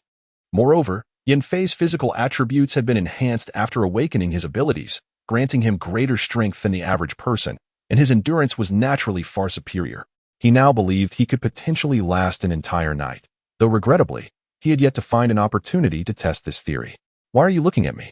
Luo Sun inexplicably perceived the enigmatic and regretful gaze that Yin Fei cast upon him, causing a sheen of cold sweat to break out on the nape of his neck. After transporting their supplies, the afternoon had already passed, and upon confirming the scarcity of zombies in the vicinity, the group settled into the vehicle to replenish their strength. Before departing, Luo Sun had prepared a considerable number of boiled eggs, which would spoil if not consumed soon, and there were only a few remaining. In addition to the boiled eggs, they had unfinished flatbreads, crispy rice, some sauteed vegetables, vitamin tablets, and beef jerky. Yin Fei accepted the food without voicing any complaints regarding its taste or texture. Being able to eat such provisions in the wild was already a significant boon. "What about your jibei?" Yin Fei inquired, gesturing toward the white van parked beside them as he ate. Luo Sun's expression was conflicted, although that vehicle wasn't particularly sturdy. He truly found it difficult to abandon it. Moreover, it was a purchase he had made before the apocalypse. The safety of that van was inferior to the one they were currently in, and he couldn't just send someone over to drive it away, could he? Observing his internal struggle, Yin Fei couldn't help but smile, a playful glint in his eyes. "How about I connect the two vehicles?" With a raised eyebrow and an even broader smile, Yin Fei's suggestion made Luo Sun avert his gaze, unable to withstand the intensity of his expression, thankfully. He had been wearing his tattered mask all this while.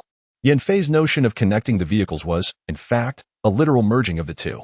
Let us not forget, Yin Fei was a man endowed with extraordinary metallic abilities. When the steel bars, forged from a molten steel plate, fused completely between the two vehicles, the sight left Luo Sun with an indescribable sense of exhaustion. This was a clear manifestation of the distinction between those endowed with extraordinary abilities and ordinary individuals. Previously, he had assumed that Yin Fei's so-called connection merely entailed tying the two cars together with ropes or similar means. Little did he anticipate that it involved directly bonding them with steel plates. Li Tai, along with Yi Qianquan and Wu Xin, occupied one vehicle, while Wang Duo and Han Li were in another. A small truck and a compact container truck led the way, closely followed by the car driven by Luo Sun, which resembled conjoined twins in its attachment to the other vehicle. Although Luo Sun possessed a modicum of combat prowess, it paled in comparison to Yin Fei's formidable capabilities. Thus, Luo Sun was tasked with driving, and the area beneath the front passenger seat was cluttered with deformed steel plates and iron sheets, which would serve as effective weapons should danger arise. As the vehicle turned towards the nearby fabric and curtain city, it became evident that the number of zombies blocking the entrance was significantly greater than those previously encountered at the construction site, suggesting that earlier arrivals had likely focused their attention on the available resources. With a firm press on the accelerator, Luo Sun urged the car forward to catch up with Li Tai's vehicle. "To the back door, let's enter directly from the warehouse." "All right, is it over there?" "Yes, just turn right at that entrance ahead." As Luo Sun observed the considerable number of zombies ahead, he realized that any attempt to charge through would inevitably involve a fierce struggle. He gestured towards the rear door in the distance, directing a few vehicles. The back entrance was similarly blocked by a multitude of zombies, and this particular passageway was narrower. Upon hearing the sound of the vehicles, the zombies staggered towards them, grotesquely waving their arms. Li Tai swallowed hard. Despite their recent victory over the previous zombies, the sheer number was daunting. The earlier encounters had been somewhat scattered, with only a few individuals managing to take down each zombie before the next one arrived. Now, faced with a surging horde, the psychological pressure was palpable, causing a genuine cramping in his calves. With a screech, the three vehicles came to an abrupt halt. Luo Sun rolled down the window, raised his crossbow, and began to target the foremost zombies. Although the numbers were daunting, a swift clearance was all that was required. For those who had just recently confronted the apocalypse, such a quantity of zombies might seem formidable, However, with experience, one would come to understand that if they could not manage even this level of threat, then venturing out to scavenge for supplies would soon become futile. Typically, areas abundant in resources would inevitably attract a cluster of zombies due to the constant influx of people. Stay calm, take your time, he urged. Upon hearing Luo Sun's words, the 5 individuals in the 2 vehicles experienced a momentary pause as they faced approximately 20 zombies. Luo Sun had just dispatched 3 of them, while the other side of the vehicle window descended, revealing several projectiles resembling crossbow bolts striking down 3 or 4 additional zombies. Though they appeared numerous, they seemed relatively manageable, akin to their earlier encounters. Bolstered by this newfound confidence, the 5 young men eagerly grasped the iron rods resting by their feet, flung open the car doors, and charged out with fervor. After all, what were they facing but a slightly greater number of zombies? They could prevail. With spirited shouts, the 5 youths leapt from the vehicle. Luo Sun raised his crossbow, firing with precision, while Yin Fei leisurely crafted makeshift projectiles from the iron sheets at his feet, molding them as one would with clay. In a deft motion, he launched one of these improvised bolts, which soared through the air, curving toward the head of a targeted zombie. Luo Sun watched in awe as Yin Fei's projectile traced an arc in midair, striking true to the skull of the very zombie he had been aiming at. Involuntarily clicking his tongue in admiration. How long had he honed his crossbow skills in his previous life to participate in missions, battling the undead at the city walls? And how much practice had he resumed in this life? Yet, in comparison to Yin Fei, an extraordinary being endowed with powers, he felt as though his efforts paled in significance, lamenting the plight of ordinary individuals in a post-apocalyptic world. With a silent sigh of resignation, he pushed open the car door and stepped outside. Li Tai and his companions were embracing one another, tears of joy streaming down their faces as they jubilantly exclaimed, "We are truly remarkable. We have vanquished so many zombies. Oh, how arduous it is to combat the undead, yet the outcome is splendid." In their overwhelming excitement, they had failed to notice that the trajectory of a certain someone's crossbow bolt was rather peculiar. Luo Sun chuckled softly, patting the shoulders of his comrades. "Let us drive the vehicle to the rear and gather some supplies first." In contrast to the previous gamble of opening doors in the home improvement city, where the contents of each warehouse were uncertain, the variety of goods in this fabric specialty mall was considerably more homogeneous.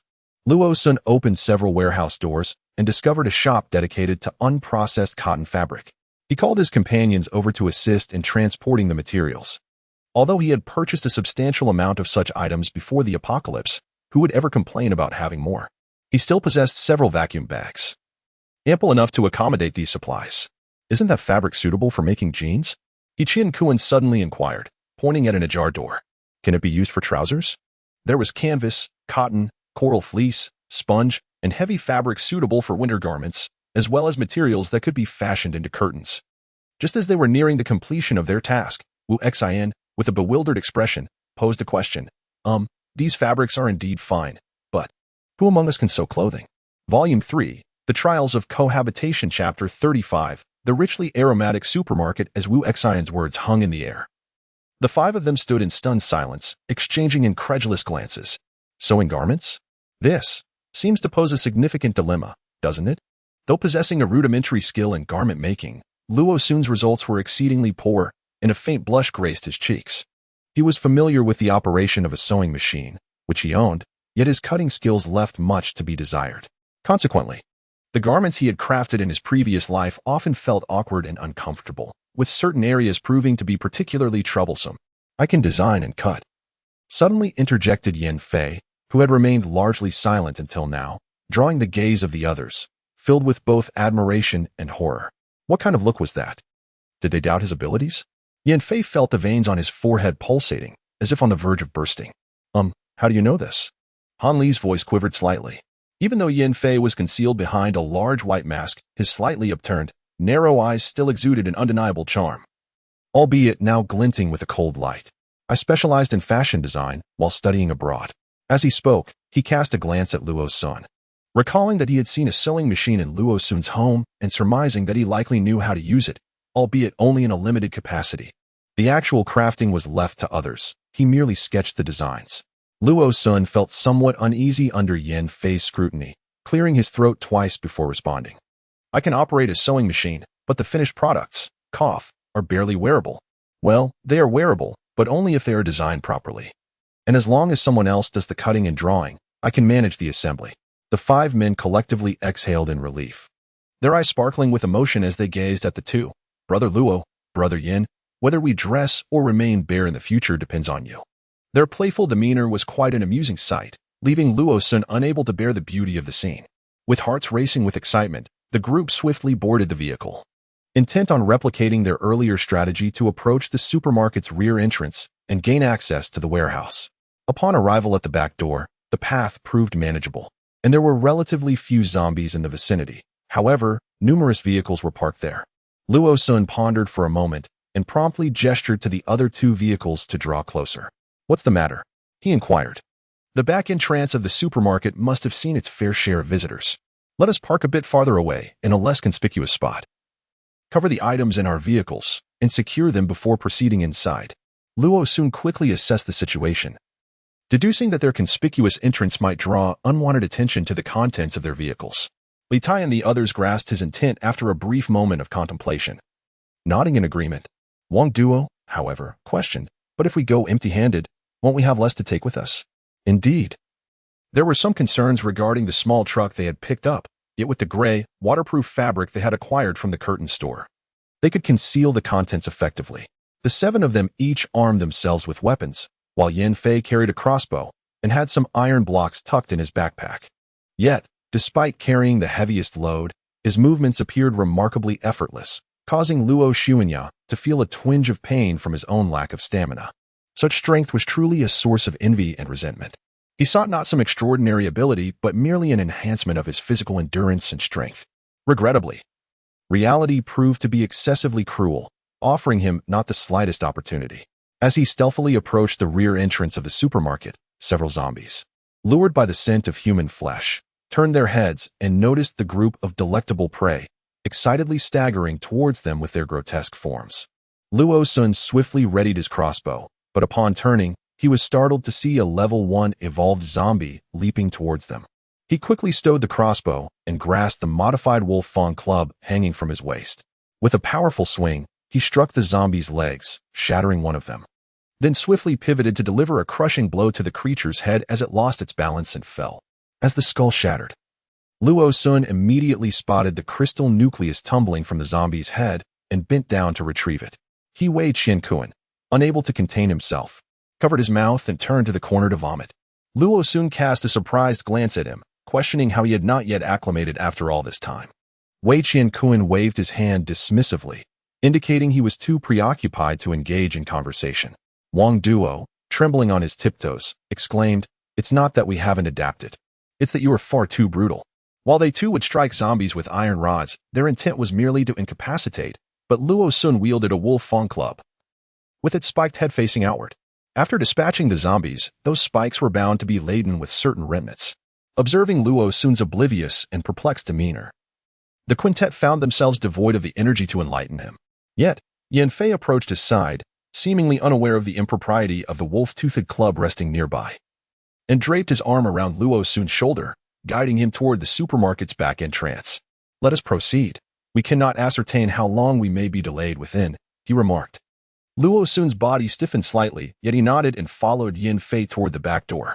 The supermarket's rear entrance was not securely fastened, but since the door swung outward, the zombies that had previously surrounded it found themselves trapped, unable to push their way inside. As the group arrived at the threshold and gently pulled the door open, they beheld a nearly deserted warehouse, populated by a considerable number of wandering zombies. A few of these creatures, sensing the presence of intruders, turned and shuffled towards the entrance. The number of zombies in the warehouse was not overwhelming. The group hastily dealt with them and surveyed the dismal state of the warehouse, exchanging silent glances. "Is there anything of use left here?" Wu Xian inquired, nudging a nearly empty box of preserved plums that had fallen to the ground. "Shall we venture inside?" Li Tai suggested, moving to the door leading further into the supermarket and glancing back at his companions. "There is still an upper floor. Should we explore it?" "Then let us enter and assess the situation," came the consensus. Luo-sun cast a fleeting glance at several boxes strewn across the ground nearby, their contents consisting of vegetables and fruits long past their prime. One of the purposes for their visit to this supermarket was to seek out legumes capable of sprouting and cultivation, yet given the current state of affairs, it appeared that the items in the warehouse had likely succumbed to contamination. Perhaps, however, they might still unearth something from within the display cases. Having made the arduous journey, none wished to return empty-handed. Thus, the group exchanged knowing glances and stealthily approached the entrance, gently prying open a narrow gap. Inside the first floor, numerous zombies indeed wandered aimlessly, while the air was thick with an indescribable, eerie scent that defied proper characterization. A collective gaze fell upon Yen Fei, the only member of the group wearing a mask, revealing a prescient wisdom they would soon seek masks for themselves as well. Cautiously pinching their noses, they ventured forth, aware that zombies relied on their sense of smell to locate prey.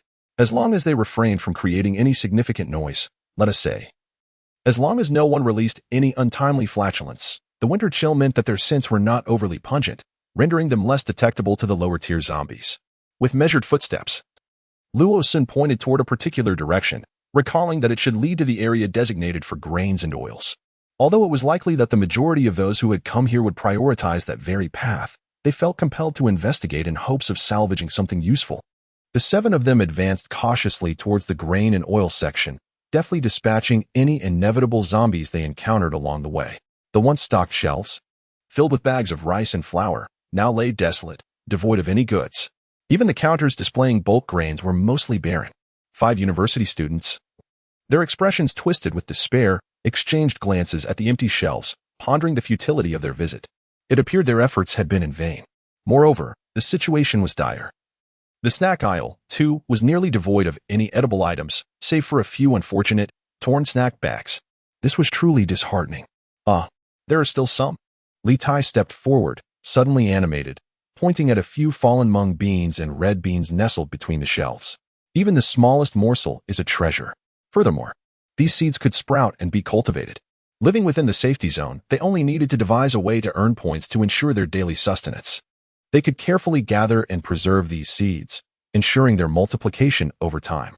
Observing the 5 individuals rummaging about, completely disregarding their dignity in search of anything that could serve as seeds, Luo soon smirked slightly and turned to Yen Fei beside him. Shall we join them? Although his family was not in want, he could not appear disdainful towards these items, which might one day be worth their weight in gold. Peanuts. This one is raw. Surely it can be planted. Hichian Kuan suddenly raised a peanut, seeking confirmation. Li Tai hesitated momentarily, still processing the idea, when Luo Sun chimed in. Yes. It can be planted once it sprouts. Li Tai quickly joined in, adopting a similar expression of agreement. Exactly, let us keep it safe. On the other side, Wu Xian was nearly sprawled on the ground, his arms stretched out long in an attempt to grasp a round object beneath the shelf. After much effort, he finally retrieved it and, upon examining the familiar item in his hand, was momentarily taken aback. A lemon? Before Yin Hichian Kuan could utter a word, the group heard hurried footsteps approaching from another direction, accompanied by a voice cursing. Which scoundrel parked their vehicle? They've completely blocked the front entrance.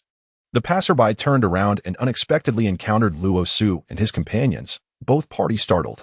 After a brief pause, the passerby, burdened with numerous bags, clearly had a far more bountiful haul than Luo Sun and his newly arrived group, although they were greater in number.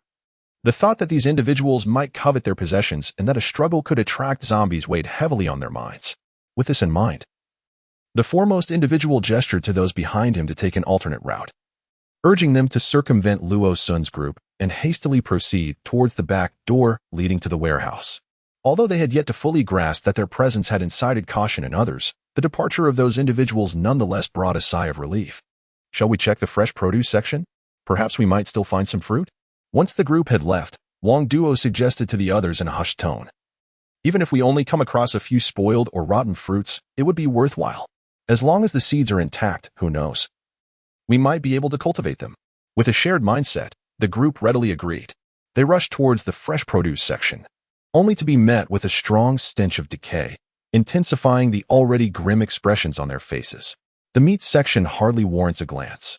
The odor is so overwhelming it could incapacitate even the most resilient of flies. Likewise, the vegetable aisle can be largely disregarded. For even if there are remnants of produce left, they are predominantly unfit for cultivation. However, the fruit area, gazing at the desolate expanse of the fruit section, the group exchanged bewildered glances, realizing that they were not the only ones aware that fruit seeds could be sown. Look, there are still some spoiled vegetables in the vegetable section, yet here, nearly everything has vanished. As they advanced a couple of steps, Luo Sun's keen eye caught sight of some small, decayed watermelon pieces on the ground. He quickly beckoned the others to come over and investigate, ignoring the undeveloped white seeds. They collectively gathered 7 intact watermelon seeds from the ground. After distributing 2 to himself, Luo Sun promptly stored them in a plastic bag he carried. How had he overlooked these fruit seeds before? It was evident that his previous life, marked by the hardships of the apocalypse, had made him forget that fruits still existed in this world. Aside from the commonplace apple and orange saplings, he had scarcely prepared anything. And even those few strawberry seedlings were a gift when he purchased chickens and ducks. As the group relished their fortune in discovering the few remaining watermelon seeds, a sudden commotion erupted from the direction of the back entrance through which they had entered. Run, run. Close the door. Close the door. Wait, wait. Don't shut it yet. The 7 exchanged another glance. A rather ominous thought flickering through their minds. Could it be that their escape route at the supermarket's back entrance had been compromised? With the most extensive experience of the apocalypse among them, Luo Sun decisively commanded, to the 2nd floor, immediately. The presence of stairs and elevators serves as a barrier. Even if the lobby on the 1st floor is overrun by zombies, they can still hold out for a while longer. Furthermore, from the 2nd floor windows, they can observe the surrounding situation more effectively. The 7 individuals swiftly turned and dashed towards the elevator leading to the 2nd floor, which caused a sinking feeling in Luo Sun's heart as he realized that this elevator was one of those inclined types without stairs. It would do nothing to impede the zombies' advance. Regardless, they needed to reach the 2nd floor first. Their original position was relatively close to the elevator, and upon hearing the unusual sounds, their movements became rapid. They hurriedly ascended to the 2nd floor, colliding with a group of individuals descending after gathering supplies from above. What was happening? What was going on? Zombies. Someone had lured zombies downstairs. Have zombies entered the supermarket? Damn, who is responsible for this? What a lack of civic responsibility. Setting aside thoughts of civic duty, upon reaching the 2nd floor, Luo Sun and his companions quickly scanned their surroundings. Noting that the number of zombies wandering on the 2nd floor was noticeably fewer than on the 1st, and most had already been taken down. However, this did not instill a sense of security. Rushing to the window, they caught sight of the street outside the back door, where a gathering of at least 20 to 30 zombies had formed, with many more drawn by the commotion. They could not help but curse under their breath, wondering how they were supposed to escape now. Moving towards the front entrance, they were dismayed to find that the situation was even more dire than at the back. In this current state of affairs, the mere presence of a single zombie banging at the door can attract a second, a third, and so forth. Consequently, the number of zombies at the front door has long surpassed the capacity of the group to manage. What to do? Li Tai and his companions were momentarily overwhelmed with panic, contemplating a leap from the 2nd floor. However, the height of the supermarket's 2nd floor is certainly not comparable to that of an ordinary residence. Jumping from such a height would undoubtedly result in severe injury. Setting aside those with agile physiques, one must consider the weight of Hichienkuan. Such a descent would likely render him a broken mess. Furthermore, there were no nearby buildings to which they could escape. The prospect of clambering to a neighboring structure for refuge was utterly unfeasible. Luo Sun's eyes darted around swiftly, scanning the area below before pointing towards a specific direction. We shall create an opening here and leap onto the roof of that bus. Immediately, we must disperse and search this floor for anything of value. Initially, Li Tai and the others felt a surge of hope at the suggestion of gathering supplies. Yet they soon exchanged bewildered glances. Collect? Collect what? They had to hasten their actions, although fraught with peril. This opportunity might be their only chance to confront such a favorable situation in the increasingly barren urban landscape. The resources available in the city would only dwindle further. Yan Fei glanced toward the elevator, his fingers twitching as he contemplated taking some action, perhaps making the slopes slick and treacherous. However, with living individuals still present below, he was not yet so devoid of humanity as to endanger both the living and the undead alike. Moreover, this establishment boasts 2 inclined elevators, each comprising 4 spacious compartments. The extent of his extraordinary abilities may not suffice to encompass such a vast area. Swiftly turning, he followed closely behind Luo Sun, navigating through the various miscellaneous items on the shelf, yet failing to discern their nature. Unlike the desolate scene on the 1st floor of the supermarket, the 2nd floor still harbored a considerable number of items. However, with a hurried glance, Luo Sun confirmed that the clothing section, including children's apparel, had been largely depleted. In the kitchenware area, all items that could serve as weapons, aside from knives, including spatulas and ladles, had vanished without a trace. They scavenged some plastic bins and organizers from the home goods section, casually stuffing half a backpack with mop heads and rags. Before blowing a whistle, a remnant from the pre-apocalyptic era, to summon the 5 individuals for a gathering. Any further delay would risk their evacuation, as the survivors on the first floor had already ascended. Ichian Kuan, while running with a box in his arms, produced a clattering sound. Li Tai had his backpack reversed against his chest, straining to tug at the zipper. Hanli had several large plastic baskets slung over both arms. Wu Xian and Wang Duo each embraced a sizable box, seemingly without the time to stow them away in their backpacks. Hurry. These are valuable items. Let's swiftly pack them into our bags. The two set the cardboard boxes down on the floor and frantically stuffed their backpacks. Luo Sun cast a glance before promptly joining in. What treasures? He exclaimed, discovering a box of socks and another of men's underwear. I never anticipated we could still unearth such goods. Where did they come from? Wasn't that area entirely bare? Li Tai inquired while assisting them in packing. On the shelf above, it appeared untouched, presumably reserved for restocking. There were several boxes, and we selected the men's items to carry. If not for the current dire circumstances, they were even prepared to retrieve a couple more boxes. Even the women's underwear, a hem, could still be worn, after all. Just as this thought crossed my mind, a resounding crash erupted from the other side, causing several of us to look up in astonishment. We witnessed a glass window being shattered as a group of survivors, pursued by zombies, leapt recklessly from the heights. How unfortunate.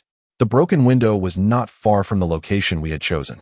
Such a loud noise would undoubtedly attract more zombies from above and below.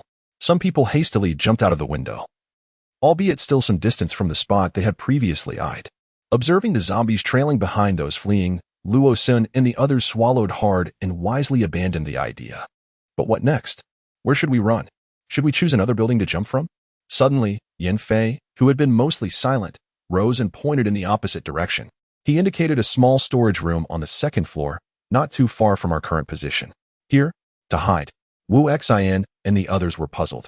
The room was not particularly spacious.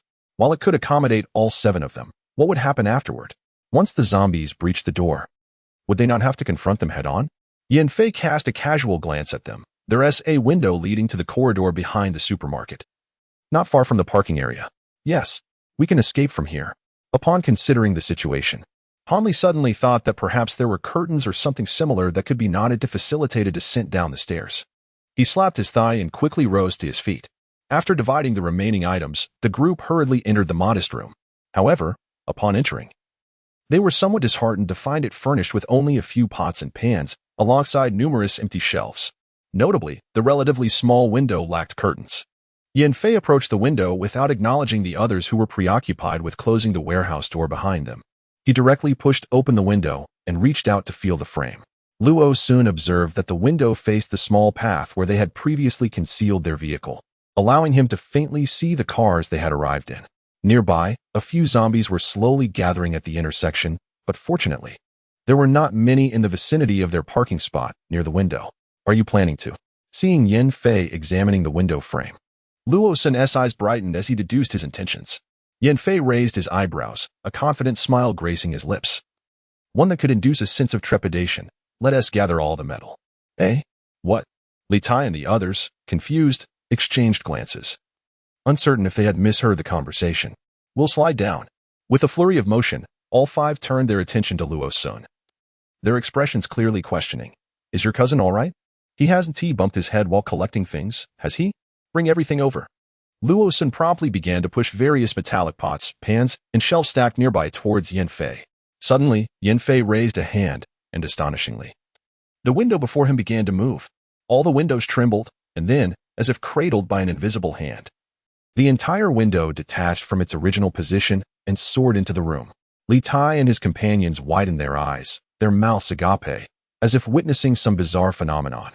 Indeed, the scene before them was undeniably strange. Although they had encountered supernatural beings during their rescue by the military and en route to the base, they had never witnessed anything like this. Fire and lightning manipulators could simply conjure fireballs and bolts of electricity with a mere gesture.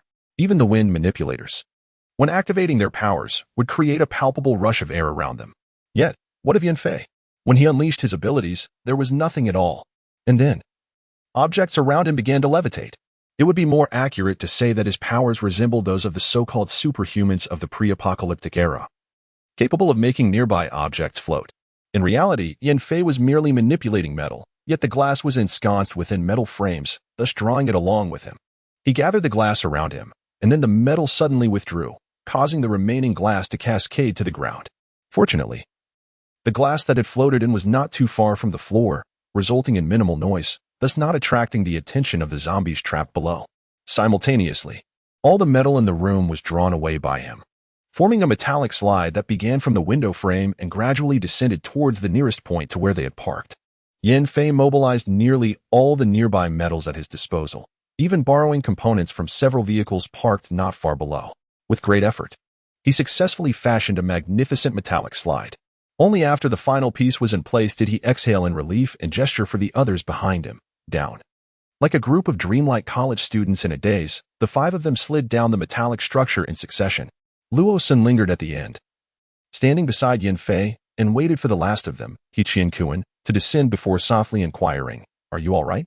Li Tai and the others were entirely captivated by the metallic slide, their minds momentarily unable to process anything beyond its allure. However, Luo Sun had been attentive to Yan Fei's condition from the start, noticing he had not followed them down. He understood that Yan Fei's current state was far from the ease he appeared to exhibit. Yan Fei turned to him, his eyes reflecting a depth of emotion and warmth. "I'm all right, just a bit dizzy." The creation of this long slide had proven far more laborious than the steel wall constructed at Luo Sun's home before their departure from the base, leaving him feeling quite drained. Luo Sun hastily pressed something he had been clutching tightly into Yan Fei's palm. "Try this." "What is this?" Yan Fei asked, astonished as he examined the 5 or 6 small, transparent objects that resembled artificial diamonds. "Those are the cores from the formidable zombies' heads that I found while slaying them. Perhaps they are akin to the crystal cores mentioned in zombie novels? They might provide you with energy." Luo Sun explained, scratching his cheek, then pointed towards the slide. "Let us hurry down." The faint scent of the approaching undead wafted through the air, compelling them to gravitate towards the door. Although their numbers were scant, it was evident that this warehouse would soon become perilous. Yan Fei nodded slightly, signaling for him to descend first, while he followed closely behind. Casually tossing his backpack and other belongings into the vehicle's compartment, Luo Sun promptly ignited the engine. In the passenger seat, Yan Fei closed his eyes, a flicker of astonishment coursing through him. After concentrating, he found he could indeed perceive the energy contained within the few crystal cores tightly gripped in his palm. This energy had the potential to replenish his currently depleted mental strength. As he contemplated the origins of these objects, a slight discomfort stirred within him for a brief moment, before being dismissed. Had it not been for his encounter with Luo Sun, he might have struggled to find even a decent utensil for a meal at the base. After all, he had not truly consumed these items. Their source was inconsequential. At the southwestern base of City A, an industrious atmosphere prevailed. Many individuals were engaged in the construction of the walls. Those with prior experience were swiftly guided and assigned to the ramparts, while newcomers, lacking experience from the previous wall-building endeavor, busied themselves with foundational excavations and mixing cement, tasks that required little expertise. Simultaneously, the more seasoned engineers within the military fervently labored to erect new accommodations within the inner circle. Volume 3, The Grueling Life of Cohabitation, Chapter 37. Children, the outer walls of the base must indeed be reinforced. However, since the inner circle is already safeguarded by existing walls, it is imperative to expedite construction to accommodate the newcomers who may arrive imminently. Although the vast majority of communication systems have ceased to function, military-grade devices, including satellite phones, continue to operate normally. As the issues at several bases escalated and the threat of danger loomed, the southwestern base received urgent notifications.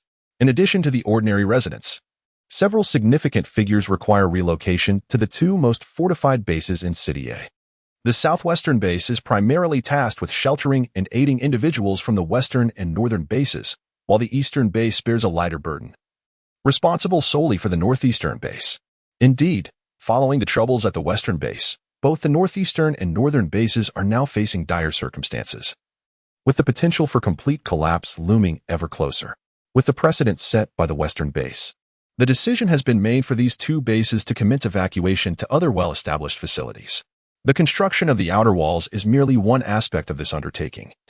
Should a horde of zombies surge forth before the walls are completed, akin to the unfortunate incidents at the 3 other bases, they will need to retreat to the inner circle for defense.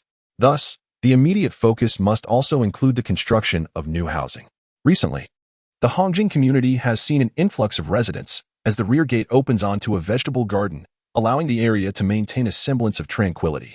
However, in light of the recent alarming developments at the other 3 bases, this community has lost its previously serene atmosphere. The row of single-story houses to the east was razed long ago, and in recent days, the debris has been cleared away. Foundations are currently being laid. Listening to the rhythmic thumping sounds emanating from beyond the wall, a small creature rests its head on its paws, which are sprawled over a slipper still adorned with a few morsels of dog food. Half of its body sprawled across the balcony to bask in the sun. It opens its wide mouth and lazily yawns. Rising to its feet, it shakes its warm, sun-kissed fur and, with a flick of its tail, scampers over to the large glass enclosure nearby, patrolling its territory. Yes, its territory. The entire room is its dominion, although it does not audaciously mark its territory. Being a resident here undoubtedly makes it the lord of this domain. Inside the glass box, the little quails have become lively, darting about and burrowing into the corners. Occasionally, they use their tiny claws to scratch the soil, unearthing plump worms for a meal, or pecking at the succulent leaves of vegetables nestled in the earth. Above the expansive glass tank, a series of tubular structures hang, which, within half a day, will drip water to nourish the vegetables within. A large dog's nose presses against the glass, its breath forming a delicate mist upon the surface. After scratching at the glass for the 20th time, confirming once more that entry is impossible and playtime with the little inhabitants is off limits, the creature turns away with a sense of pride. Yet, it cannot resist the urge to glance back at the cheerful little beings pecking at their greens. They appear so green and delectable. Perhaps they are quite tasty? The peculiar dog, with its tilted head, gazed through the partially obstructed iron fence towards the white pipe encircled on the balcony. The verdant growth atop it seemed akin to what they often pecked at. Wagging its tail, the little creature circled the smooth iron barrier twice, in truth, for safety reasons. Luo Sun and the others had not raised the iron panels too high before their departure. Given the dog's current half-grown stature, it might just leap over with a determined effort. However, the consequences of a collision could be quite painful. After a vigorous wag of its now robust tail, the little one twirled around the room, leaping into the box filled with dog food to indulge in several hearty bites before jumping back out. To facilitate its dining, a smaller box, just half the height of the food container, was placed outside, serving as a makeshift ladder. Upon leaping out from the box brimming with food, it lost its footing and inadvertently nudged the smaller box. Wait, it can move. A light bulb flickered to life above the dog's head. And soon thereafter, a series of click-clack sounds echoed throughout the room. Beads of sweat adorned the foreheads of the 7 individuals ensconced within the 4 vehicles. Even Yanfei, the sole psychic among them, wore a tense expression, sweat lightly beading on his brow. There was no choice but to charge ahead. Luo Sun gritted his teeth and pressed the accelerator firmly.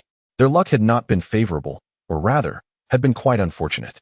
After narrowly escaping the supermarket, as they sped towards the base, they unexpectedly collided with dozens of vehicles, all trailing a horde of zombies directly in their path. Although Luo Sun and his companion's vehicle had a commendable capacity for storage, it certainly could not be deemed robust. Ahead in the convoy, several modified off-road vehicles led the way. While their own vehicle was merely an ordinary delivery truck, it struggled to gain speed and, upon encountering those vehicles, could only merge into the rear of the convoy.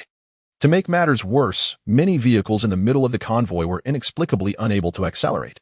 Although Yanfei had restored a considerable amount of mental energy with the crystal core, he found himself besieged by numerous zombies outside his vehicle, which were incessantly clawing at it.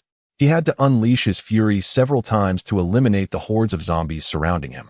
Additionally, due to the fragility of his vehicle, he had been reinforcing it with makeshift armor throughout their journey, which now left him on the brink of mental collapse. Let us crash. The front should hold, he thought, having previously reinforced the front with some metal for protection, which he hoped would withstand the impact. Meanwhile, Li Tai and his companion were closely tailing Yanfei's vehicle, determined not to be left behind. However, there was little more they could do at this moment but pray for a stroke of good fortune. Suddenly, the vehicle surged forward with increased power, overtaking one truck after another. However, just then, another vehicle abruptly swerved out of the convoy, blocking the path directly in front of Luo Sun and his group. What was happening? That vehicle was moving at a sluggish pace. Yet its sudden appearance had completely obstructed the road ahead, leaving Luo Sun's group with no way to maneuver around it. Yen Fei's brows furrowed deeply. Given the speed of that vehicle and its sturdiness, how could they possibly break through the dense horde of zombies outside the convoy? Was there a malfunction within that vehicle? Or was it intentional? Within Luo Sun's heart, a sense of anxiety inevitably brewed. Yet, the vehicle ahead gradually decelerated, while the headlights behind flickered fiercely, and the horn blared with thunderous intensity. However, not a single car that had previously traveled alongside offered assistance. A horde of zombies relentlessly lunged at the vehicle. Oblivious to the metal barrier, their arms flailing and drooling a sickly green as they exhibited a frenzied desire to feast upon the fresh occupants within. With a slight shake of his head, Luo Sun found himself at a loss for words, his thoughts far removed from the notion of rescuing them. The flashing taillights of Li Tai's vehicle signaled its intent to once again charge into the throng of zombies. After maneuvering around the stranded car, he pressed the accelerator with fervor. It took a grueling 20 minutes for them to barely break free from the clutches of the undead. Within the confines of the vehicle, the sight of the convoy ahead was disheartening. Nearly every car had succumbed to disrepair, their bodies marred by unidentifiable, repulsive substances, and etched with scratches that evoked a sense of dread. Although the number of zombies trailing alongside had diminished, those meandering from the residential area only seemed to multiply. Some zombies sprinted with alarming speed, closely pursuing the convoy. Suddenly, a wail erupted from within one of the vehicles, prompting the nearby zombies to charge towards the source of the sound, their excitement palpable as they howled in response. The cries abruptly ceased, yet upon closer listening, faint remnants lingered, suggesting that the occupants had muffled the child's mouth with some object. The sensitivity of the zombies' hearing evidently surpasses what most had anticipated. Although the cries diminished, they did not entirely cease. The faint sounds emanating from that vehicle only served to incite the zombies further. Suddenly, one of the zombies lunged at the car, producing a jarring noise as a portion of the trunk was brutally torn apart. Another zombie leapt forth, amplifying the infant's wailing from within the vehicle, accompanied by the startled exclamations of several individuals. The vehicles trailing behind hastily swerved in an attempt to circumvent the besieged car. In that moment, the window of the car was rolled down, and a bundle was cast out, not a human. Luo Sun pressed his lips tightly together, inhaling deeply before making a sharp left turn at the upcoming intersection, prompting the vehicles of Li Tai and the others to hurriedly follow suit. He recognized this scene as a common occurrence in the perilous landscape of the apocalypse. Not only the uncontrollably wailing infants, but also the elderly. The women whose menstrual blood attracted the zombies, and the unruly children were often the first to be discarded from vehicles. Many would sacrifice these innocent souls as bait to afford their own escape. Such actions have become distressingly commonplace. Among those cast aside, the elderly, the weak, the sick, and women and children were the predominant victims. Those who had once been prioritized for care in the peaceful era were now the first to be abandoned in this grim reality. Luo Sun believed he had witnessed much already. Such occurrences were relatively infrequent at the onset of the apocalypse, yet as time progressed, they would inevitably become increasingly prevalent. During the journey of fleeing to the southwestern base in City A, had he not encountered many similar situations? Indeed, it seemed that he was ill-suited for work outside the base. Suddenly, Yen Fei, who had been silently observing, placed his hand on his shoulder, the warmth of his large hand offering a sense of reassurance as he gently squeezed twice. "Do not worry, do not overthink." Luo Sun glanced at the person beside him in surprise. His expression remained as composed as ever, exuding a peculiar indifference. It was ironic that he, who had lived a lifetime, appeared less composed than Yen Fei. Could it be that the abilities of the supernatural beings also possessed a calming effect? Exhaling deeply, Luo Sun nodded slightly and pressed the accelerator, colliding with a zombie that charged towards him. "I am fine, but those people have lost all rationality. Traveling with them poses great danger." Thus, he had chosen to take a detour. Of course, Luo Sun would never admit that he found those people increasingly disagreeable. Yen Fei raised the corner of his mouth slightly and suddenly inquired, "Do you like children?" Luo Sun was taken aback for a moment, then shrugged with a hint of melancholy. "I had hoped to adopt a child if given the chance, but alas, in my previous life, I was too solitary." Despite the multitude of people in the base, those who had endured the apocalypse lived in a cage surrounded by zombies and mutated beasts, and the trust between individuals had eroded to a mere shadow of its former self. My previous life was characterized by a reluctance to communicate, a desire to avoid trouble, compounded by the overwhelming environment that forced people into distrust. Human beings, after all, cannot exist in utter solitude devoid of communication. Over time, The human spirit cannot withstand such isolation. On the journey northward, there was a companion who once expressed a desire to partner with him. Even though Luo Sun understood that upon reaching City A, their paths might not truly converge, the mere thought lingered in his mind, providing a semblance of comfort against his loneliness. Although he could not recall the person's full name, and their visage had long since faded from memory, that child had vanished. A profound sorrow clouded Luo Sun's expression, evoking a weighty sense of melancholy in Yan Fei. Yet, he did not allow this to distract him from his own preoccupations. Adoption? Yan Fei chuckled knowingly, questioning why not simply marry and have children? Despite the current circumstances, if Luo Sun genuinely desired companionship, his modest living situation would not pose an insurmountable obstacle. Furthermore, who would entirely disregard the notion of marriage and family, instead contemplating adoption before reaching a point of no return? Unless he was acutely aware that he would never father children, nor wish to wed a woman. Luo Sun let out a bemused laugh, shaking his head vehemently as if recalling something amusing. He could neither afford a wife nor raise a family.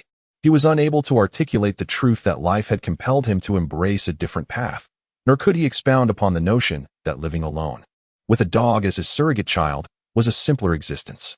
It was merely the nascent stages of an apocalyptic reality. His theories were far too avant-garde, likely beyond the comprehension of those around him for the time being. The car, which had been driving smoothly, suddenly executed an exquisitely graceful S-shaped drift, startling Li Tai, who was closely trailing behind. In a fluster, he hastily maneuvered the steering wheel in an attempt to match the rhythm of the preceding vehicle's dance. However, when the car ahead resumed normal driving, he found no apparent obstacles on the road that warranted such an evasive maneuver. What just happened? Li Tai inquired of his co-pilot. He Qianquan wiped the sweat from his brow. I think I turned the steering wheel the wrong way? Relieved, Li Tai exhaled. Perhaps it's just the fatigue from driving too long that caused the tension. Volume 3, The Struggles of Cohabitation, Chapter 38. The handsome man in the apocalypse. Luo Sun felt that the car was somewhat difficult to handle today, particularly with someone seated beside him who had just flirted with him. He could confirm that the individual next to him had indeed been teasing him, although that person might consider it merely playful banter. For Luo Sun, who was already feeling somewhat unsteady, the jest was certainly a test of his composure. With both hands firmly gripping the steering wheel, he chose to disregard the presence of the other. Engaging with someone who relied solely on their captivating appearance to provoke him, someone with whom he had barely exchanged even the slightest touch, would only encourage further flirtation. Thus, ignoring him was the wisest response. Moreover, they were currently in a perilous situation. Suddenly, Luo Sun found himself on a road he had never traversed before. However, in order to mitigate any potential dangers in this apocalyptic world, he had meticulously studied possible locations and routes he might take at the onset of the catastrophe prior to its arrival.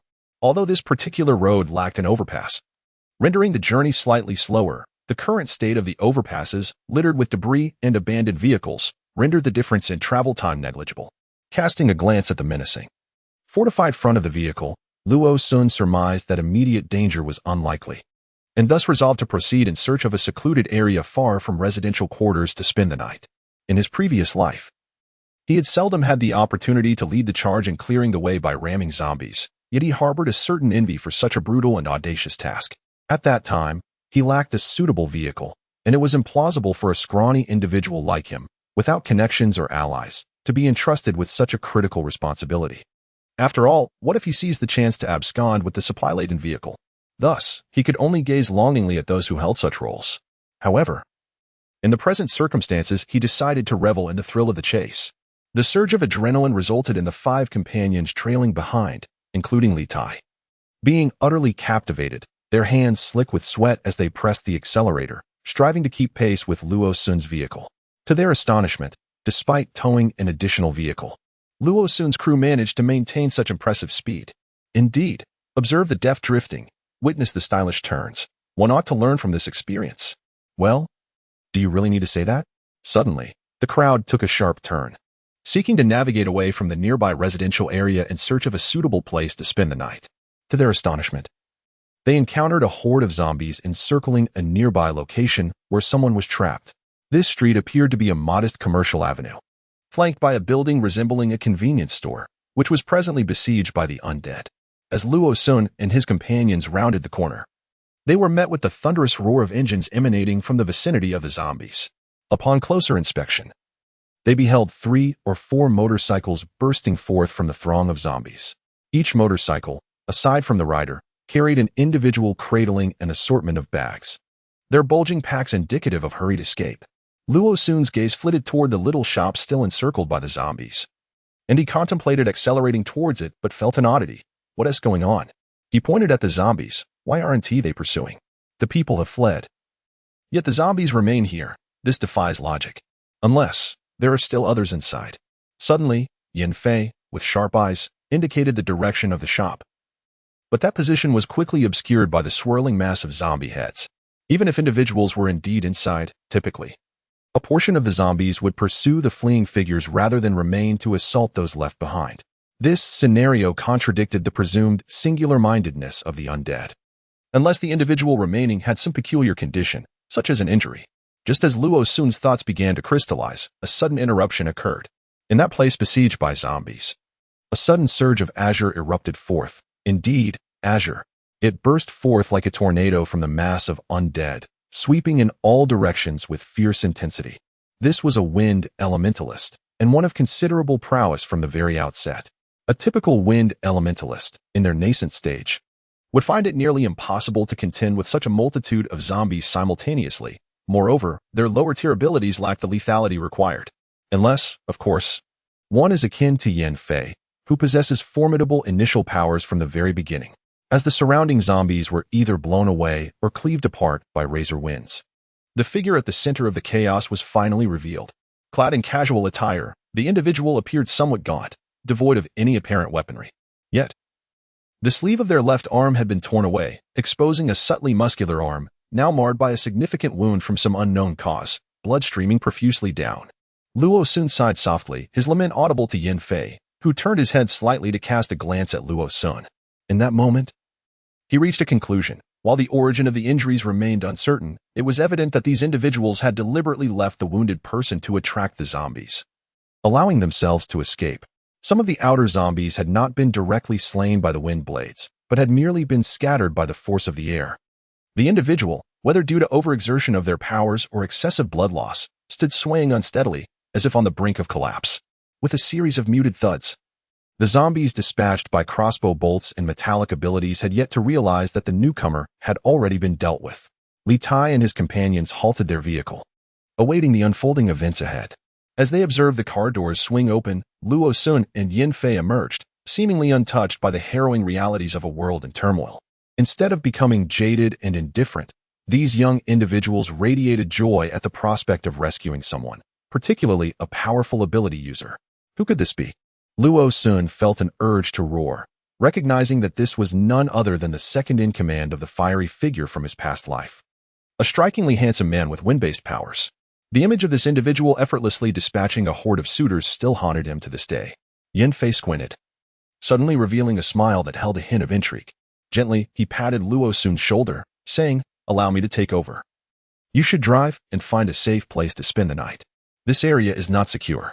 His voice was soft and soothing, yet it sent a chill down Luo Sun's spine. Although he could not quite grasp the reason why, he discerned that driving away was far safer than continuing to tend to the wounded individual. Meanwhile, Yin Fei scrutinized the face before him, which, in its own right, held a unique allure that rivaled his own. He found himself pondering whether he preferred this visage over his own.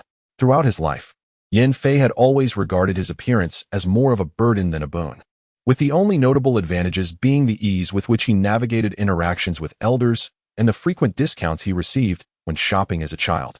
Regrettably, for someone who had never been short on funds, he had little need for those perks, though he certainly appreciated the fleeting thrill they provided at the time.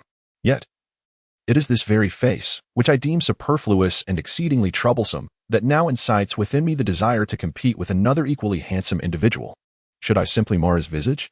After all, he has already succumbed to unconsciousness. This fleeting thought, though somewhat unsavory and lacking in compassion, did not compel me to act rashly. Instead, I proceeded to diligently wrap the unconscious man's arm in bandages, ensuring that no scent would escape to attract those zombies with noses more sensitive than dogs. The vehicle had already started, and I remained in the small container at the back with the incapacitated individual. My arms crossed over my chest, I coldly regarded the man slumped amongst the cargo. My current discontent stemmed entirely from this fellow and the driver ahead. The reason was abundantly clear. With a scoff, I cast another glance at him before raising my hand to create a portal through the wall, stepping directly into the driver's cabin, startling the one behind the wheel.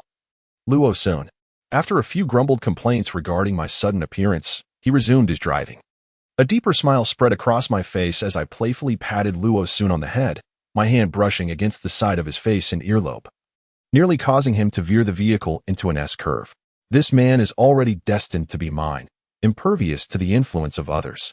As for the individual in the rear compartment, I would never stoop to the ungracious act of eliminating him. Such a lack of decorum is beneath me. Yan Fei possessed an unwavering confidence in himself. Despite a lingering sense of crisis, the rapid progression of their burgeoning relationship, fostered by daily interactions, was quite unexpected. After all, having only briefly crossed paths with someone, he felt no urgency. Once a person has entered his sphere, he would never relinquish them, especially when the individual in question was of a similar caliber. Luo Sun was not the type to recklessly pursue handsome men. He saw no cause for concern. Although the journey ahead remained fraught with challenges, they were fortunate not to encounter any unfortunate situations akin to those filled with zombies that required them to charge through. However, it wasn't long before the sky darkened completely. Navigating a world teeming with the undead at night proved exceedingly unwise. Finally, before the onset of night, Luo Sun and his companions discovered a suitable refuge for the evening. They took shelter on the second floor of a beauty salon, concentrating their efforts on demolishing the staircase, ensuring that when morning arrived, they could either descend through the window or have Yan Fei construct a makeshift staircase. When Li Tai and the others laid eyes on the individual rescued by Luo Sun, they felt as if struck by lightning. Was there no respite for them? With the presence of the extraordinarily handsome Yan Fei, whose physique, looks, and formidable abilities had already incited a whirlwind of envy among them, it was fortunate that he was the only one of his kind. They had no time to indulge in jealousy or rivalry. Yet, to their surprise, another had emerged, equally well-built, equally handsome, and possessing remarkable powers. Was it possible that the apocalypse favored such striking individuals? Why did fortune seem to favor these individuals alone? This predicament leaves us, the impoverished and unremarkable, in a state of despair. Volume 3, The Trials of Cohabitation, Chapter 39, Beauty versus Beauty. In a state between slumber and wakefulness, Zhang Shu seemed to sense someone guiding him forward. Shortly thereafter, he felt the sensation of ascending stairs, his feet stumbling against the steps. Thus, when he laboriously opened his eyes and beheld several unfamiliar faces, a sense of relief washed over him, prompting him to peacefully close his eyes once more. Had he not opened his eyes just a moment ago? Han Li inquired with uncertainty. Wang Duo nodded affirmatively. Indeed, you did open them. Has he fainted again? He Qian Kuan felt an urge to poke the man's face, especially upon noticing the seemingly flawless skin of those around him, which intensified his impulse to leave a few fingerprints. Perhaps it was due to excessive blood loss? Luo Sun hurriedly inspected the floor, relieved to find no traces of loss. And these, I will gather them and take them away tomorrow morning.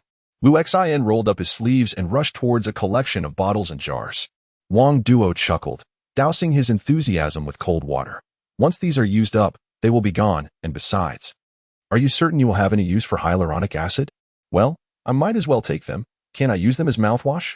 Wu Xin shot him an exasperated glance, yet he remained diligently sifting through the array of beauty products. Yan Fei completely ignored the group of individuals lost in their own trivialities, standing alone at the sole stairway entrance of the room. Before him, all the metal items he had casually detached before ascending floated gracefully in midair, slowly intertwining, coalescing, and twisting into a smooth, sloped formation. At the stairway entrance, a sturdy railing had been erected, which would produce a thunderous sound upon contact. After receiving a towel, Yan Fei calmly wiped the sweat from his temples, a result of his mental exertion, feeling a quiet regret that someone could assist him in this task. He was not one to rush. Whether at the negotiation table or engaging in mutual scheming with his unscrupulous parents, patience and calculation were essential. Thus, he turned and nonchalantly draped an arm over Luo Sun's shoulder as they ventured inside. Let us have a meal first. After that, we can consider what needs to be taken tomorrow morning. Luo Sun's attention immediately shifted to the items on the second floor of the building. He had no interest in the cosmetics beloved by Wu Xin, as he had no stubborn blemishes on his own face. Similarly, he found no allure in the chairs and beds that Yi Qiankuan and the others yearned for, as his home already boasted a sofa and a king-size bed, rendering these items, which were evidently not intended for restful sleep, unappealing. However, He was greatly intrigued by the enormous curtains hanging by the windows and the towels within the disinfection cabinet. The place where Luo Sun and his companions took refuge was a beauty salon, although it was still in close proximity to a residential area. Its location on a commercial street and its rare status as a standalone two-story establishment made it an ideal choice for a temporary resting spot. Consequently, within the salon, Luo Sun eagerly anticipated the day when he would hear these 5 university students recount their comical misadventure of tumbling from such a bed. Drawing the heavy, light-blocking curtains tightly shut, the group began preparing dinner, with the addition of an ailing member to their ranks. They took special care to prepare some soups to nourish the newly arrived handsome fellow. Unfortunately, he did not afford them this opportunity. He awakened just as the final touches of dinner were being completed. "Come, let us dine," declared Wang Duo, his eyes brimming with a blend of curiosity, anticipation, and impatience as he glanced at the striking young man and offered him the porridge they had just concocted. The porridge was made from a cornmeal cake that Luo Sun had brought with him. By simply crumbling the cake into a container of water, they could easily create a substantial pot of thick porridge, both simple and convenient. As for that cornmeal cake, it was a survival ration meticulously prepared by Luo Sun before the apocalypse, exceptionally dry and long-lasting, intended specifically for making easy porridge.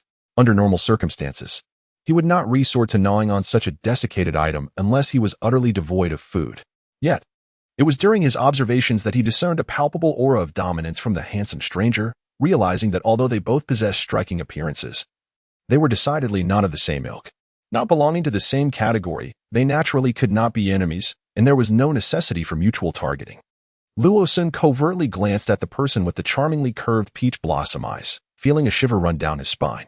He discreetly shifted back, distancing himself from the magnetic pull of that individual, yet he did not realize that this subtle movement brought him even closer to Yin Fei.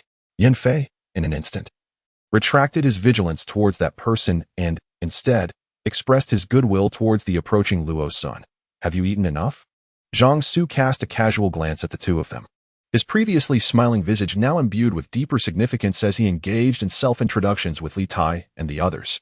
When Luo Sun found himself once more engulfed in confusion, Yin Fei sharply interjected, "When we encountered you, we noticed several motorcycles departing from that supermarket, while you remained amidst the horde of zombies." Zhang Su's expression faltered, the original smile now bearing a hint of distortion. "What? How could this be?" Li Tai and the others gasped, for this possibility had indeed crossed their minds. However, their inherent kindness and the distance from the earlier turmoil at the supermarket had instinctively led them to overlook such a dark possibility. Zhang Su's expression grew somewhat numb as his gaze fixated upon the small fire pit surrounded by the group. His voice flat. "I do not know what life has been like in the safe base after the zombie outbreak, but out here, it is commonplace for the living to rob one another and for discordant teammates to betray each other, particularly during this expedition to gather supplies. We found ourselves besieged by a horde of zombies, necessitating a decoy to divert their attention and allow others to escape." "So, you are the decoy?" Wu Xian exclaimed in shock. Inhaling sharply, He Qian-kun, still dazed, inquired, "Are you volunteering? Is it for the sake of your comrades?" Zhang Su's lips twisted slightly, and before he could respond, He Qian-kun received a light blow from Wang Duo. "Are you foolish? Would you step up if it were your turn?" He Qian-kun rubbed his neck and shot him a glare, muttering softly, "If it comes to the worst, I suppose it could be manageable." His words halted Wang Duo's hand, which had been poised to strike again. As he pressed it against He Qian-kun's head and vigorously ruffled his hair, "Don't be truly foolish, even in peril. There will surely be a way for everyone to escape." Zhang Su's expression shifted subtly as he glanced once more at the innocent faces around him, a faint sigh escaping his lips. "Where did you all reside originally?" Luo Sun, who had remained silent, finally dredged up memories of this individual from his past life, retrieving a map to inquire. As Luo Sun took out a pen to chart the route for the next day, Li Tai suddenly pondered and asked, "By the way, don't you possess wind-based abilities? How could they threaten you if you were so formidable? Were all those in that group also endowed with abilities? Otherwise, why would they dare to harm someone so powerful?" Zhang Su suddenly wore a mocking smile, "Because none of them are aware that I am an ability user. From the very beginning, he concealed his true strength. Indeed, in the end, that man betrayed him once again." This marked the second instance.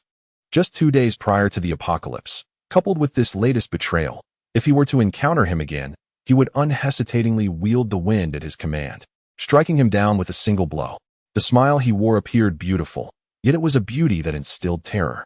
As Luo Sun meticulously planned his route for the following day, he happened to glance up and noticed that this smile bore an uncanny resemblance to the one he had seen in his past life, when this individual had mercilessly slaughtered a group of people. This realization sent a shiver down Luo Sun's spine, prompting him to instinctively retreat. It seemed he had collided with something. Turning around, he found himself face to face with Yin Fei, who suddenly wore a smile, imbued with an inexplicable depth that made Luo Sun's scalp tingle. He attempted to step back, only to see Yin Fei abruptly produce a coat and drape it over him, saying, "It's cold at night.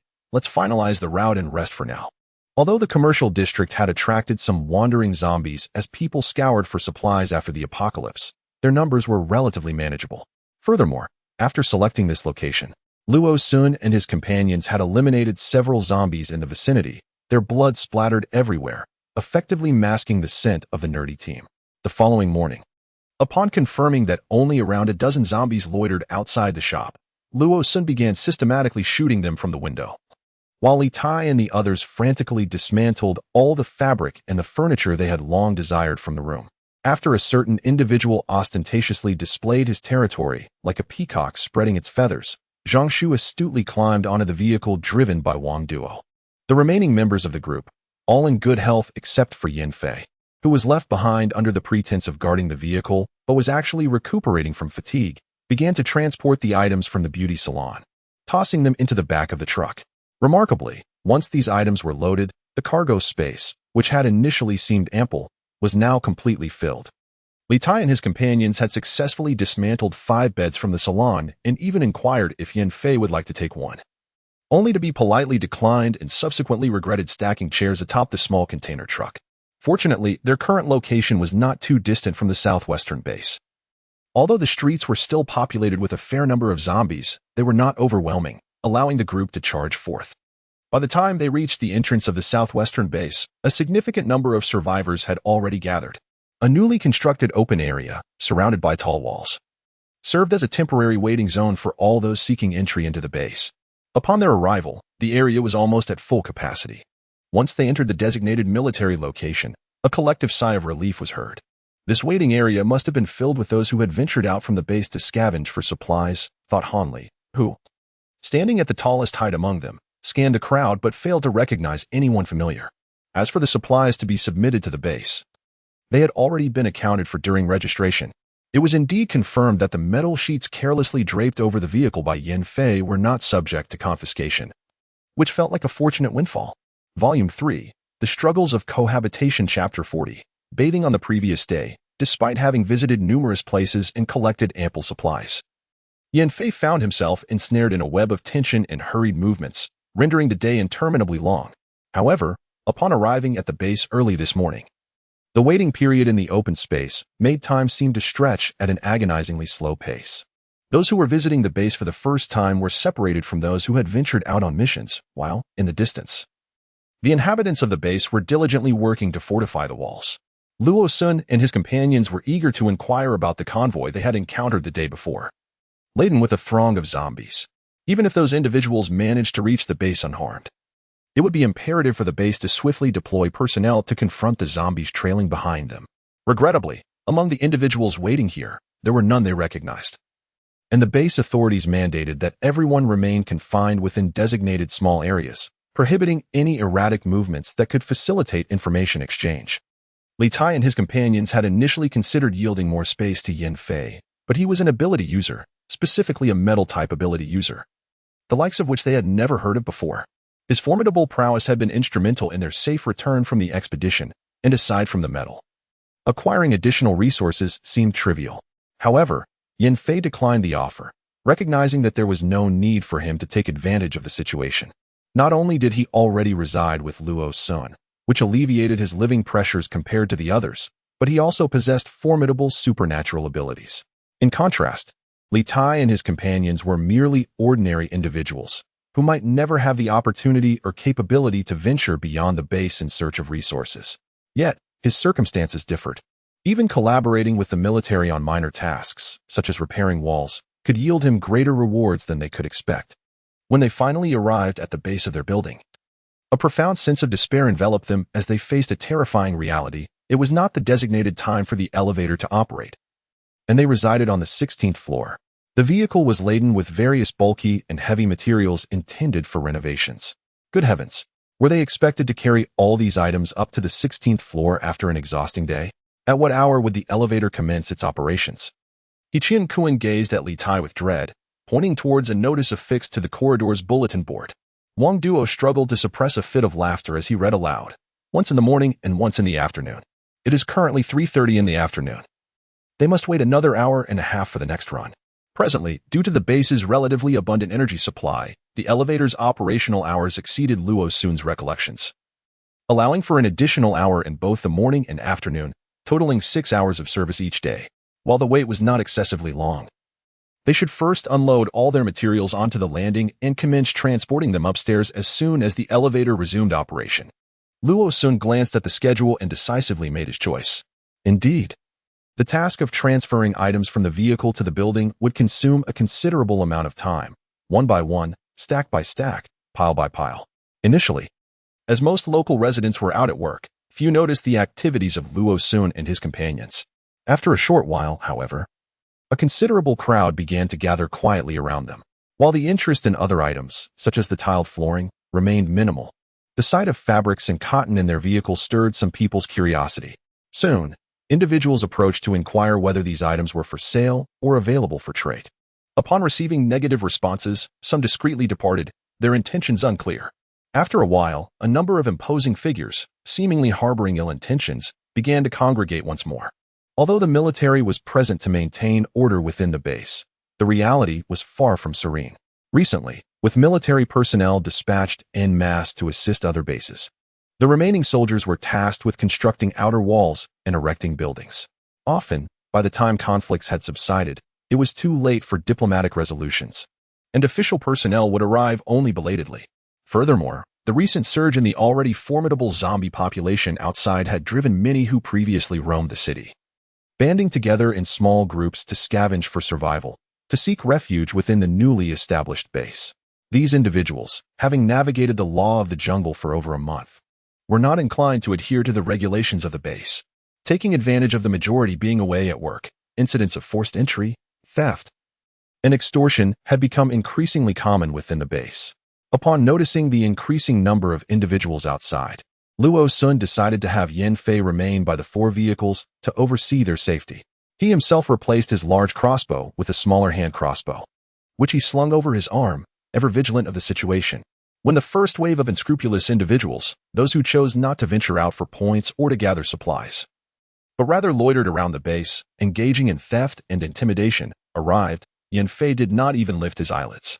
With a mere flick of his hand, an ominous sound echoed as a series of steel needles, pointed outward, materialized in a barrier surrounding the vehicles and the essential path leading into the building.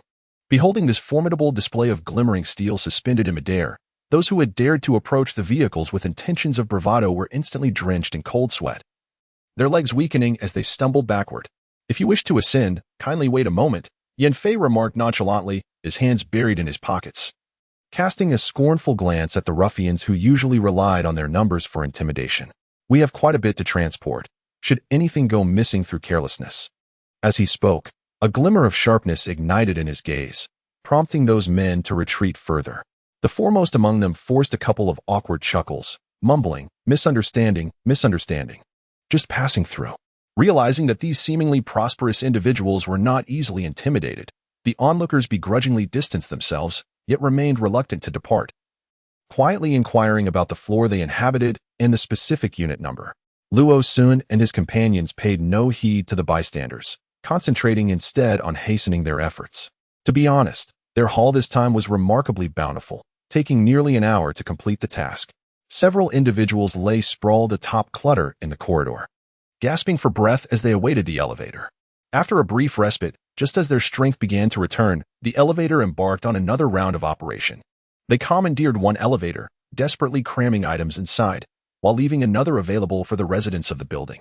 As darkness enveloped the surroundings and a chilling wind swept through once more, they barely managed to shove the last batch of belongings into the elevator, collapsing in exhaustion in the corridor, panting like weary dogs. Among them, even the most physically fit, Yan Fei, was drenched in sweat. How I long for a hot bath. I feel utterly grimy. Wang Duo lay with his eyes rolled back, nearly tongue out, atop an indistinguishable heap of items. Luo Sun still retained some vigor. He lifted his gaze to the only door on this floor that was unoccupied, and upon confirming it had not been allocated, he sighed in relief, stating, "We cannot proceed like this tonight. Let us modify the elevator doors and the staircase to prevent anyone from ascending. With the items left in the corridor, it shall be of no concern." Indeed, the group nodded in agreement. The elevator doors could be easily secured by welding metal on the interior, ensuring that anyone arriving would be met with an impenetrable steel barrier upon the elevator's opening. The staircase could also be transformed effortlessly. Yin Fei could employ a method akin to that used in beauty salons to convert it into a slide, and simply seal the entrance to the 16th floor with a steel plate. After all, this level was familiar territory. Anyone needing to descend could simply knock on their doors. Following their cheerful resolution, they proceeded joyfully to seal the door. When Luo Sun opened the secondary door of his home, he was confronted by the ominous dark steel wall before him, suddenly recalling that there was indeed another layer of protection in place. Clearing his throat, he chuckled awkwardly and gestured towards the door, saying, "Well, this is something only Yin Fei can unlock." Reflecting on it now, he considered that if anyone were to provoke Yin Fei's ire, the venerable elder could effortlessly exact revenge by sealing their front door with metal. Given that Yin Fei was currently experiencing some depletion of mental energy, he had only created a small opening in the formidable steel door, sufficient for 2 individuals to pass through. As for the rest, that could be addressed tomorrow. Upon entering through the moderately high doorway, Luo Sun was abruptly met with the jarring sound of claws scraping against the metal, accompanied by a few feeble barks. The little creature? Finding it peculiar that he hadn't heard the small one's barks upon opening the door, Luo Sun initially attributed the silence to the wall's soundproofing capabilities. However, the absence of the creature upon opening the doorway felt rather uncanny. Following the sound, he hurried towards the balcony, only to be astonished to discover that the small box, which had previously been placed outside the large dog food bowl, had somehow made its way to the balcony. Could it be that the little one had accidentally bumped into it while frolicking indoors? Peering beyond the iron railing towards the balcony, he spotted a pair of woeful, watery eyes gazing back at him, clearly distressed. Yet, it appeared that the creature lacked the strength to wag its tail, which was noticeably less animated than usual. "How did you manage to get out?" With a furrowed brow, Luo Sun surmised that the little creature must have utilized that small box to leap behind the iron plate. However, what could it possibly be doing back there? Bending down to embrace the dog, Yin Fei trailed closely behind him to the balcony. The two observed as the little rascal first nuzzled against Luo Sun's chest, and as soon as he set it down, it darted towards the large bowl filled with dog food, devouring it voraciously. "Look at those vegetables. Have they been consumed by it?" Yin Fei suddenly pointed out a detail that Luo Sun had overlooked, gesturing toward the planting rack outside the iron plate. It was then that Luo Sun noticed, to his astonishment, that the lower 2 tiers of the PVC-modified planting rack, which had been growing vegetables, were entirely stripped bare. Staring dumbfounded at the 2 rows of vegetable remnants that retained only a hint of green, and then glancing at the ravenous little creature energetically feasting in the dog food bowl, Luo Sun's lips twitched. Surely, it did not leap out of its own volition to munch on the vegetables, did it? The reason for its vegetable consumption? Perhaps it was simply left with no other food options? After changing his clothes, Luo Sun made his way to the bathroom to thoroughly wash his hands before diving into the kitchen to prepare dinner for the 2 of them. These past few days, they had subsisted on simple fare while out, but home was far better, with an abundance of ingredients. Meanwhile, Yin Fei opened the iron plate surrounding the stairs, feeling his mental energy deplete once more, causing him to sway slightly as he walked. Dizzily, Yin Fei initially intended to ascend to the 2nd floor to change his clothes.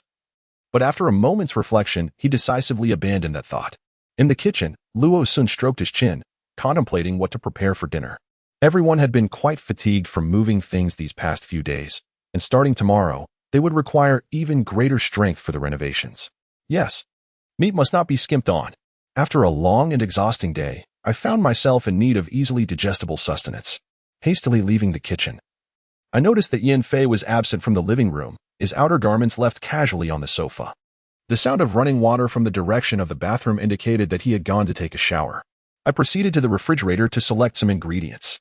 There were still potatoes in the house, along with eggplant and green beans, which had been sun-dried on the balcony during the pleasant autumn and winter days before the apocalypse.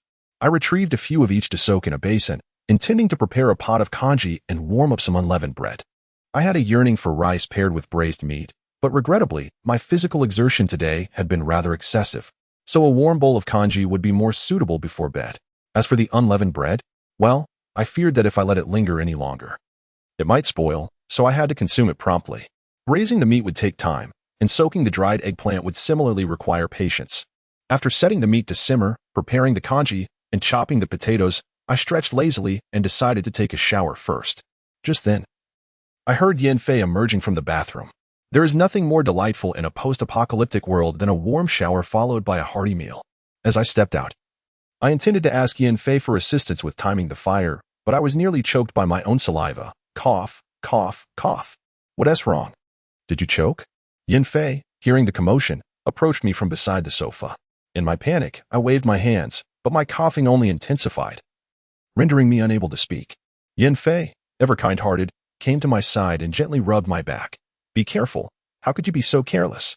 With a face flushed to the point where even his ears seemed to emit steam, Luo soon struggled to catch his breath, finally managing to stammer out a few words. Your clothes. Put them on, it's too cold. Luo soon effectively demonstrated that even when confronted with the alluring sight of a beauty emerging from a bath, one might not necessarily succumb to the Clich D nosebleed. After all, despite nearly breathing fire, he had failed to produce the legendary crimson liquid. In the frigid winter, Yin Fei had just bathed, and droplets of water clung precariously to his hair, accentuating his delectable allure.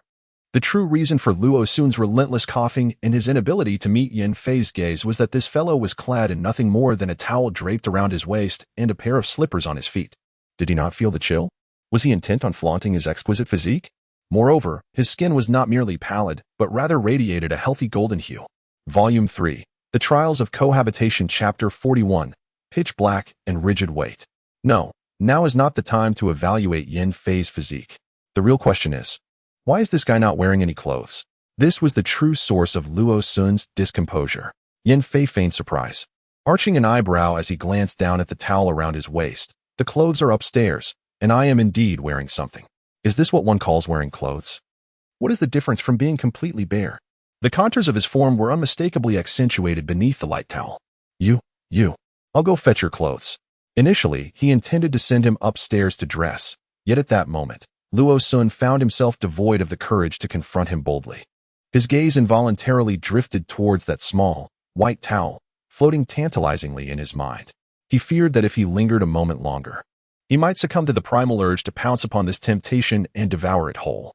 How could a pure-hearted virgin, having lived 2 lifetimes, endure such torment? Faced with such alluring beauty, to be unable to speak, to dare not bite, felt utterly torturous. He craved sustenance. The thought of devouring all the meat himself, leaving none for this interloper, filled him with fervor. Yet, the realization that if he had been forthright from the beginning, he would have missed this very scene, brought a pang of regret. Shaking off these disordered thoughts, Luo Sun hastened towards the bedroom in search of clean clothes. Upon descending the staircase once more, his eyes immediately fell upon a certain individual lounging on the sofa, still nearly in the nude. He longed to admonish him for his lack of decorum, yet having harbored feelings for the same sex without voicing them initially, he found himself increasingly tongue-tied, tossing the clothes towards him. He had already forgotten the affairs of the kitchen and rushed towards the bathroom, declaring, "I shall also take a shower." In that fleeting moment before entering, he instinctively glanced towards the sofa, only to witness Yin Fei standing up with nonchalance, turning away to remove his waistband. The sight was tantalizingly alluring, exuding an irresistible vitality. He slammed the door shut, bending over against it, nearly blinding himself with his own thoughts. The longer he delayed revealing his identity as gay, the more mental anguish he would endure. Perhaps it would be best to clarify everything after his shower. As Luo Sun was halfway through his bath, he was suddenly subjected to a new wave of intrusion. The bathroom door swung open. Instinctively, he shielded his lower body with his hands and turned to face the wall, his expression filled with terror as he glanced towards the entrance. Yin Fei, who appeared to be misjudged as a lecherous intruder, remained silent for a moment before pointing outside. The pressure cooker is venting, and the porridge in the other pot is boiling. Nodding in acknowledgement, Yin Fei, with a warm smile, proposed a suggestion that made Luo Sun wish to bury his head in the ground. "Would you like me to help you with your back later?" "No, that's unnecessary. Just keep an eye on the kitchen." Exhausted both physically and mentally, Luo Sun felt he would truly collapse if he didn't step outside soon. The day's excitement had been far greater than facing zombies outside yesterday. After a considerable time, Luo Sun, weary and drained, emerged from the bathroom. The intended relaxation from his bath had eluded him, and as he cast a glance at Yanfei, who was now dressed in normal clothes, he sighed with relief, albeit with a hint of regret, as he stepped into the kitchen. Time to eat. Filling my stomach is of utmost importance. The meat had been stewed to perfection, and he retrieved some, along with diced potatoes, soaked dried eggplant, dried green beans, and vermicelli to simmer together, leaving the remaining meat in the pot for tomorrow's meal. Once the meat was nearly done, Luo Sun picked some fresh vegetables from the balcony that had escaped the ravages of mischief, washing and chopping them before adding them to the pot just before serving, ensuring their crispness and freshness were preserved. The flatbreads had been warmed, and he brought the porridge into the kitchen. It had been a long time since Luo Sun had indulged so heartily in stewed meat and vegetables, and he ate with fervor. Yanfei stood nearby, observing with a bemused expression as he voraciously devoured his meal, seemingly at odds with the meat before him. Meanwhile, he appeared to be leisurely using his chopsticks to swiftly gather food into his bowl. Beside the table, the little creature, having regained its vigor after a hearty serving of dog food, lay with a disgruntled look, gnawing resentfully at Yanfei's shoelaces. It had been starved for quite some time, and upon its emergence, it had indulged in the dog food to the fullest. Even with its lack of human understanding, it clearly recognized that its full belly could accommodate no more. Yet, the aroma wafting from the table was simply irresistible. Yanfei intentionally lingered at the back, ensuring the living room lights were extinguished before ascending the staircase. Upon entering the room, he found Luo Sun already sprawled on the bed, eyes closed, softly snoring, clearly having succumbed to slumber. The brief two-day excursion had thoroughly exhausted everyone.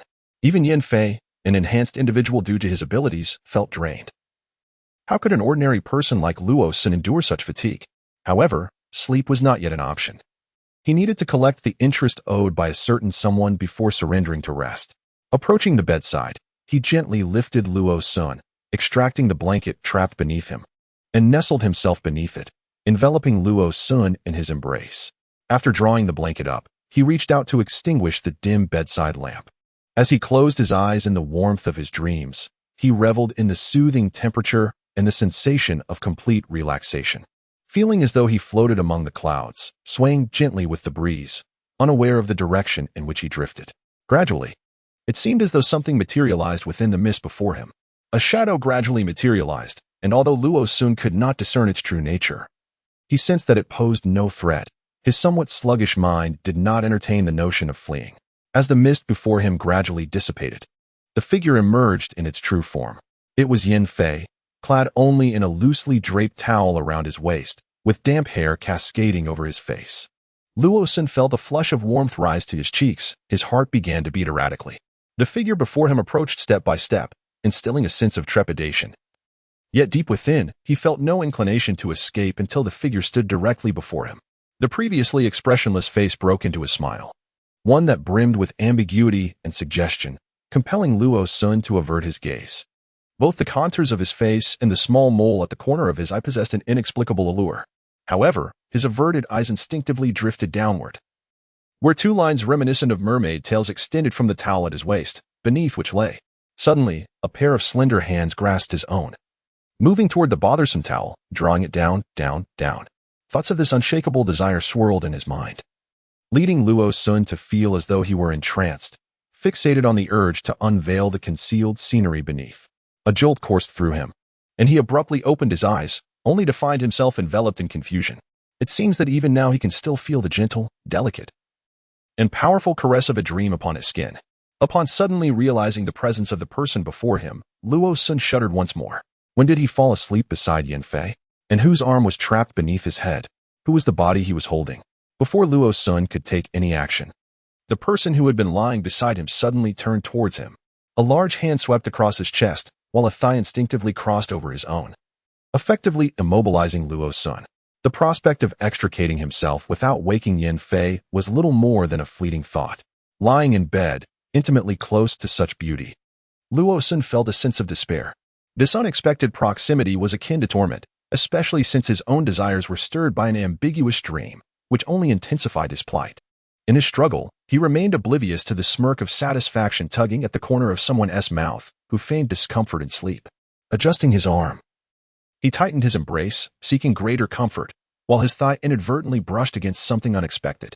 Yin Fei opened his eyes, positioned slightly higher than Luo Sun. He observed the depth of emotion in his gaze, contemplating whether to seize the moment and indulge in devouring the person before him. In truth, he might genuinely consider the notion of boarding first and purchasing a ticket later. It is, indeed, a rather practical approach. Interrupting Yin Fei's nefarious thoughts and rescuing Luo Sun from peril was the sudden ringing of the doorbell from downstairs. Both men were momentarily taken aback, swiftly adopting the guise of having just awakened as they prepared to rise. Noticing that Yin Fei displayed no particular reaction to the unexpected presence of himself in his arms, Luo Sun felt a mix of relief and slight regret. Hastily, he donned a garment to conceal the increasingly animated little brother before hurriedly descending the stairs to open the door. You haven't risen yet?" Upon seeing Luo Sun's hair resembling a nest, Li Tai and Han Li, who had awakened early out of excitement, felt a twinge of embarrassment. "Oh, it's nothing. We're just getting up. Are we preparing to commence work?" Luo Sun responded promptly. Outside, He Qiankuan and the others were equally exuberant, rummaging through the items laid out in the corridor, ready to roll up their sleeves and get to work. Yin Fei followed closely behind Luo Sun, rising in haste.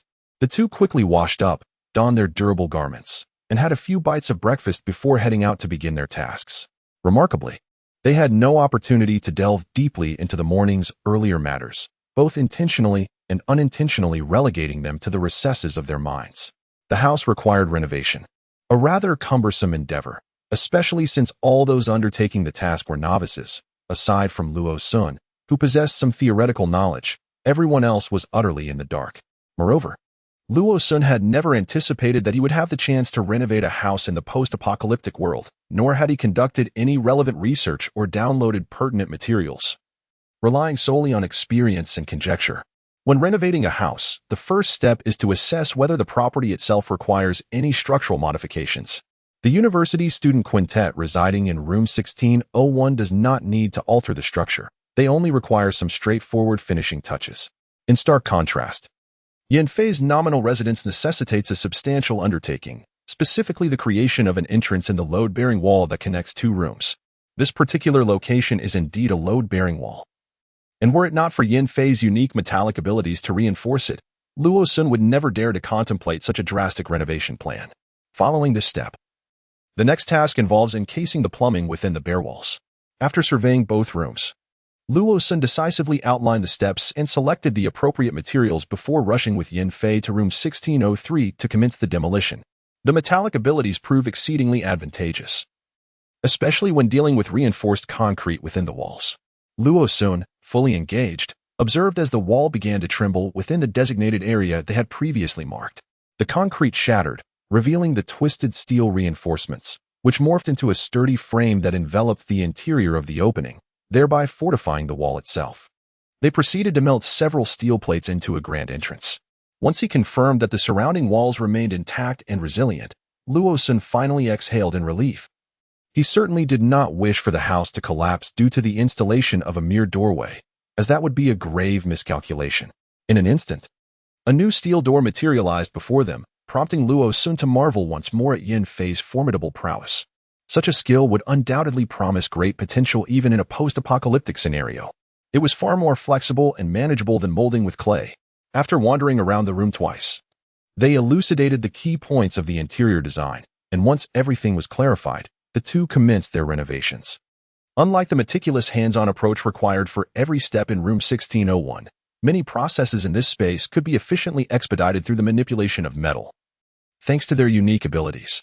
For instance, wrapping pipes and constructing furniture could be streamlined, giving Yin Fei's power over metal. The abundance of metallic elements in his usual surroundings greatly facilitated his tasks. It was ideal to craft tables, chairs, benches, beds, and cabinets entirely from metal. The only drawback was their considerable weight during transportation, making it nearly impossible for the average person to manage. However, this peculiarity also provided an advantage. In the unfortunate event of a burglary, intruders would find themselves unable to move any items or open cabinets, which might lack even a door. Their frustration would only result in self-inflicted pain from kicking in vain. As for the flooring, Luo Sun opted for wooden planks, a decision influenced by the insufficiency of the collected metal. Additionally, there was a significant concern regarding the potential noise if steel plates were used. Wooden flooring was deemed a safer choice. After delineating the necessary divisions and creations within the home using metal, they prepared to apply plaster and lay down the flooring. The quantity of tiles they had procured was limited, sufficient only for 2 bathrooms and the kitchen, due to the weight of tiles, which typically led merchants to keep only a few as samples in their stores, with custom orders fulfilled directly from the manufacturer. The wooden flooring showcased a plethora of goods, their colors and shapes remarkably similar, enough to furnish 2 entire homes with considerable excess. With a well-laid plan, the pair began by extracting the putty, attempting to scrape the walls of the small bedroom. Neither had prior experience in such tasks. Without diligent practice, who could predict whether they would leave the walls uneven? In room 1601, Li Tai and his companions were engaged in a fierce struggle with various pipes, the room resonating with incessant clattering. Fortunately, Luo Sun and his team were aided by Yin Fei, a metal-based ability user, allowing them to bypass certain steps. The surplus materials could easily be utilized by Li Tai's group for experiments, enhancing their practical skills. Thankfully, these 5 university students displayed commendable manual dexterity. Aside from an initial mishap where a few items were damaged, they quickly mastered the necessary techniques. In Building 7, within the elevator that operated on a fixed schedule, a few individuals with dubious intentions entered and pressed the button for the 16th floor. It was only after one of them had pressed the button that they were astonished to discover that 4 or 5 people in the elevator were also destined for the same floor. Despite the presence of numerous passengers, an eerie and awkward silence enveloped the atmosphere. As the elevator ascended to the 16th floor, numerous expectant eyes fixated on the slowly opening doors, only to be met with, "What is this? Why is it all so dark?" A few stood in stunned silence until, just before the elevator doors were about to close, someone hastily reached out to touch the hard, cold entrance. The doors, following their predetermined sequence, gradually closed and began to descend, stopping at a floor where others were poised to exit, continuing downward, ever downward. With such thoughts swirling in their minds, they longed for one more glimpse. When another elevator ascended from the first floor to the top, the ominous, glossy black object outside the door remained unchanged. In the shadowy expanse before the black wall, one individual hurriedly pressed the elevator button to prevent it from closing, while others frantically pounded, knocked, and pushed against the slick surface. It would not budge. Their efforts to strike it proved fruitless, leaving their hands stinging. Is this metal? One wondered, noting its substantial thickness, so dense that it muffled any sound upon impact. It seemed seamlessly integrated with the wall itself. To thwart any prying eyes and to ensure the door was not easily compromised, Yin Fei had reinforced these steel barriers to an imposing thickness of 20 centimeters. This was one of the reasons he felt utterly drained after repairing the entrance. After a prolonged struggle, the elevator, unable to descend, triggered an alarm when someone on another floor pressed the button to go down. It took a full 5 minutes before they reluctantly ceased their efforts. With the elevator out of service, they turned to the staircase. However, upon reaching the corridor and glancing upward, they were left utterly astonished. What was this? The door was also barricaded. It truly appeared to be metallic, perhaps the handiwork of that extraordinary individual from the previous day, who had conjured a multitude of steel needles. Although they remained uncertain about the true nature of Yin Fei's extraordinary abilities, this did not impede their vivid imagination. Despite never having encountered a metal manipulator in the military, they were aware that Yin Fei could make steel needles soar. Perhaps these large steel plates and the steel slide had also been sent flying to the upper levels and obstructed here by him. As for how such massive steel plates made their way upstairs, well, he was an extraordinary individual. One could only wonder what means he possessed. Moreover, they were merely indulging in idle speculation. What did it matter if it was plausible or not? By the time Luo Sun and Yin Fei realized that their supply of metal at home was insufficient and recalled the large steel plates outside that could be utilized, the others had long since departed. Yin Fei first removed the metal that was strewn across the staircase, then peeled off a layer from several steel plates, reasoning that with the steel plates blocking the door, the metal on the staircase was of little use. Besides, what if someone from the base had business to attend to and came knocking at each door? There had to be a place to post notices, after all. Once the steel door was thinned out, any sounds from the outside, should someone pound or knock, would still be faintly audible from within. Luo Sun and the others only aimed to prevent anyone from coming up and absconding with their belongings, They had no intention of completely isolating themselves from the world. As Yanfei retrieved the steel plates, the group of 5 had just finished managing the pipes and followed along to observe how Luo Sun and his companion applied putty. Noticing that it was nearly noon, Luo Sun set down his work and said to Yanfei, "I'll go heat up the food. We'll continue working after lunch." "Sure. You go ahead. I'll tidy up a bit more," Yanfei replied. Yanfei nodded, his hands and body already smeared with dirt and plaster, much like Luo Sun. "Here a smudge. There a hardened patch." Fortunately, they had all donned relatively stain-resistant attire before commencing their work. Otherwise, like Li Tai and his companions, who wore their everyday clothes, they would have ruined countless garments. The quintet, nearly transformed into plaster themselves from their labors, was diligently engaged when a tantalizing aroma wafted through the air, stirring their appetites. Ichian Kuan, unable to suppress his salivation, inhaled deeply and swallowed hard, exclaiming, "Is that the scent of braised meat? I dreamed of it last night, and now it graces my senses again. Could this be mere fantasy? In these times, is it possible for someone to be simmering meat? Truly, they are fortunate." Han Li's eyes glazed over, filled with an impulsive desire to leap from the window and follow the delectable fragrance. It must have been meat purchased before the apocalypse and preserved at home. Li Tai, unable to resist, inched closer to the window, hoping to capture more of the enticing scent. Had we only thought to buy a few pieces of meat to save for later," Wang Duo lamented. Yet, did they not lack a refrigerator? Even if they had one, a power outage in the city would render it useless. As the group chattered animatedly, contemplating whether to prepare instant noodles to accompany that alluring aroma, Yanfei approached, inviting them to partake in a meal. A meal?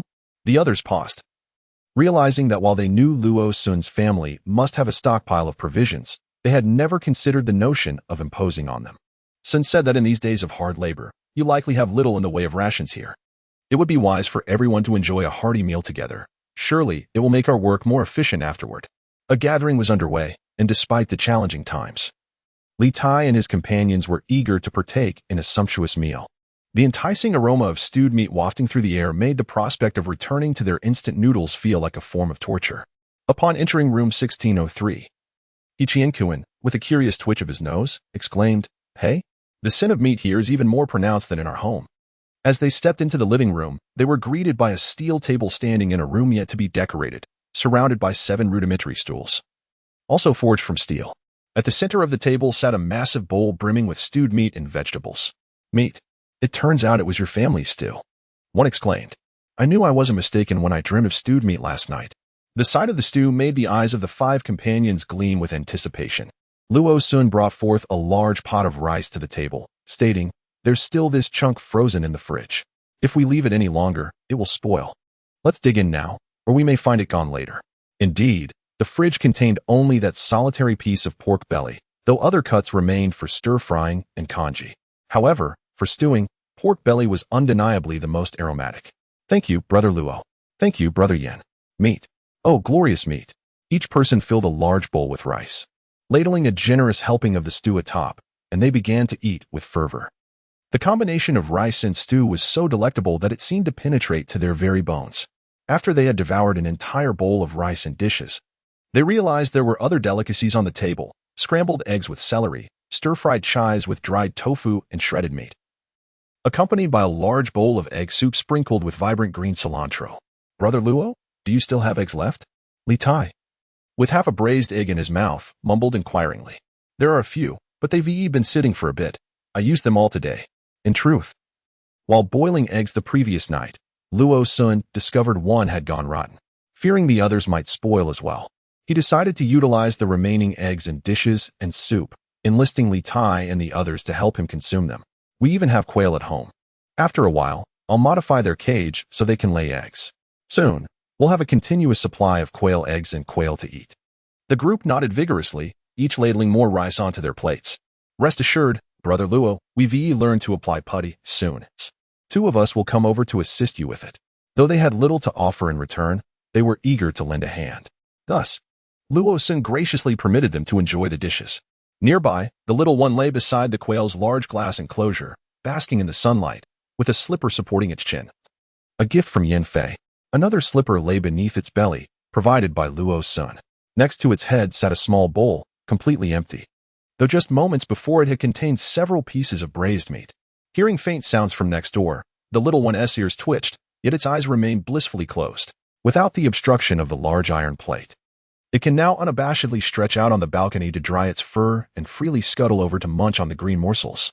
After an initial nibble that yielded little satisfaction, a second taste brought forth a sour sensation in its stomach, and by the third attempt, it swore never to indulge in such fare again. Yet, after devouring several substantial pieces of stewed meat today, the little creature could no longer suppress the urge that stirred within, stealthily approaching the unimpeded white rack to pluck a green leaf and chew it down. To its surprise, it found the flavor quite agreeable. In that instant, the little one began to comprehend why its two masters consistently consumed such items. Although the taste may not rival that of meat, when paired together, it proved to be quite palatable. As a discerning black-backed canine with high standards for quality of life, it resolved to sample these greens daily from now on. There is such a variety, each differing in appearance, and it was eager to explore the flavors to discover which would best suit its palate. Meanwhile, several vehicles were making their way towards the southwestern base, and the individuals constructing the surrounding walls spotted them from afar, engaging in hushed conversations. Is this the latest wave? I don't know. But it seems there are quite a few zombies trailing behind.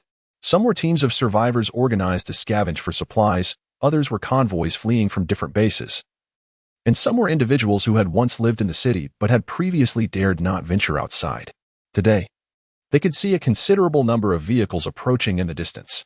Ah, they are catching up, they are catching up. Once again, someone has been cast aside. Alas, how heartless. What does this signify? Just the other day, we witnessed several individuals brutally assaulting a person, leaving them covered in wounds, bound, and discarded. The zombies, catching a whiff, pounced upon the individual and, before long, devoured them entirely, leaving not even a trace behind. Although the speaker conveyed a sense of regret, their demeanor, brimming with a blend of curiosity and ostentation, hardly reflected genuine concern for the deceased. The onlookers seemed to revel in the chaos during these past few days. As they repaired the walls, they found this spectacle far more entertaining than their previous existence within the confines of the base. While engaged in conversation, a convoy appeared on the horizon. Lo and behold, a tank. It is truly astonishing that so many people remain trapped within the buildings of the city. Yet there is no effort to rescue them, as the authorities prioritize their own ilk. After all, who else would they save if not their fellow officials? Contrary to the speculations of the onlookers, this convoy comprised not only rescued officials but also a multitude of ordinary citizens, men and women of all ages, as well as scientists and technicians from various fields, all following in their own vehicles. As this convoy approached, it encountered zombies that had just finished their previous meal and were now seeking their next victim. A cacophony of gunfire erupted, swiftly eradicating the zombies, and the convoy, a formidable presence, made its way toward the gates of the base. The base has been bustling in recent days. Luo Sun and others could observe from their windows not only the busy streets filled with vehicles, but also the influx of new residents into their community. But where do they find the time to inquire about such matters? They are preoccupied with renovating and tidying their home, feeling that even an entire day is insufficient. 7 clumsy individuals spend a full 3 days merely applying the first layer of putty to the walls, and they actually consider this pace to be quite swift. However, the thought of needing to apply 2 more layers, along with painting and laying the floor, cast a shadow over their spirits. Thus, it is only upon realizing that this house can be inhabited long-term that they exert effort into its transformation. Otherwise, a simple tidying up would suffice. Why bother with all this?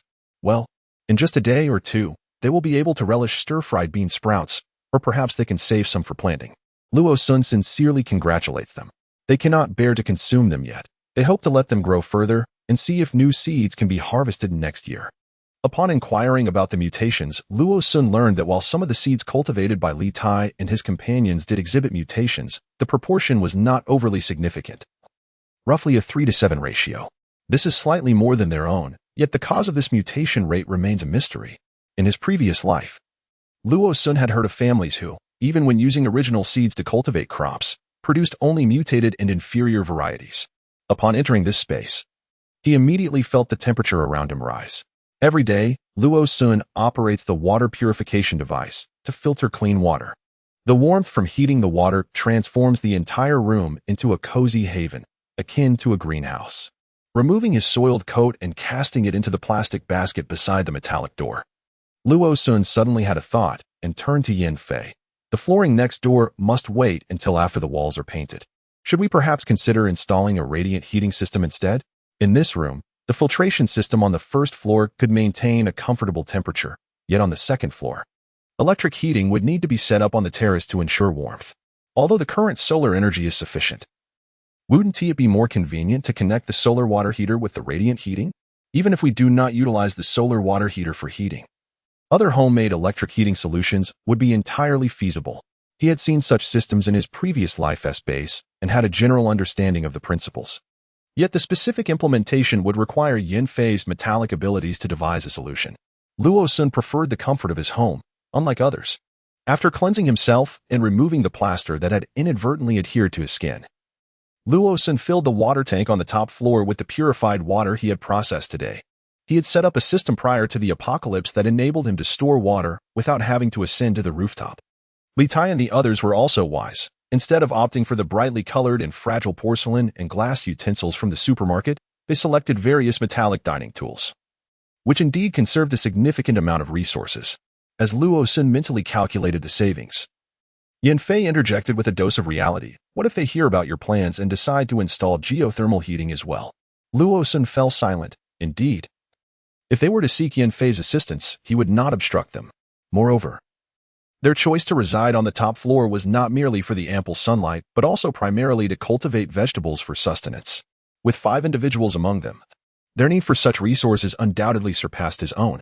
Thus, it was decided that tomorrow they would venture out to gather supplies. This room had been elegantly renovated long before the apocalypse. Any modifications would necessitate lifting the floorboards, reinstalling the plumbing, and ultimately relaying the flooring. Additionally, all the furniture would have to be relocated, rendering the task quite monumental. However, seizing the opportunity presented by the renovations next door could indeed alleviate a considerable amount of future labor. As for the prior occupants, a family of 3 who had once inhabited this space, one might ponder why they never encountered the original landlord, even if the landlord had survived the zombie outbreak. Given the unreasonable antics of those 3, compounded by their considerable physical presence, it seemed unlikely that the original owner would have reclaimed the premises. They might have twisted the truth, for in times of desperate flight, who would carry such belongings? One might recall how many individuals lost track of their identification cards during the earlier registration process. Subconsciously guided by Yin Fei, Luo Sun ascended to the second floor. Upon entering the bedroom, his steps faltered, for he could not help but feel uneasy at the sight of the bed. It was not his fault. These past few days had been each morning awakening to the startling presence of another beside him was an ordeal too harrowing to bear. Was it the exhaustion from the day's renovations or perhaps the fierce northern winds outside that made the warmth beside him all the more enticing? In recent days, every morning upon awakening, Luo Sun has found himself nestled in Yin Fei's embrace. Naturally, while finding himself in such a cozy position, his hands would instinctively wrap around the tantalizing waist of the handsome man beside him. If he were sufficiently composed, he might even take the opportunity to indulge in a few playful touches before rising. The sensation is truly delightful. Luo Sun has often pondered why, upon waking, he always finds his head resting on Yin Fei's arm, rather than the other way around. It scarcely seems like he is the one being mischievous. Rather, it feels as though someone else is, him, taking the initiative to hold him close. Luo Sun is no fool. He is acutely aware of his own lack of allure. Were he to possess even half of Yin Fei's striking appearance and physique, he might entertain the notion that Yin Fei was deliberately expressing something more. However, the reality is that he is all too self-aware. With his ordinary looks, unremarkable physique, and being shorter than Yin Fei, he is the kind of person who would easily blend into a crowd. How could someone as stunning as Yin Fei possibly take an interest in him? Moreover, there exists another possibility. Luo Sun discreetly glanced at the figure standing by the bed, undressing. Perhaps this individual simply has a habit of embracing something while asleep. Even if Luo Sun were to roll over and find himself beside him in slumber, if Yin Fei did not possess the inclination to hold something close, he would certainly not find himself nestled in his arms. At most, they would merely end up lying next to each other upon waking. Slowly climbing onto the bed from the side by the window, Luo Sun resolved to indulge in a later slumber. For tomorrow everyone had agreed to take a day off from renovations, thus a delayed bedtime would bear no consequences. He seized the opportunity to. Sitting at the edge of the bed, he observed Luo Sun, who had just moments ago been stealing glances at him. succumbed to sweet slumber within seconds of resting his head on the pillow. Yin Fei raised an eyebrow. This fellow appeared genuinely fatigued these past few days, as he could fall asleep almost immediately upon contact with the pillow. From Luo Sun's reactions over the last couple of days, it was evident that he harbored doubts about the nightly occurrences of sleeping in Yin Fei's embrace. He simply lacked concrete evidence. But who was Yin Fei? Even if his act of drawing Luo Sun into his bed and taking advantage of their shared slumber were discovered, what of it? If he remained undiscovered, he would continue to hold Luo Sun closely while they both slept, for the upcoming renovations demanded considerable physical exertion, leaving no time for romance during the day. However, should he be found out, he chuckled softly to himself. He would undoubtedly take decisive action, swiftly resolving any ensuing complications by simply consuming the problem whole. As for the renovations post-consumption, he could easily enlist Li Tai and the others to assist in the refurbishments. Utilizing the method they had long coveted, the weapons he and Luo Sun wielded. With a gentle pull, he drew the blanket aside and seamlessly enveloped Luo Sun in his warmth. Once Luo Sun nestled into the covers, Yin Fei wrapped his left arm around his neck, while his right hand deftly slipped beneath the hem of his shirt at the small of his back.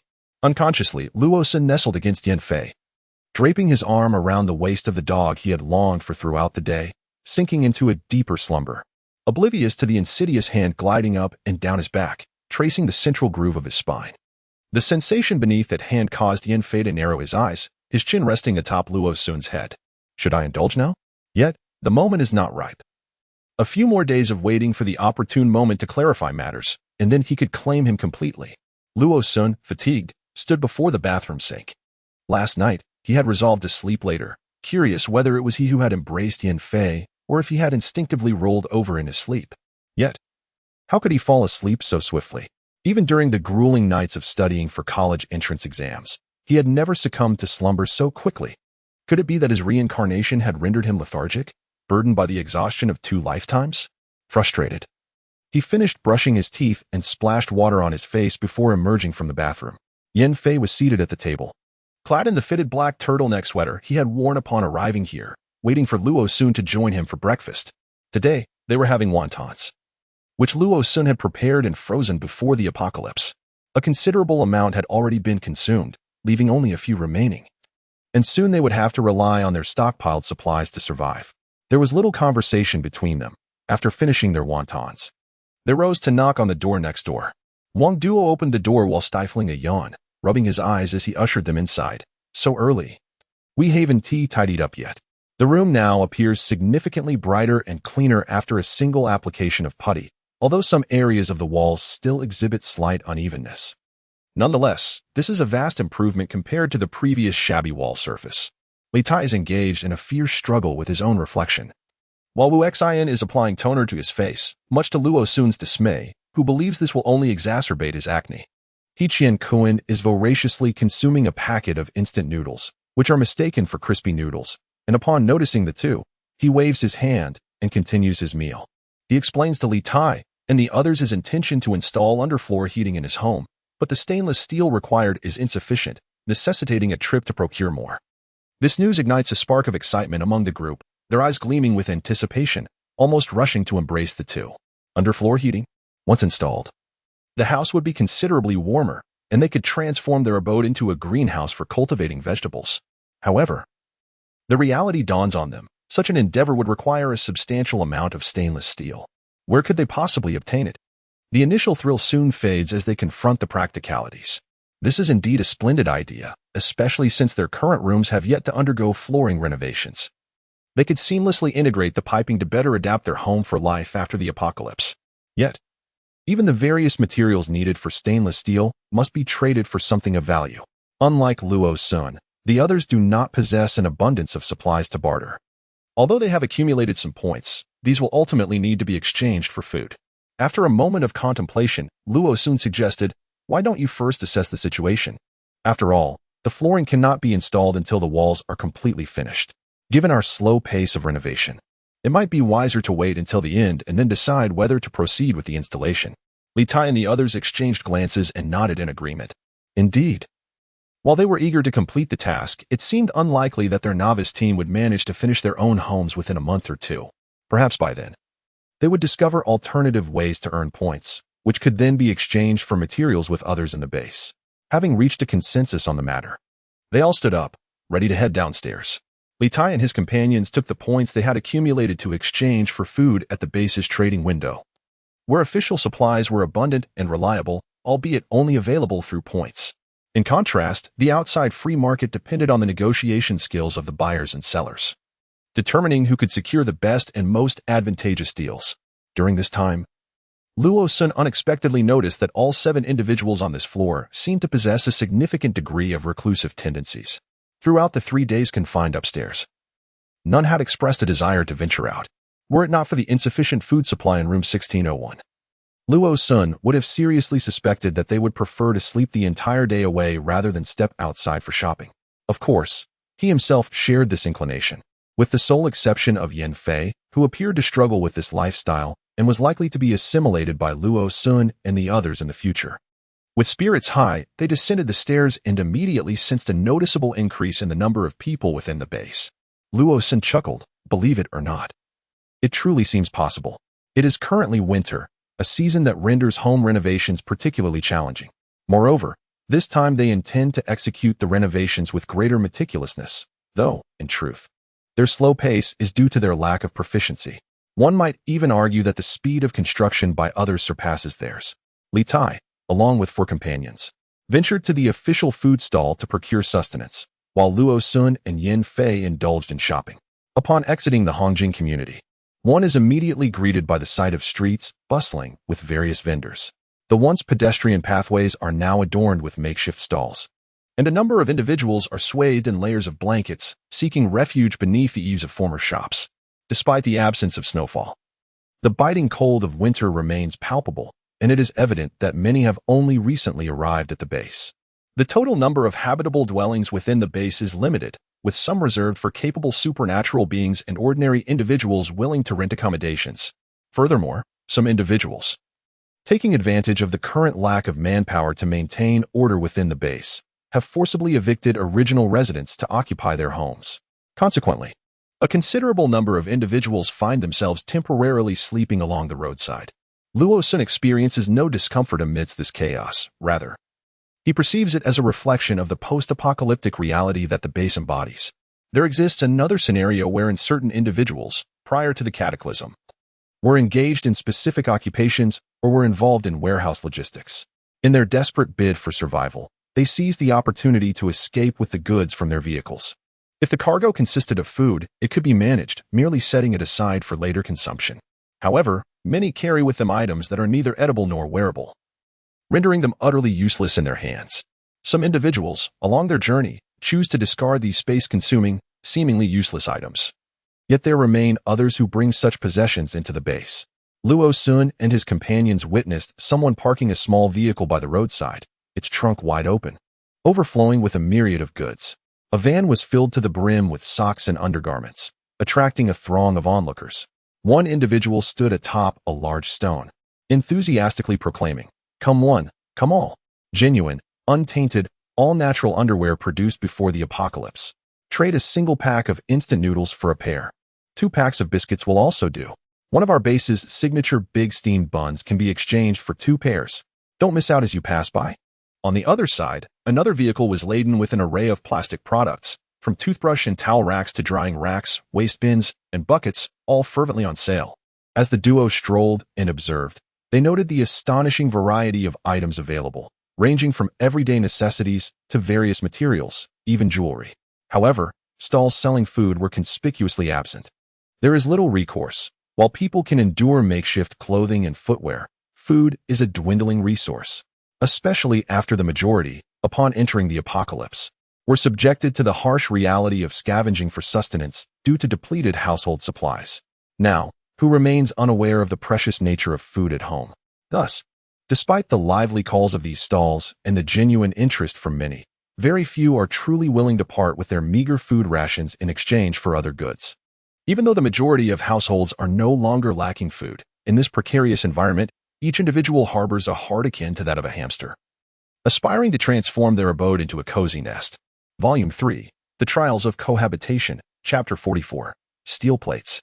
Indeed, There are stalls along the roadside selling stainless steel pots and pans. However, purchasing them individually proves to be impractical, and mixing them with other items seems unnecessary, particularly given their limited quantity.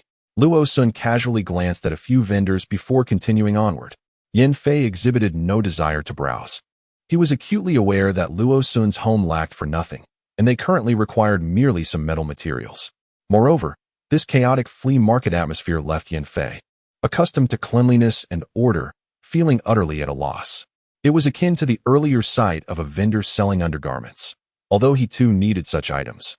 Witnessing the throngs of people sifting through them dissuaded him from joining the fray, contending for garments that had undoubtedly been handled by numerous others, tainted with unknown impurities. Even the large box of goods he had previously discovered with Li Tai in the supermarket seemed far cleaner in his estimation than the current assortment. Suddenly, the sound of crying reached their ears, prompting both to look up and observe a woman by the roadside chastising and striking her child. Exclaiming, "Didn't I say you could only eat half? Let you eat. Let you eat." Meanwhile, another customer was engaged in a heated argument with a vendor. "Is this worth half a pack of biscuits? Have you lost your mind?" Luo Sun quietly remarked. "Aren't they supposed to be repairing the walls outside?" The market is indeed bustling with a throng of people, likely newcomers from the past couple of days. Yin Fei surveyed the crowd and noted that many bore an air of ferocity and bloodshed, contrasting with the demeanor of those who had long resided in the space. "Let us veer around the corner. That street appears wider, and we might uncover some treasures," he suggested. Indeed, the street ahead was broader than the one Luo Sun and his companions had traversed, yet the roadside was congested with an array of vehicles. Most of these cars belonged to individuals who had yet to be assigned housing, though their fortune surpassed that of those who had arrived on foot or via official rescue transports. At least they had vehicles to shelter them. The stalls were predominantly set up on the sidewalks, leaving the center of the road clear for vehicles to navigate. A greater number of cars implied an increased likelihood of exchanging for desirable items. Luo Sun's enthusiasm surged once more, and he eagerly moved to delve deeper into the throng, only to feel his arm gently restrained. Yin Fei, maintaining an air of composure, cautioned, "Do not rush ahead, you might get jostled." With that, he naturally grasped Luo Sun's wrist, although their hands did not touch. The warmth emanating from Yin Fei's sleeve caused Luo Sun to falter momentarily before regaining his footing. Yin Fei still wore his ever-present mask, revealing only his striking, piercing eyes that were more captivating than ordinary, leaving Luo Sun unable to discern the expression on his face. This mode of tender affection, strolling hand in hand, was an experience that Luo Sun had never encountered in his life. Consequently, he exhibited a severe lack of coordination, resembling a zombie aimlessly wandering outside the base, eliciting fear in passers-by who deemed him a potential carrier of a virus, a creature on the verge of mutation. Some were so startled they nearly recoiled, ready to strike him down. Fortunately, the street was bustling with people, and the majority failed to notice his peculiar demeanor. Those who did were merely taken aback and chose to distance themselves rather than confront him. Otherwise, he would have surely become the subject of ridicule at his grandmother's home. Suddenly, Luo Sun's attention was caught by a truck in the distance, seemingly loaded with steel pipes. He swiftly dismissed the awkwardness of holding hands and pointed towards the vehicle. Yin Fei's eyes sparkled with interest as he followed Luo Sun's lead. A sizable crowd had gathered around the truck selling the steel pipes, making it difficult for Luo Sun to squeeze in. He soon heard the vendor shouting loudly, "1 5-pack of instant noodles for 1 meter. Act fast, only available today." 1 meter for a 5-pack? Luo Sun's lips twitched, considering the substantial quantity they required and the vendor's exorbitant pricing. Even if he gathered all the instant noodles he had at home, it would barely suffice to exchange for enough pipes to cover the floor of a room. Many upon hearing this were deterred, unwilling to make the purchase.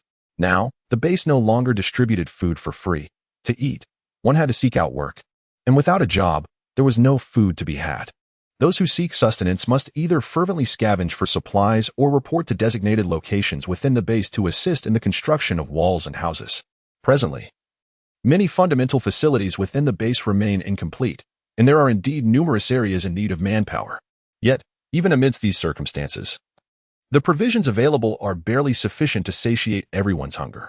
The vast majority can only afford a single pack of instant noodles per day, supplemented by a uniquely large bun from the base. The exchange rate of 5 packs of instant noodles for a single steel pipe is deemed unprofitable by all. Observing the lack of interest from potential buyers, the vendor, brandishing a length of steel pipe, loudly proclaimed, "What a bargain. 5 packs of instant noodles for a 1-meter steel pipe. When you venture out to confront zombies, this pipe will prove effortless to wield. Where else can you find such a fine weapon? Once you leave this village, this opportunity will vanish." However, Luo Sun showed no inclination to push through the crowd. He merely turned to Yin Fei, who stood beside him, and remarked, "It's not worth it. Let us go." While weapons are undoubtedly crucial, can the lethality of a steel pipe truly surpass that of a watermelon knife? Furthermore, food has become a scarce commodity, and the steel pipes being sold are rather flimsy. Such pipes would bend after only a few uses, making a sturdy brick a more durable choice. Yin Fei silently acquiesced, trailing behind Luo Sun. What they required were raw materials. Anything steel, durable, and substantial would suffice. Neither of them had any interest in items that were singular in function and overpriced. Luo Sun grasped the back of Yin Fei's hand, his heartbeat quickening ever so slightly. This bargain can only be seized while the crowd is plentiful, fearing dispersal. This street runs north and south, leading directly to the heart of the city before the apocalypse. Now, it remains a crucial route to the entrance of the base. Along the way, the two indeed encountered numerous stalls selling steel products, with a greater abundance of various steel basins and bowls. However, the prices of these practical utensils were not low, for everyone is wise enough to know that in these chaotic times, danger lurks at every corner. Who would opt for porcelain? One must have an excess of money to waste. It was only when they turned into another narrow path, bustling with vehicles and vendors, that they unexpectedly spotted a truck parked by the roadside, laden with a substantial amount of steel plates. Their eyes brightened with the realization that they had truly discovered a find. "How much for these items?" Luo Sun knocked on the truck, glancing around but finding no vendor in sight, so he called out loudly, "Coming, coming." A man emerged hurriedly from a cluster of people gathered near the entrance of the community, a cigarette dangling from his mouth and a deck of cards in hand. Seemingly caught up in a game. "How much do you need?" In these times, few ventured to purchase such goods. These materials were remnants from a large truck he had stumbled upon during one of his outings from the base, left abandoned on the roadside. While there were still some who sought these supplies for makeshift shelters upon entering the base, it had been quite some time since anyone had shown interest. Recently, rather than waiting for customers, he found it far more lucrative to engage in card games for rations. "How much for this large piece?" Luo Sun inquired, tapping on one of the elongated steel plates. "In exchange for food, 10 packets of instant noodles for a substantial chunk." The individual was rather audacious. He hastily added, "Just look at the size of this piece. Observe its weight and thickness. 10 packets are not too expensive. How about 8? That won't suffice, at least 6 packets. For packets, not a single one more. Let's settle on 5 packets. Consider it a significant loss for me." Before long, Luo Sun and his companion arrived in a small container truck, indeed unloading boxes of instant noodles, which drew the envious attention of the card players nearby. After setting aside the counted noodles, Luo Sun and his companion began to laboriously lift steel plates. The seller of the steel plates initially displayed a look of delight as he stuffed the items into his vehicle, suddenly casting a greedy glance at Luo Sun and his companion, as well as their truck. The fact that they could produce 10 boxes of instant noodles in one go indicated that they possessed even greater resources. With this thought, he turned to the usual card players around him. The glint of greed mirrored in their eyes as they exchanged glances. Instantly comprehending one another's intentions, to detain these two and extract information about other food supplies they might have. The crowd quietly encircled the duo. Yet Luo Sun and his companion appeared oblivious, as they continued to load the lengthy steel plates into their vehicle. "I suggest we negotiate further," Luo Sun remarked, glancing at the individual, a knowing smile lingering on his face. "What is there left to negotiate?" We feel that the price is somewhat inappropriate." Luo Sun's composure made the steel plate buyers feel a sense of foreboding, yet their insatiable greed prevailed, suppressing these ominous thoughts. "Indeed, I too find your prices rather exorbitant." Luo Sun scoffed lightly, and with a sharp crack, the hand crossbow that had been bound to his left arm unfurled with a sudden flourish. This mechanism had been ingeniously modified by Yin Fei after thorough research, conveniently strapped to his arm without hindrance, ready to be deployed when necessary. The man hesitated, his steps faltering. Suddenly, a voice rang out from the crowd. "What? Are you still trying to force a purchase? We can't possibly sell to you." Yin Fei cast a cold glance towards the passenger door of the truck, which had been stealthily pulled open, and a sardonic smile crept across his face.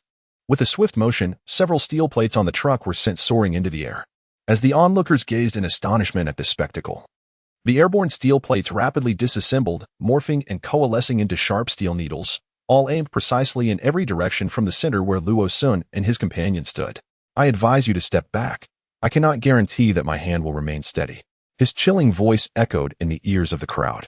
One after another, thuds were heard as many in the front, including the steel plate vendor, fell to the ground, their faces ashen, while the others hastily retreated.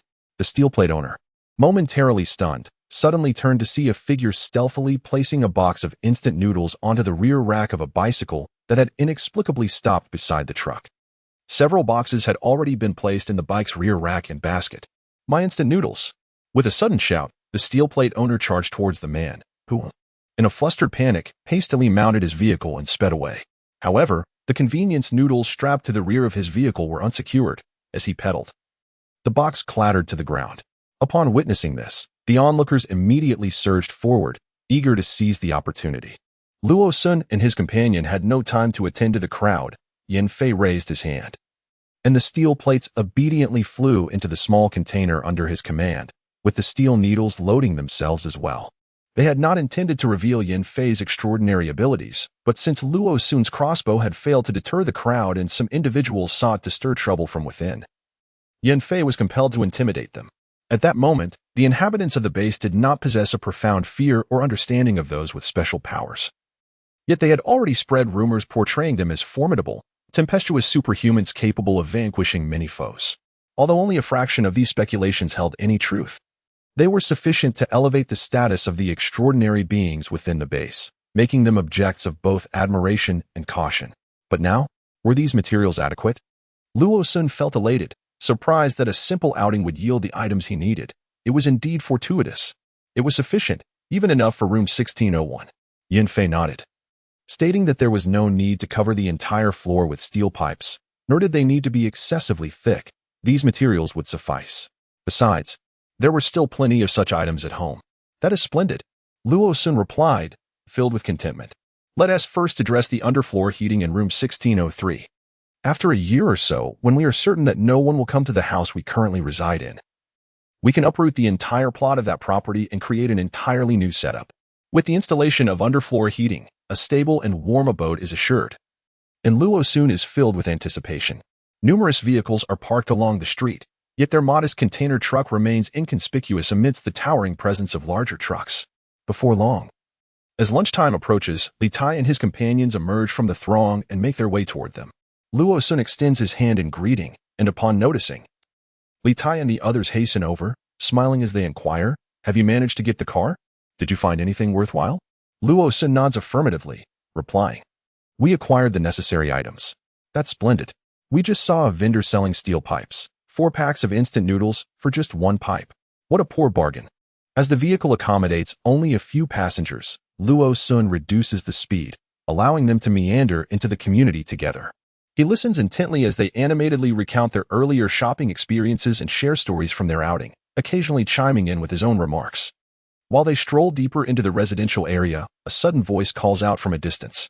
Looking up, they see a figure in military attire hurrying toward them. It is, indeed, an officer who had previously visited their building for communication. "We just went up to your floor, but why are the entrance and elevator to your level sealed off?" the officer exclaims, launching into a tirade of complaints. Volume 3, The Trials of Cohabitation, Chapter 45, A Relationship Without Intimacy in the Depths of His Thoughts. Luo Sun pondered the situation. As they descended the stairs, they had merely caught a fleeting glimpse of the circumstances concealed behind the iron plates before the elevator, reassured by the absence of any notices, and continued their descent. However, they had overlooked the fact that their building possessed 2 elevators and a staircase entrance. The officer shook his head in resignation, remarking, "Isn't there an empty room on your floor? A considerable number of people have arrived at the base these past few days, and we were preparing to accommodate them. Yet, upon ascending, we discovered that access to that floor was entirely blocked, compelling us to arrange for alternative lodging." Li Tai and his companions exhaled in relief, attempting to ingratiate themselves with the officer. "Well, our corridor is still cluttered with various items, which we temporarily blocked off for safety. Please feel free to knock on our door whenever you need to arrange accommodations. We'll certainly be at home waiting for you," Wang Duo added with a sycophantic grin. "By the way, could you possibly arrange for a few ladies to stay with us?" The officer shot him a disapproving glare, responding curtly. The occupants moving in today will all be females, and rather attractive ones at that. Initially, I thought it would be beneficial for you young people to be housed together. But now it's too late. Next time, only the men will remain. Wang Duo's expression fell dramatically. A look of despair washing over his face as he cast a mournful glance at the two individuals in the vehicle. Yan Fei displayed no semblance of sympathy, his face impassive, while Luo Sun avoided his gaze entirely. Want to meet some girls? Perhaps you should venture out and socialize instead. Why trouble yourself with this fellow? Li Tai paid no heed to whether the newcomers were male or female, merely stating, if only the population could be reduced a bit, it would be less troublesome. All right. Enough of that. This is all arranged from above, the sergeant replied. We will likely return around 8 or 9 tomorrow morning. By the way, you all should refrain from wandering around the base these days. Safety is one aspect, and your work is nearly done. You will need to report in 3 to 5 days. Yes, we shall resolutely obey orders. Upon hearing that they could earn points by working, Li Tai and his companion's eyes sparkled with excitement as they performed a somewhat awkward military salute. Alas, the girl. Enough about the girl. Hanli admonished him with a light smack on the back of the head. Wu Xian quickly interjected, they say the newcomers will arrive tomorrow morning. Shouldn't we tidy up the things in our hallway? At that moment, Luo Sun, who had just parked the car and was preparing to open the back door, remarked, yes. We should clean up. Let's move the small, lightweight items into the side rooms first. As for the larger ones that cannot be moved, we'll leave them in the hallway for now.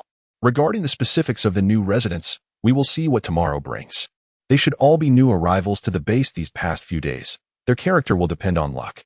Meanwhile, the sergeant who had just spoken with Luo Sun rushed to report to his superior about encountering Li Tai and the others.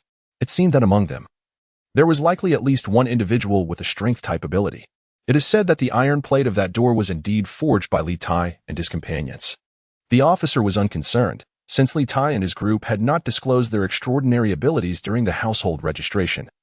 It could be either due to a desire to conceal their powers for fear of danger, or simply because they themselves were unaware of their gifts at the time. Such situations are quite common. Many individuals with special abilities do not realize their powers initially, and numerous others fear that revealing such capabilities may lead to catastrophic consequences, thus refraining from informing the military. It is very likely that I have already informed them that arrangements will be made for someone to occupy room 1602 tomorrow morning. Well, since there are individuals among them with special abilities, it would be prudent to assign one of them to reside there as well. The officer pondered for a moment, and his eyes brightened. Are you suggesting? Indeed. That doctor. Let him take up residence there. The sergeant secretly wiped away a cold sweat and nodded quickly. His injuries have nearly healed. It is indeed time to arrange for accommodations. Despite being a physician, he exuded none of the gentle aura typical of a savior in white. During his hospitalization, he had inadvertently harmed 3 individuals. Had he not been promptly placed in a single room and attended to by the most amiable doctors and nurses, who knows what further chaos he might have unleashed in the hospital. As for who would escort him there tomorrow, dead friends are not a concern for the living. Let the mischief makers take charge. After all, one's work is far too demanding. And as for Wang Duo's incessant thoughts of his beloved, tough luck. If only you had been at home today, you would have already been neighbors with those young ladies. Under Building 7. Yan Fei opened the container truck's door and gathered all the steel plates within. He then seemingly lifted a hefty mass of metal products out, resembling a feat of strength, although he was fully aware that he could easily carry the substantial load upstairs by himself. Luo Sun instinctively helped him by feigning to lift the other end as they entered the corridor after securely locking the truck door. Upon reaching the corner on the first floor, the steel plates, which were evidently longer than the corner S-limits, astonishingly twisted into a curve, resembling noodles. The onlookers, including Li Tai, could only grimace in disbelief. Truly cheating, what a ruse. I could manage without cheating, but I prefer your assistance in moving, Yan Fei smiled. And the 5 heads quickly shook in unison, leaving only a blur in their wake. After a vigorous ascent to the 16th floor, the 7-man team, having built walls for 3 consecutive days, felt an unexpected surge in their stamina. Aside from He Qianquan, who still bore the expression of impending collapse, everyone else sensed a remarkable abundance of energy. The large iron plate at the end of the staircase bore no postings, indicating that even military supplies were scarce. Of course, it was also possible that notifications had been affixed to the 2 iron plates behind the elevator doors. With one hand still supporting the iron plate, Yan Fei raised his other hand, and a section of the iron plate leading to his building's corridor was promptly opened, wide enough for everyone in the iron plate to pass through. Once they set down their load, the blocking iron plate returned to its original position. It was then that Luo Sun noticed Yan Fei discreetly wiping the sweat from his brow. Indeed, sustaining the levitation of such a heavy iron plate for an extended duration had taken its toll on him. After we finish our lunch, let us take a moment to rest before we attend to the items in the corridor. Luo Sun's suggestion was met with cheers from Li Tai and the others. After their morning meal, they had spent the entire afternoon wandering the streets, and now they felt somewhat fatigued and in need of a respite. Shall we take a shower first? Luo Sun inquired as he washed his hands in preparation for lunch. No need. We still have to move things in the afternoon. We can shower later in the evening, replied the little one. Upon hearing this, the small creature rushed over to the bed where Yan Fei lay, glancing around before making a leap onto the sofa. It then crawled up Yan Fei's thigh and settled on his belly, lying down. Their faces were mere inches apart, one pair of eyes large and bright, while the other, though smaller, sparkled with intelligence, locking gazes in a silent communion. When Luo Sun emerged from the kitchen holding a bowl, he couldn't help but chuckle at the sight. Both man and dog turned their heads in unison to look at him. Are you really allowing it to lie on your belly? Who said the little one lacked discipline and needed training? He mused, recalling that Yan Fei had never truly enforced any training upon it. Observing their current arrangement, he noted that the small creature had never rested so comfortably upon him before. Yan Fei merely cast a sidelong glance at him, lazily extending his hand to poke the little one on the forehead. The small creature tilted its head and dodged, playfully opening its mouth as if to bite. I'm not in the mood right now, but I shall toss you aside shortly. Yan Fei stifled a laugh, his lips pressed tightly together, his entire body trembling with amusement. He had never encountered such a foolish dog. It was a creature that should be quite intelligent, yet it behaved as though it were as dim-witted as a husky. Luo Sun could not help but chuckle, for it was quite amusing that despite having 2 pairs of slippers at home, the little creature chose to dine solely on Yan Fei's footwear, even grinding its teeth exclusively on his slippers, while its own shoes, even when playfully dragged out, remained impeccably clean. One could only wonder how this little rascal had tormented the household during his absence while constructing the wall. After satisfying his hunger and thirst, Yan Fei reclined against the back of the sofa, seeking to regain his vitality. Upon tidying up the dishes, Luo Sun observed him in this state and sighed softly. Does your recovery usually take such a long time? If only we could procure a crystal core right now. Suddenly, Yan Fei opened his eyes and gazed at him, blinking. What do you think the substance within the heads of those zombies serves, aside from restoring mental energy? Upgrading through crystal cores had become common knowledge among all after the apocalyptic era's latter stages, and as lower-grade cores proliferated, their significance for enhancing higher-level powers dwindled, leading to a gradual acceptance of their use within the base, even edging towards becoming a substitute for the base's currency. This trend persisted despite the base's disapproval of utilizing crystal cores for trading goods, as points continued to circulate as the primary currency. However, crystal cores, akin to gold before the apocalypse, functioned as hard currency, universally accepted and sought after, unlike the various point currencies that required conversion at each new base. Even for ordinary individuals, although crystal cores held little practical value for them, their ability to exchange for essential items such as food, clothing, and fabric far surpassed that of points, and they remained immune to depreciation. Yan Fei nodded slightly, narrowing his eyes as he pondered something unknown. After a moment, he remarked, those zombies capable of producing crystal cores are rather rare. If we remain within the base, we won't be able to obtain any for the time being. Rising from his seat, Yan Fei stretched, the dark woolen sweater he wore accentuating his physique, prompting Luo Sun to instinctively divert his gaze, unable to meet his eyes directly. Once again, he reflected deeply on his regrettable decision not to disclose his orientation to Yan Fei earlier. In his mind, he contemplated for the nth time whether he should seize this opportunity to make everything clear, hoping Yan Fei would refrain from being so familiar with him in the future. However, just as this thought crossed his mind, he noticed that Yan Fei had already stepped into the hallway, engaging in conversation with a group of 5 who were also preparing to move their belongings. The clattering of ding-ling echoed. Moving on the 16th floor was bound to create considerable noise. Fortunately, most residents on the 15th floor had settled there early in the apocalypse and, responding to a recent call from their superiors, had all gone out to participate in construction work to earn points and rations. Thus, there was no one home during the day. Otherwise, complaints about the excessive noise would have surely ensued. Yanfei remarked that moving things was less laborious than using abilities. Meanwhile, Su Song and the 5 university students were thoroughly exhausted, as their day off had turned into a grueling Labor Day, which was truly disheartening. After a refreshing shower, Luo Sun checked the condition of the 2 water tanks on the roof. Recently, due to the daily physical labor, the household's water consumption has increased significantly. Considering that after the new year, spring will arrive and preparations for large-scale crop planting will commence, Luo Sun has decided to retrieve another water purification device to expedite the water storage process. After all, he now has an additional house to tend to. Once the neighboring house is thoroughly organized, it will provide ample space for vegetable cultivation, necessitating a substantial amount of water for irrigation each day. Upon exiting the bathroom, Luo Sun was seen rummaging through boxes and cabinets. Yanfei, drying her hair, inquired, "What are you looking for?" "The water purifier," Luo Sun replied. Having unearthed a backup device from the pre-apocalyptic era, he carried it clumsily upstairs to the bathroom, as there was already a unit in the kitchen on the first floor. After placing the purifier, he resumed his search. Before Yanfei could ask again, he had already retrieved 2 light tubes and some wires. "What are you planning to do with those?" "I'm modifying the quail coop," Luo Sun indicated towards the large glass cabinet on the balcony. After a moment of thought, he added, "Please help me relocate the glass cabinet. It shouldn't be on the balcony." "Why?" Yanfei set down her half-dry towel and approached.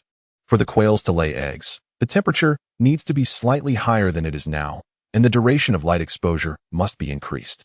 Otherwise, they won't lay eggs during winter," Luo Sun explained, pointing out that the new location would allow the quail coop to bask in sunlight throughout the day. "If you have the energy tomorrow, could you add a few steel plates here? They will serve to block out light at night." Currently, the base provides electricity at regular intervals, yet the use of solar technology for civilian purposes remains limited. Therefore, once it surpasses 10 o'clock in the evening, Luo Sun and his companions extinguish all the lights on the first floor to avoid arousing suspicions from their neighbors. However, quails require additional exposure to light in the mornings and evenings, necessitating the use of iron plates to block any light that might escape outside. Let us proceed with this. A night's rest will restore our efforts. Under Luo Sun's guidance, Yanfei crafted a portable 3-sided iron cover, while Luo Sun sourced a piece of black fabric to drape on the inner side, effectively concealing any emanating light. Consequently, their balcony would remain shrouded in darkness from the outside. "You seem quite knowledgeable about these matters," Yanfei remarked nonchalantly, mentioning activities such as gardening, raising quails, and repurposing items around the house, skills that appear largely unnecessary in modern society. Yanfei nodded slightly, squinting as he acknowledged this, though it was unclear whether he believed it. After ensuring that the electricity was functioning properly, Luo Sun set a timer for the lights, confirming there was no light leakage outside, which allowed him to breathe a sigh of relief and rise from his seat. The household's supply of eggs had been entirely depleted over the past few days. If fortune smiled upon them, each female quail could lay an egg daily, resulting in 7 quail eggs per day from the entire brood. This, of course, hinges on the quail's survival. As long as they retained enough fertilized eggs for hatching, the remaining eggs would suffice for the daily consumption of the 2 men. Once the quail population increased, they could not only enjoy the eggs, but also generate income from selling them, while the quail meat would adequately sustain the 2 men and a dog.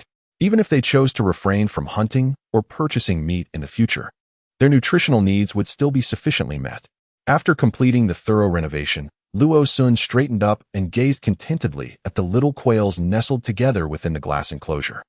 A profound sense of happiness blossoming within him. The life he had longed for in the post-apocalyptic world of his previous existence had finally become within reach due to his rebirth. Once the adjacent space was entirely transformed. If no one sought to claim this dwelling, it could be wholly designated as a room for cultivation, while his own space would serve solely for living, allowing him to grow some fruits on the balcony. In the 4th volume, The Couple Tills the Land, Chapter 64, Responsible, Yanfei stood beside Luo Sun, noticing the happiness and satisfaction reflected in his eyes as he gazed at the quail nest shrouded in an iron cage and black gauze. Was mere contentment derived from such simple things?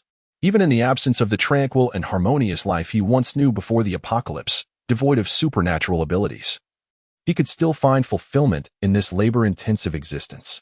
Although Yanfei felt that Luo Sun's aspirations were rather modest, he could not help but notice a smile creeping onto his lips. He had to admit that one need not possess a grand mansion, a partner of extraordinary beauty, endless bank accounts, or luxurious designer goods. What mattered was having a home that was warm and self-sufficient, a space where one could arrange and manage everything according to their desires. Moreover, having a companion who was easygoing, warm, and sweet, with whom one could share happiness and tranquility, made the convergence of these two elements the epitome of bliss. Yan Fei raised his hand and embraced Luo Sun's shoulder, saying, "Have you finished? It's time to head upstairs and rest. We must rise early tomorrow." Luo Sun's body stiffened momentarily before he nodded and walked alongside him toward the second floor. The weight of the arm on his shoulder made Luo Sun feel somewhat uneasy. He resolved that once they reached the room, he would confront Yan Fei. He could not endure this daily tugging any longer. If he were to have another vivid dream that night, he would surely wake up late the following morning. Upon reaching the bedside, Luo Sun, overwhelmed by anxiety, did not immediately sit down but instead fixated on the bedside table beside him. "What's wrong?" Yan Fei glanced at him, effortlessly shedding his outer garments and changing into sleepwear. "I have something I've never shared with you," Luo Sun spoke, his throat dry.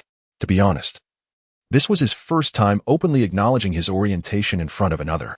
In the world before the apocalypse, there was no need for anyone to confess anything. However, in the 3 years following the end of the world, it became exceedingly rare to see young, ordinary women venturing out alone. Those seeking to address personal matters invariably turned to same-sex partners, even if they had to pay for it. No one would voice any objections.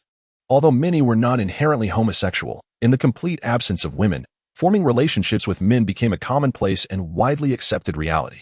People would merely sigh occasionally, expressing a desire to find a woman to marry. Luo Sun had long pondered that if this situation continued, humanity would eventually face extinction due to the extreme imbalance in the male-to-female ratio. Without offspring to perpetuate the species, humanity was destined for demise. But now, the situation has changed, especially when confronted with this individual.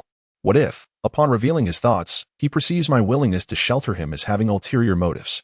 My gaze inadvertently drifts towards all the metallic objects scattered throughout the room. Suddenly, it dawns on Luo Sun that expressing his feelings could potentially lead to an irreversible consequence. Perhaps losing the chance to see the sun rise again. What is there to say? Perhaps it is best to lie down and contemplate. Yan Fei has naturally drawn back the covers and settled against the headboard. No. Sleeping in the living room is still a bearable option. If he allows me into the room, it would indeed be a gesture of great kindness.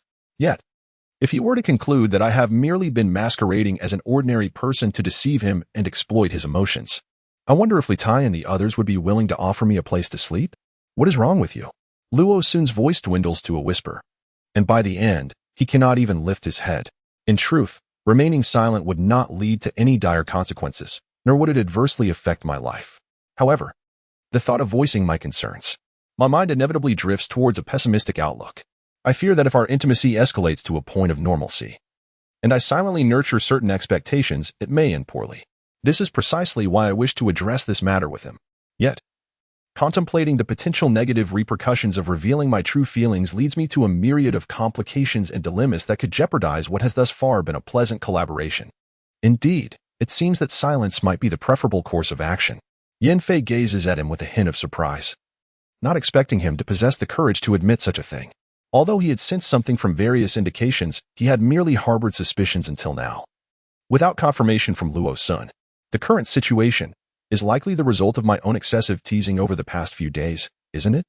Irresponsibly glossing over this matter in his mind, Yan Fei suddenly inquired, a little tugging. Luo Sun was taken aback, astonished at how Yan Fei's imagination had leaped over numerous questions to arrive at this final query. Just a little tugging. He is gay, for goodness sake. Men do not engage in intimate exchanges, do they? Yan Fei's incessant fidgeting might lead him to misinterpret my intentions. Why is it that just because you are attracted to men, I cannot indulge in a little playful banter with you? Yan Fei raised an eyebrow, seemingly perplexed. Luo Sun felt a surge of frustration. Men do not engage in intimate exchanges, do they? If we were to engage in playful banter, what if I misinterpret your intentions and think you have feelings for me? The moment the words escaped his lips, Luo Sun wished he could bury himself in the ground. Had he not just revealed his own overthinking? Ah, my innocence. Yet, unexpectedly, Yan Fei broke into a meaningful smile. Before Luo Sun could fully comprehend the situation, still caught in the throes of self-reproach for his slip of the tongue, Yan Fei pulled him onto the bed. Luo Sun was momentarily stunned, feeling as if the world had flipped upside down as he tumbled onto the bed. Yin Fei suddenly leaned in close, enveloping him entirely, drawing nearer and nearer until warmth enveloped his lips, and he found himself tightly embraced as a soft-tongued pride opened his mouth and ventured inside. His mind exploded in a cacophony of thoughts, leaving Luo Sun in a state of blankness, instinctively closing his eyes. He was enveloped in a firm embrace, those hands exuding a reassuring warmth as they clung tightly to his shoulders and back. The sensation of being held was exquisite and comforting. It seemed that articulating such feelings might not be so bad after all. However, what exactly was the nature of their relationship, even if they were lovers? It was hardly typical to leap from tender moments to intimacy so swiftly, as if one were a mere automaton driven by base instincts. Before the conversation had even reached clarity, did he already wish to take advantage of him?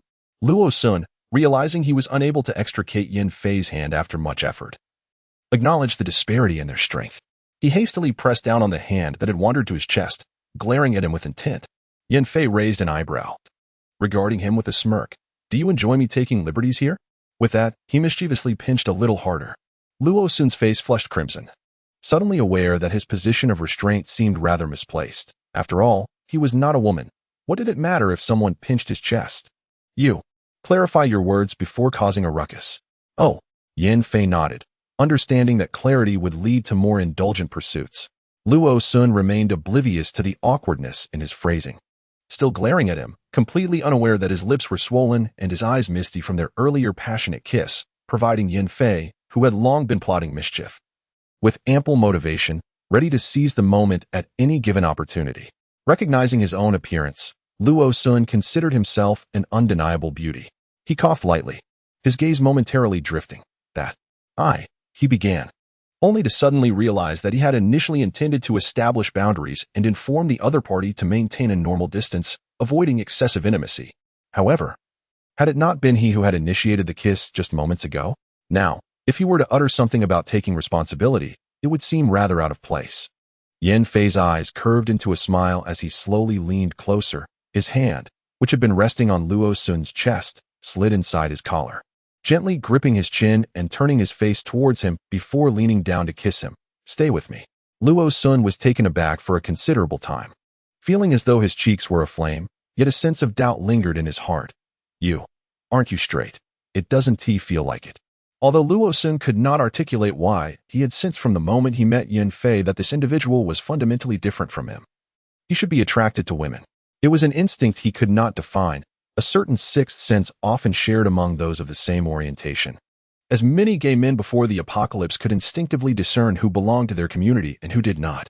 No, Yin Fei nodded, as if it were self-evident. Even now, if he were to imagine himself casually holding hands or sharing tender moments with any of the girls from 1601, he would feel an overwhelming urge for violence, a desire to report them. So, why would this strapping heterosexual man wish to kiss him? With his attributes, his looks, and his abilities, he would surely have no trouble attracting women. Suddenly, Yin Fei moved his waist, and something spirited brushed against Luo Sun's thigh, causing his face to turn almost a deep shade of purple. "But since I have a reaction to you, you must take responsibility." Luo Sun, feeling at a loss for words, silently turned his head away, too weary to engage. Moments ago, he had wished to tell Yin Fei that he would take responsibility if he didn't mind. But now the thought seemed akin to a rogue clinging to a respectable woman, despite the fact that he was certainly not a woman. Moreover, who should be responsible for what in this situation? The hand within his clothing began to misbehave again, prompting Luo Sun to quickly press it down once more. "No, this is unacceptable. Don't you think it's a bit lewd to jump into bed before even being in a relationship?" Yin Fei raised an eyebrow in surprise. "I thought we were already in a relationship." Luo Sun paused, his expression turning a shade of green as he gritted his teeth and asked, "Was it intentional when you grabbed my arm yesterday?" Yin Fei nodded. "And waking up every morning wrapped in each other's arms, was that also deliberate?" Yin Fei raised an eyebrow slightly, a smile dancing in his eyes, silently affirming, "Back when we were at home, when you leaned on my shoulder, patted my back, or purposely spoke close behind me, that was all intentional too." Yin Fei's smile deepened, his gaze growing profound. With a teasing smile, Yin Fei asked, "Do you know what the highest level of lewdness is?" Luo Sun fell silent, shaking his head. "It's being utterly serious while being lewd." Raised his arm and forcefully elbowed his abdomen, seizing the moment when he dodged. He rolled over to his own sleeping spot, tightly cocooning himself in the quilt that had not been properly covered for several days, likening himself to a silkworm pupa. Why did it feel as if, after clarifying this matter with him, their mode of interaction had irrevocably transformed into something entirely different? Yanfei did not hinder him. Instead, he rose to turn off his bedside lamp and then snuggled up to the sizable cocoon, pressing his face against the nape of his neck, inhaling the faint scent of shampoo wafting from his hair. For a long while, neither spoke, yet both understood that the other was not asleep. Suddenly, in the stillness of night, broke the silence, inquiring, "What exactly are your intentions?" Given that he had been so brazenly taking advantage of him, it was evident that he harbored some thoughts about him, yet was uncertain whether he sought to experiment with the affection between men or if he held genuine feelings for him. Yanfei let out a light chuckle, his breath-tickling snape. "Let us be together." Remained silent for a moment before responding, "I have always been attracted to men, and I never intended to marry or have children. I certainly do not wish to waste someone else's life. But you are different." Indeed, Yanfei was exceptional, possessing striking physical attributes and remarkable abilities, coupled with the evident refinement in his demeanor, suggesting he hailed from a privileged background prior to the apocalypse. Furthermore, his experiences studying abroad indicated that he was not a child raised without means. With just these circumstances, the number of women outside eager to approach him, even to take on the roles of mistresses, is innumerable. Yanfei chuckled once more, remarking on the current state of affairs. What purpose does marriage serve in this world? As he spoke, he tightened his embrace around the large quilt enveloping Luo Sun, expressing his desire to simply be together. We could lead a tranquil life, tending to a garden, raising dogs, and caring for quails. Luo Sun felt a stirring in his heart and couldn't help but turn towards him. In the darkness, he could not discern Yanfei's features, yet he sensed the brightness in his eyes, fixed intently upon him. Why? It's a feeling, I suppose. After spending such a long time together, it feels like a true home. Yanfei paused for a moment before articulating the thought that had been occupying his mind. Being with you feels reassuring. Unconsciously licking his lips, Luo Sun nervously replied, Well, although it may not resemble a typical marriage, if I were to seek companionship, it would be like any ordinary couple. We would live as if for a lifetime. Even if we argue or have disagreements, we would not part ways due to fleeting emotions. Unlike those couples who engage in mere flings, you should contemplate this carefully.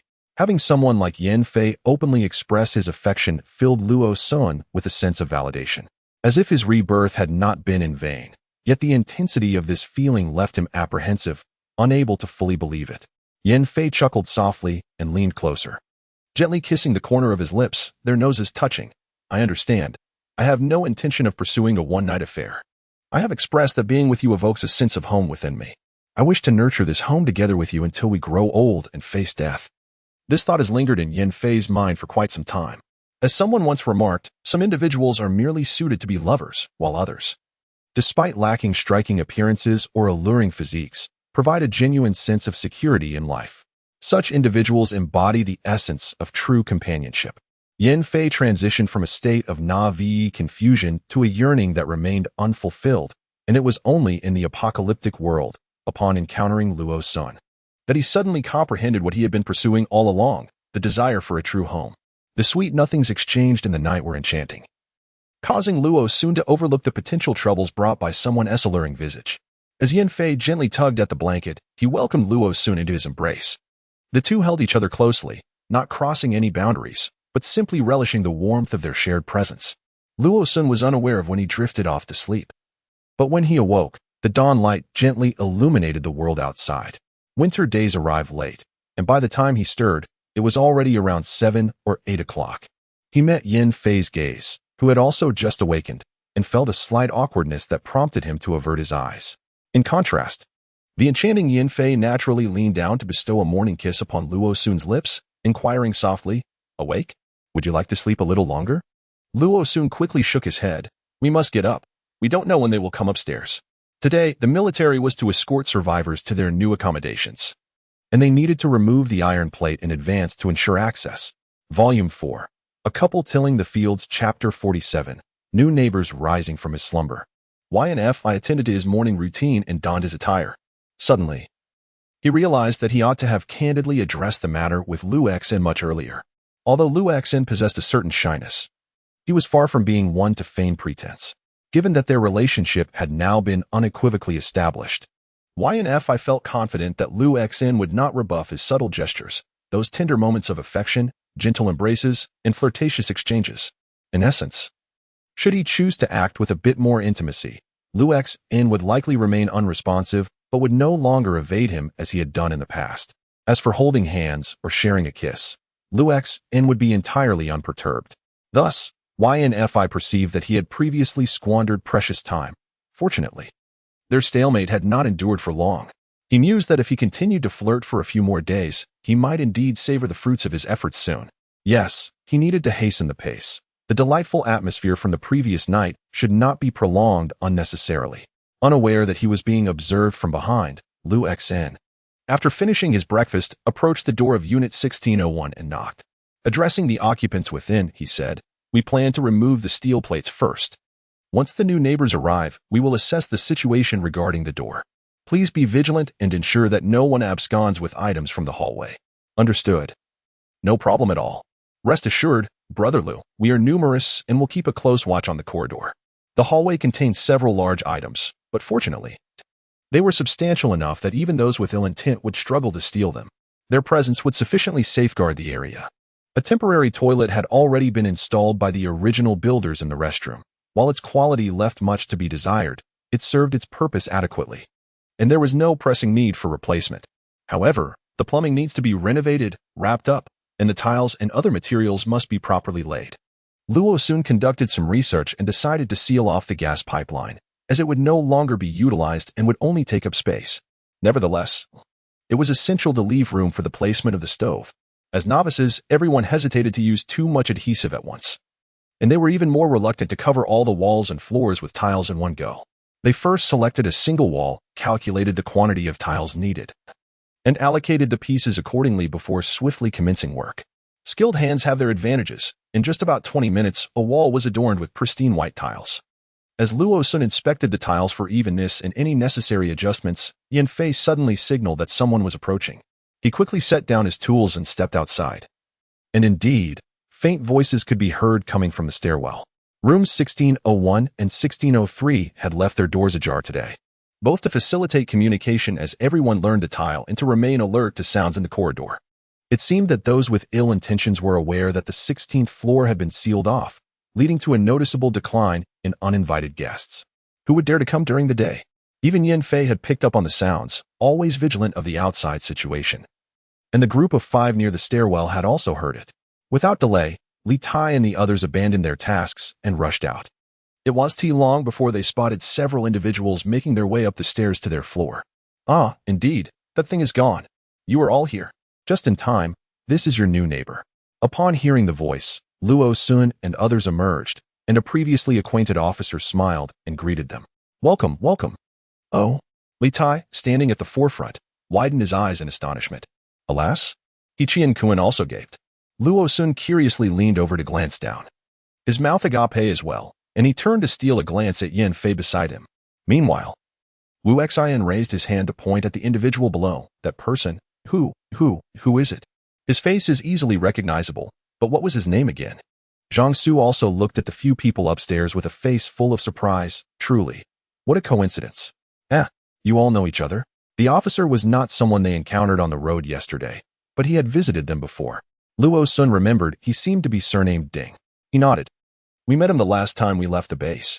Second Lieutenant Ding suddenly realized, "So it was you who brought him into the base? That's great. That's wonderful. Finally, we can shed this burden." Leading the way, Second Lieutenant Ding instructed a young soldier to open the door. While he gazed in astonishment at the chaotic hallway, "So many things. What are you planning to do with all this?" Li Tai grinned and replied, "We went to the building materials city last time and brought back a batch of renovation materials. We just finished painting the walls, and today we are about to lay the tiles." Second Lieutenant Ding looked at them with incredulity, exclaiming, "You guys are impressive. Not only did you manage to get out, but you also brought back all this instead of food or supplies." Wang Duo raised his hand. "I've already fallen 3 times. Luo Sun, holding his breath, exhaled with a sigh, questioning whether such a contraption could indeed serve as a bed for slumber. Lying upon it offered scarcely enough space to turn, rendering sleep a perilous endeavor. Second Lieutenant Ding and several young soldiers regarded them with expressions reminiscent of celestial observers. "What sort of bed do you rest upon? A bed that permits one to tumble off 3 times? It was a creation from a beauty salon, rather diminutive, with a peculiar hole atop. Hichien Kuan hastily attempted to clarify. Wu Xian delivered a playful tap to the back of his head. Old Mao, that is not a hole.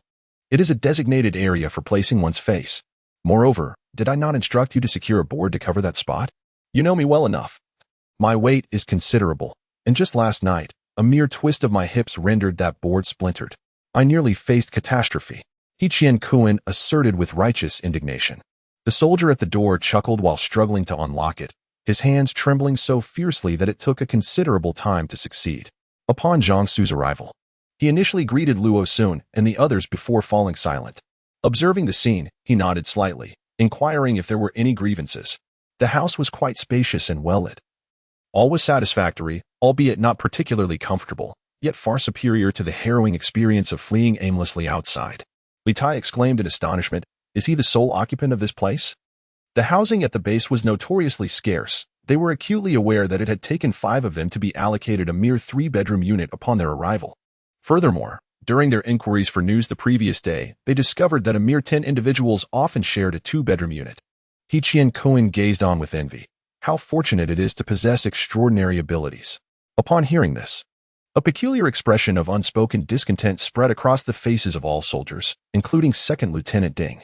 Lieutenant Ding coughed softly, remarking on the exceptional circumstances. For they certainly did not wish for any mishaps to occur, did they? Suddenly, Jiangsu turned around. His peach blossom eyes curving into a smile reminiscent of radiant spring. They fear the constant deaths within the base. Huh? Deaths? What deaths?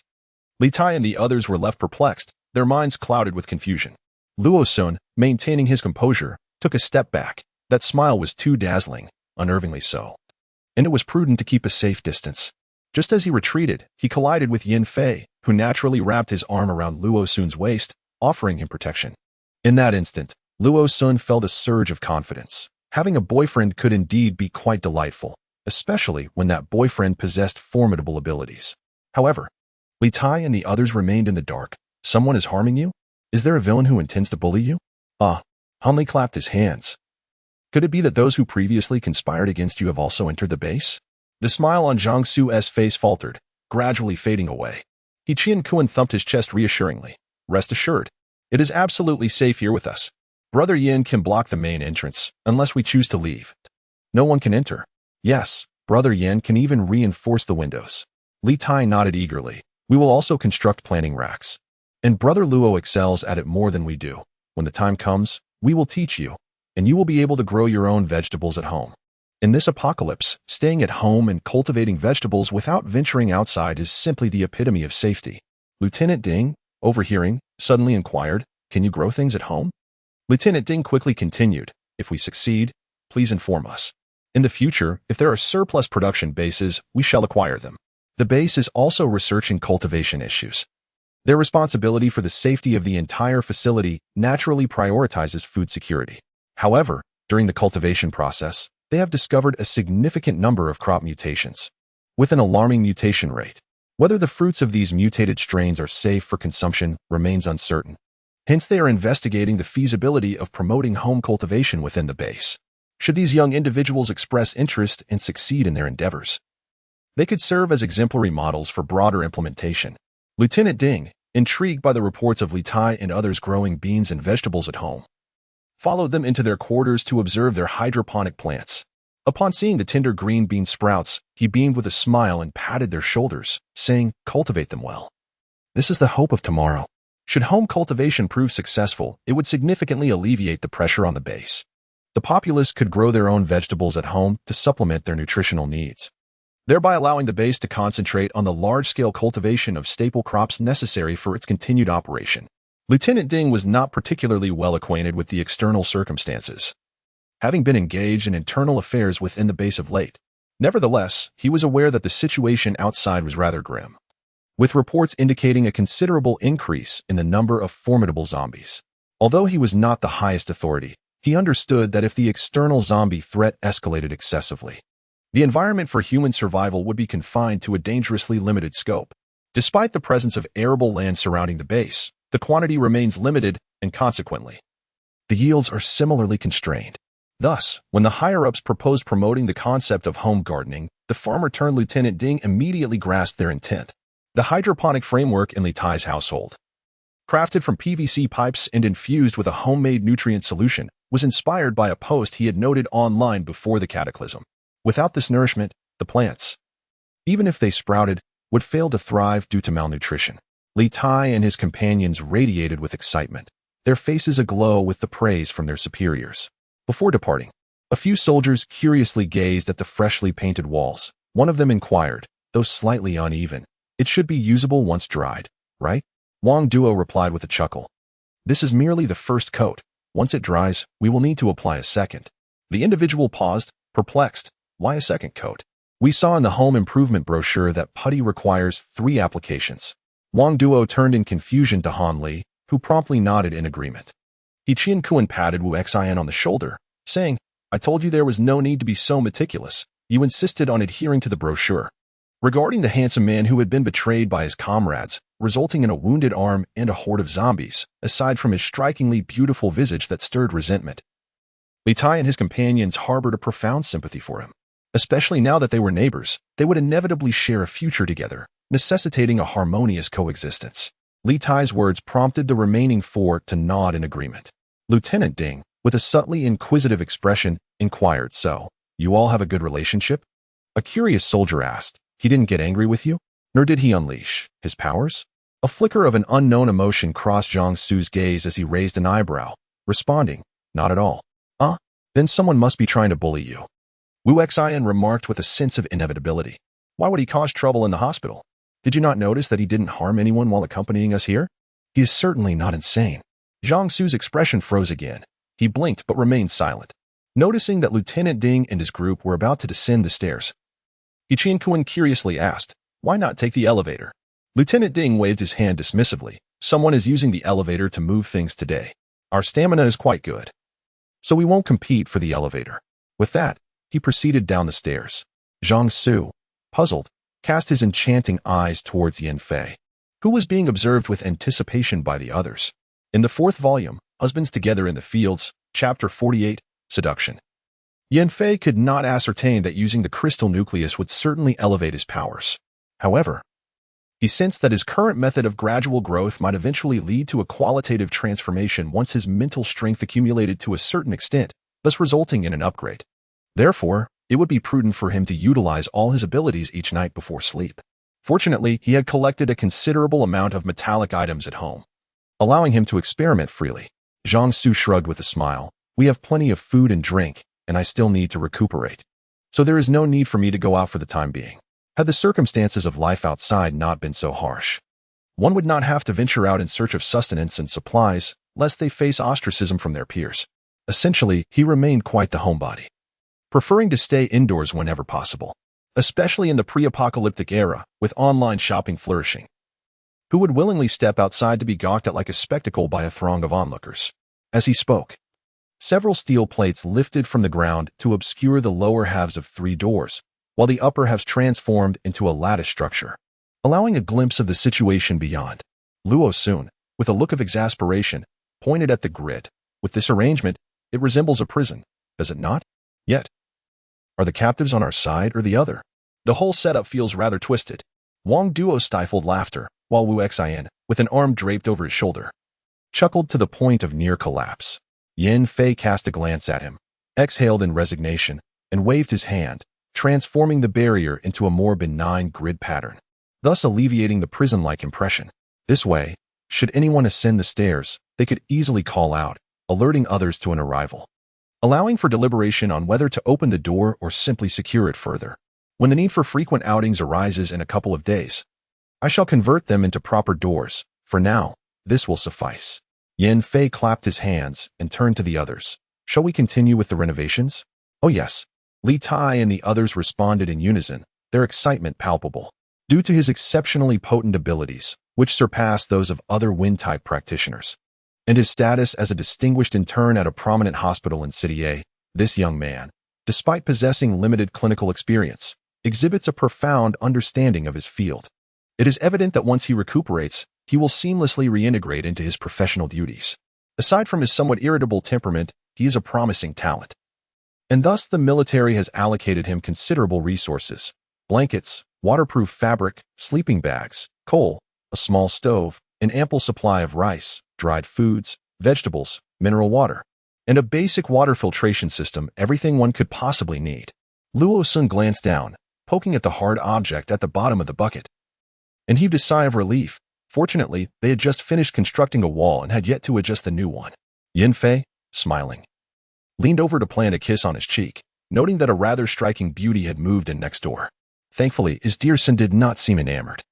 Should he dare to gaze at that individual too intently today, he might just find himself expelled from the vicinity in front of several military officers. Renowned for his adeptness in house renovations, Luo Sun quickly adapted to the tasks at hand, having completed the wall construction with ease.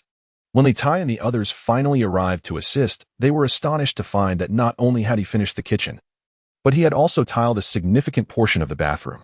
"Brother Luo, you are impressively efficient," exclaimed Wu Xian, marveling at their progress.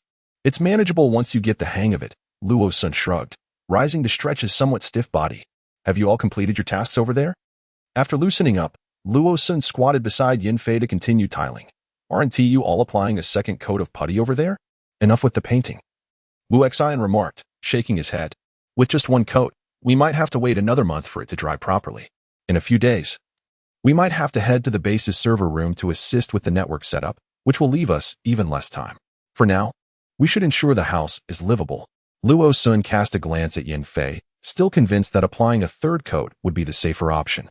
He worried that the heat from the geothermal system might cause the wall paint to peel due to the warmth inside the room. After all, once he was ready, he planned to stay indoors. The neighboring room was still habitable, so there was no need to rush. Noticing Luo Sun's gaze, Yin Fei smiled and playfully pinched his cheek with his muddy hand. Luo Sun's expression froze as he felt the dirt smear across his face. He wiped his face disdainfully, unaware that his hand was also dirty, thus making his face even messier. After cleaning his face, he transferred the grime from his hand onto Yin Fei's nose. Yin Fei, unfazed and cheerful, allowed him to adorn his face with the mess. He patted Luo Sun's shoulder, not genuinely believing that Luo Sun was the author of the online post he had seen by Li Tai. However, Li Tai's recent embarrassing behavior had made Wang Duo and the others indifferent, pretending not to know him, which made Luo Sun's situation quite understandable. After exchanging pleasantries, they learned that the four of them had become quite engrossed in helping with the renovations. Qian Kuan, with a sense of pride, waved his putty knife, exclaiming, "We're working much faster now. In such a short time, we've already scraped a whole room. Indeed, indeed. I believe that even if there are no tasks left at the base, we could still earn our keep by helping others renovate their homes." Han Li also expressed his support. "Shall we head upstairs for a soak?" Yin Fei suddenly inquired, shedding his dusty outerwear. A soak. Luo Sun felt a flicker of temptation, but it seemed too extravagant in terms of water usage. Shall we soak together?" Yin Fei unexpectedly leaned closer, whispering in his ear. Luo Sun was taken aback, jumping to the side and glaring at him. No way. His instincts warned him that if he were to share a romantic bath with Yin Fei, there was a chance he might not even be able to crawl out of bed the following day. Although the idea of being candid with someone, sharing a bath, and then indulging in them was undeniably enticing, an innate sense of danger made Luo Sun wary. If things were to escalate, despite Yin Fei's captivating beauty, the outcome might not unfold as he envisioned. After all, he was a man, a sturdy man. Such beauty was meant to be dominated. He absolutely could not allow himself to be overwhelmed without being fully prepared to assert his dominance. Regarding the matter of indulging in meat, Luo Sun certainly looked forward to it. Being a virgin for 2 lifetimes was hardly a point of pride. Yet he resolutely opposed the notion of being overpowered before he had even tasted the flesh he desired. He needed to devise a well-thought-out plan, seeking the right moment to ensure that Yin Fei would obediently lie in bed, allowing him to take the lead.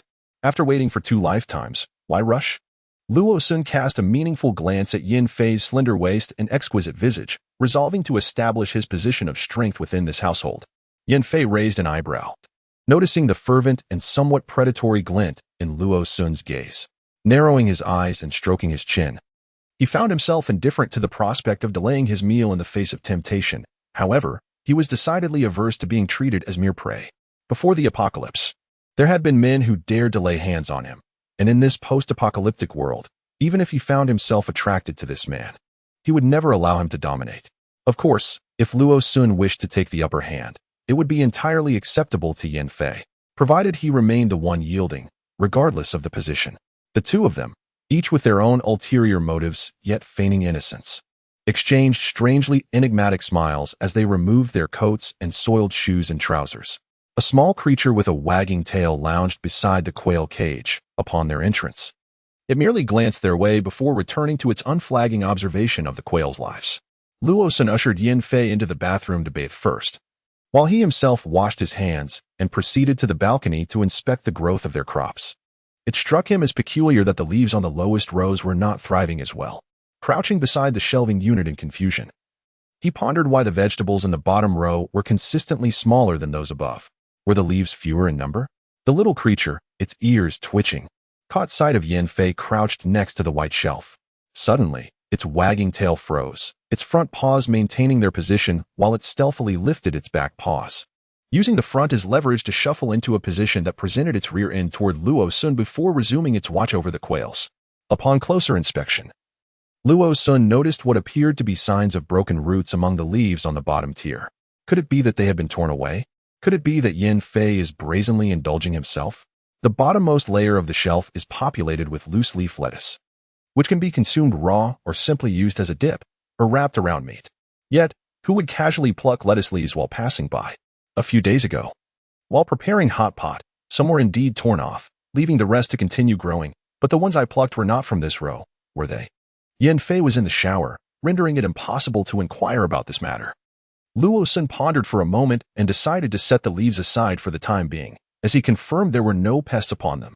Before long, the freshly bathed Yin Fei emerged. Luo Sun, his face tinged with green, threw a large bath towel over his face, exclaiming, "Are you parading around in your birthday suit?" He actually came out bare. Yin Fei, seizing the moment, began to dry his hair with the towel, casually remarking, "I forgot to grab my clothes." Not wishing to engage with him, Luo Sun turned and stormed into the steamy bathroom, furious as he disrobed to wash away his anger. Ever since the revelation, this fellow had shamelessly adopted a rogue demeanor, seemingly perpetually exuding an aura that pressed down on him, inciting his ire. "Just wait until I ascend the stairs later. I shall have my revenge." With his face flushed, Luo Sun turned on the shower, striving to wash away his turbulent emotions. Upon emerging, he was relieved to find that Yin Fei had already donned his attire. The little creature was now nestled beneath the table, resting his chin on Yin Fei's slipper as a makeshift pillow, his tail occasionally flicking. Upon hearing the sound of the bathroom door, he promptly lifted his head and turned to Luo Sun, wagging his tail in greeting. Though they had vegetables and grains to consume during moments of fatigue or laziness, they occasionally yearned for simplicity. Moreover, they would occasionally reminisce about the taste of instant noodles. "Well, let's cook it here," he said, gesturing towards the induction cooker placed on the table. With no gas available, the base had somehow procured some coal that could be exchanged for points. Solar panels had yet to be widely promoted, leaving only a few households with access to electricity. Many were resorting to burning wooden furniture for heat. The tiles would likely take until tomorrow afternoon to dry completely. As Yin Fei noted that the noodles were nearly ready, the familiar aroma wafted through the air, prompting him to toss in some vegetables. Luo Sun stirred the mixture with his chopsticks, deeming it ready before turning off the heat. The instruction manual indicated that they needed to wait 24 hours before they could install the ceiling. The adjacent wall would require nearly a month of patience. After a moment of contemplation, Yin Fei suddenly proposed, "How about we take some time tomorrow to renovate the main entrance?" "Huh? What entrance? How would we renovate it?" Luo Sun asked, perplexed, as he divided the noodles into 2 large bowls. "That door?" he continued, still not comprehending. "Isn't it just our front door?" He recalled that Yin Fei had replaced the peephole in this room. Yin Fei explained, "But the peephole only allows us to see the hallway. It doesn't provide a view of the elevator doors when they open. Indeed, the door of this room directly faces 1601, Luo Sun acknowledged, settling down with his large bowl in hand. "What if we modified the main doors of both rooms to align with each other, positioned diagonally to the outside? It would enable us to observe the situation when the elevator doors open, effectively adding an extra layer of security to both rooms." Yin Fei casually sketched the situation in the corridor on the desk. The doors of rooms 1603 and 1604 were positioned closely together, forming a right angle in between. If a metal plate were to be installed diagonally as a door, complemented by a peephole camera and a doorbell, it would effectively merge the two rooms into one. Luo Sun, upon envisioning this, nodded with gleaming eyes and remarked, "This could work. It means we can freely engage in activities in either room." They possessed two rooms. And even after thoroughly renovating the other, the primary space for their daily activities would ideally be room 1604. However, this room was cluttered with an overwhelming amount of items, many of which were not meant for public view. Should someone decide to visit, Luo Sun intended to utilize the adjoining room for hosting, ensuring it remained minimally furnished to accommodate their planting endeavors. Now, with Yin Fei's proposal to transform the two doors into a single entrance, they could effortlessly direct any visitors to the adjacent room. Since there were no pressing matters for the following day, they could seize the opportunity to modify the entrance. The two swiftly disposed of the overcooked instant noodles, washed the dishes, freshened up, and then ascended to the second floor after surveying the first. In this post-apocalyptic era, the scarcity of entertainment options often led to a sense of ennui. Although Luo Sun had downloaded a plethora of materials online prior to the collapse, most of his downloads consisted of various literary documents, illustrations, and films, none of which had been particularly entertaining. However, he had amassed a considerable collection of novels to help pass the time during their mundane days. However, had it been in the past, it was conceivable that the two of them might have been nestled in bed, one cradling a laptop and the other a mobile phone, engrossed in reading novels. But now, get out. No way. Be honest. Luo Sun exerted himself in vain, attempting to dislodge the person who was shamelessly taking advantage of him, and could not help but roll his eyes at the transformation of this seemingly righteous individual into a lecher at the mere mention of their relationship. All day long, he was nothing but hands-on. Chapter 4. The couple tills the field. Chapter 49. Among neighbors. Upon hearing Luo Sun's protest, Yin Fei leaned closer to his neck and chuckled softly. "How can you expect me to be honest?" As he spoke, something exceedingly dishonest pressed against Luo Sun's abdomen. From that point onward, it felt as though his body had been scalded by hot water. Luo Sun shivered suddenly and dared not move again, as he too had experienced a slight response. If this fellow were to discover it, he would undoubtedly engage in some shameless antics. Until he was fully prepared and could ascertain his ability to resist, it was best to temporarily avoid such matters. Yet, the rising temperature within him and the increasingly restless subconscious were all yearning for something to transpire. Suddenly, Yin Fei proposed with a serious tone. "How about we help each other?" Though immediate gratification was unattainable, one must strive to seize benefits as swiftly as possible. How long had he been suppressing this? Mutual assistance, reciprocal benefits. No one would suffer, and everyone could find comfort. Their eyes met, and Yin Fei slowly leaned in for a kiss. Before Luo Sun was completely bewildered, a faint thought flickered through his mind. Hadn't he felt just last night that one should not act too hastily? Where had his modesty vanished to? However, he reminded himself that he was not a woman. What need had he for such restraint? First, he would seize the opportunity and then consider the consequences.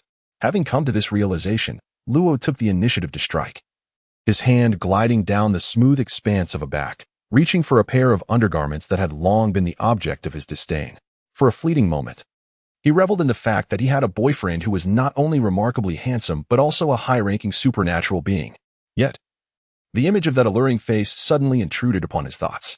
With a jolt, he set down his toothbrush, hastily rinsed away the remnants of toothpaste from his mouth, and dashed out of the bathroom, making his way to the second floor. Yin Fei, who was still engaged in a tug-of-war over a pair of slippers with a small child, raised an eyebrow in confusion upon witnessing Luo's hurried exit.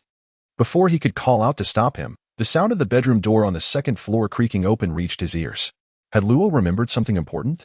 Yin Fei, perplexed, accepted the mask being offered to him, casting a quizzical glance at Luo. Luo, slightly uncomfortable, cleared his throat and stated with a semblance of authority. "Don't you usually take a mask when you go out? I have some spare ones upstairs. Yours has been in use for quite some time." The mask that Yin Fei had originally worn was stained with blood from an earlier incident and could not be cleaned, so it had been set aside. However, it seemed that Yin Fei had become quite accustomed to carrying a spare mask for outings, which he had used on several occasions. Unfortunately, that was the last mask he owned. Once it was gone, there would be no more replacements. Upon contemplating the visage of an individual whose allure could lead to misfortune, one cannot help but wonder, what if a mere stroll outside invites an array of undesirable romantic entanglements? Even if Yin Fei harbors no intentions of straying, the mere thought is disheartening, is it not? It would be prudent for him to exercise caution, ensuring that such possibilities are eradicated at their source. Amidst the corridor, sounds emerged, prompting Luo Sun to hastily place his mask into Yin Fei's embrace, disregarding the knowing smile and raised eyebrow of the other party as he dashed towards the peephole, revealing that Li Tai and the others had arrived. In the aftermath of the apocalypse, treachery among companions has become a commonplace occurrence, with plunder rampant. Trust in others has become a luxury few can afford.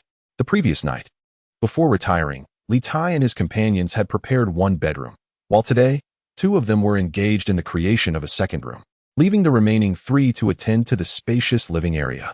At this moment, Zhang Su was in the living room, examining a bucket of putty, and nodded in acknowledgement as the two entered. Noticing the makeshift water purifier stationed in the kitchen, Luo Sun kindly cautioned, relying solely on that purifier is insufficient. It is advisable to allow the extracted water to sit for no less than half a day. Afterward, one should extract the upper layer and add purification tablets before distilling it once more for use. He refrained from seizing the opportunity to impart wisdom to Li Tai, instead adding with a smile, even the distilled water should ideally be boiled before consumption to mitigate any potential hazards.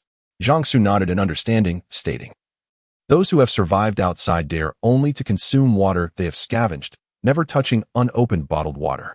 We have heard tales of individuals turning into zombies after drinking tap water."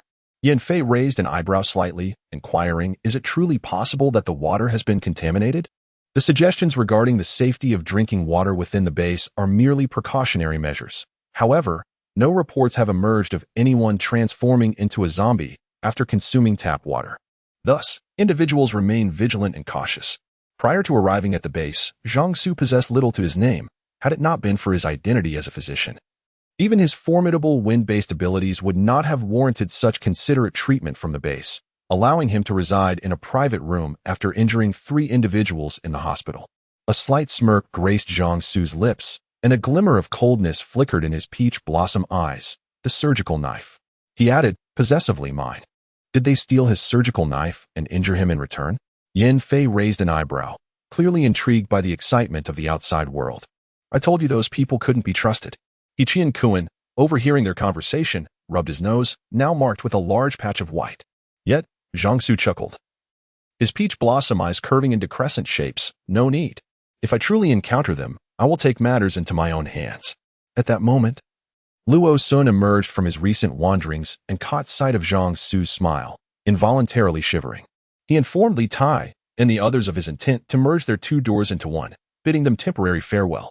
The corridor still bore a significant amount of metal materials. Aside from the waterproof steel, Yin Fei selected a collection of metals he had previously fused, indistinguishable from one another, and quickly molded them into a sturdy door. The door frame connected seamlessly with the steel-reinforced concrete of the walls above and below, embedding itself deeply within the structure. Unless someone possesses the capability to shatter this concrete and steel, it seems improbable for anyone to enter this modest foyer in the near future. Moreover, the doorbell is, of course, affixed to the grand entrance. After completing this main door, the two suddenly recalled a detail. The glass in room 1604 is tempered and thus more resilient, while room 1603 still possesses the original glass from its construction, which could be easily shattered if someone were to strike it forcefully. Let us install an iron railing. That way, even if we extend the solar panels outside, no one can pilfer them, suggested Luo Sun with a spark of inspiration.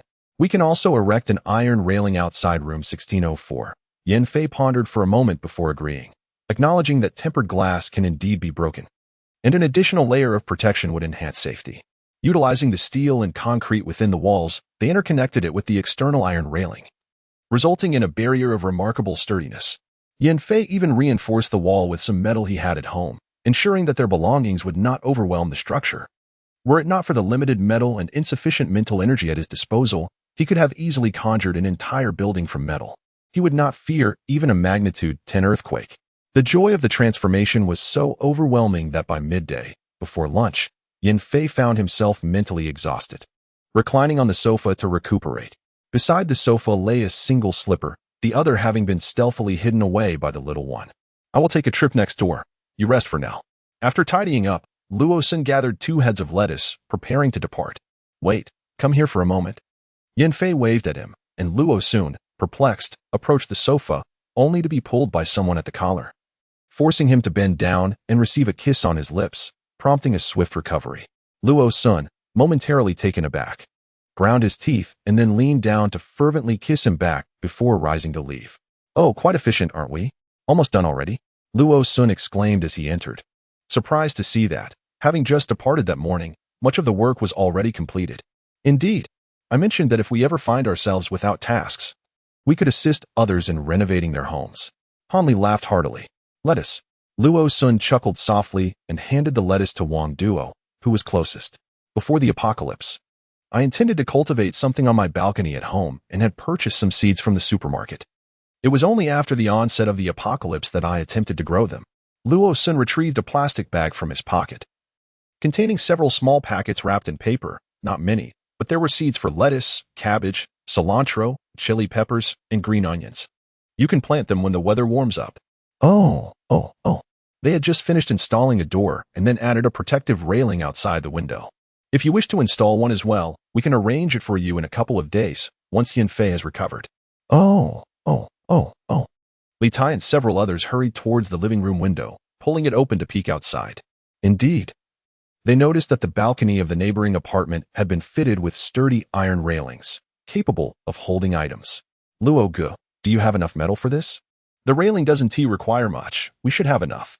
Luo Sun and Yanfei were not particularly benevolent souls seeking to establish a neighborhood assistance system, nor did they intend to form a team to stabilize the morale of the residents. The reality was that only their 3 groups inhabited this building. No matter how solidly they fortified their own apartments or barricaded the corridor door, what would happen if a neighbor's home were broken into, or worse? If Li Tai and his companions were eliminated, with their residence on the top floor, they were already in a precarious situation. Had it not been noted that prior to the apocalypse, the highest theft rates, aside from the ground floor, were observed on the top level? If a thief were to exploit an open door, they could easily descend from the rooftop using a rope, making the top floor the most vulnerable target. Their home boasted solar panels, and as the apocalypse had only just commenced, people were still in a state of anxiety, oblivious to the potential dangers. However, once the chaos subsided and stability returned, it was certain that thieves would not overlook such valuable items. They would soon have to venture out for work each day. Who knew what calamities might befall them in their absence? Jiangsu laughed, his eyes sparkling with mischief. "If you ever need surgery at the hospital, I'll stitch you up extra neatly, no additional charge." Who would voluntarily frequent a hospital? Who would want additional stitches without cause? Luo Sun's lips twitched, but he dared not provoke this unpredictable and formidable figure who wielded wind-based powers with an unsettling ease. His powerful ability-wielding boyfriend was currently absent, so it was wiser to maintain distance from potentially dangerous individuals. Therefore, Yanfei had no reason to worry about his beloved being abducted, as Luo Sun was currently doing everything possible to avoid this newly arrived enchanting man. With all targets neutralized, they could proceed with their plans. "Attention all vehicles. Proceed with caution and remain vigilant of your surroundings." A convoy traverses the nearly desolate streets, moving slowly southward. Report. Among the recently cleared zombie heads, we have discovered yet another specimen. A soldier hastily boarded the command vehicle, clutching a plastic bag containing several crystalline objects that sparkle like diamonds. The officer in charge merely glanced at these items, gathered them together, leave one vehicle to inspect for any further specimens, and the rest shall continue the mission. Understood. The armored safe within the vehicle opened to reveal 6 or 7 similar small bags, all filled with these translucent gems. In the 4th volume, Husbands Tilling the Fields. Chapter 50, A New Task. The elite treasures within the insurance were found amongst the heads of zombies that exhibited enhanced strength and speed. This substance has been dubbed Crystal Core, with rumors suggesting it can elevate the levels of supernatural abilities. Following its discovery, the military initiated volunteer experiments, confirming that these gems indeed possess some of the rumored effects, capable of replenishing the mental energy expended by those wielding such powers. Yet, the potential side effects remain uncertain. Will excessive use lead to loss of sanity or transformation into a zombie? These questions linger, and the experts within the research institutions at the base are intensifying their efforts to investigate this phenomenon. Commander, 2 privately owned vehicles that joined the convoy have encountered mechanical failures. A full day has elapsed, and every tile remains steadfastly in place, remarkably secure. Luo Sun surveyed the 2 rooms with great satisfaction, nodding approvingly as he pointed towards the ceiling and commanded grandly, "Install the ceiling." "How shall we suspend the roof?" Li Tai and a few others gathered to study the renovation manual, a resource they had fortuitously acquired from the materials market during their collection efforts. It was this very guide that enabled them to complete the walls of 3 houses and the floor tiles of 2 rooms in such a remarkably short span of time. Yanfei chose not to abandon Luo Sun to assist Li Tai and the others with the windows. He was reluctant to part ways with Luo Sun during such a busy period. Moreover, the day was long, and after overexerting himself the previous morning, he had lacked the energy to do much throughout the afternoon, spending it languishing on the sofa. Even if he were to help with the windows, it would be prudent to wait until evening, allowing him to retire directly to bed afterward. Assisting with the windows in those 2 houses also offered a significant advantage. Yanfei had been contemplating methods to enhance his abilities. Although his home contained a fair amount of metal, the routine of crafting with those materials had grown mundane over time. It would be far more engaging to create something genuinely useful. This way, he could not only cultivate a favorable rapport with Li Tai and the others, but also hone his own powers. Truly a win-win situation. With his metallic abilities at play, Luo Sun need not personally hammer nails between the boards. Yanfei could effortlessly resolve the junctions of the planks with a mere wave of his hand. The roofs of the 2 rooms, combined with the initial experiment, consumed surprisingly little time. Within half a day, both the bathroom and the lavatory ceilings were entirely completed. Even more swiftly than at Li Tai's location. Just as they finished, sounds echoed in the corridor, prompting the busy individuals to step out and find Lieutenant Ding standing behind the iron gate, astonished as he tapped on the metal mesh. Upon seeing them emerge, he exclaimed, "Did you create this?" Previously, these 3 grand entrances were blocked by solid iron plates. How has it transformed into a structure of half iron and half mesh today? And look how thick each strand of this mesh is. No ordinary steel saw would sever it easily. Standing closest to the staircase behind the iron gate, Qianquan chuckled, scratching the back of his head, his gaze inadvertently drifting towards Yanfei. Not only he, but the others following Li Tai also found themselves glancing in Yanfei's direction. Luo Sun sighed in exasperation. These youngsters had kind hearts but were rather blunt. While trivial matters could be overlooked, significant issues should remain undisclosed. Otherwise, anyone could easily extract the truth with mere fabrications. Having ascertained the base's stance on individuals with special abilities and confirmed there were others with metallic powers within the facility, Yanfei had no intention of concealing his abilities. He approached the grand entrance, raised his hand to press against the iron door, and instantly, the metal seemed to come alive, melting away to form an opening large enough for passage. A metal ability user. Lieutenant Ding was first taken aback. Then realization dawned upon him. It was no wonder that only their location employed massive iron plates as barriers. Indeed, this represents an exceptionally prudent protective measure. I have come today to inform you that our base will commence the establishment of a network tomorrow, with the aim of swiftly opening an information channel to facilitate our future endeavors. Therefore, at 8 o'clock tomorrow morning, the 5 of you are required to report to the military camp. As he spoke, he handed a notice detailing the specifics to Li Tai and the others. They were fortunate, as the highly skilled professionals with specialized technical expertise had not yet fully relocated to the southwestern base, allowing them to partake in this undertaking. After delivering the notice to Li Tai and his companions, Second Lieutenant Ding turned to Yanfei and inquired, "You are a metal-type ability user?" Upon receiving a nod from Yanfei, he continued, "The base is in urgent need of personnel to assist in the construction of the walls. You have surely observed the situation outside the inner walls, correct? The outermost layer has been erected by metal-type ability users. However, the number of such users at the base is currently insufficient, and the construction of the outer walls is critically pressing. Hence, we are actively seeking metal and earth-type ability users to join the construction efforts. Talents like you are greatly needed at our base." Feeling the weight of being needed, Comrade Yanfei felt a shiver run down his spine and did not respond immediately. Suddenly, Luo Sun had a moment of inspiration and asked, aside from points, "Can we receive some metal? Ideally, stainless steel or high-purity copper or other similar single metals." Among the materials they had found outside, they possessed various metals, yet lacked purer forms of certain individual metals.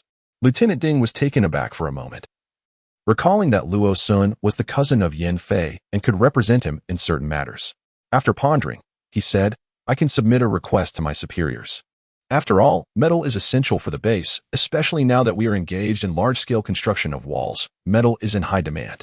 However, if we can allocate a small quantity of high-purity, single-type metal, it shouldn't pose much of a problem." Suddenly, Yanfei interjected, "If metal is truly insufficient, it doesn't matter. Those with rapid speed and immense strength found within the heads of zombies will suffice. Things from within the heads of zombies? Lieutenant Ding was momentarily astonished. He had not heard specific accounts of what resided within the heads of those creatures, yet he was aware that the zombies outside seemed to be evolving en masse, becoming increasingly formidable. Reflecting on the rumors circulating among soldiers who had read numerous apocalyptic novels prior to the end of the world, he thought, could this require a formal request as well? I will strive to advocate for you. Although he lacked decision-making authority, he could elevate the matter for consideration. After all, the base's points could not be distributed indiscriminately. If individuals engaged in work required some less significant material rewards, they could still submit requests. However, the typical request consisted of items such as blankets, coal, stoves, or even pots and pans. Yen Fei's request was rather peculiar. After discussing this matter and advising Yen Fei to reflect on it, he added that if he agreed, he should meet him at the police station at the Western Road entrance early the next morning. Lieutenant Ding then smiled and gestured towards the door they had just passed through, saying, I noticed that your grand iron gate has transformed into a birdcage today. The birdcage. A collective twitch appeared at the corners of everyone's mouths. Hanli raised his hand to indicate, initially, we had a fence.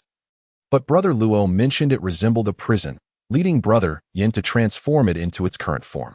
Consequently, the Grand Iron Gate had evolved from a mere iron plate to a prison fence, and subsequently, from a prison fence to a birdcage.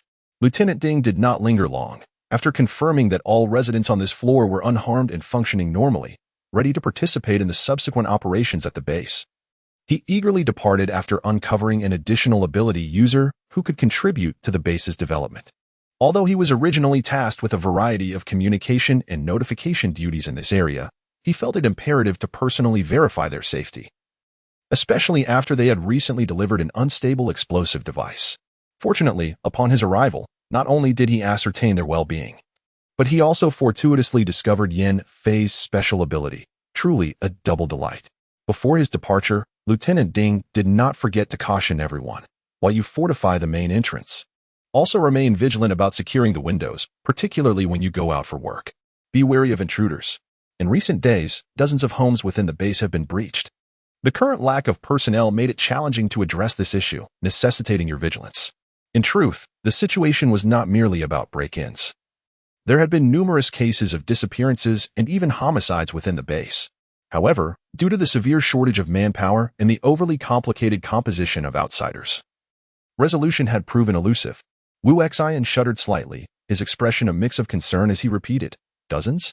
While a dozen families may still be comprehensible, the thought of dozens is overwhelming. After all, how vast is the base now? Lieutenant Ding let out a wry smile. We strive to patrol more frequently with the personnel we have remaining. In the event of an unforeseen incident, even a loud cry for help would suffice. Well, I must take my leave now. Having gained experience from the previous day, Yen Fei worked expeditiously on the railings today, particularly since Luo Sun's residence featured 3 exterior walls and a small second floor, necessitating the treatment of no less than 3 windows. In contrast, Li Tai's abode only required attention to windows on 2 walls, rendering their task far simpler than that of 160-31604. Upon completing the windows, Yen Fei felt he still possessed ample energy to expend, so he decided to transform the heavy iron door blocking the elevator and stairwell into a proper entrance. Furthermore, once these doors were opened, they would emit a significant noise, serving as a warning to the households that someone was ascending the stairs. Thus, the task was thoroughly accomplished. However, Yen Fei was not among those who were intimately acquainted with them. With this thought in mind, he promptly suggested, perhaps we should refrain from going. There is enough food and drink at home to sustain you.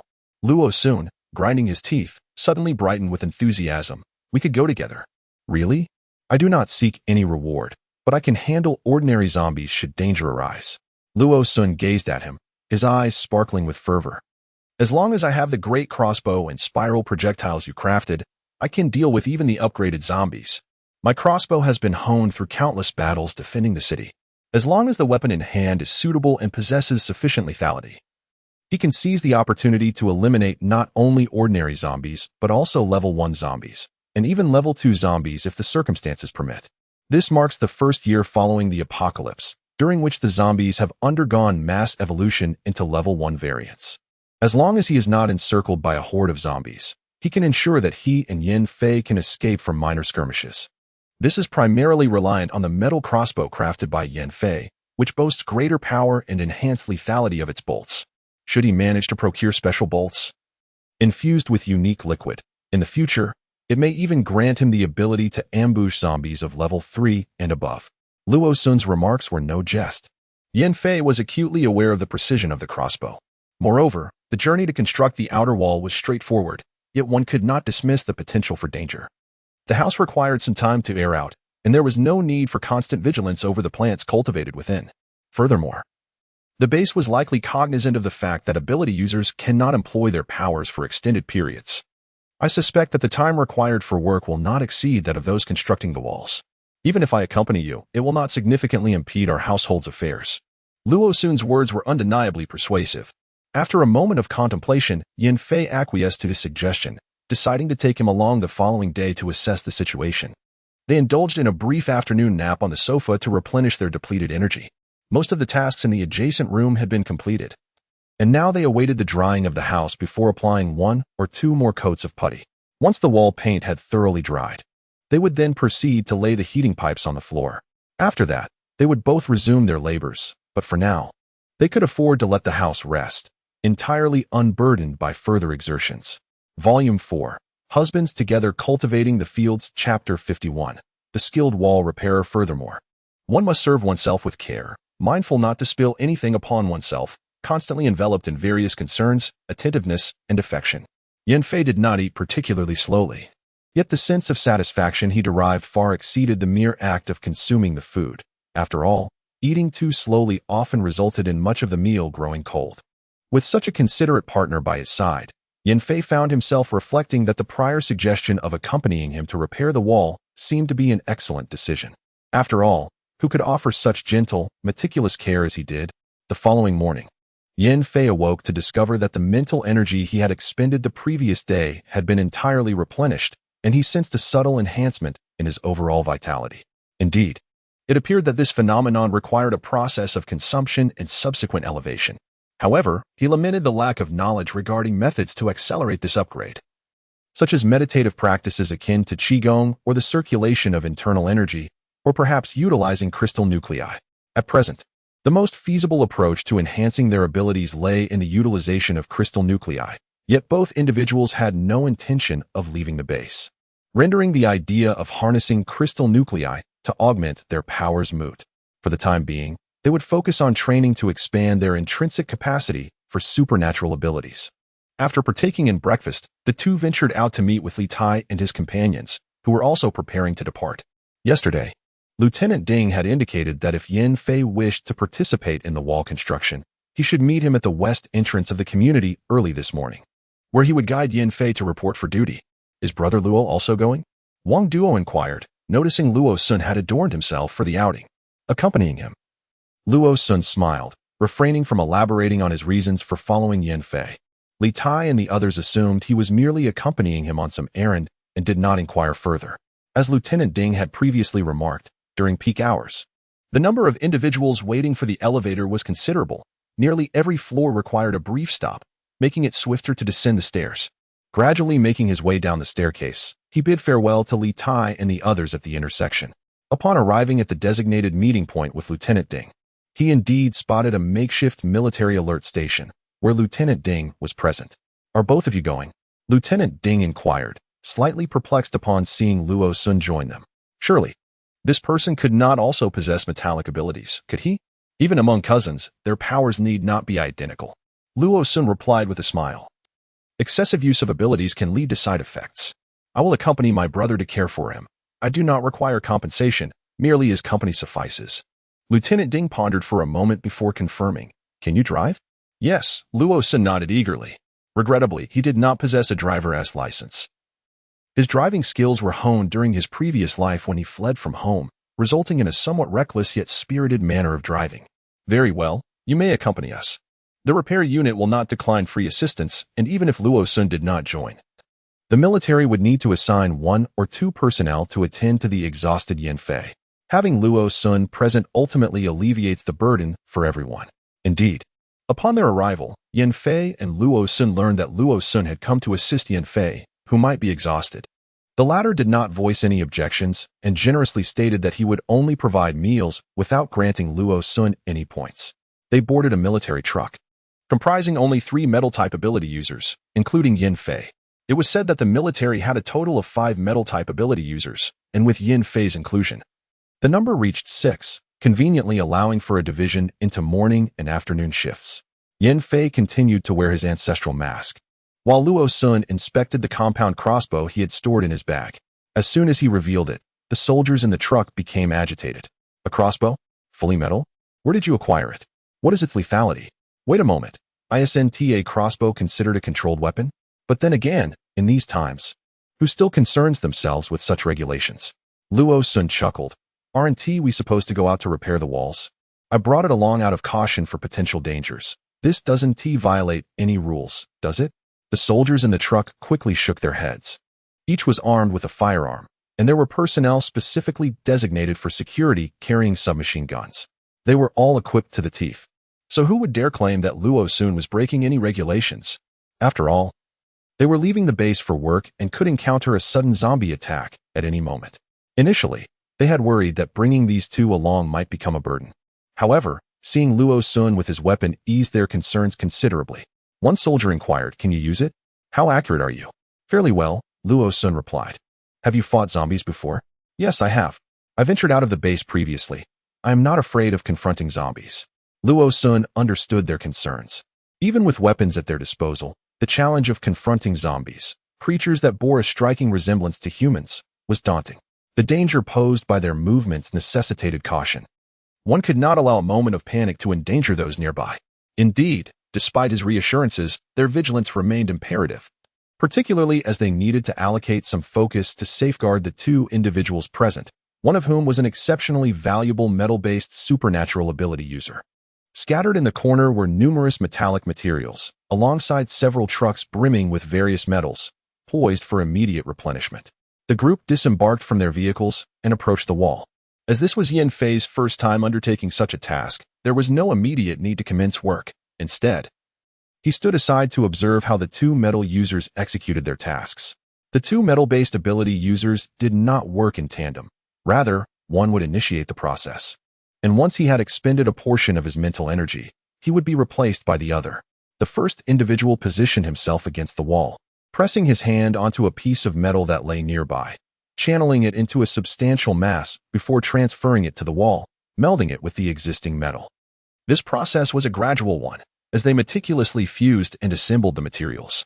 For the time being, their priority was to repair the wall to a modest height, with plans to ascend from within and conduct a second phase of enhancement to increase both height and thickness once the initial repairs were completed. The team leader provided Yin Fei with a detailed overview of the situation. The metallic wall stood at a mere 3 meters, with the brick wall behind it being of a similar height. At present, the construction of the wall serves the sole purpose of keeping the zombies at bay. Yet in the near future, there will be a need for subsequent enhancements in height, reinforcement, and thickness. The base is currently in the process of gathering Earth-based ability users, who will partake in the forthcoming tasks. Nevertheless, it is evident that this layer of metal fencing is indispensable. The hardness of the metal far exceeds that of bricks, stones, or earth, and even the resilience of concrete may not rival that of these metals. The first metal-based ability user managed to erect a wall approximately 3 meters high and less than half a meter wide before stepping aside to rest and regain energy. Another metal-based ability user promptly took over, continuing the work of their predecessor. After observing the actions of the 2, Yin Fei discerned that the thickness of the metal wall was around 20 centimeters, and neither of the workers had fully exhausted their mental energy before taking a break. The team leader advised, "Do not expend all your mental energy at once. Working for a while and then resting allows for greater endurance over time." Yin Fei nodded in understanding, as this was not a concern for him. When the second ability user also withdrew to rest, Yin Fei was already convinced that his abilities were indeed superior to those of the 2 preceding workers. Although he could not ascertain whether they were incapable of levitating the metal or simply chose not to, their expressions upon retreating suggested that the considerable effort involved in erecting such a wall had taken a toll on them. Placing his hand upon one side of the iron plate, he adhered a substantial mass before attaching it to the wall and the metallic surface. The exterior shimmered with an ethereal radiance, Yan Fei quietly calculated that manipulating the metal in this manner required less effort than his usual method of telekinesis. However, the drawback of this approach was the inability to adjust the angle for comprehensive observation, which left him feeling somewhat disoriented. Despite his internal grievances, he acknowledged that a more efficient technique was preferable to laborious efforts. Following the general dimensions established by the previous two individuals, Yan Fei created a metal wall of comparable size and then stepped aside to allow the first metal-based ability user to proceed, opting to rest his mental energy. Luo Sun hurried forward with water and a towel, relieved to find that Yan Fei had neither perspired nor appeared overly fatigued. He understood that such a degree of metal manipulation would not drain him significantly. Indeed, during his evenings at home, he often exerted considerable effort to exhaust his abilities by transforming a metal sphere in his bedroom into various forms, executing these changes with astonishing speed and complexity, far more impressive than the singular operation he was currently undertaking. As each individual completed their task, they rotated responsibilities. Yan Fei, adhering to the pace, range, and dimensions established by the previous two, managed the area of the metal wall he was assigned without exhibiting any remarkable flair. Nor did he hinder his peers. Initially, they had been concerned about his ability to match the work rhythm of the morning group, contemplating a possible reassignment to the afternoon team should he falter. However, they were pleasantly surprised to find that not only could he keep up, but he also appeared to be rather at ease. Is this the true essence of mastery hidden among the common folk? It is worth noting that although the other two individuals in the vehicle appear relatively composed, they are, in fact, putting on a brave face. A sentiment only they are privy to. This setting is the military's internal cafeteria, where one must present identification to receive meals, with different badges conferring varying privileges. As for the culinary quality, it may not be exemplary, yet it remains within an acceptable range. While Luo Sun and his companions' identification does not belong to the elite category, it certainly allows them to indulge without restraint. Yan Fei remains indifferent to this reality, while Luo Sun, brimming with enthusiasm, eagerly leads him towards the cafeteria. The captain calls out to them from behind. Tomorrow morning at 8:15, gather at this very spot. The military cafeteria is quite spacious. The two of them each took a tray at the serving window and surveyed their surroundings before opting for a standard meal. They selected large steamed buns, each substantial enough to serve as a meal in itself, taking two each. The side dishes were quite simple, a pot of stewed eggplant and another of potato and vermicelli stew, the latter containing what appeared to be minced meat. Other windows offered instant noodles, tossed noodles, and pot stickers, but Luo Sun felt that the offerings at their chosen window seemed the most reliable and reassuring. Additionally, there was a window dispensing mung bean and millet porridge, though the proportion of grains was rather low. A scoop yielded only 4 or 5 grains, serving merely as a thirst quencher. What do you think? Luo Sun inquired softly as he placed his tray down and took a seat opposite Yan Fei. After removing his mask, Yan Fei relaxed his body slightly, feeling relieved that he still had some energy left and had not completely exhausted himself. The two of them found little to criticize in the food before them, and they sat opposite each other, slowly eating, noticing Luo Sun's small gestures. Yan Fei offered him the untouched steamed bun from his plate, saying, "This should save you some effort," although he had not yet reached a point of immobility.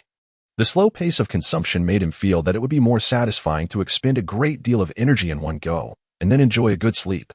The dilemma between a slow, gradual depletion of energy and a swift, decisive effort remained unclear to him. After all, he had not yet reached his limits today and could not make a judgment.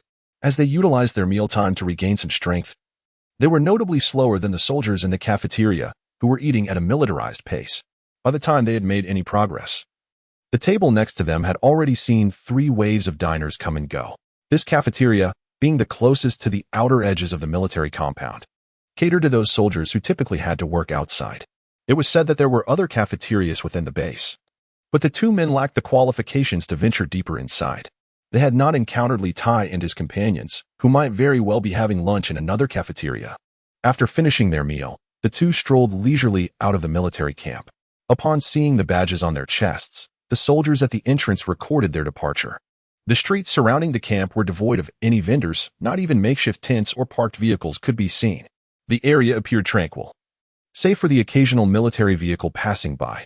Yan Fei donned his ancestral mask once more, slipping one hand into his pocket while extending the other to grasp Luo Sun's hand. Luo Sun's movements momentarily paused, yet he did not shake off his hand. Instead, he turned his face slightly, feeling somewhat uncomfortable, and fortunately, there were not many people nearby. Let it be, he thought. At that moment, the weather was rather chilly, and both were clad in down jackets. Noticing the breeze picking up outside, they casually pulled the hoods of their jackets over their heads and continued walking northward against the wind. Luo-sun carried a backpack on his back, which contained his crossbow, bolts, some spare towels, and a large steamed bun that he had just procured from the cafeteria. They had managed to secure only 2 buns for lunch. The cafeteria offered a generous amount of staple foods like buns and rice, but the portions for vegetables were relatively smaller, just sufficient for 2 robust young men like themselves. As they walked along the sidewalk, they suddenly halted to pay their respects to a convoy of vehicles that passed by, the bodies of which bore the scars of battle. Although they had been washed before entering the base, traces of zombie blood and other remnants were still discernible. Suddenly, Yan Fei caught sight of a sleek black luxury car within the convoy. A fleeting, inscrutable glint crossed his eyes as he slightly turned his body away from the outside and adjusted the brim of his hood with a hand that had been hidden in his pocket. The convoy did not linger, veering into the military gate from which they had just emerged. In the 4th volume, Husbands Tilling the Field Together. Chapter 52. On the Importance of Good Neighborly Relations. Yan Fei helped Luo-sun adjust his hat, saying, "The brim is too large. You should wear a mask as well." The weight of these vehicles was considerable, and with no recent snowfall, the dust they stirred up made it nearly impossible to see the conditions on the opposite side of the road. Upon meeting Yan Fei, he casually retrieved a spare mask from his pocket. Luo-sun felt somewhat speechless, remarking, "Isn't this the one I gave you just 2 mornings ago?" "Indeed." Yan Fei replied with a twinkle in his eye, effortlessly assisting him in donning the mask. What a peculiar scene it was. This intimate act of putting on a mask and adjusting a hat in the middle of a bustling street. Yet, despite Luo-sun's internal musings, he did not shy away. Instead, he exaggerated his movements, for he had no inclination to attract the gaze of curious onlookers. At last, the others from the base arrived. Though the mass of fleeing individuals had yet to enter the inner city, remaining instead in the temporary waiting area on the outskirts of the base. The streets were alive with fervor, as people congregated with an almost frenzied energy. Even those engaged in legitimate commerce seemed scarce, as most were engrossed in exchanging tales of their observations and imaginative conjectures. There were murmurs about the influx of countless newcomers, raising concerns about the dwindling food supplies. Discussions about the numerous zombies that had followed them, resulting in the deaths of several workers repairing the outer walls. And even whispers of seeing certain national leaders ensconced in their vehicles. Luo-sun, however, possessed a broader understanding of the situation, albeit informed by knowledge from a past life. He was aware that numerous leaders had survived the apocalypse. Yet the prominent figures who had once dominated television screens and wielded genuine power were primarily located in the eastern bases, while the southwestern bases also housed some influential individuals. They were largely unknown to the average populace prior to the cataclysm. "Well, we only need half a day," Luo-sun stated, opening the door as he responded. Was there nothing significant happening in the community this morning? It was lifted, it was blown away. With a sudden tremor of his hand, Luo-sun let the iron chain used to secure the door clatter to the ground. Yan Fei raised his hand to push open the grand entrance, ushering the somewhat dazed Luo-sun inside. Zhang Su took a bold step forward, a knowing smile gracing his face, nearly pressing it against Luo-sun's. Without hesitation, Yan Fei swiftly shoved aside that irksome visage. Yet, Zhang Su remained unperturbed by Yan Fei's actions, continuing to fixate on Luo-sun. "Are you afraid I might kill someone? But if I did, what would it matter? Just dispose of the body. But what would become of someone who plummets from the 16th floor? Would they still be recognizable?" Zhang Su raised an eyebrow in mild surprise, directing his question towards Luo-sun while his eyes gleamed with mischief as they lingered on Yan Fei. "Could it be you're concerned someone might come looking for me? I never imagined you cared so much." Luo-sun's complexion turned a shade of green, his lips twitching. "Rest assured, I harbor no thoughts regarding you. I'm merely wary of complications and the prospect of new neighbors." He gestured toward the depths of his room. "We've just secured your window, and you live alone, rarely venturing out. Once you find stable employment, your outings will become routine. I'd rather not replace you with a multitude of strangers whose temperaments are unknown to us." He was simply apprehensive about losing a neighbor whose character he understood, only to be replaced by a host of potential troublemakers. Zhang Su paused, his expression taking on a subtly nuanced quality as he inquired once more. Can you be certain that my temperament is suitable for being your neighbor? With just the two of you, I believe you could manage even the most troublesome of guests. Luo Sun couldn't help but roll his eyes. Even if you are a nuisance, there is only one of you.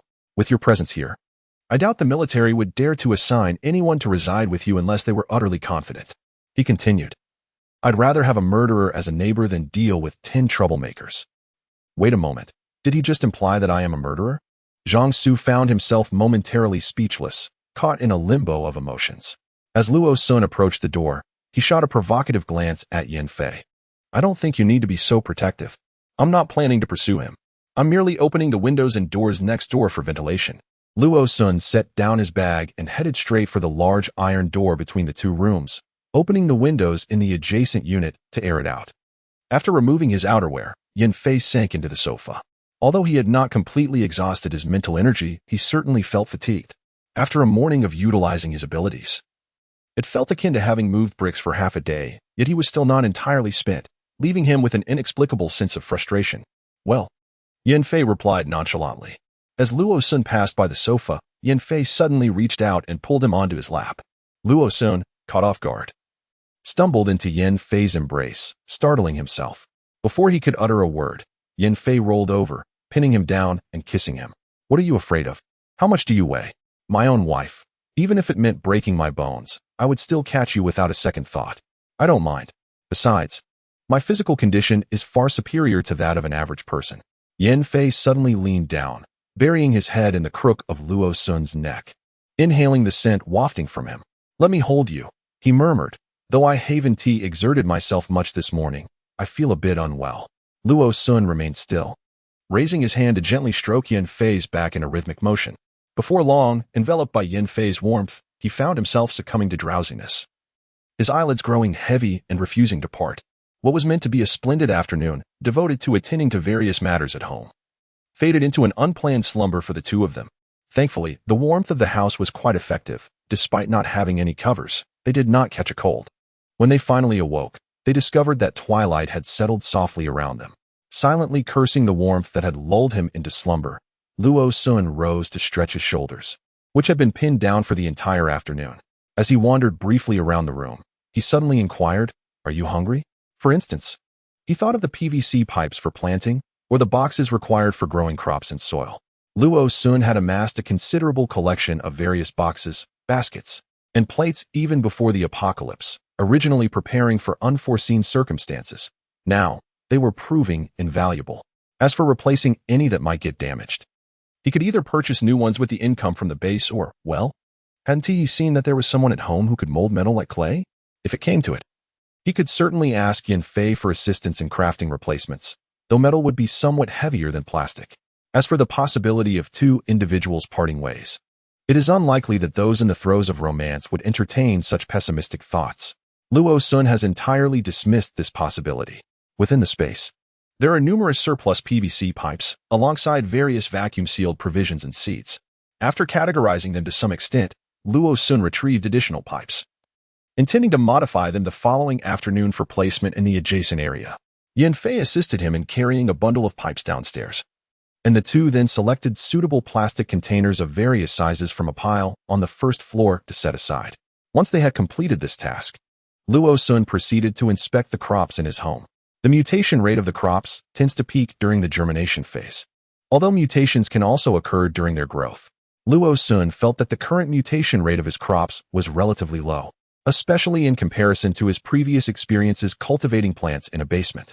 However, the sunlight exposure in the basement was not as abundant. Perhaps sunlight has a suppressive effect on the mutation rate of crops? Yet, he recalled hearing from others who cultivated plants at home that, even in well-lit environments, the mutation rate generally exceeded 50%. Could this be attributed to the onset of the apocalypse? In the seedling room, no seeds were currently germinating, and aside from those consumed a few days prior, all remaining seeds had been planted in the hydroponic tubes. Now, only a large box of mealworms and a few mushroom logs remained. Although the mushroom logs at home sprouted a fresh batch of mushrooms periodically thus far, only a few appeared normal, while the others emitted a bright red glow or exuded a grayish aura, which made Luo Sun hesitant to keep them. Just as he was about to turn away, his peripheral vision caught sight of something. The lemon had sprouted. Luo Sun paused momentarily before striding over to the hydroponic box. The only one with any signs of life. Yin Fei, who had followed him, also approached upon hearing the commotion. Indeed, the small yellow seed had split open, revealing tender shoots that appeared to have just germinated less than a day ago. A single lemon seed contained very few seeds, and they had only managed to obtain 3, along with 2 watermelon seeds. Due to the lengthy sunlight requirements for watermelon, he had no intention of planting them just yet, opting to wait until the weather warmed. The tiny shoots, at this moment, did not reveal much about their condition, and it remained uncertain whether they had been infected or mutated. If they could grow successfully, Luo Sun would no longer need to worry about a deficiency in vitamin C. He decided to check on them again tomorrow morning, as it was too early for planting. They were still too short. After a careful observation, Luo Sun smiled contentedly, confirming that there were no other matters requiring attention in the room. And then he pulled Yin Fei outside. The adjacent room has not yet been prepared as a nursery, therefore, if there are no unforeseen circumstances at home, Luo Sun intends to utilize the nursery here exclusively for seedling cultivation, while the adjacent rooms will be dedicated to planting. Luo Sun paused for a moment, inquiring, "What about the marinated eggs? Which cafeteria are you at? The place we dine at only offers some scraps of meat." "It's in the 3rd cafeteria." "Luo Ge. You went there too?" As the conversation unfolded, a few individuals had already opened the door, intrigued by the exchange. "I accompanied them this morning. Excessive use of abilities leaves the supernatural beings quite drained, so I decided to go along to assist Yin Fei. I may not earn points, but at least I can secure a meal," Luo Sun explained, before questioning. "Is the 3rd cafeteria located within the military camp?" "Yes, indeed, it is within. I've heard that the 1st and 2nd cafeterias offer superior meals. We only have 2 dishes per meal, one of which includes meat and eggs. I've heard that in the 1st and 2nd cafeterias, there are several dishes to choose from, along with separate meat options," He Qian Kuan remarked, patting his stomach and licking his lips. "The fare at the 3rd cafeteria is already quite satisfactory. Is it true that the cafeterias closer to the interior provide better food?" Nevertheless, the cafeteria they frequented was quite commendable, at least filling. After inquiring about Li Tai and the others, it was revealed that they had indeed been occupied the entire day, laboring on the wiring and layout of the machine room for a whole day without even having the chance to turn on the computers to address software-related matters. When we left at noon, we saw numerous military vehicles entering the camp. "Have you heard any news?" Luo Sun was aware that the information from Li Tai and his companions in the military camp would undoubtedly be more accurate than the gossip circulating on the streets. Indeed, upon hearing Luo Sun mention this matter, Wang Duo, who had been brimming with words, immediately became animated. "Yes, yes. One of our technicians is acquainted with someone among today's newcomers. The individuals who arrived today are all from the northern base. It is said that many people have gathered outside the base, primarily from the western base, and those who have come over from the northern base. I've heard that the people from the northeastern base have all gone to the eastern base." Luo Sun quickly inquired, "How many people have arrived? Can our base accommodate them? How could we possibly accommodate them?" Wu Xian interjected. Wang Duo continued, "It is rumored that several waiting areas outside are already full, and they have had to expand significantly. Apparently, those individuals are temporarily barred from entering the base." Wang Duo added, "We simply cannot house so many people here. It is said that those who arrived recently have shown reluctance to even venture outside the walls for repairs. Moreover, following this rescue mission, a considerable number of zombies have trailed in. If the outer walls are not properly fortified, there may be dangers lurking even within. It seems the base is preparing to compel those outside the walls to participate in the reconstruction of the perimeter, while the circumstances of other bases might remain uncertain." It was evident that the western base had faltered largely because the majority of survivors were unwilling to engage in even the most fundamental tasks of wall reconstruction. If the military fails to implement measures, significant issues are bound to arise in the future. The individuals who were the first to arrive in the southwestern region exhibited a remarkable enthusiasm for participating in the labor required, willingly exchanging their toil for food, materials, bedding, and other necessities. However, those who arrived subsequently predominantly harbored a mindset of entitlement, expecting to reap the benefits of others' efforts without contributing themselves. Moreover, these later arrivals, possessing at least some resources, were even less inclined to engage in work once they settled into the comforts of the established base. Consequently, the atmosphere within the base over the past few days has been notably dismal, with streets filled with individuals engrossed in card games, casual conversations, and commerce. In Volume 4, Couples Tend the Fields, Chapter 53, Habitual Nature, Luo Sun caught sight of the meal brought by Li Tai and his companions. To his delight, it was indeed a feast of meat and vegetables, while both featured braised eggplant and stewed potatoes. The aroma of their eggplant dish was far more enticing than what he had consumed at noon. Their pork stew was generously laden with substantial chunks of fatty pork and whole eggs. After satiating his hunger, he stepped onto the balcony to cover the quail's cage with a dark cloth, only to be struck by the realization that something appeared different in the quail nest. Yanfei, Yanfei. The quail has laid eggs. Luo Sun suddenly leaped up, his face aglow with excitement as he exclaimed. Laid eggs? Yanfei, equally startled, hurried to the cage. Indeed, within the diminutive quail nest lay several small quail eggs, adorned in a striking pattern of black and white. Luo Sun quickly retrieved a powerful flashlight, carefully extracting each quail egg to check for fertilization. The large basket that had previously housed chicken and duck eggs was now free, and Luo Sun thoughtfully placed the 2 quail eggs into the expansive bamboo basket, the small eggs juxtaposed against the vastness of the basket, creating a strikingly luxurious presentation. In truth, being able to consume quail eggs in a post-apocalyptic world is indeed a rather extravagant affair. Quails are creatures with a relatively short lifespan. Domesticated quails are fortunate to live up to 2 years, while their wild counterparts may survive a tad longer, roughly 3 to 5 years. Naturally, there are instances of longer-lived quails, yet Luo Sun is aware that these particular quails were captured by the village children from the fields last year. It remains uncertain how old they were at the time of capture, but it is estimated that by this year, once they have produced a brood of chicks, the older quails will likely not endure for much longer.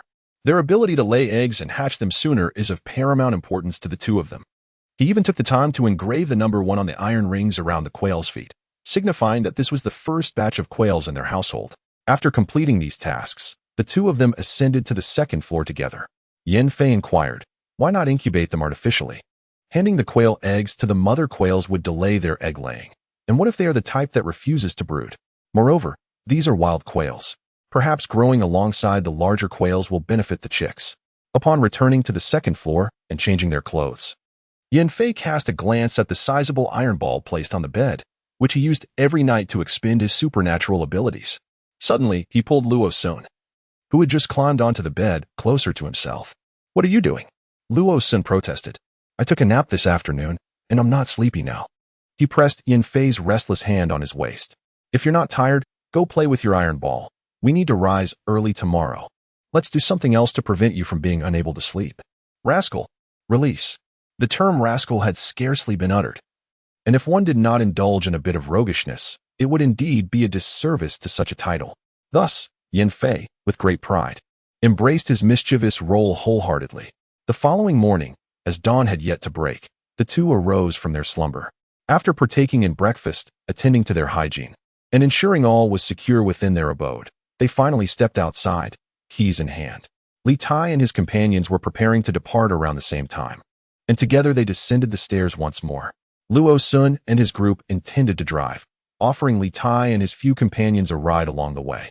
They continued to use Luo Sun's grand van, and although there were no seats available in the back, sitting on the floor was still far more expedient than traversing on foot. After parking the vehicle in an area close to the military camp, they hurried towards the entrance. Upon presenting their identification badges, the guards at the gate permitted them entry. At the entrance, the group split. One ventured deeper into the base while Luo Sun and his companion made their way directly to the awaiting large truck. Upon their arrival, the driver greeted them and allowed them to board first, instructing them to wait. Shortly thereafter, the squad leader approached, accompanied by 2 other ability users and a soldier tasked with security. You might already be aware that a considerable number of survivors had arrived outside the base the previous afternoon, and consequently, a significant influx of zombies had followed suit. Today, the external circumstances may prove somewhat precarious, yet rest assured, assistance will be dispatched from above to aid us in defending against danger. As the vehicle roared to life once more, upon exiting the base gates, they beheld the new arrivals gathered in clusters beneath the walls. Scattered tents and makeshift shelters are densely interspersed among the crowd. The vehicle soon arrived at the site where work had been conducted the previous day. The efficiency of the 3 metal-based abilities users was commendable, as evidenced by the significant extension of the surrounding wall. In the distance, the silhouettes of zombies became discernible. While soldiers brandished their firearms in defense, and wooden stakes along with trenches appeared to have been hastily excavated overnight to impede the zombies' advance. The metal-based abilities users resumed their efforts in constructing the wall, for the sight of zombies heightened the vigilance of Luo Sun and the other soldiers tasked with defense, who remained alert to their surroundings. Around 9 or 10 in the morning, a ragtag convoy hurtled recklessly from the depths of the city towards the base's entrance, trailed by a throng of frenzied zombies. All personnel, remain alert and heighten your vigilance.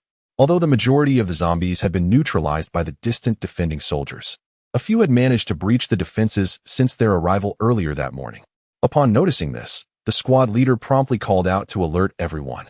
Moments later, gunfire erupted in the distance, and several zombies that had turned back towards the soldiers fell lifelessly to the ground.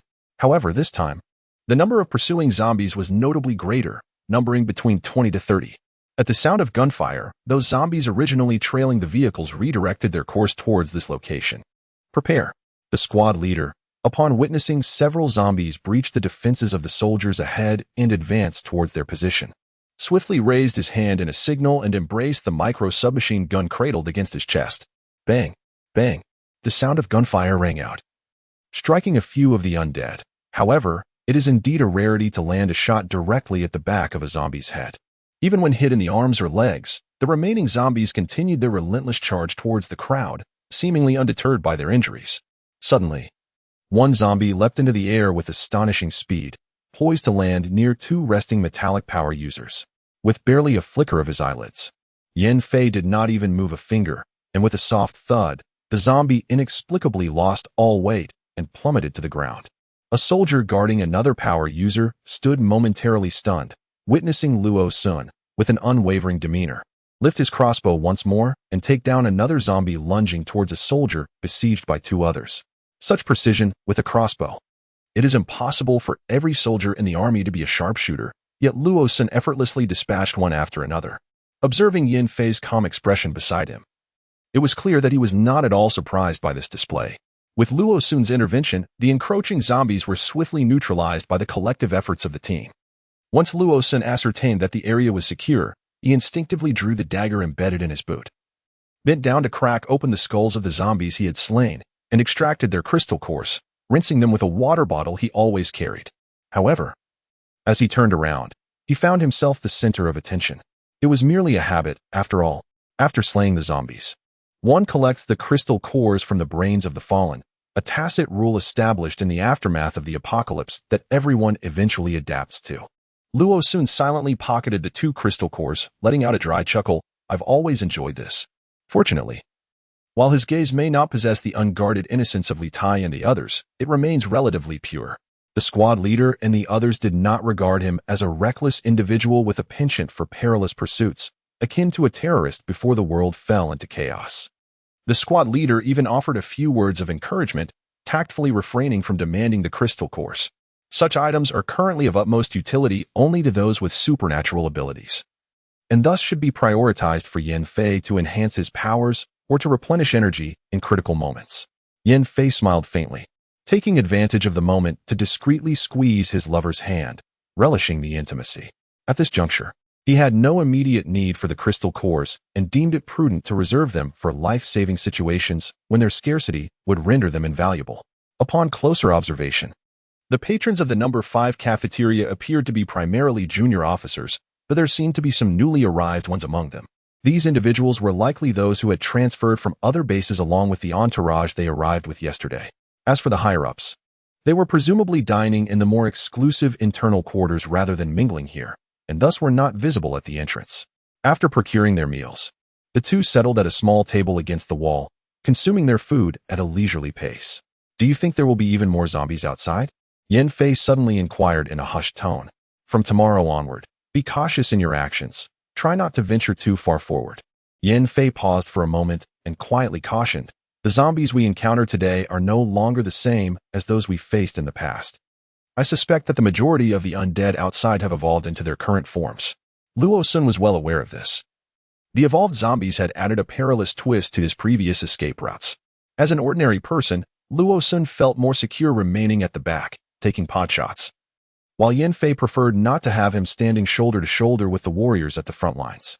Fortunately, he now possessed those crystal cores, which could replenish their energy should the situation turn dire, enabling them to break free together. Although merely 2 small crystal cores, they bestowed upon the pair a greater sense of confidence, offering a form of protection against future dangers. As they traversed a bustling area, they noticed a military propaganda vehicle adorned with large loudspeakers, broadcasting repeated announcements calling for manpower to aid in the construction of walls. Those who had recently arrived at the base, after spending several days acclimatizing, understood that they could not afford to squander their resources any longer for their future livelihoods. Consequently, many decided to participate in the construction efforts, leading to a successful operation facilitated by the support of both new and established residents. This was provided yesterday, and this is what we have today, Luo Sun remarked, as he gathered and counted the points Yin Fei had earned, combining them with their previously accumulated resources. The remuneration for those with extraordinary abilities is indeed substantial. Previously, when I participated in the construction of a wall, I earned a mere 6 points after an entire day's labor. In contrast, Yin Fei was able to acquire a remarkable 12 points in just half a day, along with a complimentary meal. Regarding the matter of turning over my earnings to my wife for management, Yin Fei expressed no objections. Rather, he was exceedingly cooperative, allowing her to take all his belongings without hesitation. Hastily, he picked up the powerful flashlight hanging nearby and conducted another inspection. To his delight, among the 3 quail eggs today, 2 were fertilized. A smile graced Yin Fei's face. Nothing brightens one's mood more than the prospect of new life among the poultry at home. Their supply of mealworms was nearly depleted, prompting him to fetch more. Luo Sun promptly leapt to the kitchen, setting down the quail eggs before heading to the nursery for the mealworms. Before long, a shriek pierced the air. What happened? Yin Fei rushed over, fearing for Luo Sun's safety. Luo Sun, with a pale complexion, turned to point at the large glass jar containing the mealworms. Following his gesture, Yin Fei beheld a swarm of shiny, jet-black beetles. This is the adult form. I had overlooked it in recent days. Some of the larger mealworms had metamorphosed into pupae without my notice. Luo Sun let out a sigh. It's nothing.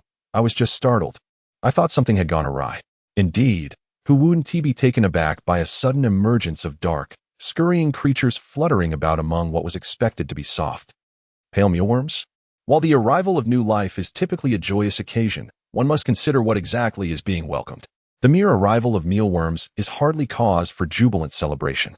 Fortunately, Luo Sun had previously prepared a netted box for the adult insects, and the current glass container, equipped with a lid, has prevented them from fluttering chaotically throughout the house. A handful of mealworms were collected to reward the diligent quails that had been laying eggs, and the couple soon found themselves grimacing as they wielded long tweezers to gather the adults in the nursery. Not only the adults, but also the pupae and unhatched larvae needed to be sorted into another box to await their breeding, lest the newly hatched mealworms fall prey to the larger ones. Capturing these creatures was hardly a delightful task. Indeed, the 2 gentlemen, who remained unperturbed even in the face of zombies, emerged from the nursery in the afternoon, feeling quite unnerved, and hastily made their way to the bathroom for a shower. Fortunately, they managed to regain their appetites before dinner, casting aside the dark, wriggling things into oblivion. That evening, Luo Sun and his companion made use of the 3 quail eggs they had at home, preparing a pot of seaweed and shrimp egg drop soup, complemented by their fragrant steamed rice, pickled vegetables, and a stir-fry of greens, enjoying a hearty meal together. The following day, when Luo Sun and Yin Fei reconvened at the military camp's entrance, they received news that left Luo Sun astonished. I can earn points too? He exclaimed, pointing incredulously at his own nose. He quickly nodded in appreciation, grateful for the opportunity. After all, receiving points was far more convenient than the effort they would have otherwise expended in seeking them out themselves. Metal can be provided, and so can the integral. Yet the matter of crystal nuclei remains delicate. We cannot recklessly disseminate information about them, as their precise function has yet to be thoroughly researched. Until we can ascertain the potential negative impacts they may incur, we dare not promote them indiscriminately.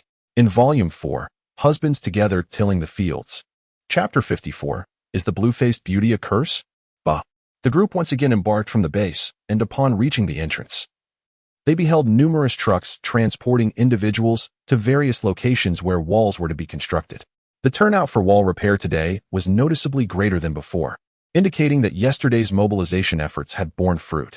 Additionally, Several logistics vehicles emerged from the base, laden with large pots, stoves, and ingredients, suggesting that they intended to prepare meals near the wall. Upon arriving at the wall, they resumed their work from the previous day. Throughout the morning, the number of zombies lurking in the vicinity had increased compared to yesterday, and from a distance, vehicles could occasionally be seen approaching the base. Remarkably, some individuals were even seen walking nearby. Most of these people were ragged and worn, yet upon witnessing the wall builders and armed soldiers, a fierce desire for survival ignited in their eyes. One cannot help but wonder how long they had been hiding in the city and what perils they had encountered on their journey. In any case, their arrival here signified a glimmer of hope for survival. The squad leader noticed that although Luo Sun was quite adept with the crossbow, he did not recklessly charge forward to slay zombies or compete for the collection of crystal nuclei. He would only engage when zombies crossed the defensive line and threatened to infiltrate the crowd. It was only after ensuring complete safety that he would retrieve the nuclei and crossbow bolts. Unconsciously, my esteem for him has significantly risen.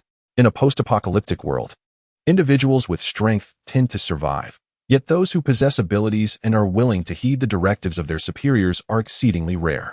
It can be asserted that, aside from the military, those who suddenly acquire extraordinary powers or were already adept in combat, when faced with the stark reality of life and death, predominantly prioritize their own safety. Some even go so far as to protest against the military's unified management and orchestration, openly defying orders. In such dire circumstances, only through collective effort can a greater chance of survival be attained.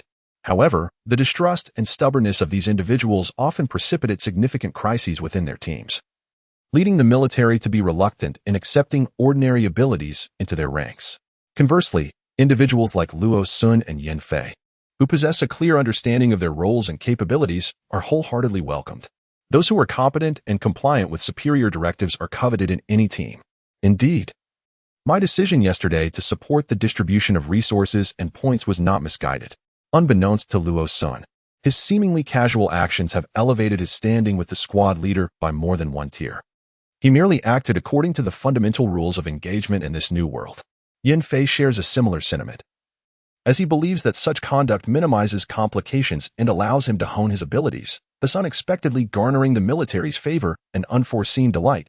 To be sure, the morning swiftly passed, and even without actively seeking to claim victories, merely providing occasional cover for his beloved, Luo Sun managed to collect a commendable 6 crystal cores. The military had reaped greater rewards, yet it was regrettable that among the soldiers defending in the trenches ahead, a young soldier was bitten by a zombie and transformed on the spot. His comrades were compelled to bid him a sorrowful farewell. That scene, no matter how many times witnessed, remained heart-wrenching. Besides the crystal core he had obtained, Luo Sun also accrued a modest sum of 4 points, which, while not substantial, was a marked improvement over receiving nothing at all. In addition, they acquired a length of copper wire of remarkably high purity. Is there any news? Luo Sun inquired hastily upon noticing the atmosphere. Huh? What is it? Luo Sun was momentarily taken aback by his sudden cautious demeanor. However, Yin Fei, standing behind him, responded with a laugh. Nothing serious. Just a few days ago he blew away some thieves, but fortunately it didn't result in any fatalities.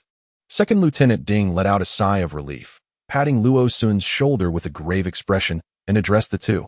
You've both worked hard. Luo Sun, curious, asked, was there a significant disturbance at the hospital? The solemn expressions of Second Lieutenant Ding and his men suggested something amiss. The young soldier behind Second Lieutenant Ding grimaced slightly. It wasn't exactly a major incident, but it was certainly alarming. Second Lieutenant Ding gestured towards the young soldier. He happened to be at the hospital that day and witnessed some of the events. The soldier nodded in agreement. I'm not entirely sure what happened beforehand, but by the time I arrived, the place was drenched in blood. Luo Sun pondered for a moment and asked, was someone harassing him? The two exchanged bewildered glances. Harassing? Luo Sun nodded, and the two exchanged glances. Lieutenant Ding innocently inquired. But he is a man.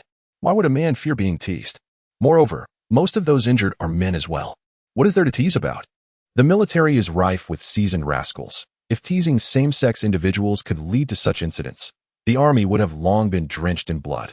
Those veterans are far more wicked when it comes to training recruits.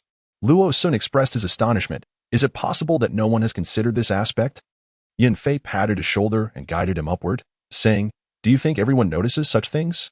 Not everyone possesses a heart that comprehends the intricacies of love. Who among us can truly empathize with the plight of a handsome man? As they continued their ascent, the door to the 13th floor swung open, revealing several residents preparing to descend, crossing paths with Luo Sun and his companion. The first they encountered was a strikingly beautiful woman, tall and captivating, whose life appeared to be relatively comfortable, as she still carried cosmetics amidst the apocalypse. As Luo Sun instinctively looked up while ascending the stairs, he was momentarily taken aback by the vivid red of her lips. It was understandable. One could hardly blame him for being somewhat naive. After all, anyone who had witnessed zombies feasting on flesh, leaving a gruesome sight of blood, would instinctively associate the color red with blood.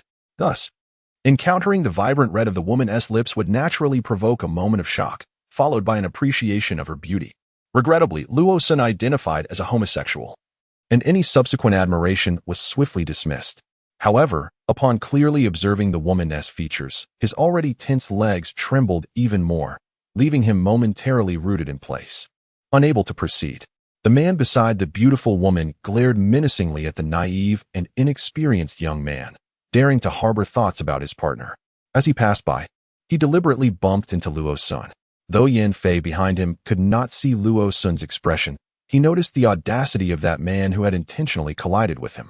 His eyes narrowed slightly, and as that man arrogantly embraced the beauty while walking past, Yan Fei tensed his muscles, causing the man to crash directly into his companion behind him.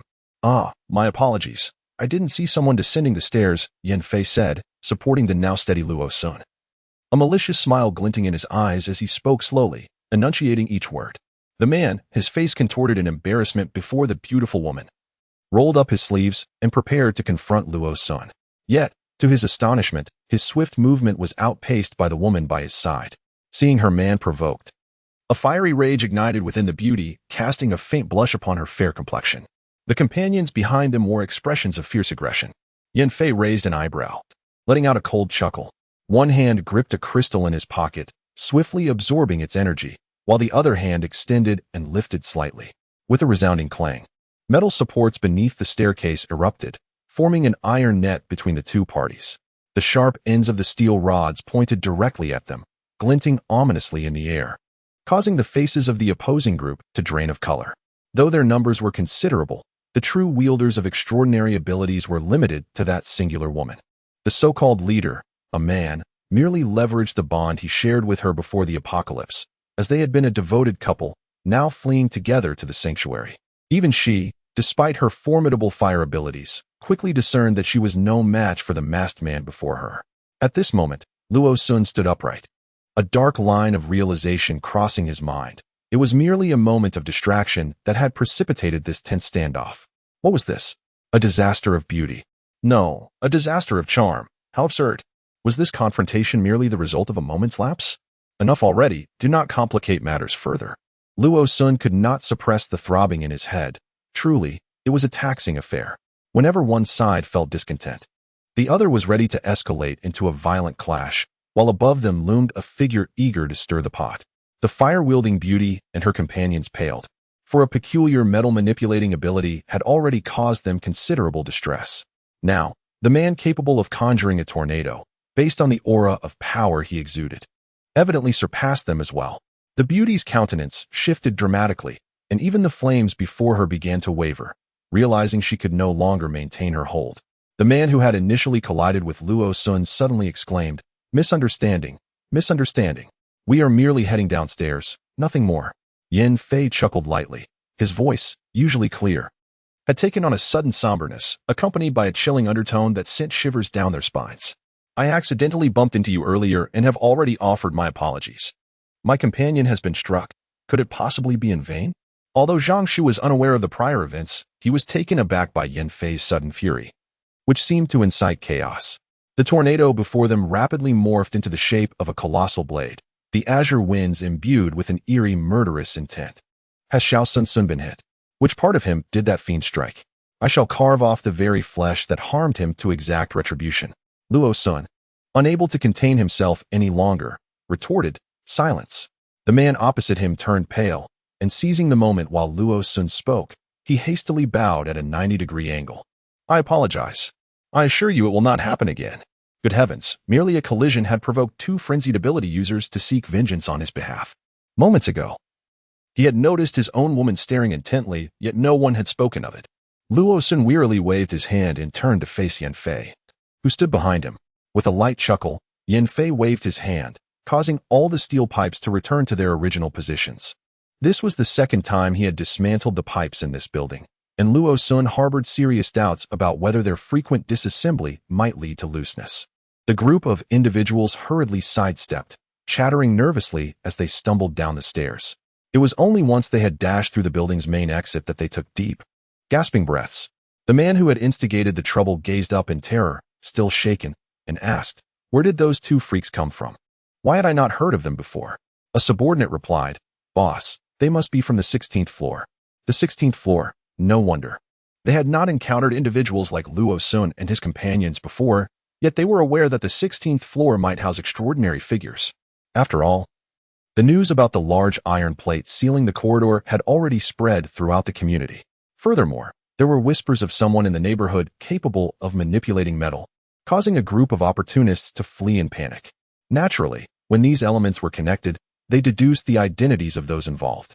Was what they witnessed merely a spectacle? Was anyone truly interested in joining the fray?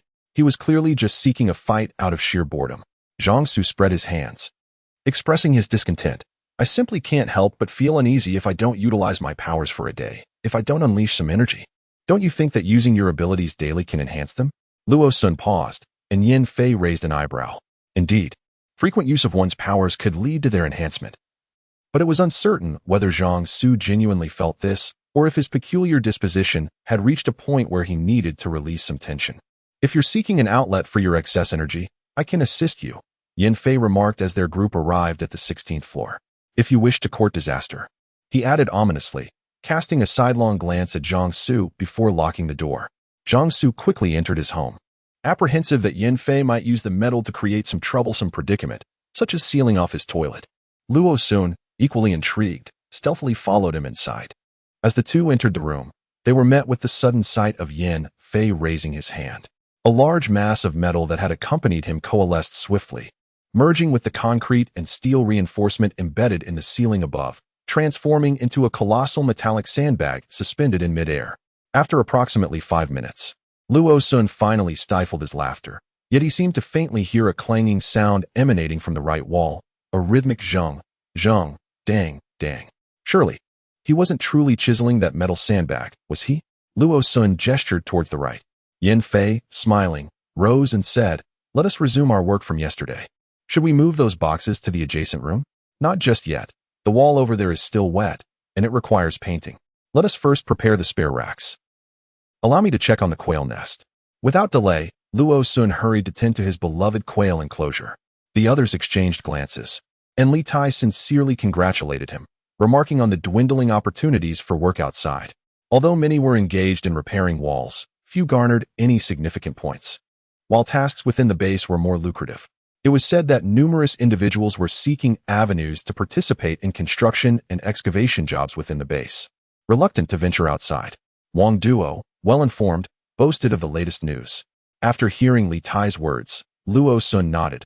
"A considerable number of zombies have appeared outside the base.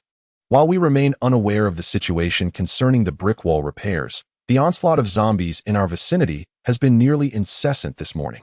It is quite understandable that those individuals are reluctant to construct walls outdoors, especially considering they have only just escaped to this base, having narrowly evaded the frenzy of the external zombies, who would willingly confront the undead once more after achieving a semblance of safety." Yan Fei nodded slightly and remarked, "There is no rush. The metal at home is sufficient for now. However, should you wish to create any furniture, I can process the metal once you procure it." He was entirely unconcerned about expending his abilities. In fact, the more opportunities he had to utilize his powers, the better, as it presented an excellent chance for training. A large mass of copper wire lay entangled, its weight considerable yet its exact mass indeterminate at this moment. They had no immediate use for it, so it was stored in the second-floor storage room. Yan Fei retrieved 2 crystal cores and ascended to the second floor. After Luo Sun placed his belongings down, he emerged, curiosity evident in his expression, and inquired, "Are you going to use them?" Yan Fei nodded affirmatively. I intend to exhaust my abilities and then utilize this item to observe its effects. During the day on the staircase, I experimented with one core and now wish to see if there are any differences in its application under varying circumstances. Luo Sun wholeheartedly supported Yan Fei's exploration of his powers, for he had only heard about these items in his previous life, but lacked understanding of their most efficient usage or how they could aid an ability user in enhancing their level. Yan Fei had deliberately focused on the sensation of the abundant energy from the crystal core flowing into his body during today's use of his abilities. And now he aimed to fully appreciate it while the memory was vivid. As he levitated a sizable mass of metal in the bedroom, its form continuously morphed. In recent days, Yan Fei has discovered the most effective method to transform that lump of metal into a gossamer-like metallic mesh. The thinner the mesh becomes, the denser and finer the intersecting threads, resulting in an even greater expenditure of mental energy. As the intricately woven net enveloped the entirety of the room, Yan Fei's forehead was already beaded with fine droplets of sweat. With a swift motion, he utilized his last vestige of mental strength to condense the expansive net back into a metallic sphere and placed it upon the ground. Only then did he laboriously catch his breath, retrieving a crystal core to absorb in the palm of his hand. Observing this, Luo Sun promptly took a towel and gently wiped the sweat from his face. Before long, having completed the absorption, Yan Fei reopened his eyes. How does it feel? A mysterious glimmer shone in Yan Fei's gaze. It's effective, distinctly different from before. Immediately utilizing the crystal core after thoroughly exhausting his mental energy, he sensed a fluctuation in the limit of mental energy his body could accommodate. It felt even more substantial than the replenishment experienced after a night's sleep. Although a single crystal core was insufficient to completely restore his drained mental energy, the expansion of his limits indicated that upon awakening from a slumber, his mental energy would naturally increase once more. Taking a deep breath, he clutched another crystal core in his palm and declared, "I shall employ a different method." This time, Yan Fei absorbed the crystal core while simultaneously depleting his mental energy, keenly observing whether there was any distinction from his previous experience. After meticulously comparing the usage of two energy cores and reflecting on the sensations experienced with one of them earlier today, Yan Fei quietly elucidated to Luo Su. During noon in the corridor, although my abilities were not entirely depleted when I utilized the energy core, the enhancement in my mental capacity was barely perceptible. In contrast, after thoroughly exhausting my powers and subsequently replenishing them with the core, the increase was significantly pronounced. The alternative method, while also yielding some enhancement, was rendered less effective due to the immediate necessity to continue using my abilities. Luo Sun's eyes gleamed with realization. So, the optimal effect occurs when one exhausts their powers completely, supplements them with the energy core, and then takes a brief rest? Observing the radiant expression on Luo Sun's face, which was illuminated by excitement, Yan Fei suddenly felt an impulsive urge to leap forward and seize the moment. However, after a couple of futile twitches of his weak fingers, he reluctantly resolved to prioritize his responsibilities tomorrow before indulging in the exploration of his abilities. Otherwise, even if he expressed his intentions now, he could not ensure that his beloved, who was originally pliable, would not take advantage of his weakened state to assert dominance over him. He had to secure his position as the dominant partner at home. In a thoughtful gesture towards his beloved, Luo Sun, completely oblivious to the opportunity to take charge in this situation, tenderly wiped Yan Fei's sweat, offered him some water, and then dutifully turned off the lights, preparing to embrace his partner and drift into slumber together. As he closed his eyes, Luo Sun recalled the group of people he had encountered midway up the stairs earlier that day. He is truly, without a doubt, not the foolish boy who would gaze intently at a beautiful girl simply due to her appearance, if it were a matter of looks. He currently possesses a boyfriend as extraordinary as Yan Fei, with whom he can embrace every night, engaging in intimate activities, and a promising future of possibilities awaits him. Would a homosexual like him be so foolish as to fixate on a girl? The reason he was momentarily struck dumb upon seeing her was indeed due to sheer fright. It was entirely because he recognized her. The Rose Mercenary Corps, one of the most formidable mercenary groups formed by women in this post-apocalyptic world.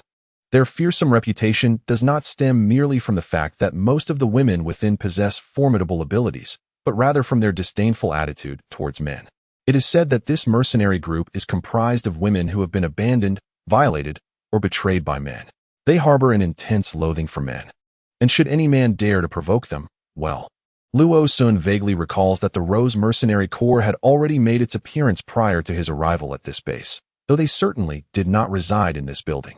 He is uncertain of the events that transpired at that time, yet the notorious reputation of the Rose Mercenary Corps within the base has persisted through the years. Fortunately, Luo Sun, who has always been rather prudent and low profile, has never drawn the ire of this mercenary group. Moreover, after about 4 or 5 years following the apocalypse, news of this group gradually faded into obscurity. When Luo Sun first arrived at this base after the apocalypse, he caught a distant glimpse of that woman. Her striking makeup and vividly red lips left a lasting impression on him, so upon seeing her today, he immediately recognized her. After all, the number of women Luo Sun had encountered since the onset of the apocalypse was exceedingly limited. However, given the tense standoff between the two groups today, he would certainly refrain from meddling in affairs that did not concern him by warning that woman about the potential threat posed by the man beside her. He was, after all, unaware of the specific circumstances surrounding the establishment of the Rose Mercenary Corps or the experiences that this woman, as its leader, had endured. What if something had transpired after her boyfriend's demise? It is worth noting that the gossiping men confined within the base often exaggerated their tales. Who could discern the truth amidst their fabrications? While some claimed that the women of the Rose Mercenary Corps were all abandoned by men, others suggested that the Corps was composed of a group of wayward women whose sole purpose was to ensnare men. Luo Sun found this latter assertion even less credible. Adapting to the work at the base proved to be quite straightforward. In fact, the interpersonal dynamics in the post-apocalyptic world were simpler and more direct than those prior to the catastrophe, making tasks easier to manage without the need for excessive mental exertion. Both Yin Fei and Luo Sun adjusted swiftly, earning substantial points each day. With complimentary meals and the opportunity to acquire crystal cores, their lives were sufficiently comfortable for two individuals with modest aspirations, simply wishing to lead a tranquil existence in the aftermath of the apocalypse. On the morning of the 23rd, Zhang Su, needing to head out for work, prompted all the residents of the 16th floor to mobilize, for the sake of their home security, to avoid the disheartening scenario of returning after a long day's toil only to find their possessions gone or their rooms rendered uninhabitable. Yin Fei and the others devised a new plan. As it stood, it appeared that Yin Fei was the sole metal-based ability user, while the remaining 5 were serving in the military. Unless by some extraordinary stroke of luck they encountered another hidden metal-based ability user who could traverse through empty doors. This entrance would remain impervious to forced entry. Typically, when the residents were away, the stairwell door was secured with a lock and iron chain. And yet that grand door had long been completely sealed by metal. Even if someone managed to sever the chain, the door would remain obstinately shut, rendering their efforts futile. Although this arrangement was somewhat cumbersome and could potentially lead to unforeseen circumstances, under the current circumstances, it was the most prudent course of action. After all, the safety and livelihoods of everyone resided within their respective abodes. Regrettably, not only Luo Sun and his companion, but even Li Tai and the others had not received any news of a break from their labors since they began, with no respite in sight. There was little choice. Everyone was racing against time. Completing even one more task a day would hasten the return to stability in their lives. On the morning of the 25th, upon arriving at the usual meeting place, Luo Sun and his companion found that their fellow team members, with whom they had collaborated for several days, were already present. Each face alight with a sense of excitement. "You're here? Let us get in the car before we talk." Upon their arrival, the captain gestured for the group to board the vehicle. Luo Sun and his companion, suppressing their curiosity, climbed aboard and settled in, awaiting the captain's address. Once everyone was seated, the captain cleared his throat and cast a significant glance at the 3 metal ability users the upper echelon of the base had finally sanctioned. After several discussions, the decision to permit the utilization of crystal nuclei during the construction of the walls. Some soldiers had already caught wind of this news. Yet they could not conceal their excitement, their faces bright with smiles. The matter of crystal nuclei was hardly a secret, especially among those who ventured out on missions. Even those like them, who ventured forth solely for wall construction, had encountered these items on numerous occasions. With an increase in crystal nuclei, various rumors inevitably circulated, including the information that these items could absorb and replenish abilities. However, the base had previously prohibited private usage for safety reasons, focusing instead on research related to these artifacts. It appeared that the research had yielded results, or perhaps the true outcomes were yet to be revealed. Nevertheless, it seemed that there were no significant side effects thus far, and with the urgency of completing the wall construction. The base had no choice but to compromise in hopes of finishing the outer barrier as soon as possible. After all, the relentless onslaught of zombies from outside was no trivial matter. Furthermore, the base was preparing to issue external missions, in addition to the original collection and rescue tasks. Slaying zombies and procuring crystal nuclei would likely become one of the 3 major assignments in the near future. The captain surveyed everyone and declared, from this day forth, each individual will distribute a specified quantity of crystal cores daily. Let us endeavor to utilize these cores within the designated time frame to expedite the construction of the walls. Today marks our first day. Let us take a moment to acclimate ourselves. As he spoke, he produced 3 bags and handed them to the 3 special abilities users. Yanfei opened one and counted 10 crystal cores inside. Given his current mental capacity, these cores would sufficiently replenish his energy for approximately 2 full uses of his abilities. With the infusion of these cores, the team could work without reservation. However, rest remained essential. This time, rather than adhering to the previous method of taking turns to build the wall, they estimated each person's potential contribution and worked in unison. With the crystal cores at their disposal, their pace and the quantity of materials utilized surpassed their usual efforts. As they were still becoming accustomed to the use of the cores, the other 2 special ability users alternated between constructing the wall and absorbing the cores, taking breaks periodically. Yanfei's approach differed slightly. He opted to exhaust his own energy each time before stepping aside to rest and then absorb the cores. Since Luo Sun had begun to collect a few cores daily, apart from the initial experiments, once 10 cores were gathered, Yanfei had dedicated his evenings to actively absorbing them to enhance and refine his abilities. After utilizing them for several days, he had long since mastered the most suitable patterns and methods for his use. With the availability of the cores, he was now unapologetically employing strategies to maximize their benefits. As the 3 endowed individuals utilized the crystal cores, Luo Sun and his companions were far from idle.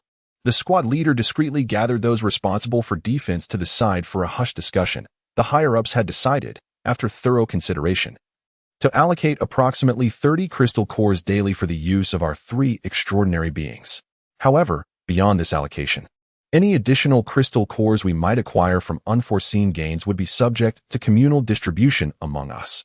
Casting a glance at Luo Sun, who was renowned for his unparalleled marksmanship that elicited both admiration and resentment, the leader noted that no matter how unexpectedly an adversary might emerge, in the most peculiar angles or positions, he could effortlessly incapacitate them with just 2 shots. Even the sharpshooter within their ranks acknowledged this prowess. Among the assembly were not only soldiers, whose innate duty was to obey commands, but also the astutely aware Luo Sun. After all, the loss of their private little treasure trove was inconsequential. Yet, Yanfei would still have access to crystal cores to replenish his strength, and that sufficed. Observing that Luo Sun harbored no dissenting opinions, the leader sighed with relief and remarked, aside from the 3 individuals tasked with safeguarding the endowed ones, the remaining personnel should act prudently, avoiding unnecessary violence. While acquiring additional crystal cores was indeed advantageous, the paramount objective must be the preservation of their own safety. The upper echelons of the base were not affluent in crystal cores. A portion had to be allocated for the Earth-type endowed individuals as well. Currently, the positions for the metal-endowed individuals to erect barriers had been entirely restructured. It would soon become evident whose efficiency was superior. In the subsequent evaluations, the higher-ups would undoubtedly offer rewards and accolades, and they could not afford to tarnish their reputation. Upon realizing the exhilarating prospect of vanquishing zombies, extracting crystal cores, accelerating the construction of the protective walls, and perhaps even earning commendations from superiors or utilizing the crystal cores to elevate their levels, the soldiers tasked with ensuring security felt an invigorating thrill. Similarly, the ability users engaged in wall construction seemed to be fueled with newfound energy, hastening their efforts. Yanfei observed the other 2 with a discerning eye while gradually absorbing the crystal stone in his palm, quietly assessing that his abilities indeed surpassed theirs. Was it a mutation of powers, or did abilities possess theirs? Regardless, his rate of depleting his powers was markedly slower than that of these 2 metal-based ability users, allowing him to construct significantly larger and faster walls. Presently, he was merely exercising caution, refraining from excessively manipulating metal in a single operation. Otherwise, his speed in wall construction would equal the combined efforts of both individuals. Before long, the 2 had completely exhausted 10 crystal cores. while Yanfei had only just deactivated his second ability, still possessing 5 cores. Was he of a higher level? No, that wasn't quite right. He could also manipulate metal to hover in the air, a feat these two seemed incapable of. Noticing that the ability users appeared to have depleted their crystal cores, the captain glanced at the time. It was merely 10:30 in the morning. This indicated that to achieve peak efficiency, each member of their team needed to consume at least 20 crystal cores daily. He decided to distribute the 12 cores at hand, instructing the soldiers to take a brief respite before resuming their work, remarking on the slower pace of their monster hunting efforts. 12 crystals, each individual able to receive 4, would sufficiently replenish Yanfei's extraordinary abilities. Upon receiving the 4 crystals, Yanfei refrained from mentioning that he still possessed 5 unused ones. Instead, he discreetly tucked them away while others were distracted, utilizing the 4 to restore his depleted mental energy. Given the heightened defensive measures against zombies outside, although the number of zombies heading towards the base had increased slightly, the actual influx remained limited. Throughout the morning, the team managed to acquire only 22 crystals. After distributing 7 to each member, the remaining 1 was kept in the captain's possession for use the following day. Yanfei, having set aside 5 crystals, consumed only the energy from the 4, subsequently claiming the 3 allocated to him as well. After a day's labor, he had remarkably saved up a total of 8 crystals, proving to be quite efficient. Of course, he would need to present 2 of them tomorrow to align with the others, to avoid any potential complications. In the meantime, those previously summoned to the city wall for repairs had left only a few to continue with the heavy lifting, while the remainder worked alongside the military personnel on the interior side of the wall, clearing buildings and debris. This preparation was essential for ensuring the safety of everyone upon the completion of the wall. The area between the outer and inner walls encompassed a considerable expanse of land, where it was inevitable that some zombies and contaminated items would remain undiscovered, all of which were the primary targets for the collective cleanup effort. Moreover, the originally habitable residences are likely insufficient. These individuals must also engage in the construction of residential buildings. There is certainly no shortage of work at present. Yanfei understands this better than anyone else. It is a lesson imparted by his life experiences from childhood, to avoid being perceived as a worthless target for bullying. And to maintain his long-standing advantage, he must exert himself more vigorously than anyone else, despite the necessity to appear at ease and composed. As if everything can be accomplished effortlessly, the reality is that to project an image of superiority requires relentless dedication and a willingness to sacrifice. One must be prepared to toil fervently, as mere idleness and the desire for unearned rewards will only render one a figure of ridicule. Thus, although he often indulges in the small comforts provided by Luo Sun in the evenings, he resolves that once he has savored those delights, he will exhaust all his mental energy through his abilities before resting. In this apocalyptic era, he is determined to protect his serendipitously acquired sanctuary, which brings him immeasurable joy. To safeguard his beloved and their current tranquility, he must strive for excellence. When unforeseen circumstances arise, he must possess sufficient strength to stand resilient, defying all odds. Luo Sun was driving slowly through the bustling city, making his way toward his residential neighborhood.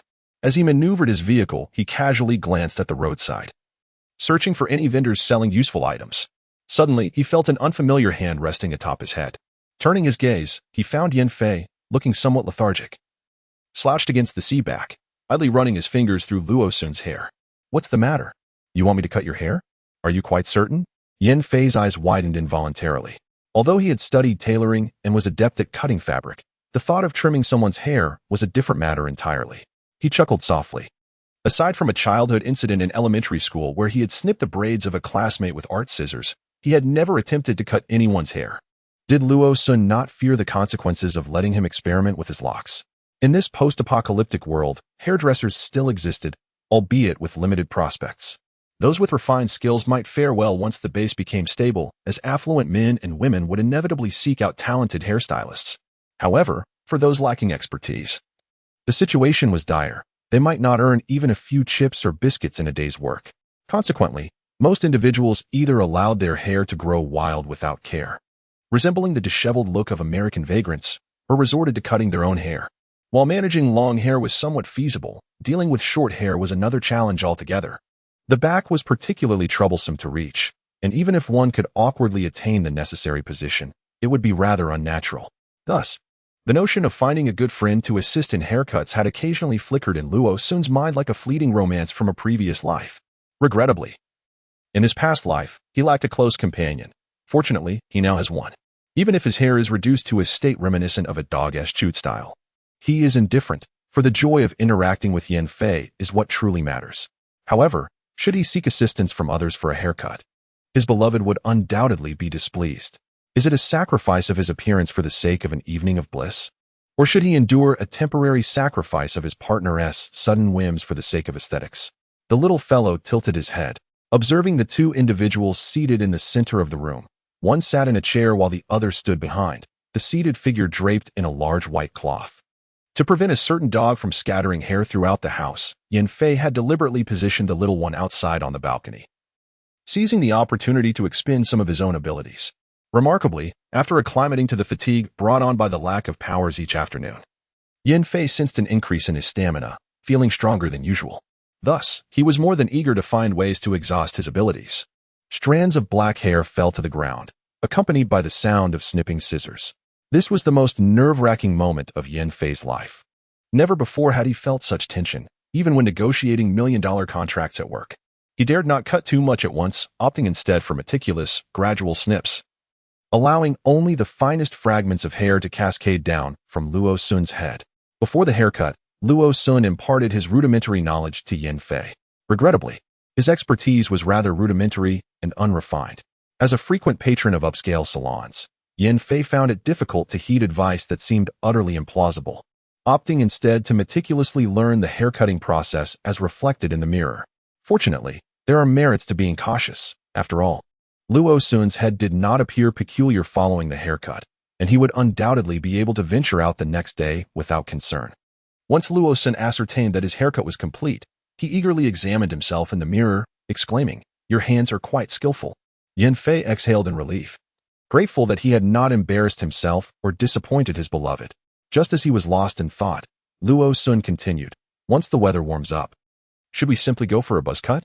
It would be much easier." "No, this is perfect. There is no need for a buzz cut." Yan Fei swiftly interjected, horrified at the notion. Good heavens, a buzz cut? He had yet to master the scissors, let alone wield clippers. A momentary lapse could result in an unintended bald head. Yet, Luo Sun argued, but that would be cooler. He remained torn, pondering the sweltering summer heat. Even in a post-apocalyptic world where electricity was available, openly using air conditioning felt like inviting theft.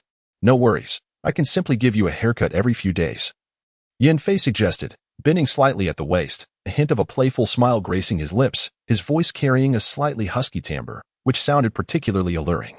Luo Sun's face flushed, and he awkwardly averted his gaze, clearing his throat. Well, all right then. The allure had evidently succeeded, effectively averting the potential emergence of a monk's haircut. Yan Fei had just exhaled a sigh of relief, but before he could gather his tools, he heard Luo Sun utter a phrase that made his heart momentarily cease for 3 seconds. "It's my turn to cut your hair." Yan Fei sat stiffly in the chair recently vacated by Luo Sun, feeling as if clumps of his dark hair were cascading down in disarray. Desperately, he began to contemplate the few woolen hats he had once spotted in the wardrobe on the second floor, pondering which one would be most aesthetically pleasing to wear the following day, while also thoroughly concealing the uncertain state of his hair. After approximately 15 minutes, Luo Sun circled Yan Fei's head 3 or 4 times before finally declaring his work complete, a hint of embarrassment flushing his cheeks.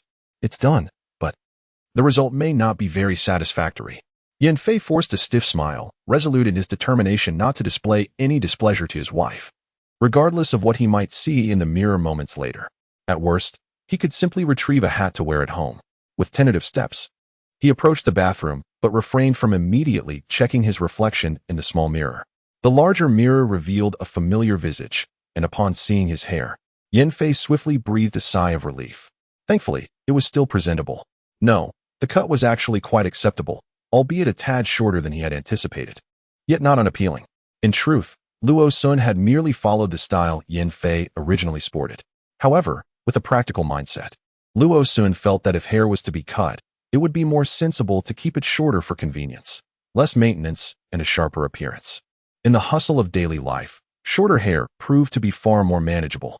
At present, Yan Fei appears somewhat foolish, though fortunately, the situation is not too severe.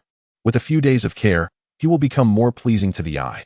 The two of them cleaned the stray hairs tangled in their locks and tidied the living room before allowing the little creature, sprawled on the balcony in an unknown endeavor, to come out. Oh, a leaf has fallen. Luo Sun noticed a small piece of what seemed to be a torn vegetable leaf on the balcony floor. Its vibrant green hue suggested it had not fallen due to malnutrition, but rather had been inadvertently yanked off. Perhaps it was accidentally brushed against earlier. Yan Fei glanced over and, seeing it was merely a tiny leaf, did not concern himself, opting instead to sweep it away with a broom. Let me see. Today there are more eggs. Luo Sun exclaimed, pointing at the quail nest, and hurriedly fetched a powerful flashlight to inspect the quail eggs inside. Since the day before yesterday, once the quails had produced 5 fertilized eggs, Luo Sun had opened the incubator in the breeding room and placed several quail eggs inside to begin the artificial incubation process. The remaining quails, under ample light, commenced their daily laying routine. Any fertilized eggs were added to the incubator while the rest were set aside at home for culinary purposes. Each of the 6 female quails now lays an egg nearly every day, and the promising prospects of raising quails for meat beckoned to Luo Sun and his partner. After placing 3 fertilized eggs into the incubator and setting the remaining 3 into a basket, the couple resumed their daily routine of checking the plants, tidying the house, and examining the moisture levels on the neighboring walls, among other tasks. Jiangsu let out a couple of hums. Today, I brought in several individuals who had been injured by zombies. One of them transformed into a zombie during a half-completed surgery. Fortunately, I was well prepared. As soon as he transformed, I swiftly severed his head. Those little nurses had such sharp voices that they now give me a headache. Yan Fei did not press further, merely raising an eyebrow. With a disdainful snort, Yan Fei remarked, "Is that enough for a stitch?" Jiangsu shrugged. I said that stitching might actually leave a scar. After disinfecting her and confirming multiple times that she had not contracted the zombie virus, I considered the matter settled. Yan Fei let out a cold laugh, crossing his arms against the doorframe.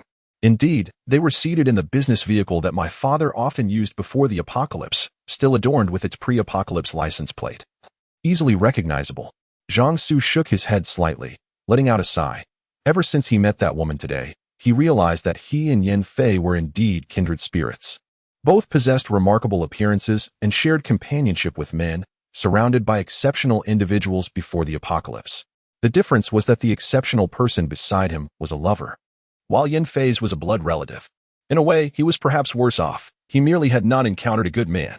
Suddenly, Jiangsu chuckled again. If it weren't for the fact that you already have little Xuan, I would have considered pursuing you.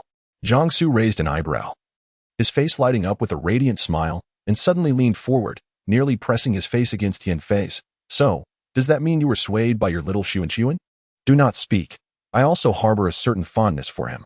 Unfortunately, he is a submissive. Just as these words were spoken, the door to the room suddenly swung open, and He Qianquan's booming voice echoed. By the way, brother Yan Jin. Jin. That Jin. The sentence abruptly ceased, and both Li Tai and Wang Duo, along with He Qianquan, beheld the exceedingly intimate posture of the two individuals in the room.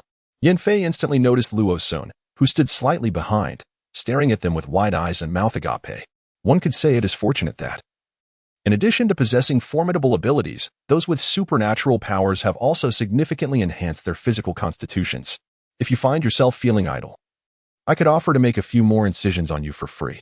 After all, you are a surgeon, and stitching yourself up at home would serve as an exercise in honing your professional skills.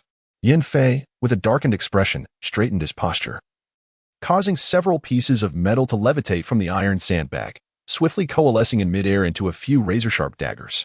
Jiangsu, cradling the back of his head, shot a glance at Yan Fei. You've just used someone and already resorting to such brutality. As he spoke, he directed a semi-smirking gaze towards Luo Sun. Little son, if he ever lays a hand on you, come sleep with your brother tonight. Luo Sun replied with a chuckle. Wang Duo suddenly clamped a hand over his nose and turned to flee. Goodness, this is far too outrageous. It is the first time in my life that I have ever bled from the nose due to a man. Volume 4. The Couple Tills the Fields, Chapter 57, Recuperation. He was clearly losing his mind just now. Yan Fei found himself at a loss for words. Utterly bewildered by the peculiar situation he had never before encountered, a man feigning intimacy with him for another man's benefit. The mere thought was enough to send his brain into a tumultuous spiral. Luo Sun remained silent for a moment before suddenly leaning into Yan Fei's embrace. wrapping his arms around his waist. After a prolonged pause, a muffled voice emerged from Yin Fei's chest. You belong to me, don't you? Luo Sun obediently followed, ignoring the little creature that had bounded over in a desperate plea for attention. Upon entering the bedroom, he was abruptly pushed onto the bed by Yin Fei, who held him tightly. Only then did he speak again, his expression revealing a mix of emotions as he gazed at Yin Fei. Just now, when you opened the door, you two were together. Luo Sun shook his head, his voice tinged with self-doubt. I know. I just saw how well you two seemed to fit together. He lowered his gaze, feeling inadequate. Both of you are so strikingly handsome. If I go out with Yin Fei in the future, I'll surely attract envious glances from others. This is why I have always supported Yin Fei wearing a mask when going out. With both hands placed beside Luo Sun's head, Yin Fei earnestly replied, Do you really believe I am someone who values appearances? If that were the case, then perhaps you could explain why I choose to be with someone as seemingly ordinary as you. Luo Sun blinked, fixing his gaze upon Yin Fei above him, and suddenly broke into a smile.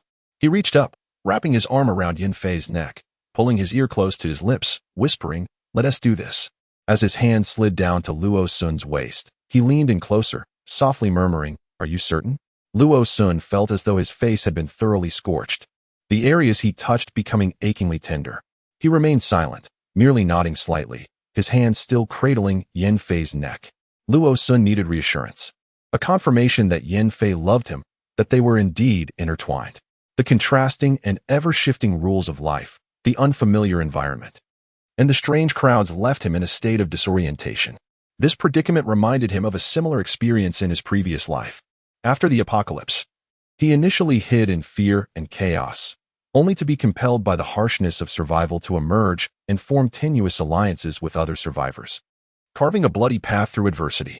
Just as he had barely found refuge in a safe place, tranquility was swiftly overturned once more. Had it not been for his arrival at Base A, where those around him had already adapted to the post-apocalyptic existence, all sharing the same survival ethos and approach to life, he might have succumbed to madness. Yet, even so, he would have preferred the solitude of his basement over seeking warmth among his kind. It was only when the weight of loneliness became unbearable that he contemplated using all his savings to find companionship in a malleable child, one who could only survive by relying entirely on him. Slowly closing his eyes, he savored the warmth of Yin Fei's breath upon his neck and face, feeling those large hands traversing his body, igniting flames within him anew. The scene witnessed today stirred the long-buried insecurities within Luo Sun. Gazing at the two enchanting faces that harmoniously came together, he suddenly felt the urge to ascertain whether he and Yin Fei were truly compatible. Could this newly awakened side of him, a man who had just been swayed from his straightness, truly resonate in unity with another? Yin Fei deftly removed the last layer of fabric from Luo Sun's body, his hands resting on either side of Luo Sun's head, silently observing him. Sensing Yin Fei's gaze, Luo Sun gradually opened his eyes. Suddenly, Yin Fei broke into a smile, his eyes radiating a warmth capable of melting hearts. He leaned down with reverence and determination, pressing his lips against Luo Sun's, whispering gently, Relax, I'm coming in. Luo Sun initially tensed up, but soon began to ease the tautness of his muscles. Though he had never engaged in such acts before, he had discreetly researched them after settling into a stable life in his past, understanding the preparations necessary for the receiving partner and the impending events. To facilitate Yin Fei's movements, Luo Sun even lifted his leg, wrapping it around Yin Fei's waist. He leaned closer to Yin Fei's cheek, breathlessly murmuring into his ear, Go ahead. In his eyes, a profound, ocean-like depth stirred as Yin Fei resolutely descended. It felt as though even his fingertips were tinged with tenderness. Struggling to open his eyes, Luo Sun reached out to silence the incessant alarm clock. As his eyes fluttered open, he caught sight of Yin Fei's arms stretching over him to press down on the incessantly ringing clock. Rest well at home today. I'll bring you lunch at noon. After silencing the alarm, Yin Fei naturally placed a kiss on Luo Sun's forehead. With a perplexed expression, Luo Sun lifted his eyelids, feeling an excruciating headache that rendered him utterly incapable of comprehending the meaning behind Yin Fei's words. Yin Fei gently kissed his cheek, pressing his forehead against Luo Sun's, and remarked, You still have a slight fever. You sleep while I prepare breakfast. With that, he lifted the covers and made his way to the door. In his dazed state, Luo Sun noticed that Yin Fei had changed out of his pajamas, but he couldn't recall when he had risen. When Yin Fei returned, Luo Sun's mind began to clear, though his waist, hips, and an indescribable area were either sore or painfully swollen, leaving him in a rather uncomfortable state. You just said you would go by yourself? Luo Sun clumsily attempted to sit up, only to feel as though his waist might snap. Yanfei quickly set down what he was holding and rushed to assist him. Yes, I'll go by myself today. You should rest at home, he insisted. A shadow of displeasure crossed Luo Sun's face, quickly followed by a flush of embarrassment as he awkwardly protested, I'm fine. I'll be all right in a bit. Taking a sick day because of, well, you know, is just too unmanly. Yanfei bit his lip and poked his forehead, exclaiming, What do you mean you're fine? You still have a slight fever. Fever? Luo Sun stared at him in bewilderment. How did I end up with a fever? Yanfei glared at him for quite some time before reluctantly averting his gaze, his cheeks tinged with a hint of crimson as he stammered. It seems to be because of last night. Although he had assisted Luo Sun in tidying up after their encounter, the fact that it was his first experience, coupled with his previous identity as a staunch heterosexual, led to an unfortunate outcome. Ahem, in any case, it appeared that his eagerness had inadvertently caused some internal injury, resulting in mild inflammation and a slight fever, which was quite normal. Luo Sun remained stunned for a considerable period. He had never heard of such activities leading to a fever. Perhaps last night had been too intense, causing him to sweat profusely and kick off the covers while sleeping? Regardless, in his past life, he had never encountered anyone in the base who had suffered such consequences from their indulgences. Of course, this might also be related to the individual's level of adaptability. After inquiring several times and ascertaining that he seemed to have sustained an injury, Luo Sun pondered for a moment and instructed Yanfei to fetch a box of anti-inflammatory medication for him. Yanfei did not even spare him a glance. Heading straight towards the heavy iron door, feeling somewhat feverish, he decided not to go today. He exhibited a measure of patience with He Qianquan and the others. Offering a brief explanation, Li Tai and the others hastily inquired about the severity of the fever, whether there were any medications at home, and if he felt unwell. They would be willing to leave someone behind to care for him. Yanfei ground his teeth, opting to ignore the individual who appeared to be enjoying the spectacle. Wang Duo's curiosity would remain unanswered as the group descended the staircase and settled into the vehicle. With Luo Sun absent that day, the driving duties naturally fell to Yanfei. Currently, they had little use for cars within the base, so they pooled their gasoline resources, entrusting it to Luo Sun and Yanfei for their daily travels. There is no choice, in contrast to the aloof and taciturn Yanfei, who possesses remarkable abilities. Luo Sun, with his relatively ordinary appearance yet amiable disposition, enjoys a closer rapport with others, often graced with a smile. Upon learning that Luo Sun would not be present today, the captain assigned a team member to protect Yanfei, and the group embarked towards the entrance of the base.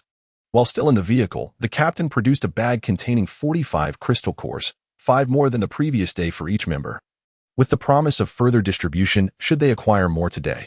Captain, how come there are so many today? Inquired a curious metal ability user after taking the bag. The captain's smile bore a hint of bitterness as he replied, Yesterday afternoon, a large horde of zombies attacked the base, and it was reported that they were only cleared out early this morning. Some zombies even infiltrated the outer walls. The situation last night seemed dire, as several exceptionally fast zombies breached a certain checkpoint, and it is said that all the soldiers defending it perished. A heavy atmosphere enveloped the group once more. While the abundance of crystal cores was indeed fortunate, each one bore the stain of blood. In truth, these cores were birthed from humans who had transformed into zombies. It could be said that each crystal core represented the demise of at least one life. Luo Sun lay on his bed, his gaze lost in thought as he stared up at the ceiling. The pristine white ceiling was adorned with a large, simply designed round ceiling lamp. This type of lamp is relatively easy to clean, devoid of flamboyance, and devoid of peculiar colors. It is simply a pure white, exceptionally suitable in a post-apocalyptic world. Due to a lingering discomfort in his lower back and some fatigue resulting from fever, Luo Sun currently finds himself in a state of limited mobility. Having never been one to linger in bed since his rebirth, he has been compelled to do so today, and this sensation leaves him feeling somewhat hollow. Has life truly coerced him into a masochistic disposition? Does he really feel unwell if he does not occupy himself from dawn till dusk? Reflecting on it, he recalls how he used to spend his time when everything that needed planting at home was taken care of, and he had no immediate need to venture outside. It seems that he frequently accepted tasks involving the crafting of small tools and weapons, assisting others in their endeavors. With one hand resting on his waist and the other against the wall, Luo Sun slowly ambles towards the door, sighing, those laborers really have it tough. If I feel this way after just one occasion, I cannot fathom how they endure it daily. His mind wanders excessively, absurdly linking his pure and innocent exchanges with Yin Fei to those who engage in fleshly trades. He wonders what expression Yin Fei would wear upon discovering this thought. After taking a leisurely stroll around the terrace to ensure that the crops were thriving, Luo Sun descended the stairs step by step. The little creature, upon hearing the noise, wagged its tail excitedly and rushed to the staircase. Noticing that it was Luo Sun coming down, the curious little one, puzzled as to why its master had not ventured outside that day, scampered up the stairs, circling around Luo Sun's feet before dashing back down again. This back and forth continued for several rounds until Luo Sun finally reached the first floor and headed towards the sofa. In truth, Luo Sun was merely lying in bed, feeling rather restless. Fortunately, his fever had subsided, and although his rear was somewhat sore, it was manageable as long as he avoided touching it. After confirming that the crops on the balcony were in good condition, he plopped down onto the sofa and began playing Bubble Shooter on his phone. Knowing that he could still utilize electricity in this post-apocalyptic world, he had wisely downloaded various gaming apps and offline games on his laptop before the calamity struck. Now, his temporarily unusable phone served as both a gaming device and a source for maps and information. The little creature, tail wagging vigorously, was thrilled to have its master at home and leaped onto the sofa, climbing up Luo Sun's thigh to settle comfortably on his belly. "Easy now, my poor back." Luo Sun grimaced, attempting to nudge the little one off him. However, at nearly 6 months old, the creature had grown quite robust, and despite his efforts, he found it nearly impossible to move the hefty little fellow. Last night, the unfortunate child, having endured a tumultuous encounter, found himself besieged by a dog that stubbornly refused to vacate its position atop him. The thought of the creature inadvertently stepping on him if it were to move prompted him to ignore it for the time being. The dog's head rested upon its paws, which pressed against Luo Sun's chest, while the occasional sound of pewdong emanated from his phone, causing the little creature's ears to twitch in response. As Luo Sun busied himself with a game to pass the time, he soon discerned the faint echo of a loudspeaker broadcasting from outside the community, announcing a call for personnel to participate in various construction endeavors at the base. The vehicle equipped with the loudspeaker even ventured directly into Hongjing community, meandering around the main road before departing once more. From this, Luo Sun gleaned that, in addition to construction tasks, there was a need for individuals to partake in cleaning duties.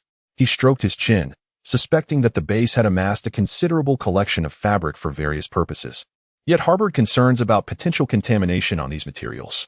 Furthermore, the base currently lacked an abundance of washing machines. No, even if there were sufficient machines, the available electricity might not suffice. As these thoughts swirled in his mind, he found himself frustrated with the game in his hands. Just as Luo Sun resolved to abandon the game and delve into a novel to occupy his time, the little creature perched on him suddenly sat up straight, its ears erect. "What is the matter?" Luo Sun gazed at it in confusion. Upon hearing his voice, the small creature glanced his way, then tilted its head, seemingly engaged in a meticulous discernment of something. As Luo Sun concentrated, attempting to discern any sounds, the little creature perched upon him suddenly sprang to its feet and leaped to the ground with a sharp yelp. "Oh, the rib!" Such precise timing. Just as the little one descended, a paw from a dog fortuitously landed upon a rib, precisely where the impact was most pronounced. In the chapter titled Spoils from Volume 4, the little one remained oblivious to the fact that it had inadvertently injured its owner. With its back arched and tail held high, it tightened its hind legs and commenced barking towards the main door. Luo Sun, supporting his aching back, rose while grasping the armrest of the sofa. However, as he passed the doorway, he seized the hand crossbow and the wolf fawn club that rested on the shoe cabinet beside the door. Though the doors to rooms 1604 and 1603 had undergone modifications, the monitor for the peephole remained affixed to the interior of the door to room 1604, as the two often resided there. Quietly, he turned the doorknob and stepped behind the new iron gate, placing his hand upon the handle. Before leaving, Xiefei had not secured the main door with molten metal. It appeared that those outside were examining the structure of the heavy iron gate, with the chains and the gate itself occasionally emitting clattering sounds. Seizing the opportunity when the metallic clang resonated once more, Luo Sun gently turned the doorknob and attentively listened through the crack. "It's all clear. I've checked the 14th and 15th floors, and there is no one there. With such tight security, there must be valuable treasures on this floor. Indeed. However, I recently heard whispers that there seems to be a supernatural being on this floor. Last time, a few individuals nearly. What are you afraid of? There has been no one on this floor during the day for the past few days. Hurry and bring that thing over. Cut this iron chain. Luo Sun slightly curled his lips, a glimmer of coldness flashing in his eyes. He set down the useless wolf fawn club he had been holding in his right hand, and from his waist, he retrieved several crossbow bolts, loading them into his crossbow. He pushed open a few more doors, then swiftly leaned against the wall beside the elevator, gradually making his way toward the staircase. Due to the poor angle from which the others were positioned, they could not discern the situation at the main door where Luo Sun stood. Thus, they continued to fumble with the iron chains, attempting to sever them in order to scrutinize what treasures lay hidden within this floor that warranted such stringent protection. Suddenly, a hand reached through the iron bars to grasp the pile of chains below, only to be pierced by a crossbow bolt. The group, intent on breaking in, widened their eyes in astonishment as they beheld a pale-faced, quietly composed youth clad in casual attire, who stepped forward with a toy-like crossbow in hand. Positioning himself behind the heavy iron gate, a faint, icy smile played at his lips, and his eyes radiated a terrifying aura of murderous intent. Murderous intent. It was genuine. Seeing that these thieves stood frozen in place, seemingly forgetting their thieving endeavor had been discovered, Luo Sun raised an eyebrow in surprise and lifted his crossbow once more. The bolt flew accurately through the gap in the bars, striking directly into the elbow of the foremost man. Do not merely speak of limbs. Had they not yet breached the sanctity of his home, Luo Sun would have unhesitatingly pierced their throats with an arrow. The intruders, upon realizing their peril, shouted and stumbled as they turned to flee, leaving behind their various tools for breaking and entering, forgotten in their haste. As he contemplated retrieving the items that lay beyond the iron gate, a sudden pain shot through his waist, causing Luo Sun's complexion to pale. Damn, that Yin Fei, he had momentarily forgotten that he was still an injured man. Nevertheless, Yin Fei remained as he had the previous day, having retained a portion of the crystal cores to enrich his own reserves. Of course, aside from setting aside some for future use, he intended to expend the remainder in the afternoon to elevate his level. With thoughts lingering on his beloved who was recuperating at home alone, he packed 2 hefty lunchboxes into a plastic bag, prepared to turn and leave. As he reached the entrance of the cafeteria, Yin Fei suddenly raised his eyebrows in surprise and halted in his tracks. The 5th cafeteria, being in close proximity to the military camp's main entrance, appeared to be bustling with activity today, as several individuals stood nearby engaged in a heated debate. Yin Fei adjusted his mask, retrieving a knitted cap that he had kept in his coat pocket and placing it atop his head. Once he had completed these preparations, he strolled toward the entrance with his hands casually tucked into his pockets.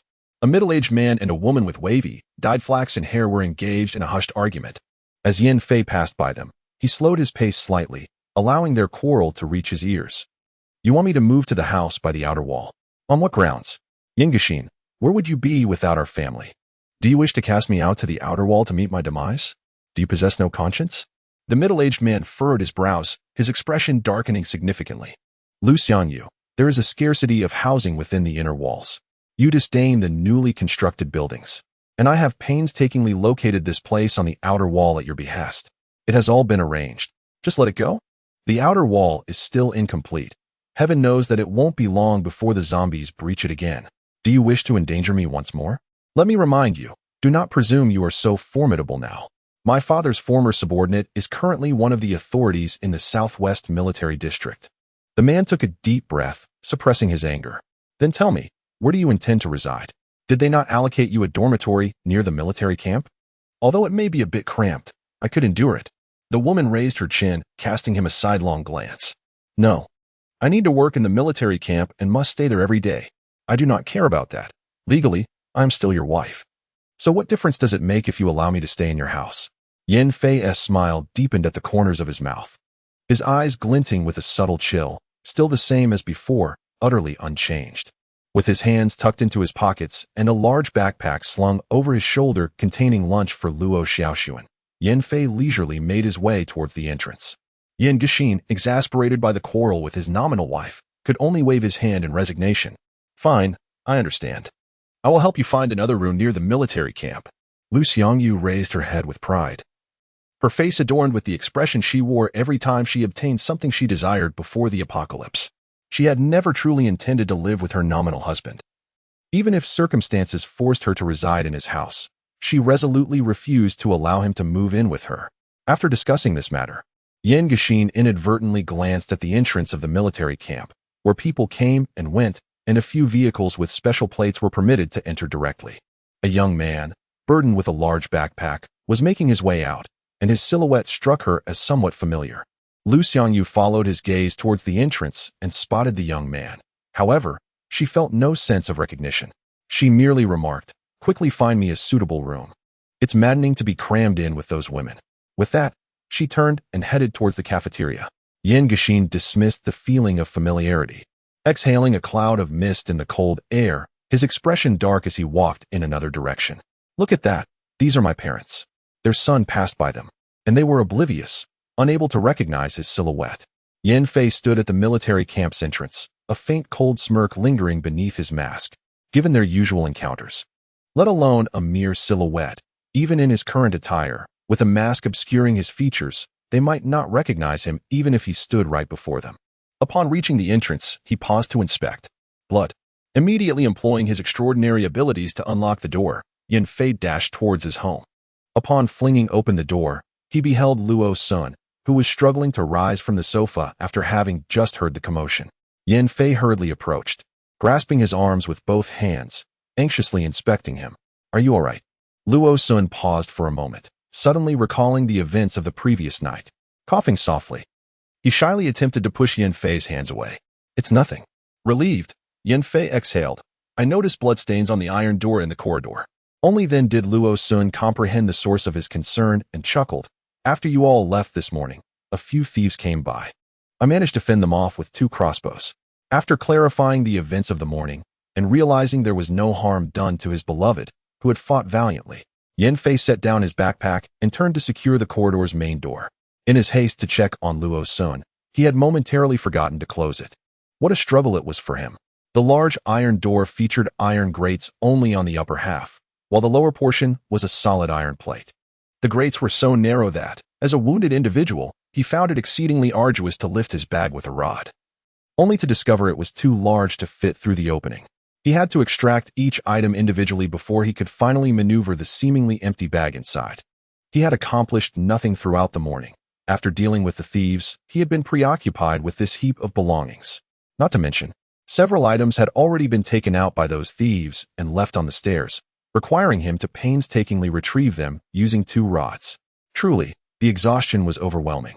Yen Fei's eyes curved into a crescent of laughter, the tear mole at the corners seeming to come alive, captivating Luo Sun's gaze and momentarily distracting him from his complaints. Drawing him into an embrace, Yen Fei rested his chin atop Luo Sun's head and remarked, "All right, the next time you take a break, I shall transform the grand entrance into an ordinary door, facilitating your escapades of thwarting thieves and scavenging." He pondered when he would ever find himself alone at home again. Was it not only after their intimate moments, when he lacked the energy to venture outside? Such a privilege must not be overlooked. "Excellent. Tomorrow, I should be able to join you. Once we finish the wall, we shall go." Luo Sun was filled with anticipation. After all, he would not mind traversing a few extra steps if it meant enjoying a more sumptuous meal, especially using their own lunchboxes. "Very well." Yen Fei whispered softly into Luo Sun's ear, his warm breath evoking memories of the previous night. Though the aftermath of today was somewhat embarrassing, it was undeniable that Yen Fei had been exceptionally considerate and gentle. Their first experience together surpassed Luo Sun's wildest dreams of beauty. He lifted his head slightly and pecked Yen Fei's chin, feeling a blush rise before lowering his gaze once more to inspect the meal. Luo Sun had devoted an entire day to recuperation. Fortunately, there were no pressing matters at home to occupy his time. Apart from a slight strain in his back that morning due to the earlier encounter with the thieves and a minor discomfort while visiting the restroom later that evening, he felt his energy had nearly restored by the following morning. Early in the morning, as Luo Sun stood by the bedside and stretched his waist, he declared that he was largely unharmed. Although his lower back felt somewhat sore and there was a hint of discomfort in certain areas, there were no significant issues. Yen Fei could not dissuade him. Upon confirming that Luo Sun's health was indeed satisfactory, he reluctantly acquiesced to allow him to accompany the group to repair the wall.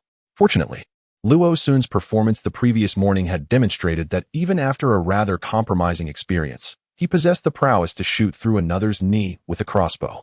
Thus, the danger of venturing outside the city remained minimal. With a slight twitch at the corners of his mouth, Luo Sun bypassed the group and approached Li Tai and the others. To his surprise, upon reaching them, he found them wearing expressions of caution, seemingly eager to engage him in conversation, yet fearful that their voices might inadvertently send him flying. Was it merely a fever they were reacting to so dramatically? Hanli was the first to tentatively inquire, "Luoge, do you still have a fever?" The five of them collectively exhaled in relief. Wang Duo, with a look of slight unease, glanced at Luo Sun's lower body and, after a brief cough, quietly asked, "Is it very painful?" Luo Sun was taken aback, then realized that Wang Duo's gaze was decidedly fixated on his lower half. In an instant, he felt a chill run down his spine. Surely, Yan Fei wouldn't casually bring up such matters without reason. There was only one possible source for the gossip regarding his alleged misadventure. Zhang Su, however, appeared unperturbed by his own collar, grinning with his charming eyes while patting Luo Sun on the shoulder and casually draping an arm around him. "No need to be shy. Little Sun, he said. "I've been through this myself. Just keep your diet light for the next few days, and in about a week, you should be able to resume a normal married life." So it was indeed said by him. Luo Sun's fists were clenched, and he was swiftly restrained by Li Tai and the others, who feared a disastrous outcome. The five of them pulled and persuaded him, attempting to ease his desire to vanish into thin air. Indeed, your accomplishments are commendable, and we are all delighted for you. Unfortunately, we cannot procure wedding candies at the moment. How about we arrange a wedding for Luo Gu and the others in a couple of days?" Upon hearing this, Li Tai and the others vigorously nodded in agreement, exclaiming, "Exactly, Luo Gu. The world outside has transformed beyond recognition. The former social order has dissipated. You can now openly be together, and we fully support you." Wu Xian, with reddened eyes, grasped Luo Sun's hands. "Luo Gu, we spent the entire night discussing why love between men cannot be celebrated with the same openness and blessings as that between men and women. Rest assured, even if society stands against you, we will stand by you." Volume 4. The Couples Tend Their Fields, Chapter 59. Confession. It was only when the group arrived at the military camp that Luo Sun felt a renewed sense of life. Watching the retreating figures of Li Tai and the others, a profound sense of nostalgia welled up within him. Yan Fei secured the vehicle and patted his shoulder. Luo Sun's body had yet to fully recover, and today it was Yan Fei who drove. As Yan Fei gazed at him with concern, Luo Sun gently shook his head. In truth, he harbored no fear of others discovering his affection for men, nor of his romantic involvement with them. What was the matter with that? "You may jest at my expense now, but in 2 years, let us see how many vibrant young women you encounter at the base. By then, if attention shifts to same-sex relationships, it will be too late. Come, let us board the vehicle and rest for a while." Noticing that Luo Sun's spirits had lifted, Yan Fei smiled and took his hand, leading him toward the entrance of the military camp. "Why are there so many people?" Luo Sun exclaimed in astonishment, observing the throng and the vehicles congested at the camp's gate, with individuals bustling about in disarray. The two managed to locate the truck they were accustomed to taking each day, greeted the driver, and boarded. Before long, the captain arrived with his team to join them. Upon seeing Luo Sun among them, several familiar soldiers greeted him with smiles, inquiring, "Feeling better today?" Luo Sun nodded with a smile, replying, "I caught a slight chill yesterday, but after a day of rest, I'm much improved. Just don't position yourself too far forward. If danger arises, do not push yourself," the captain advised. Recognizing that the current situation was not overly perilous, it was essential for Luo Sun to maintain his health to serve a greater purpose in the future. There was no need for him to strain himself unduly when he was still recovering. Luo Sun nodded in agreement, fully aware that manpower was sufficient at present. Unless unforeseen circumstances arose, he need only remain close to Yan Fei, ensuring that no zombies breached the crowd. Outside the main gate of the base, the crowd that had gathered was noticeably reduced in number, with fewer tents than before, suggesting that some had dispersed to other locations or perhaps found temporary shelter in the cleared buildings. A few vehicles parked within the designated area, and the group disembarked once again to commence their daily routine. During a moment of respite, the squad leader, observing the relatively calm surroundings, recalled a piece of information he had heard previously. He approached Yan Fei, who was resting, and inquired by the way, I heard yesterday that a leader with the surname Yin in the base is searching for his son, who seems to be around your age. You're from this city, aren't you? Although the base had conducted a population census, it was merely a manual endeavor, and locating an individual amidst a sea of humanity based solely on a name proved to be a formidable challenge, especially if the person in question had not proactively declared their identity at the relevant locations. The information network within the base was still in its infancy. The hastily filled forms from earlier were filled with varying degrees of legibility, and the ornate handwriting of some individuals rendered the content nearly indecipherable. Misidentification was a distinct possibility. Who could be certain that the characters they recognized were indeed accurate? With the immense influx of personnel at the Southwest base, the constant ebb and flow of people made it difficult to verify the information of those who, despite having registered initially, might have left the base and met an untimely fate outside. Even within the base, where survivors had been allocated quarters, some individuals took advantage of others' absence to unlawfully occupy their spaces. If those displaced were to discard their identity tags, the ensuing chaos would render the situation utterly incomprehensible.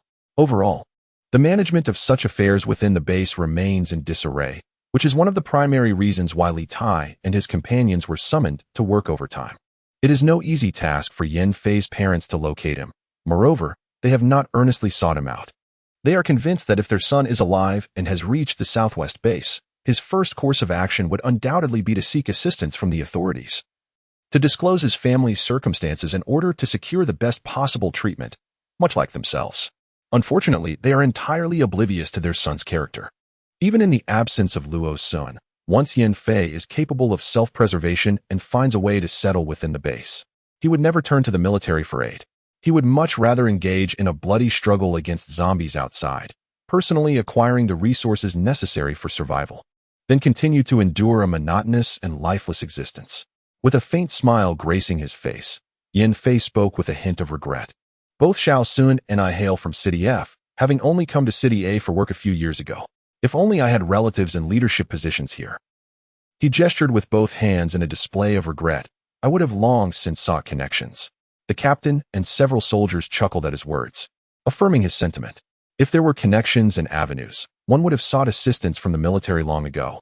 Much like the newcomers in the barracks who have stirred up a haze of confusion. The captain patted Yin Fei on the shoulder and chuckled, saying that the higher-ups had heard about an ability user with the surname Yin and requested some inquiries. When the captain learned of this matter, he instinctively felt that the person sought by the higher-ups was not Yin Fei. After all, despite being an ability user, Yin Fei exhibited a certain pride and showed no inclination to flaunt any powerful connections. If he truly had a father working in the upper echelons, would he still be looking for work at the base, repairing fences? Once the captain concluded this discussion, he busied himself with other matters, while Luo's son, unlike the others, did not genuinely believe Yin Fei's words, casting a look of doubt and concern in his direction. Luo Sun nodded slightly, understanding that it was not convenient to delve into the matter at present, yet he trusted that Yin Fei would not deceive him. At this point, everyone had become well acquainted with the process of using crystal cores to construct fences, and the morning passed in a remarkably efficient manner. Upon returning to the military camp, the two, with their backpacks in tow, decided to check out the cafeteria number 3 that Li Tai and others had mentioned. Although they encountered many people along the way, none seemed particularly interested in eavesdropping on others' conversations. It was at this moment that Yin Fei broached the subject of his family. Initially, when the two first met, both had concealed aspects of their backgrounds due to the novelty of their encounter. However, now that they had genuinely come together and decided to continue in this manner, there were certain matters that Yin Fei felt compelled to clarify. Certainly, had his devoted parents not arrived here, he might never have recounted his past life. Much like he perceived that Luo Sun too harbored secrets about his former existence. Luo Sun walked silently with his head bowed, and after a brief moment, as Yin Fei grew apprehensive about whether Luo Sun felt dissatisfied with his seemingly indifferent attitude towards his parents, Luo Sun suddenly lifted his gaze to meet his. You do not wish to see them. Yin Fei hesitated for a moment, then nodded slightly. Luo Sun unexpectedly broke into a smile. You may decide as you wish. I have no objections. If you prefer not to meet, I shall enlist Li Tai and others to assist you in fabricating a cover. Luo Sun no longer clung to the naive belief that blood relations were paramount.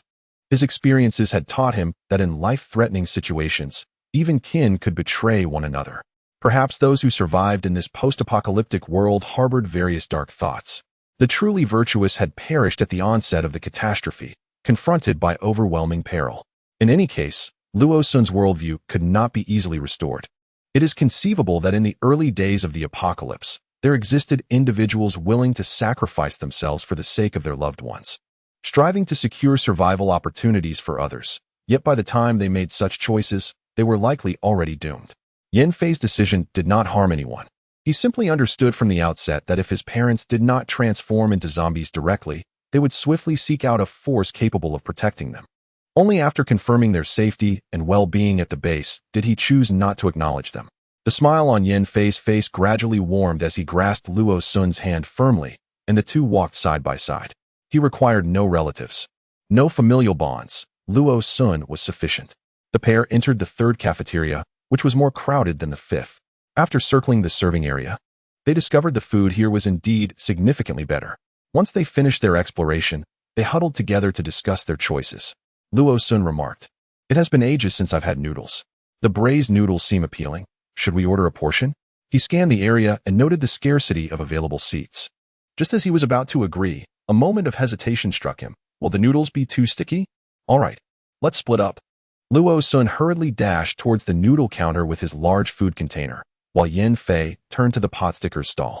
Once they both had filled their containers, they met at a windowsill to pack their meals for the journey ahead. After securing their food in plastic bags and placing them in their backpacks, Luo Sun was about to hoist his load when Yin Fei playfully took it from him, slinging it over his own back. "You still need to recover. I can't let you tire yourself out." A smile involuntarily crept onto Luo Sun's lips as he pulled Yin Fei's arm, and together they made their way outside. As the two of them stepped outside, a few individuals entered from the opposite direction. The foremost among them, upon spotting Luo Sun and his companion, brightened with recognition. "Brother Yin, Brother Luo. Is that you, Li Tai, and the others? Have you finished your tasks?" Luo Sun greeted them with a smile, but suddenly noticed a woman among a group of people conversing next to a jeep at the entrance of the canteen. She looked up and cast her gaze in their direction, and Luo Sun thought her features appeared somewhat familiar. As this thought crossed his mind, he instinctively turned towards Yin Fei, and indeed, the woman's facial features bore some resemblance to Yin Fei's. A sudden realization struck him. Could this woman be Yin Fei's mother? As this notion swirled in his mind, he recalled their earlier conversation about Yin Fei's parents. The idea made him anxious, for he surmised that the woman must have heard Li Tai and the others and reacted to the mention of Yin, prompting her to look over. Yin Fei, who preferred not to acknowledge his parents, would naturally not oppose Luo Sun's thoughts. However, if the woman recognized him and insisted on an introduction, Yin Fei would find himself in a difficult position. What if she disapproved upon discovering his relationship with their son?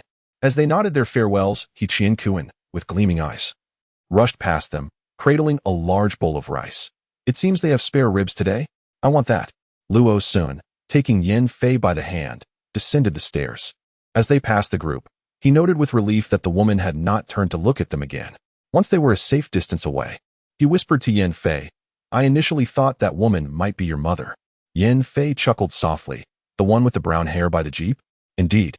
You noticed it too? Well, that is my mother." "Huh." Luo Sun was taken aback, his eyes widening in shock.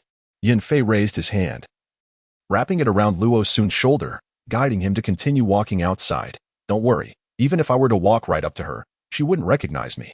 "Is it because you are wearing a mask?" Luo Sun furrowed his brows, wondering if perhaps his mother had poor eyesight. Yin Fei chuckled softly again. "I see her only once a year at most. There was a year when she traveled to France for shopping during the New Year, and I didn't even see her then. Don't forget, I just had my hair cut." Luo Sun, puzzled, glanced at Yin Fei's head. The weather today wasn't particularly cold, and Yin Fei wasn't wearing a knitted hat. However, while his hairstyle was indeed shorter than before, it didn't seem drastically different. Yin Fei felt a sense of ease within, his steps light and buoyant as he strolled alongside Luo Sun. Luo Sun picked up a piece with his chopsticks to taste, and it was acceptable, not too soft. The two of them still couldn't finish the ample meal, prioritizing the consumption of the noodle dish before sampling a few pot stickers, leaving the remainder in the kitchen for later, intending to cook some congee to accompany it. It must be said that the third and fourth cafeterias are indeed far superior to the fifth. Ever since the couple discovered this, they have been whimsically rotating between these two dining halls, primarily favoring the third, with the fourth serving as an occasional delightful diversion. As for the fifth cafeteria, it has been entirely cast aside, forgotten in the depths of oblivion. Days passed in a whirlwind of busyness. And just as Luo Sun finally felt a sense of relief in some corner of his being, the outer walls of the base were completed. All that remained was to reinforce and thicken them. The 7-story building adjacent to the Hongjing community and several newly constructed edifices within the inner city had successfully reached their final stages, awaiting only the allocation of residences for the survivors. The first Lunar New Year in this post-apocalyptic world was fast approaching. Luo Sun stood with his hands on his hips in the living room of 1603, observing the thoroughly dried walls. Excellent. The walls are completely dry. We should take advantage of the holiday to give them another coat. With the days ahead offering little to engage them, he and his partner decided to spend this rare moment of peace on the eve of the new year by continuing to apply putty. Yin Fei had no objections. Once the house was completed, it was likely that the couple would reside there for the remainder of their lives, barring any unforeseen events. Why not make it comfortable under the given circumstances? Recently, the base had welcomed a few talents in this field. Fortunately, Li Tai and the other 4 were honest and kind-hearted, possessing a pleasant temperament. Although they lacked practical experience in execution, the military personnel, having collaborated with them for some time, were more than willing to let them stay and continue their work. In these days, they were diligently shadowing a few hard-to-find professionals, learning from them. Though they would enjoy a couple of days off for the new year, that break would officially commence tomorrow. Today, they still had to remain busy at the military camp. With enthusiasm, the couple managed to finish applying another coat to the walls of 1603 in just one day. As the saying goes, practice makes perfect. Luo Sun intended to assess the situation after this endeavor. If the walls appeared sufficiently smooth and devoid of any other issues, he resolved that the third application could be spared, temporarily setting aside the remaining putty for future wall repairs. Thus, once the walls had dried, he could simply apply a coat of latex paint, lay the flooring, and create a cozy haven. Li Tai and his companions, weary from their exertions, ascended to the 16th floor and saw Luo Sun and another waving at them. Wang Duo, with a hint of bittersweet emotion, lamented, "Finally, I want to have to go to work tomorrow. I long to sleep until noon. Whoever dares to stop me will face my wrath." He Qian Kuan raised his fist in solidarity, while Wu Xian and Han Li nodded vigorously in agreement. Luo Sun, with a cheerful demeanor, informed the group. "Today we discovered that the walls are completely dry, so we applied another coat." Instantly, Li Tai and the others fell silent, their expressions shifting to despair as they realized they had forgotten about the impending need to paint the walls. Oh heavens! Will this holiday ever allow us a moment of respite? From the 15th floor, a voice bellowed, "What time is it? Why the noise? Can't anyone get some sleep around here?" Promptly, the 5 hurriedly slipped through the large iron gate. In Volume 4, Chapter 60, Blood. Had it not been for the enhancement of his physical and mental stamina due to his newfound abilities, he would have been utterly incapable of enduring such an intense series of surgeries for so many consecutive days. Within the hospital, more than one surgeon had succumbed to illness as a result of overwhelming workloads. He had never taken a day off for that reason, of course.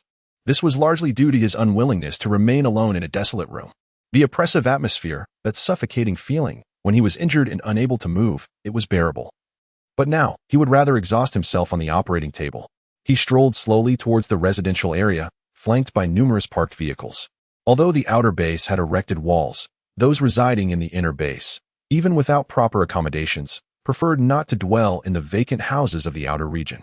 Listen closely, the term outer region signifies something external, implying a lack of safety, at least less secure than the inner base. Much like the pre-apocalyptic sense of territory, where people felt a sense of superiority residing in county towns over rural areas, and those in provincial cities deemed themselves superior to those in county towns.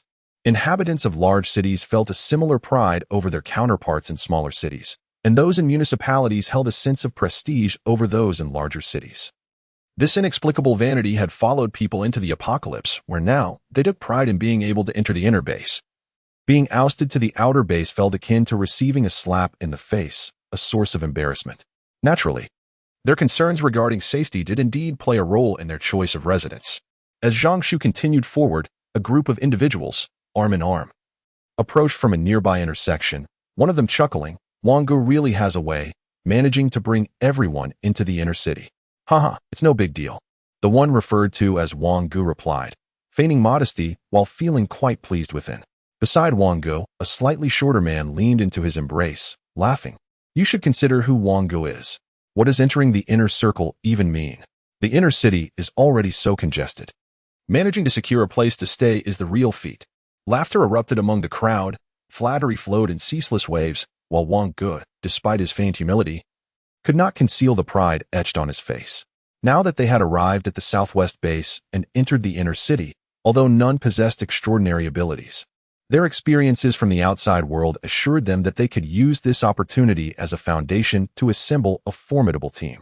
In a moment of self-satisfaction, he lowered his head and playfully nibbled on the face of the man nestled in his arms. Zhang Su stood firm as he approached the group, absorbing every word they uttered. As they passed by him, a stunning smile blossomed on the enchanting face hidden in the shadows. How could he have been attracted to such a person? Just listen and observe. Merely entering the inner base and receiving a few compliments had sent them soaring. Step by step, it seemed he moved to a peculiar rhythm. Wait, that figure. Why does it seem so familiar? How could he possibly still be alive? He had sustained such deep wounds and been left amidst a throng of zombies.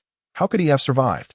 Zhang Su's appearance was striking, and at this moment, he showed no intent to disguise himself, a haunting smile curling at the corners of his mouth as the wind swirled around him, causing his hair to dance wildly. No one found the strange wind surrounding him peculiar. This group was utterly astonished by the terrifying revenant before them, even before anyone had the chance to act against him. A sense of apprehension began to take root in their hearts. A man with such an entrancing exterior should have merely been a parasite clinging to the strong. Yet in this apocalyptic world, he wielded nothing but a scalpel to dispatch the most fearsome of zombies. Furthermore, in confrontations with rival factions, he would not hesitate to sever their carotid arteries or tracheas, displaying no mercy whatsoever. What was even more chilling was the smile that adorned his face each time he claimed a life, an unabashed grin amidst the bloodshed and carnage. As Zhang Su's smile widened upon witnessing the terrified disbelief etched on the faces of those around him, a tumultuous tide of rage, remorse, and murderous intent surged within him, akin to a swelling wave. Yet, the angrier he became, the more exaggerated his smile grew. Wind. An ability wielder. He was indeed an ability wielder. The azure winds coalesced into countless razor-sharp blades, swirling with an unrestrained murderous aura as they surged toward the group before him, eliciting a cacophony of screams. Nearby residents were jolted awake by the commotion, stumbling to their windows, only to behold what resembled a hurricane of azure winds blocking the entrance of their community. The cries of agony emanated from that very spot. Though the sounds were audible, none could discern the specifics of the chaos within the tempest. Approximately 10 minutes elapsed before the screams gradually subsided, and shortly thereafter, the winds abruptly dissipated. A series of chilling thuds echoed through the air, causing those who beheld the scene in the vacant lot to widen their eyes in terror, instinctively covering their mouths in horror. Crimson. Everything was drenched in crimson. At the entrance of the community lay several indistinguishable figures, their forms obscured, completely soaked in blood. The ground, walls, steps, and sidewalks surrounding the area bore the same ghastly crimson hue. Only one person remained standing, yet the darkness enveloped the night, with no moon to illuminate the scene and no streetlights nearby, rendering the individual's appearance a mystery. Even the style of their clothing was indiscernible. All that could be seen was this solitary figure, motionless for a moment, before suddenly letting out a cold, mocking laugh and turning to walk slowly in the opposite direction down the street. No one dared to confront this person, nor did anyone possess the courage to witness the horrifying spectacle. Those who had witnessed the bloody scene at the community entrance trembled in fear, hiding within their homes, scarcely daring to breathe. With a loud bang, the door of Unit 1602 was firmly shut. Luo Sun and Yin Fei stood in bewilderment. Pants, no. Brother, I'm still. Ah, no, this won't do. The crowd was left in stunned silence, each face reflecting shock as they stood at the threshold of Unit 1602, listening to Wang Duo's calls fade into an unsettling silence. Should we go in and save him? He Qian Kuan cautiously pointed towards the door of 1602. The group exchanged conflicted glances, uncertainty etched across their faces. Li Tai shifted his gaze to the only extraordinary individual present, Yin Fei. Yin Fei turned to close the door, feigning ignorance. The others, realizing the situation, nodded in agreement, acknowledging the mutual consent, and decided to proceed with their own affairs. Let us go. Tomorrow we shall congratulate someone on their first experience. Indeed. Despite the multitude of women who expressed interest during his 3 years in university, he never once managed to lose his virginity. Who would have thought that in this apocalyptic era, he would find himself fortunate in love? Luo Sun exclaimed, suddenly enlightened. It was true. The tranquility of their current base had caused him to overlook the pressures lurking within. Why had the trade of flesh and fur become so lucrative in this dystopian world? It was simply because the burdens of life compelled people to seek outlets for their frustrations. Whether it was the various teams frequently venturing outdoors or those within the base, desperately struggling to earn their rations, everyone held little hope for the future. They lived day by day, seizing fleeting pleasures, for who knew if tomorrow would bring demise? All those hard-earned points and crystal cores would be for naught if others claimed them after one's demise. What are you looking for? Luo Sun inquired, puzzled, as he observed Yan Fei rummaging through a cabinet, retrieving a small vial. Tools, Yan Fei replied nonchalantly as he approached, suddenly pulling Luo Sun along to the bedside and pressing him down. What is happening? Luo Sun asked, bewildered, only to see a playful smile in Yan Fei's eyes as he leaned closer. His heart raced, pounding heavily as his gaze inadvertently drifted towards the bottle of olive oil resting on the bedside table. It was the very same oil they had used that night for lubrication. A faint twitch tugged at the corners of Luo Sun's mouth. Indeed, he had sustained some discomfort in his waist and other areas, which Yan Fei had tactfully chosen not to mention. However, he had recuperated over the past few days. And with tomorrow being a day of rest, perhaps as he savored the gentle sensation of a kiss upon his lips, an errant thought slipped into Luo Sun's mind. Last time he had been on the bottom, should it not be the other way around this time? Yet, the aftermath of their first encounter had left its mark, and with plans for the next day, he pondered whether he should allow Yan Fei to take the lead once more. The languorous days of vacation had nearly lulled them into a state of languor. Li Tai and the others finally dragged themselves out of bed by 10 the following morning. As they groggily went through their morning routines, a sense of confusion enveloped them. Where was Wang Duo? A moment of silence fell over the room as they collectively reminisced about him for a brief second, only to be followed by a resurgence of discontent. Wasn't he the most handsome among them? What was so special about him? Why should he be the first to indulge? He Qin Kuan suddenly whispered, do you think Luo Ge and Yin Ge, cough, who was on top? Li Tai shot him a puzzled glance. Isn't Luo Ge the one on the bottom? He was so exhausted that he couldn't even rise from bed that day. Wait. The sounds from last night, could it be that Wang Duo was on the bottom? A few individuals exchanged glances, their hearts, once filled with a bitter jealousy, now transformed into a wicked delight. Might it be that the enchanting beauties were indeed the most formidable adversaries? It must be said. While the allure of such stunning women undoubtedly incited envy, the thought of sharing a bed with such a beauty, only to be overshadowed, provoked a laughter that was impossible to stifle. Zhang Su furrowed his brow, sensing an odd aroma in the room, and instinctively pulled the blanket over his head. Suddenly, his heightened hearing, a gift of his newfound abilities, caught the sound of someone in the living room. A figure stood with their back turned, a large iron pipe beside them, wielding a roller brush typically used for painting walls, methodically applying strokes to the walls of his living room. Zhang Su, feeling a slight headache, rubbed his temples and took a deep breath. I remember now. Why on earth are you painting my walls so early in the morning? Our walls were just finished, and we were planning to paint in the next few days. We have 4 people on our side as well, and I thought I would come over to lend a hand. Wang Duo's voice faded. His eyes, usually glinting with a hint of mischief, now bore a cold detachment, devoid of any emotion, which only heightened Wang Duo's anxiety.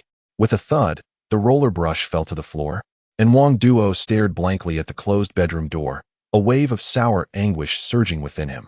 During his university years, he had dated numerous girlfriends, yet none had lasted long.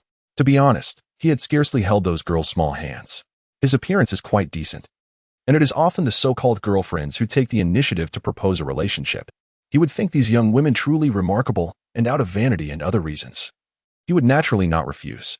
However, due to his penchant for gossip, his tendency to seek small advantages, and other such traits, these girls would soon discover the stark contrast between their looks and his nature. Once they grasped his true character, they would swiftly call for a breakup. He was well aware of this, yet at that time, he had not genuinely cared for anyone. Thus, parting ways was of little consequence. But this time, it is truly different. Volume 4. The Couple Tends Their Fields, Chapter 61. Officer Ding that night. He leaned against the gate, provocatively smirking at Yan Fei and Luo Sun with a grin that had almost become his signature. a smile that was both mischievous and nonchalant, stirring a flutter within him. Upon waking from a dream, his thoughts were consumed by this person. But now, it appears to be all right. No pain in the waist. No issues behind? Still able to walk? What are you doing with that latex paint bucket? Wang Duo, Wang Duo. After a few teasing remarks from Li Tai and others upon Wang Duo's entrance, they noticed he seemed oblivious as he steadily approached the wall, retrieving the bucket of latex paint and roller to begin painting, exhibiting a rather deranged demeanor that alarmed them into quickly surrounding him. Wang Duo? Han Li grasped his shoulder, only to find that this typically robust classmate, whose skin was thicker than city walls, had tears brimming in his eyes. What's wrong? Wu Xian whispered. He urged me to leave. Wang Duo lowered his head, turned around, and continued to mindlessly brush the wall, tears cascading down his cheeks. He had never truly experienced love, yet he had only just discovered his affection for a man and, to his surprise, ended up in bed with the object of his affection, only to be cast aside shortly thereafter. Even more absurd was the fact that the person he adored seemed almost to have forgotten that they had spent the night together. Was it possible that if another person had stood at the door last night, they too would have been drawn in, only to be expelled in a similar manner today? It wasn't until noon that Luo Sun arose, realizing that the situation on the 16th floor was rather peculiar.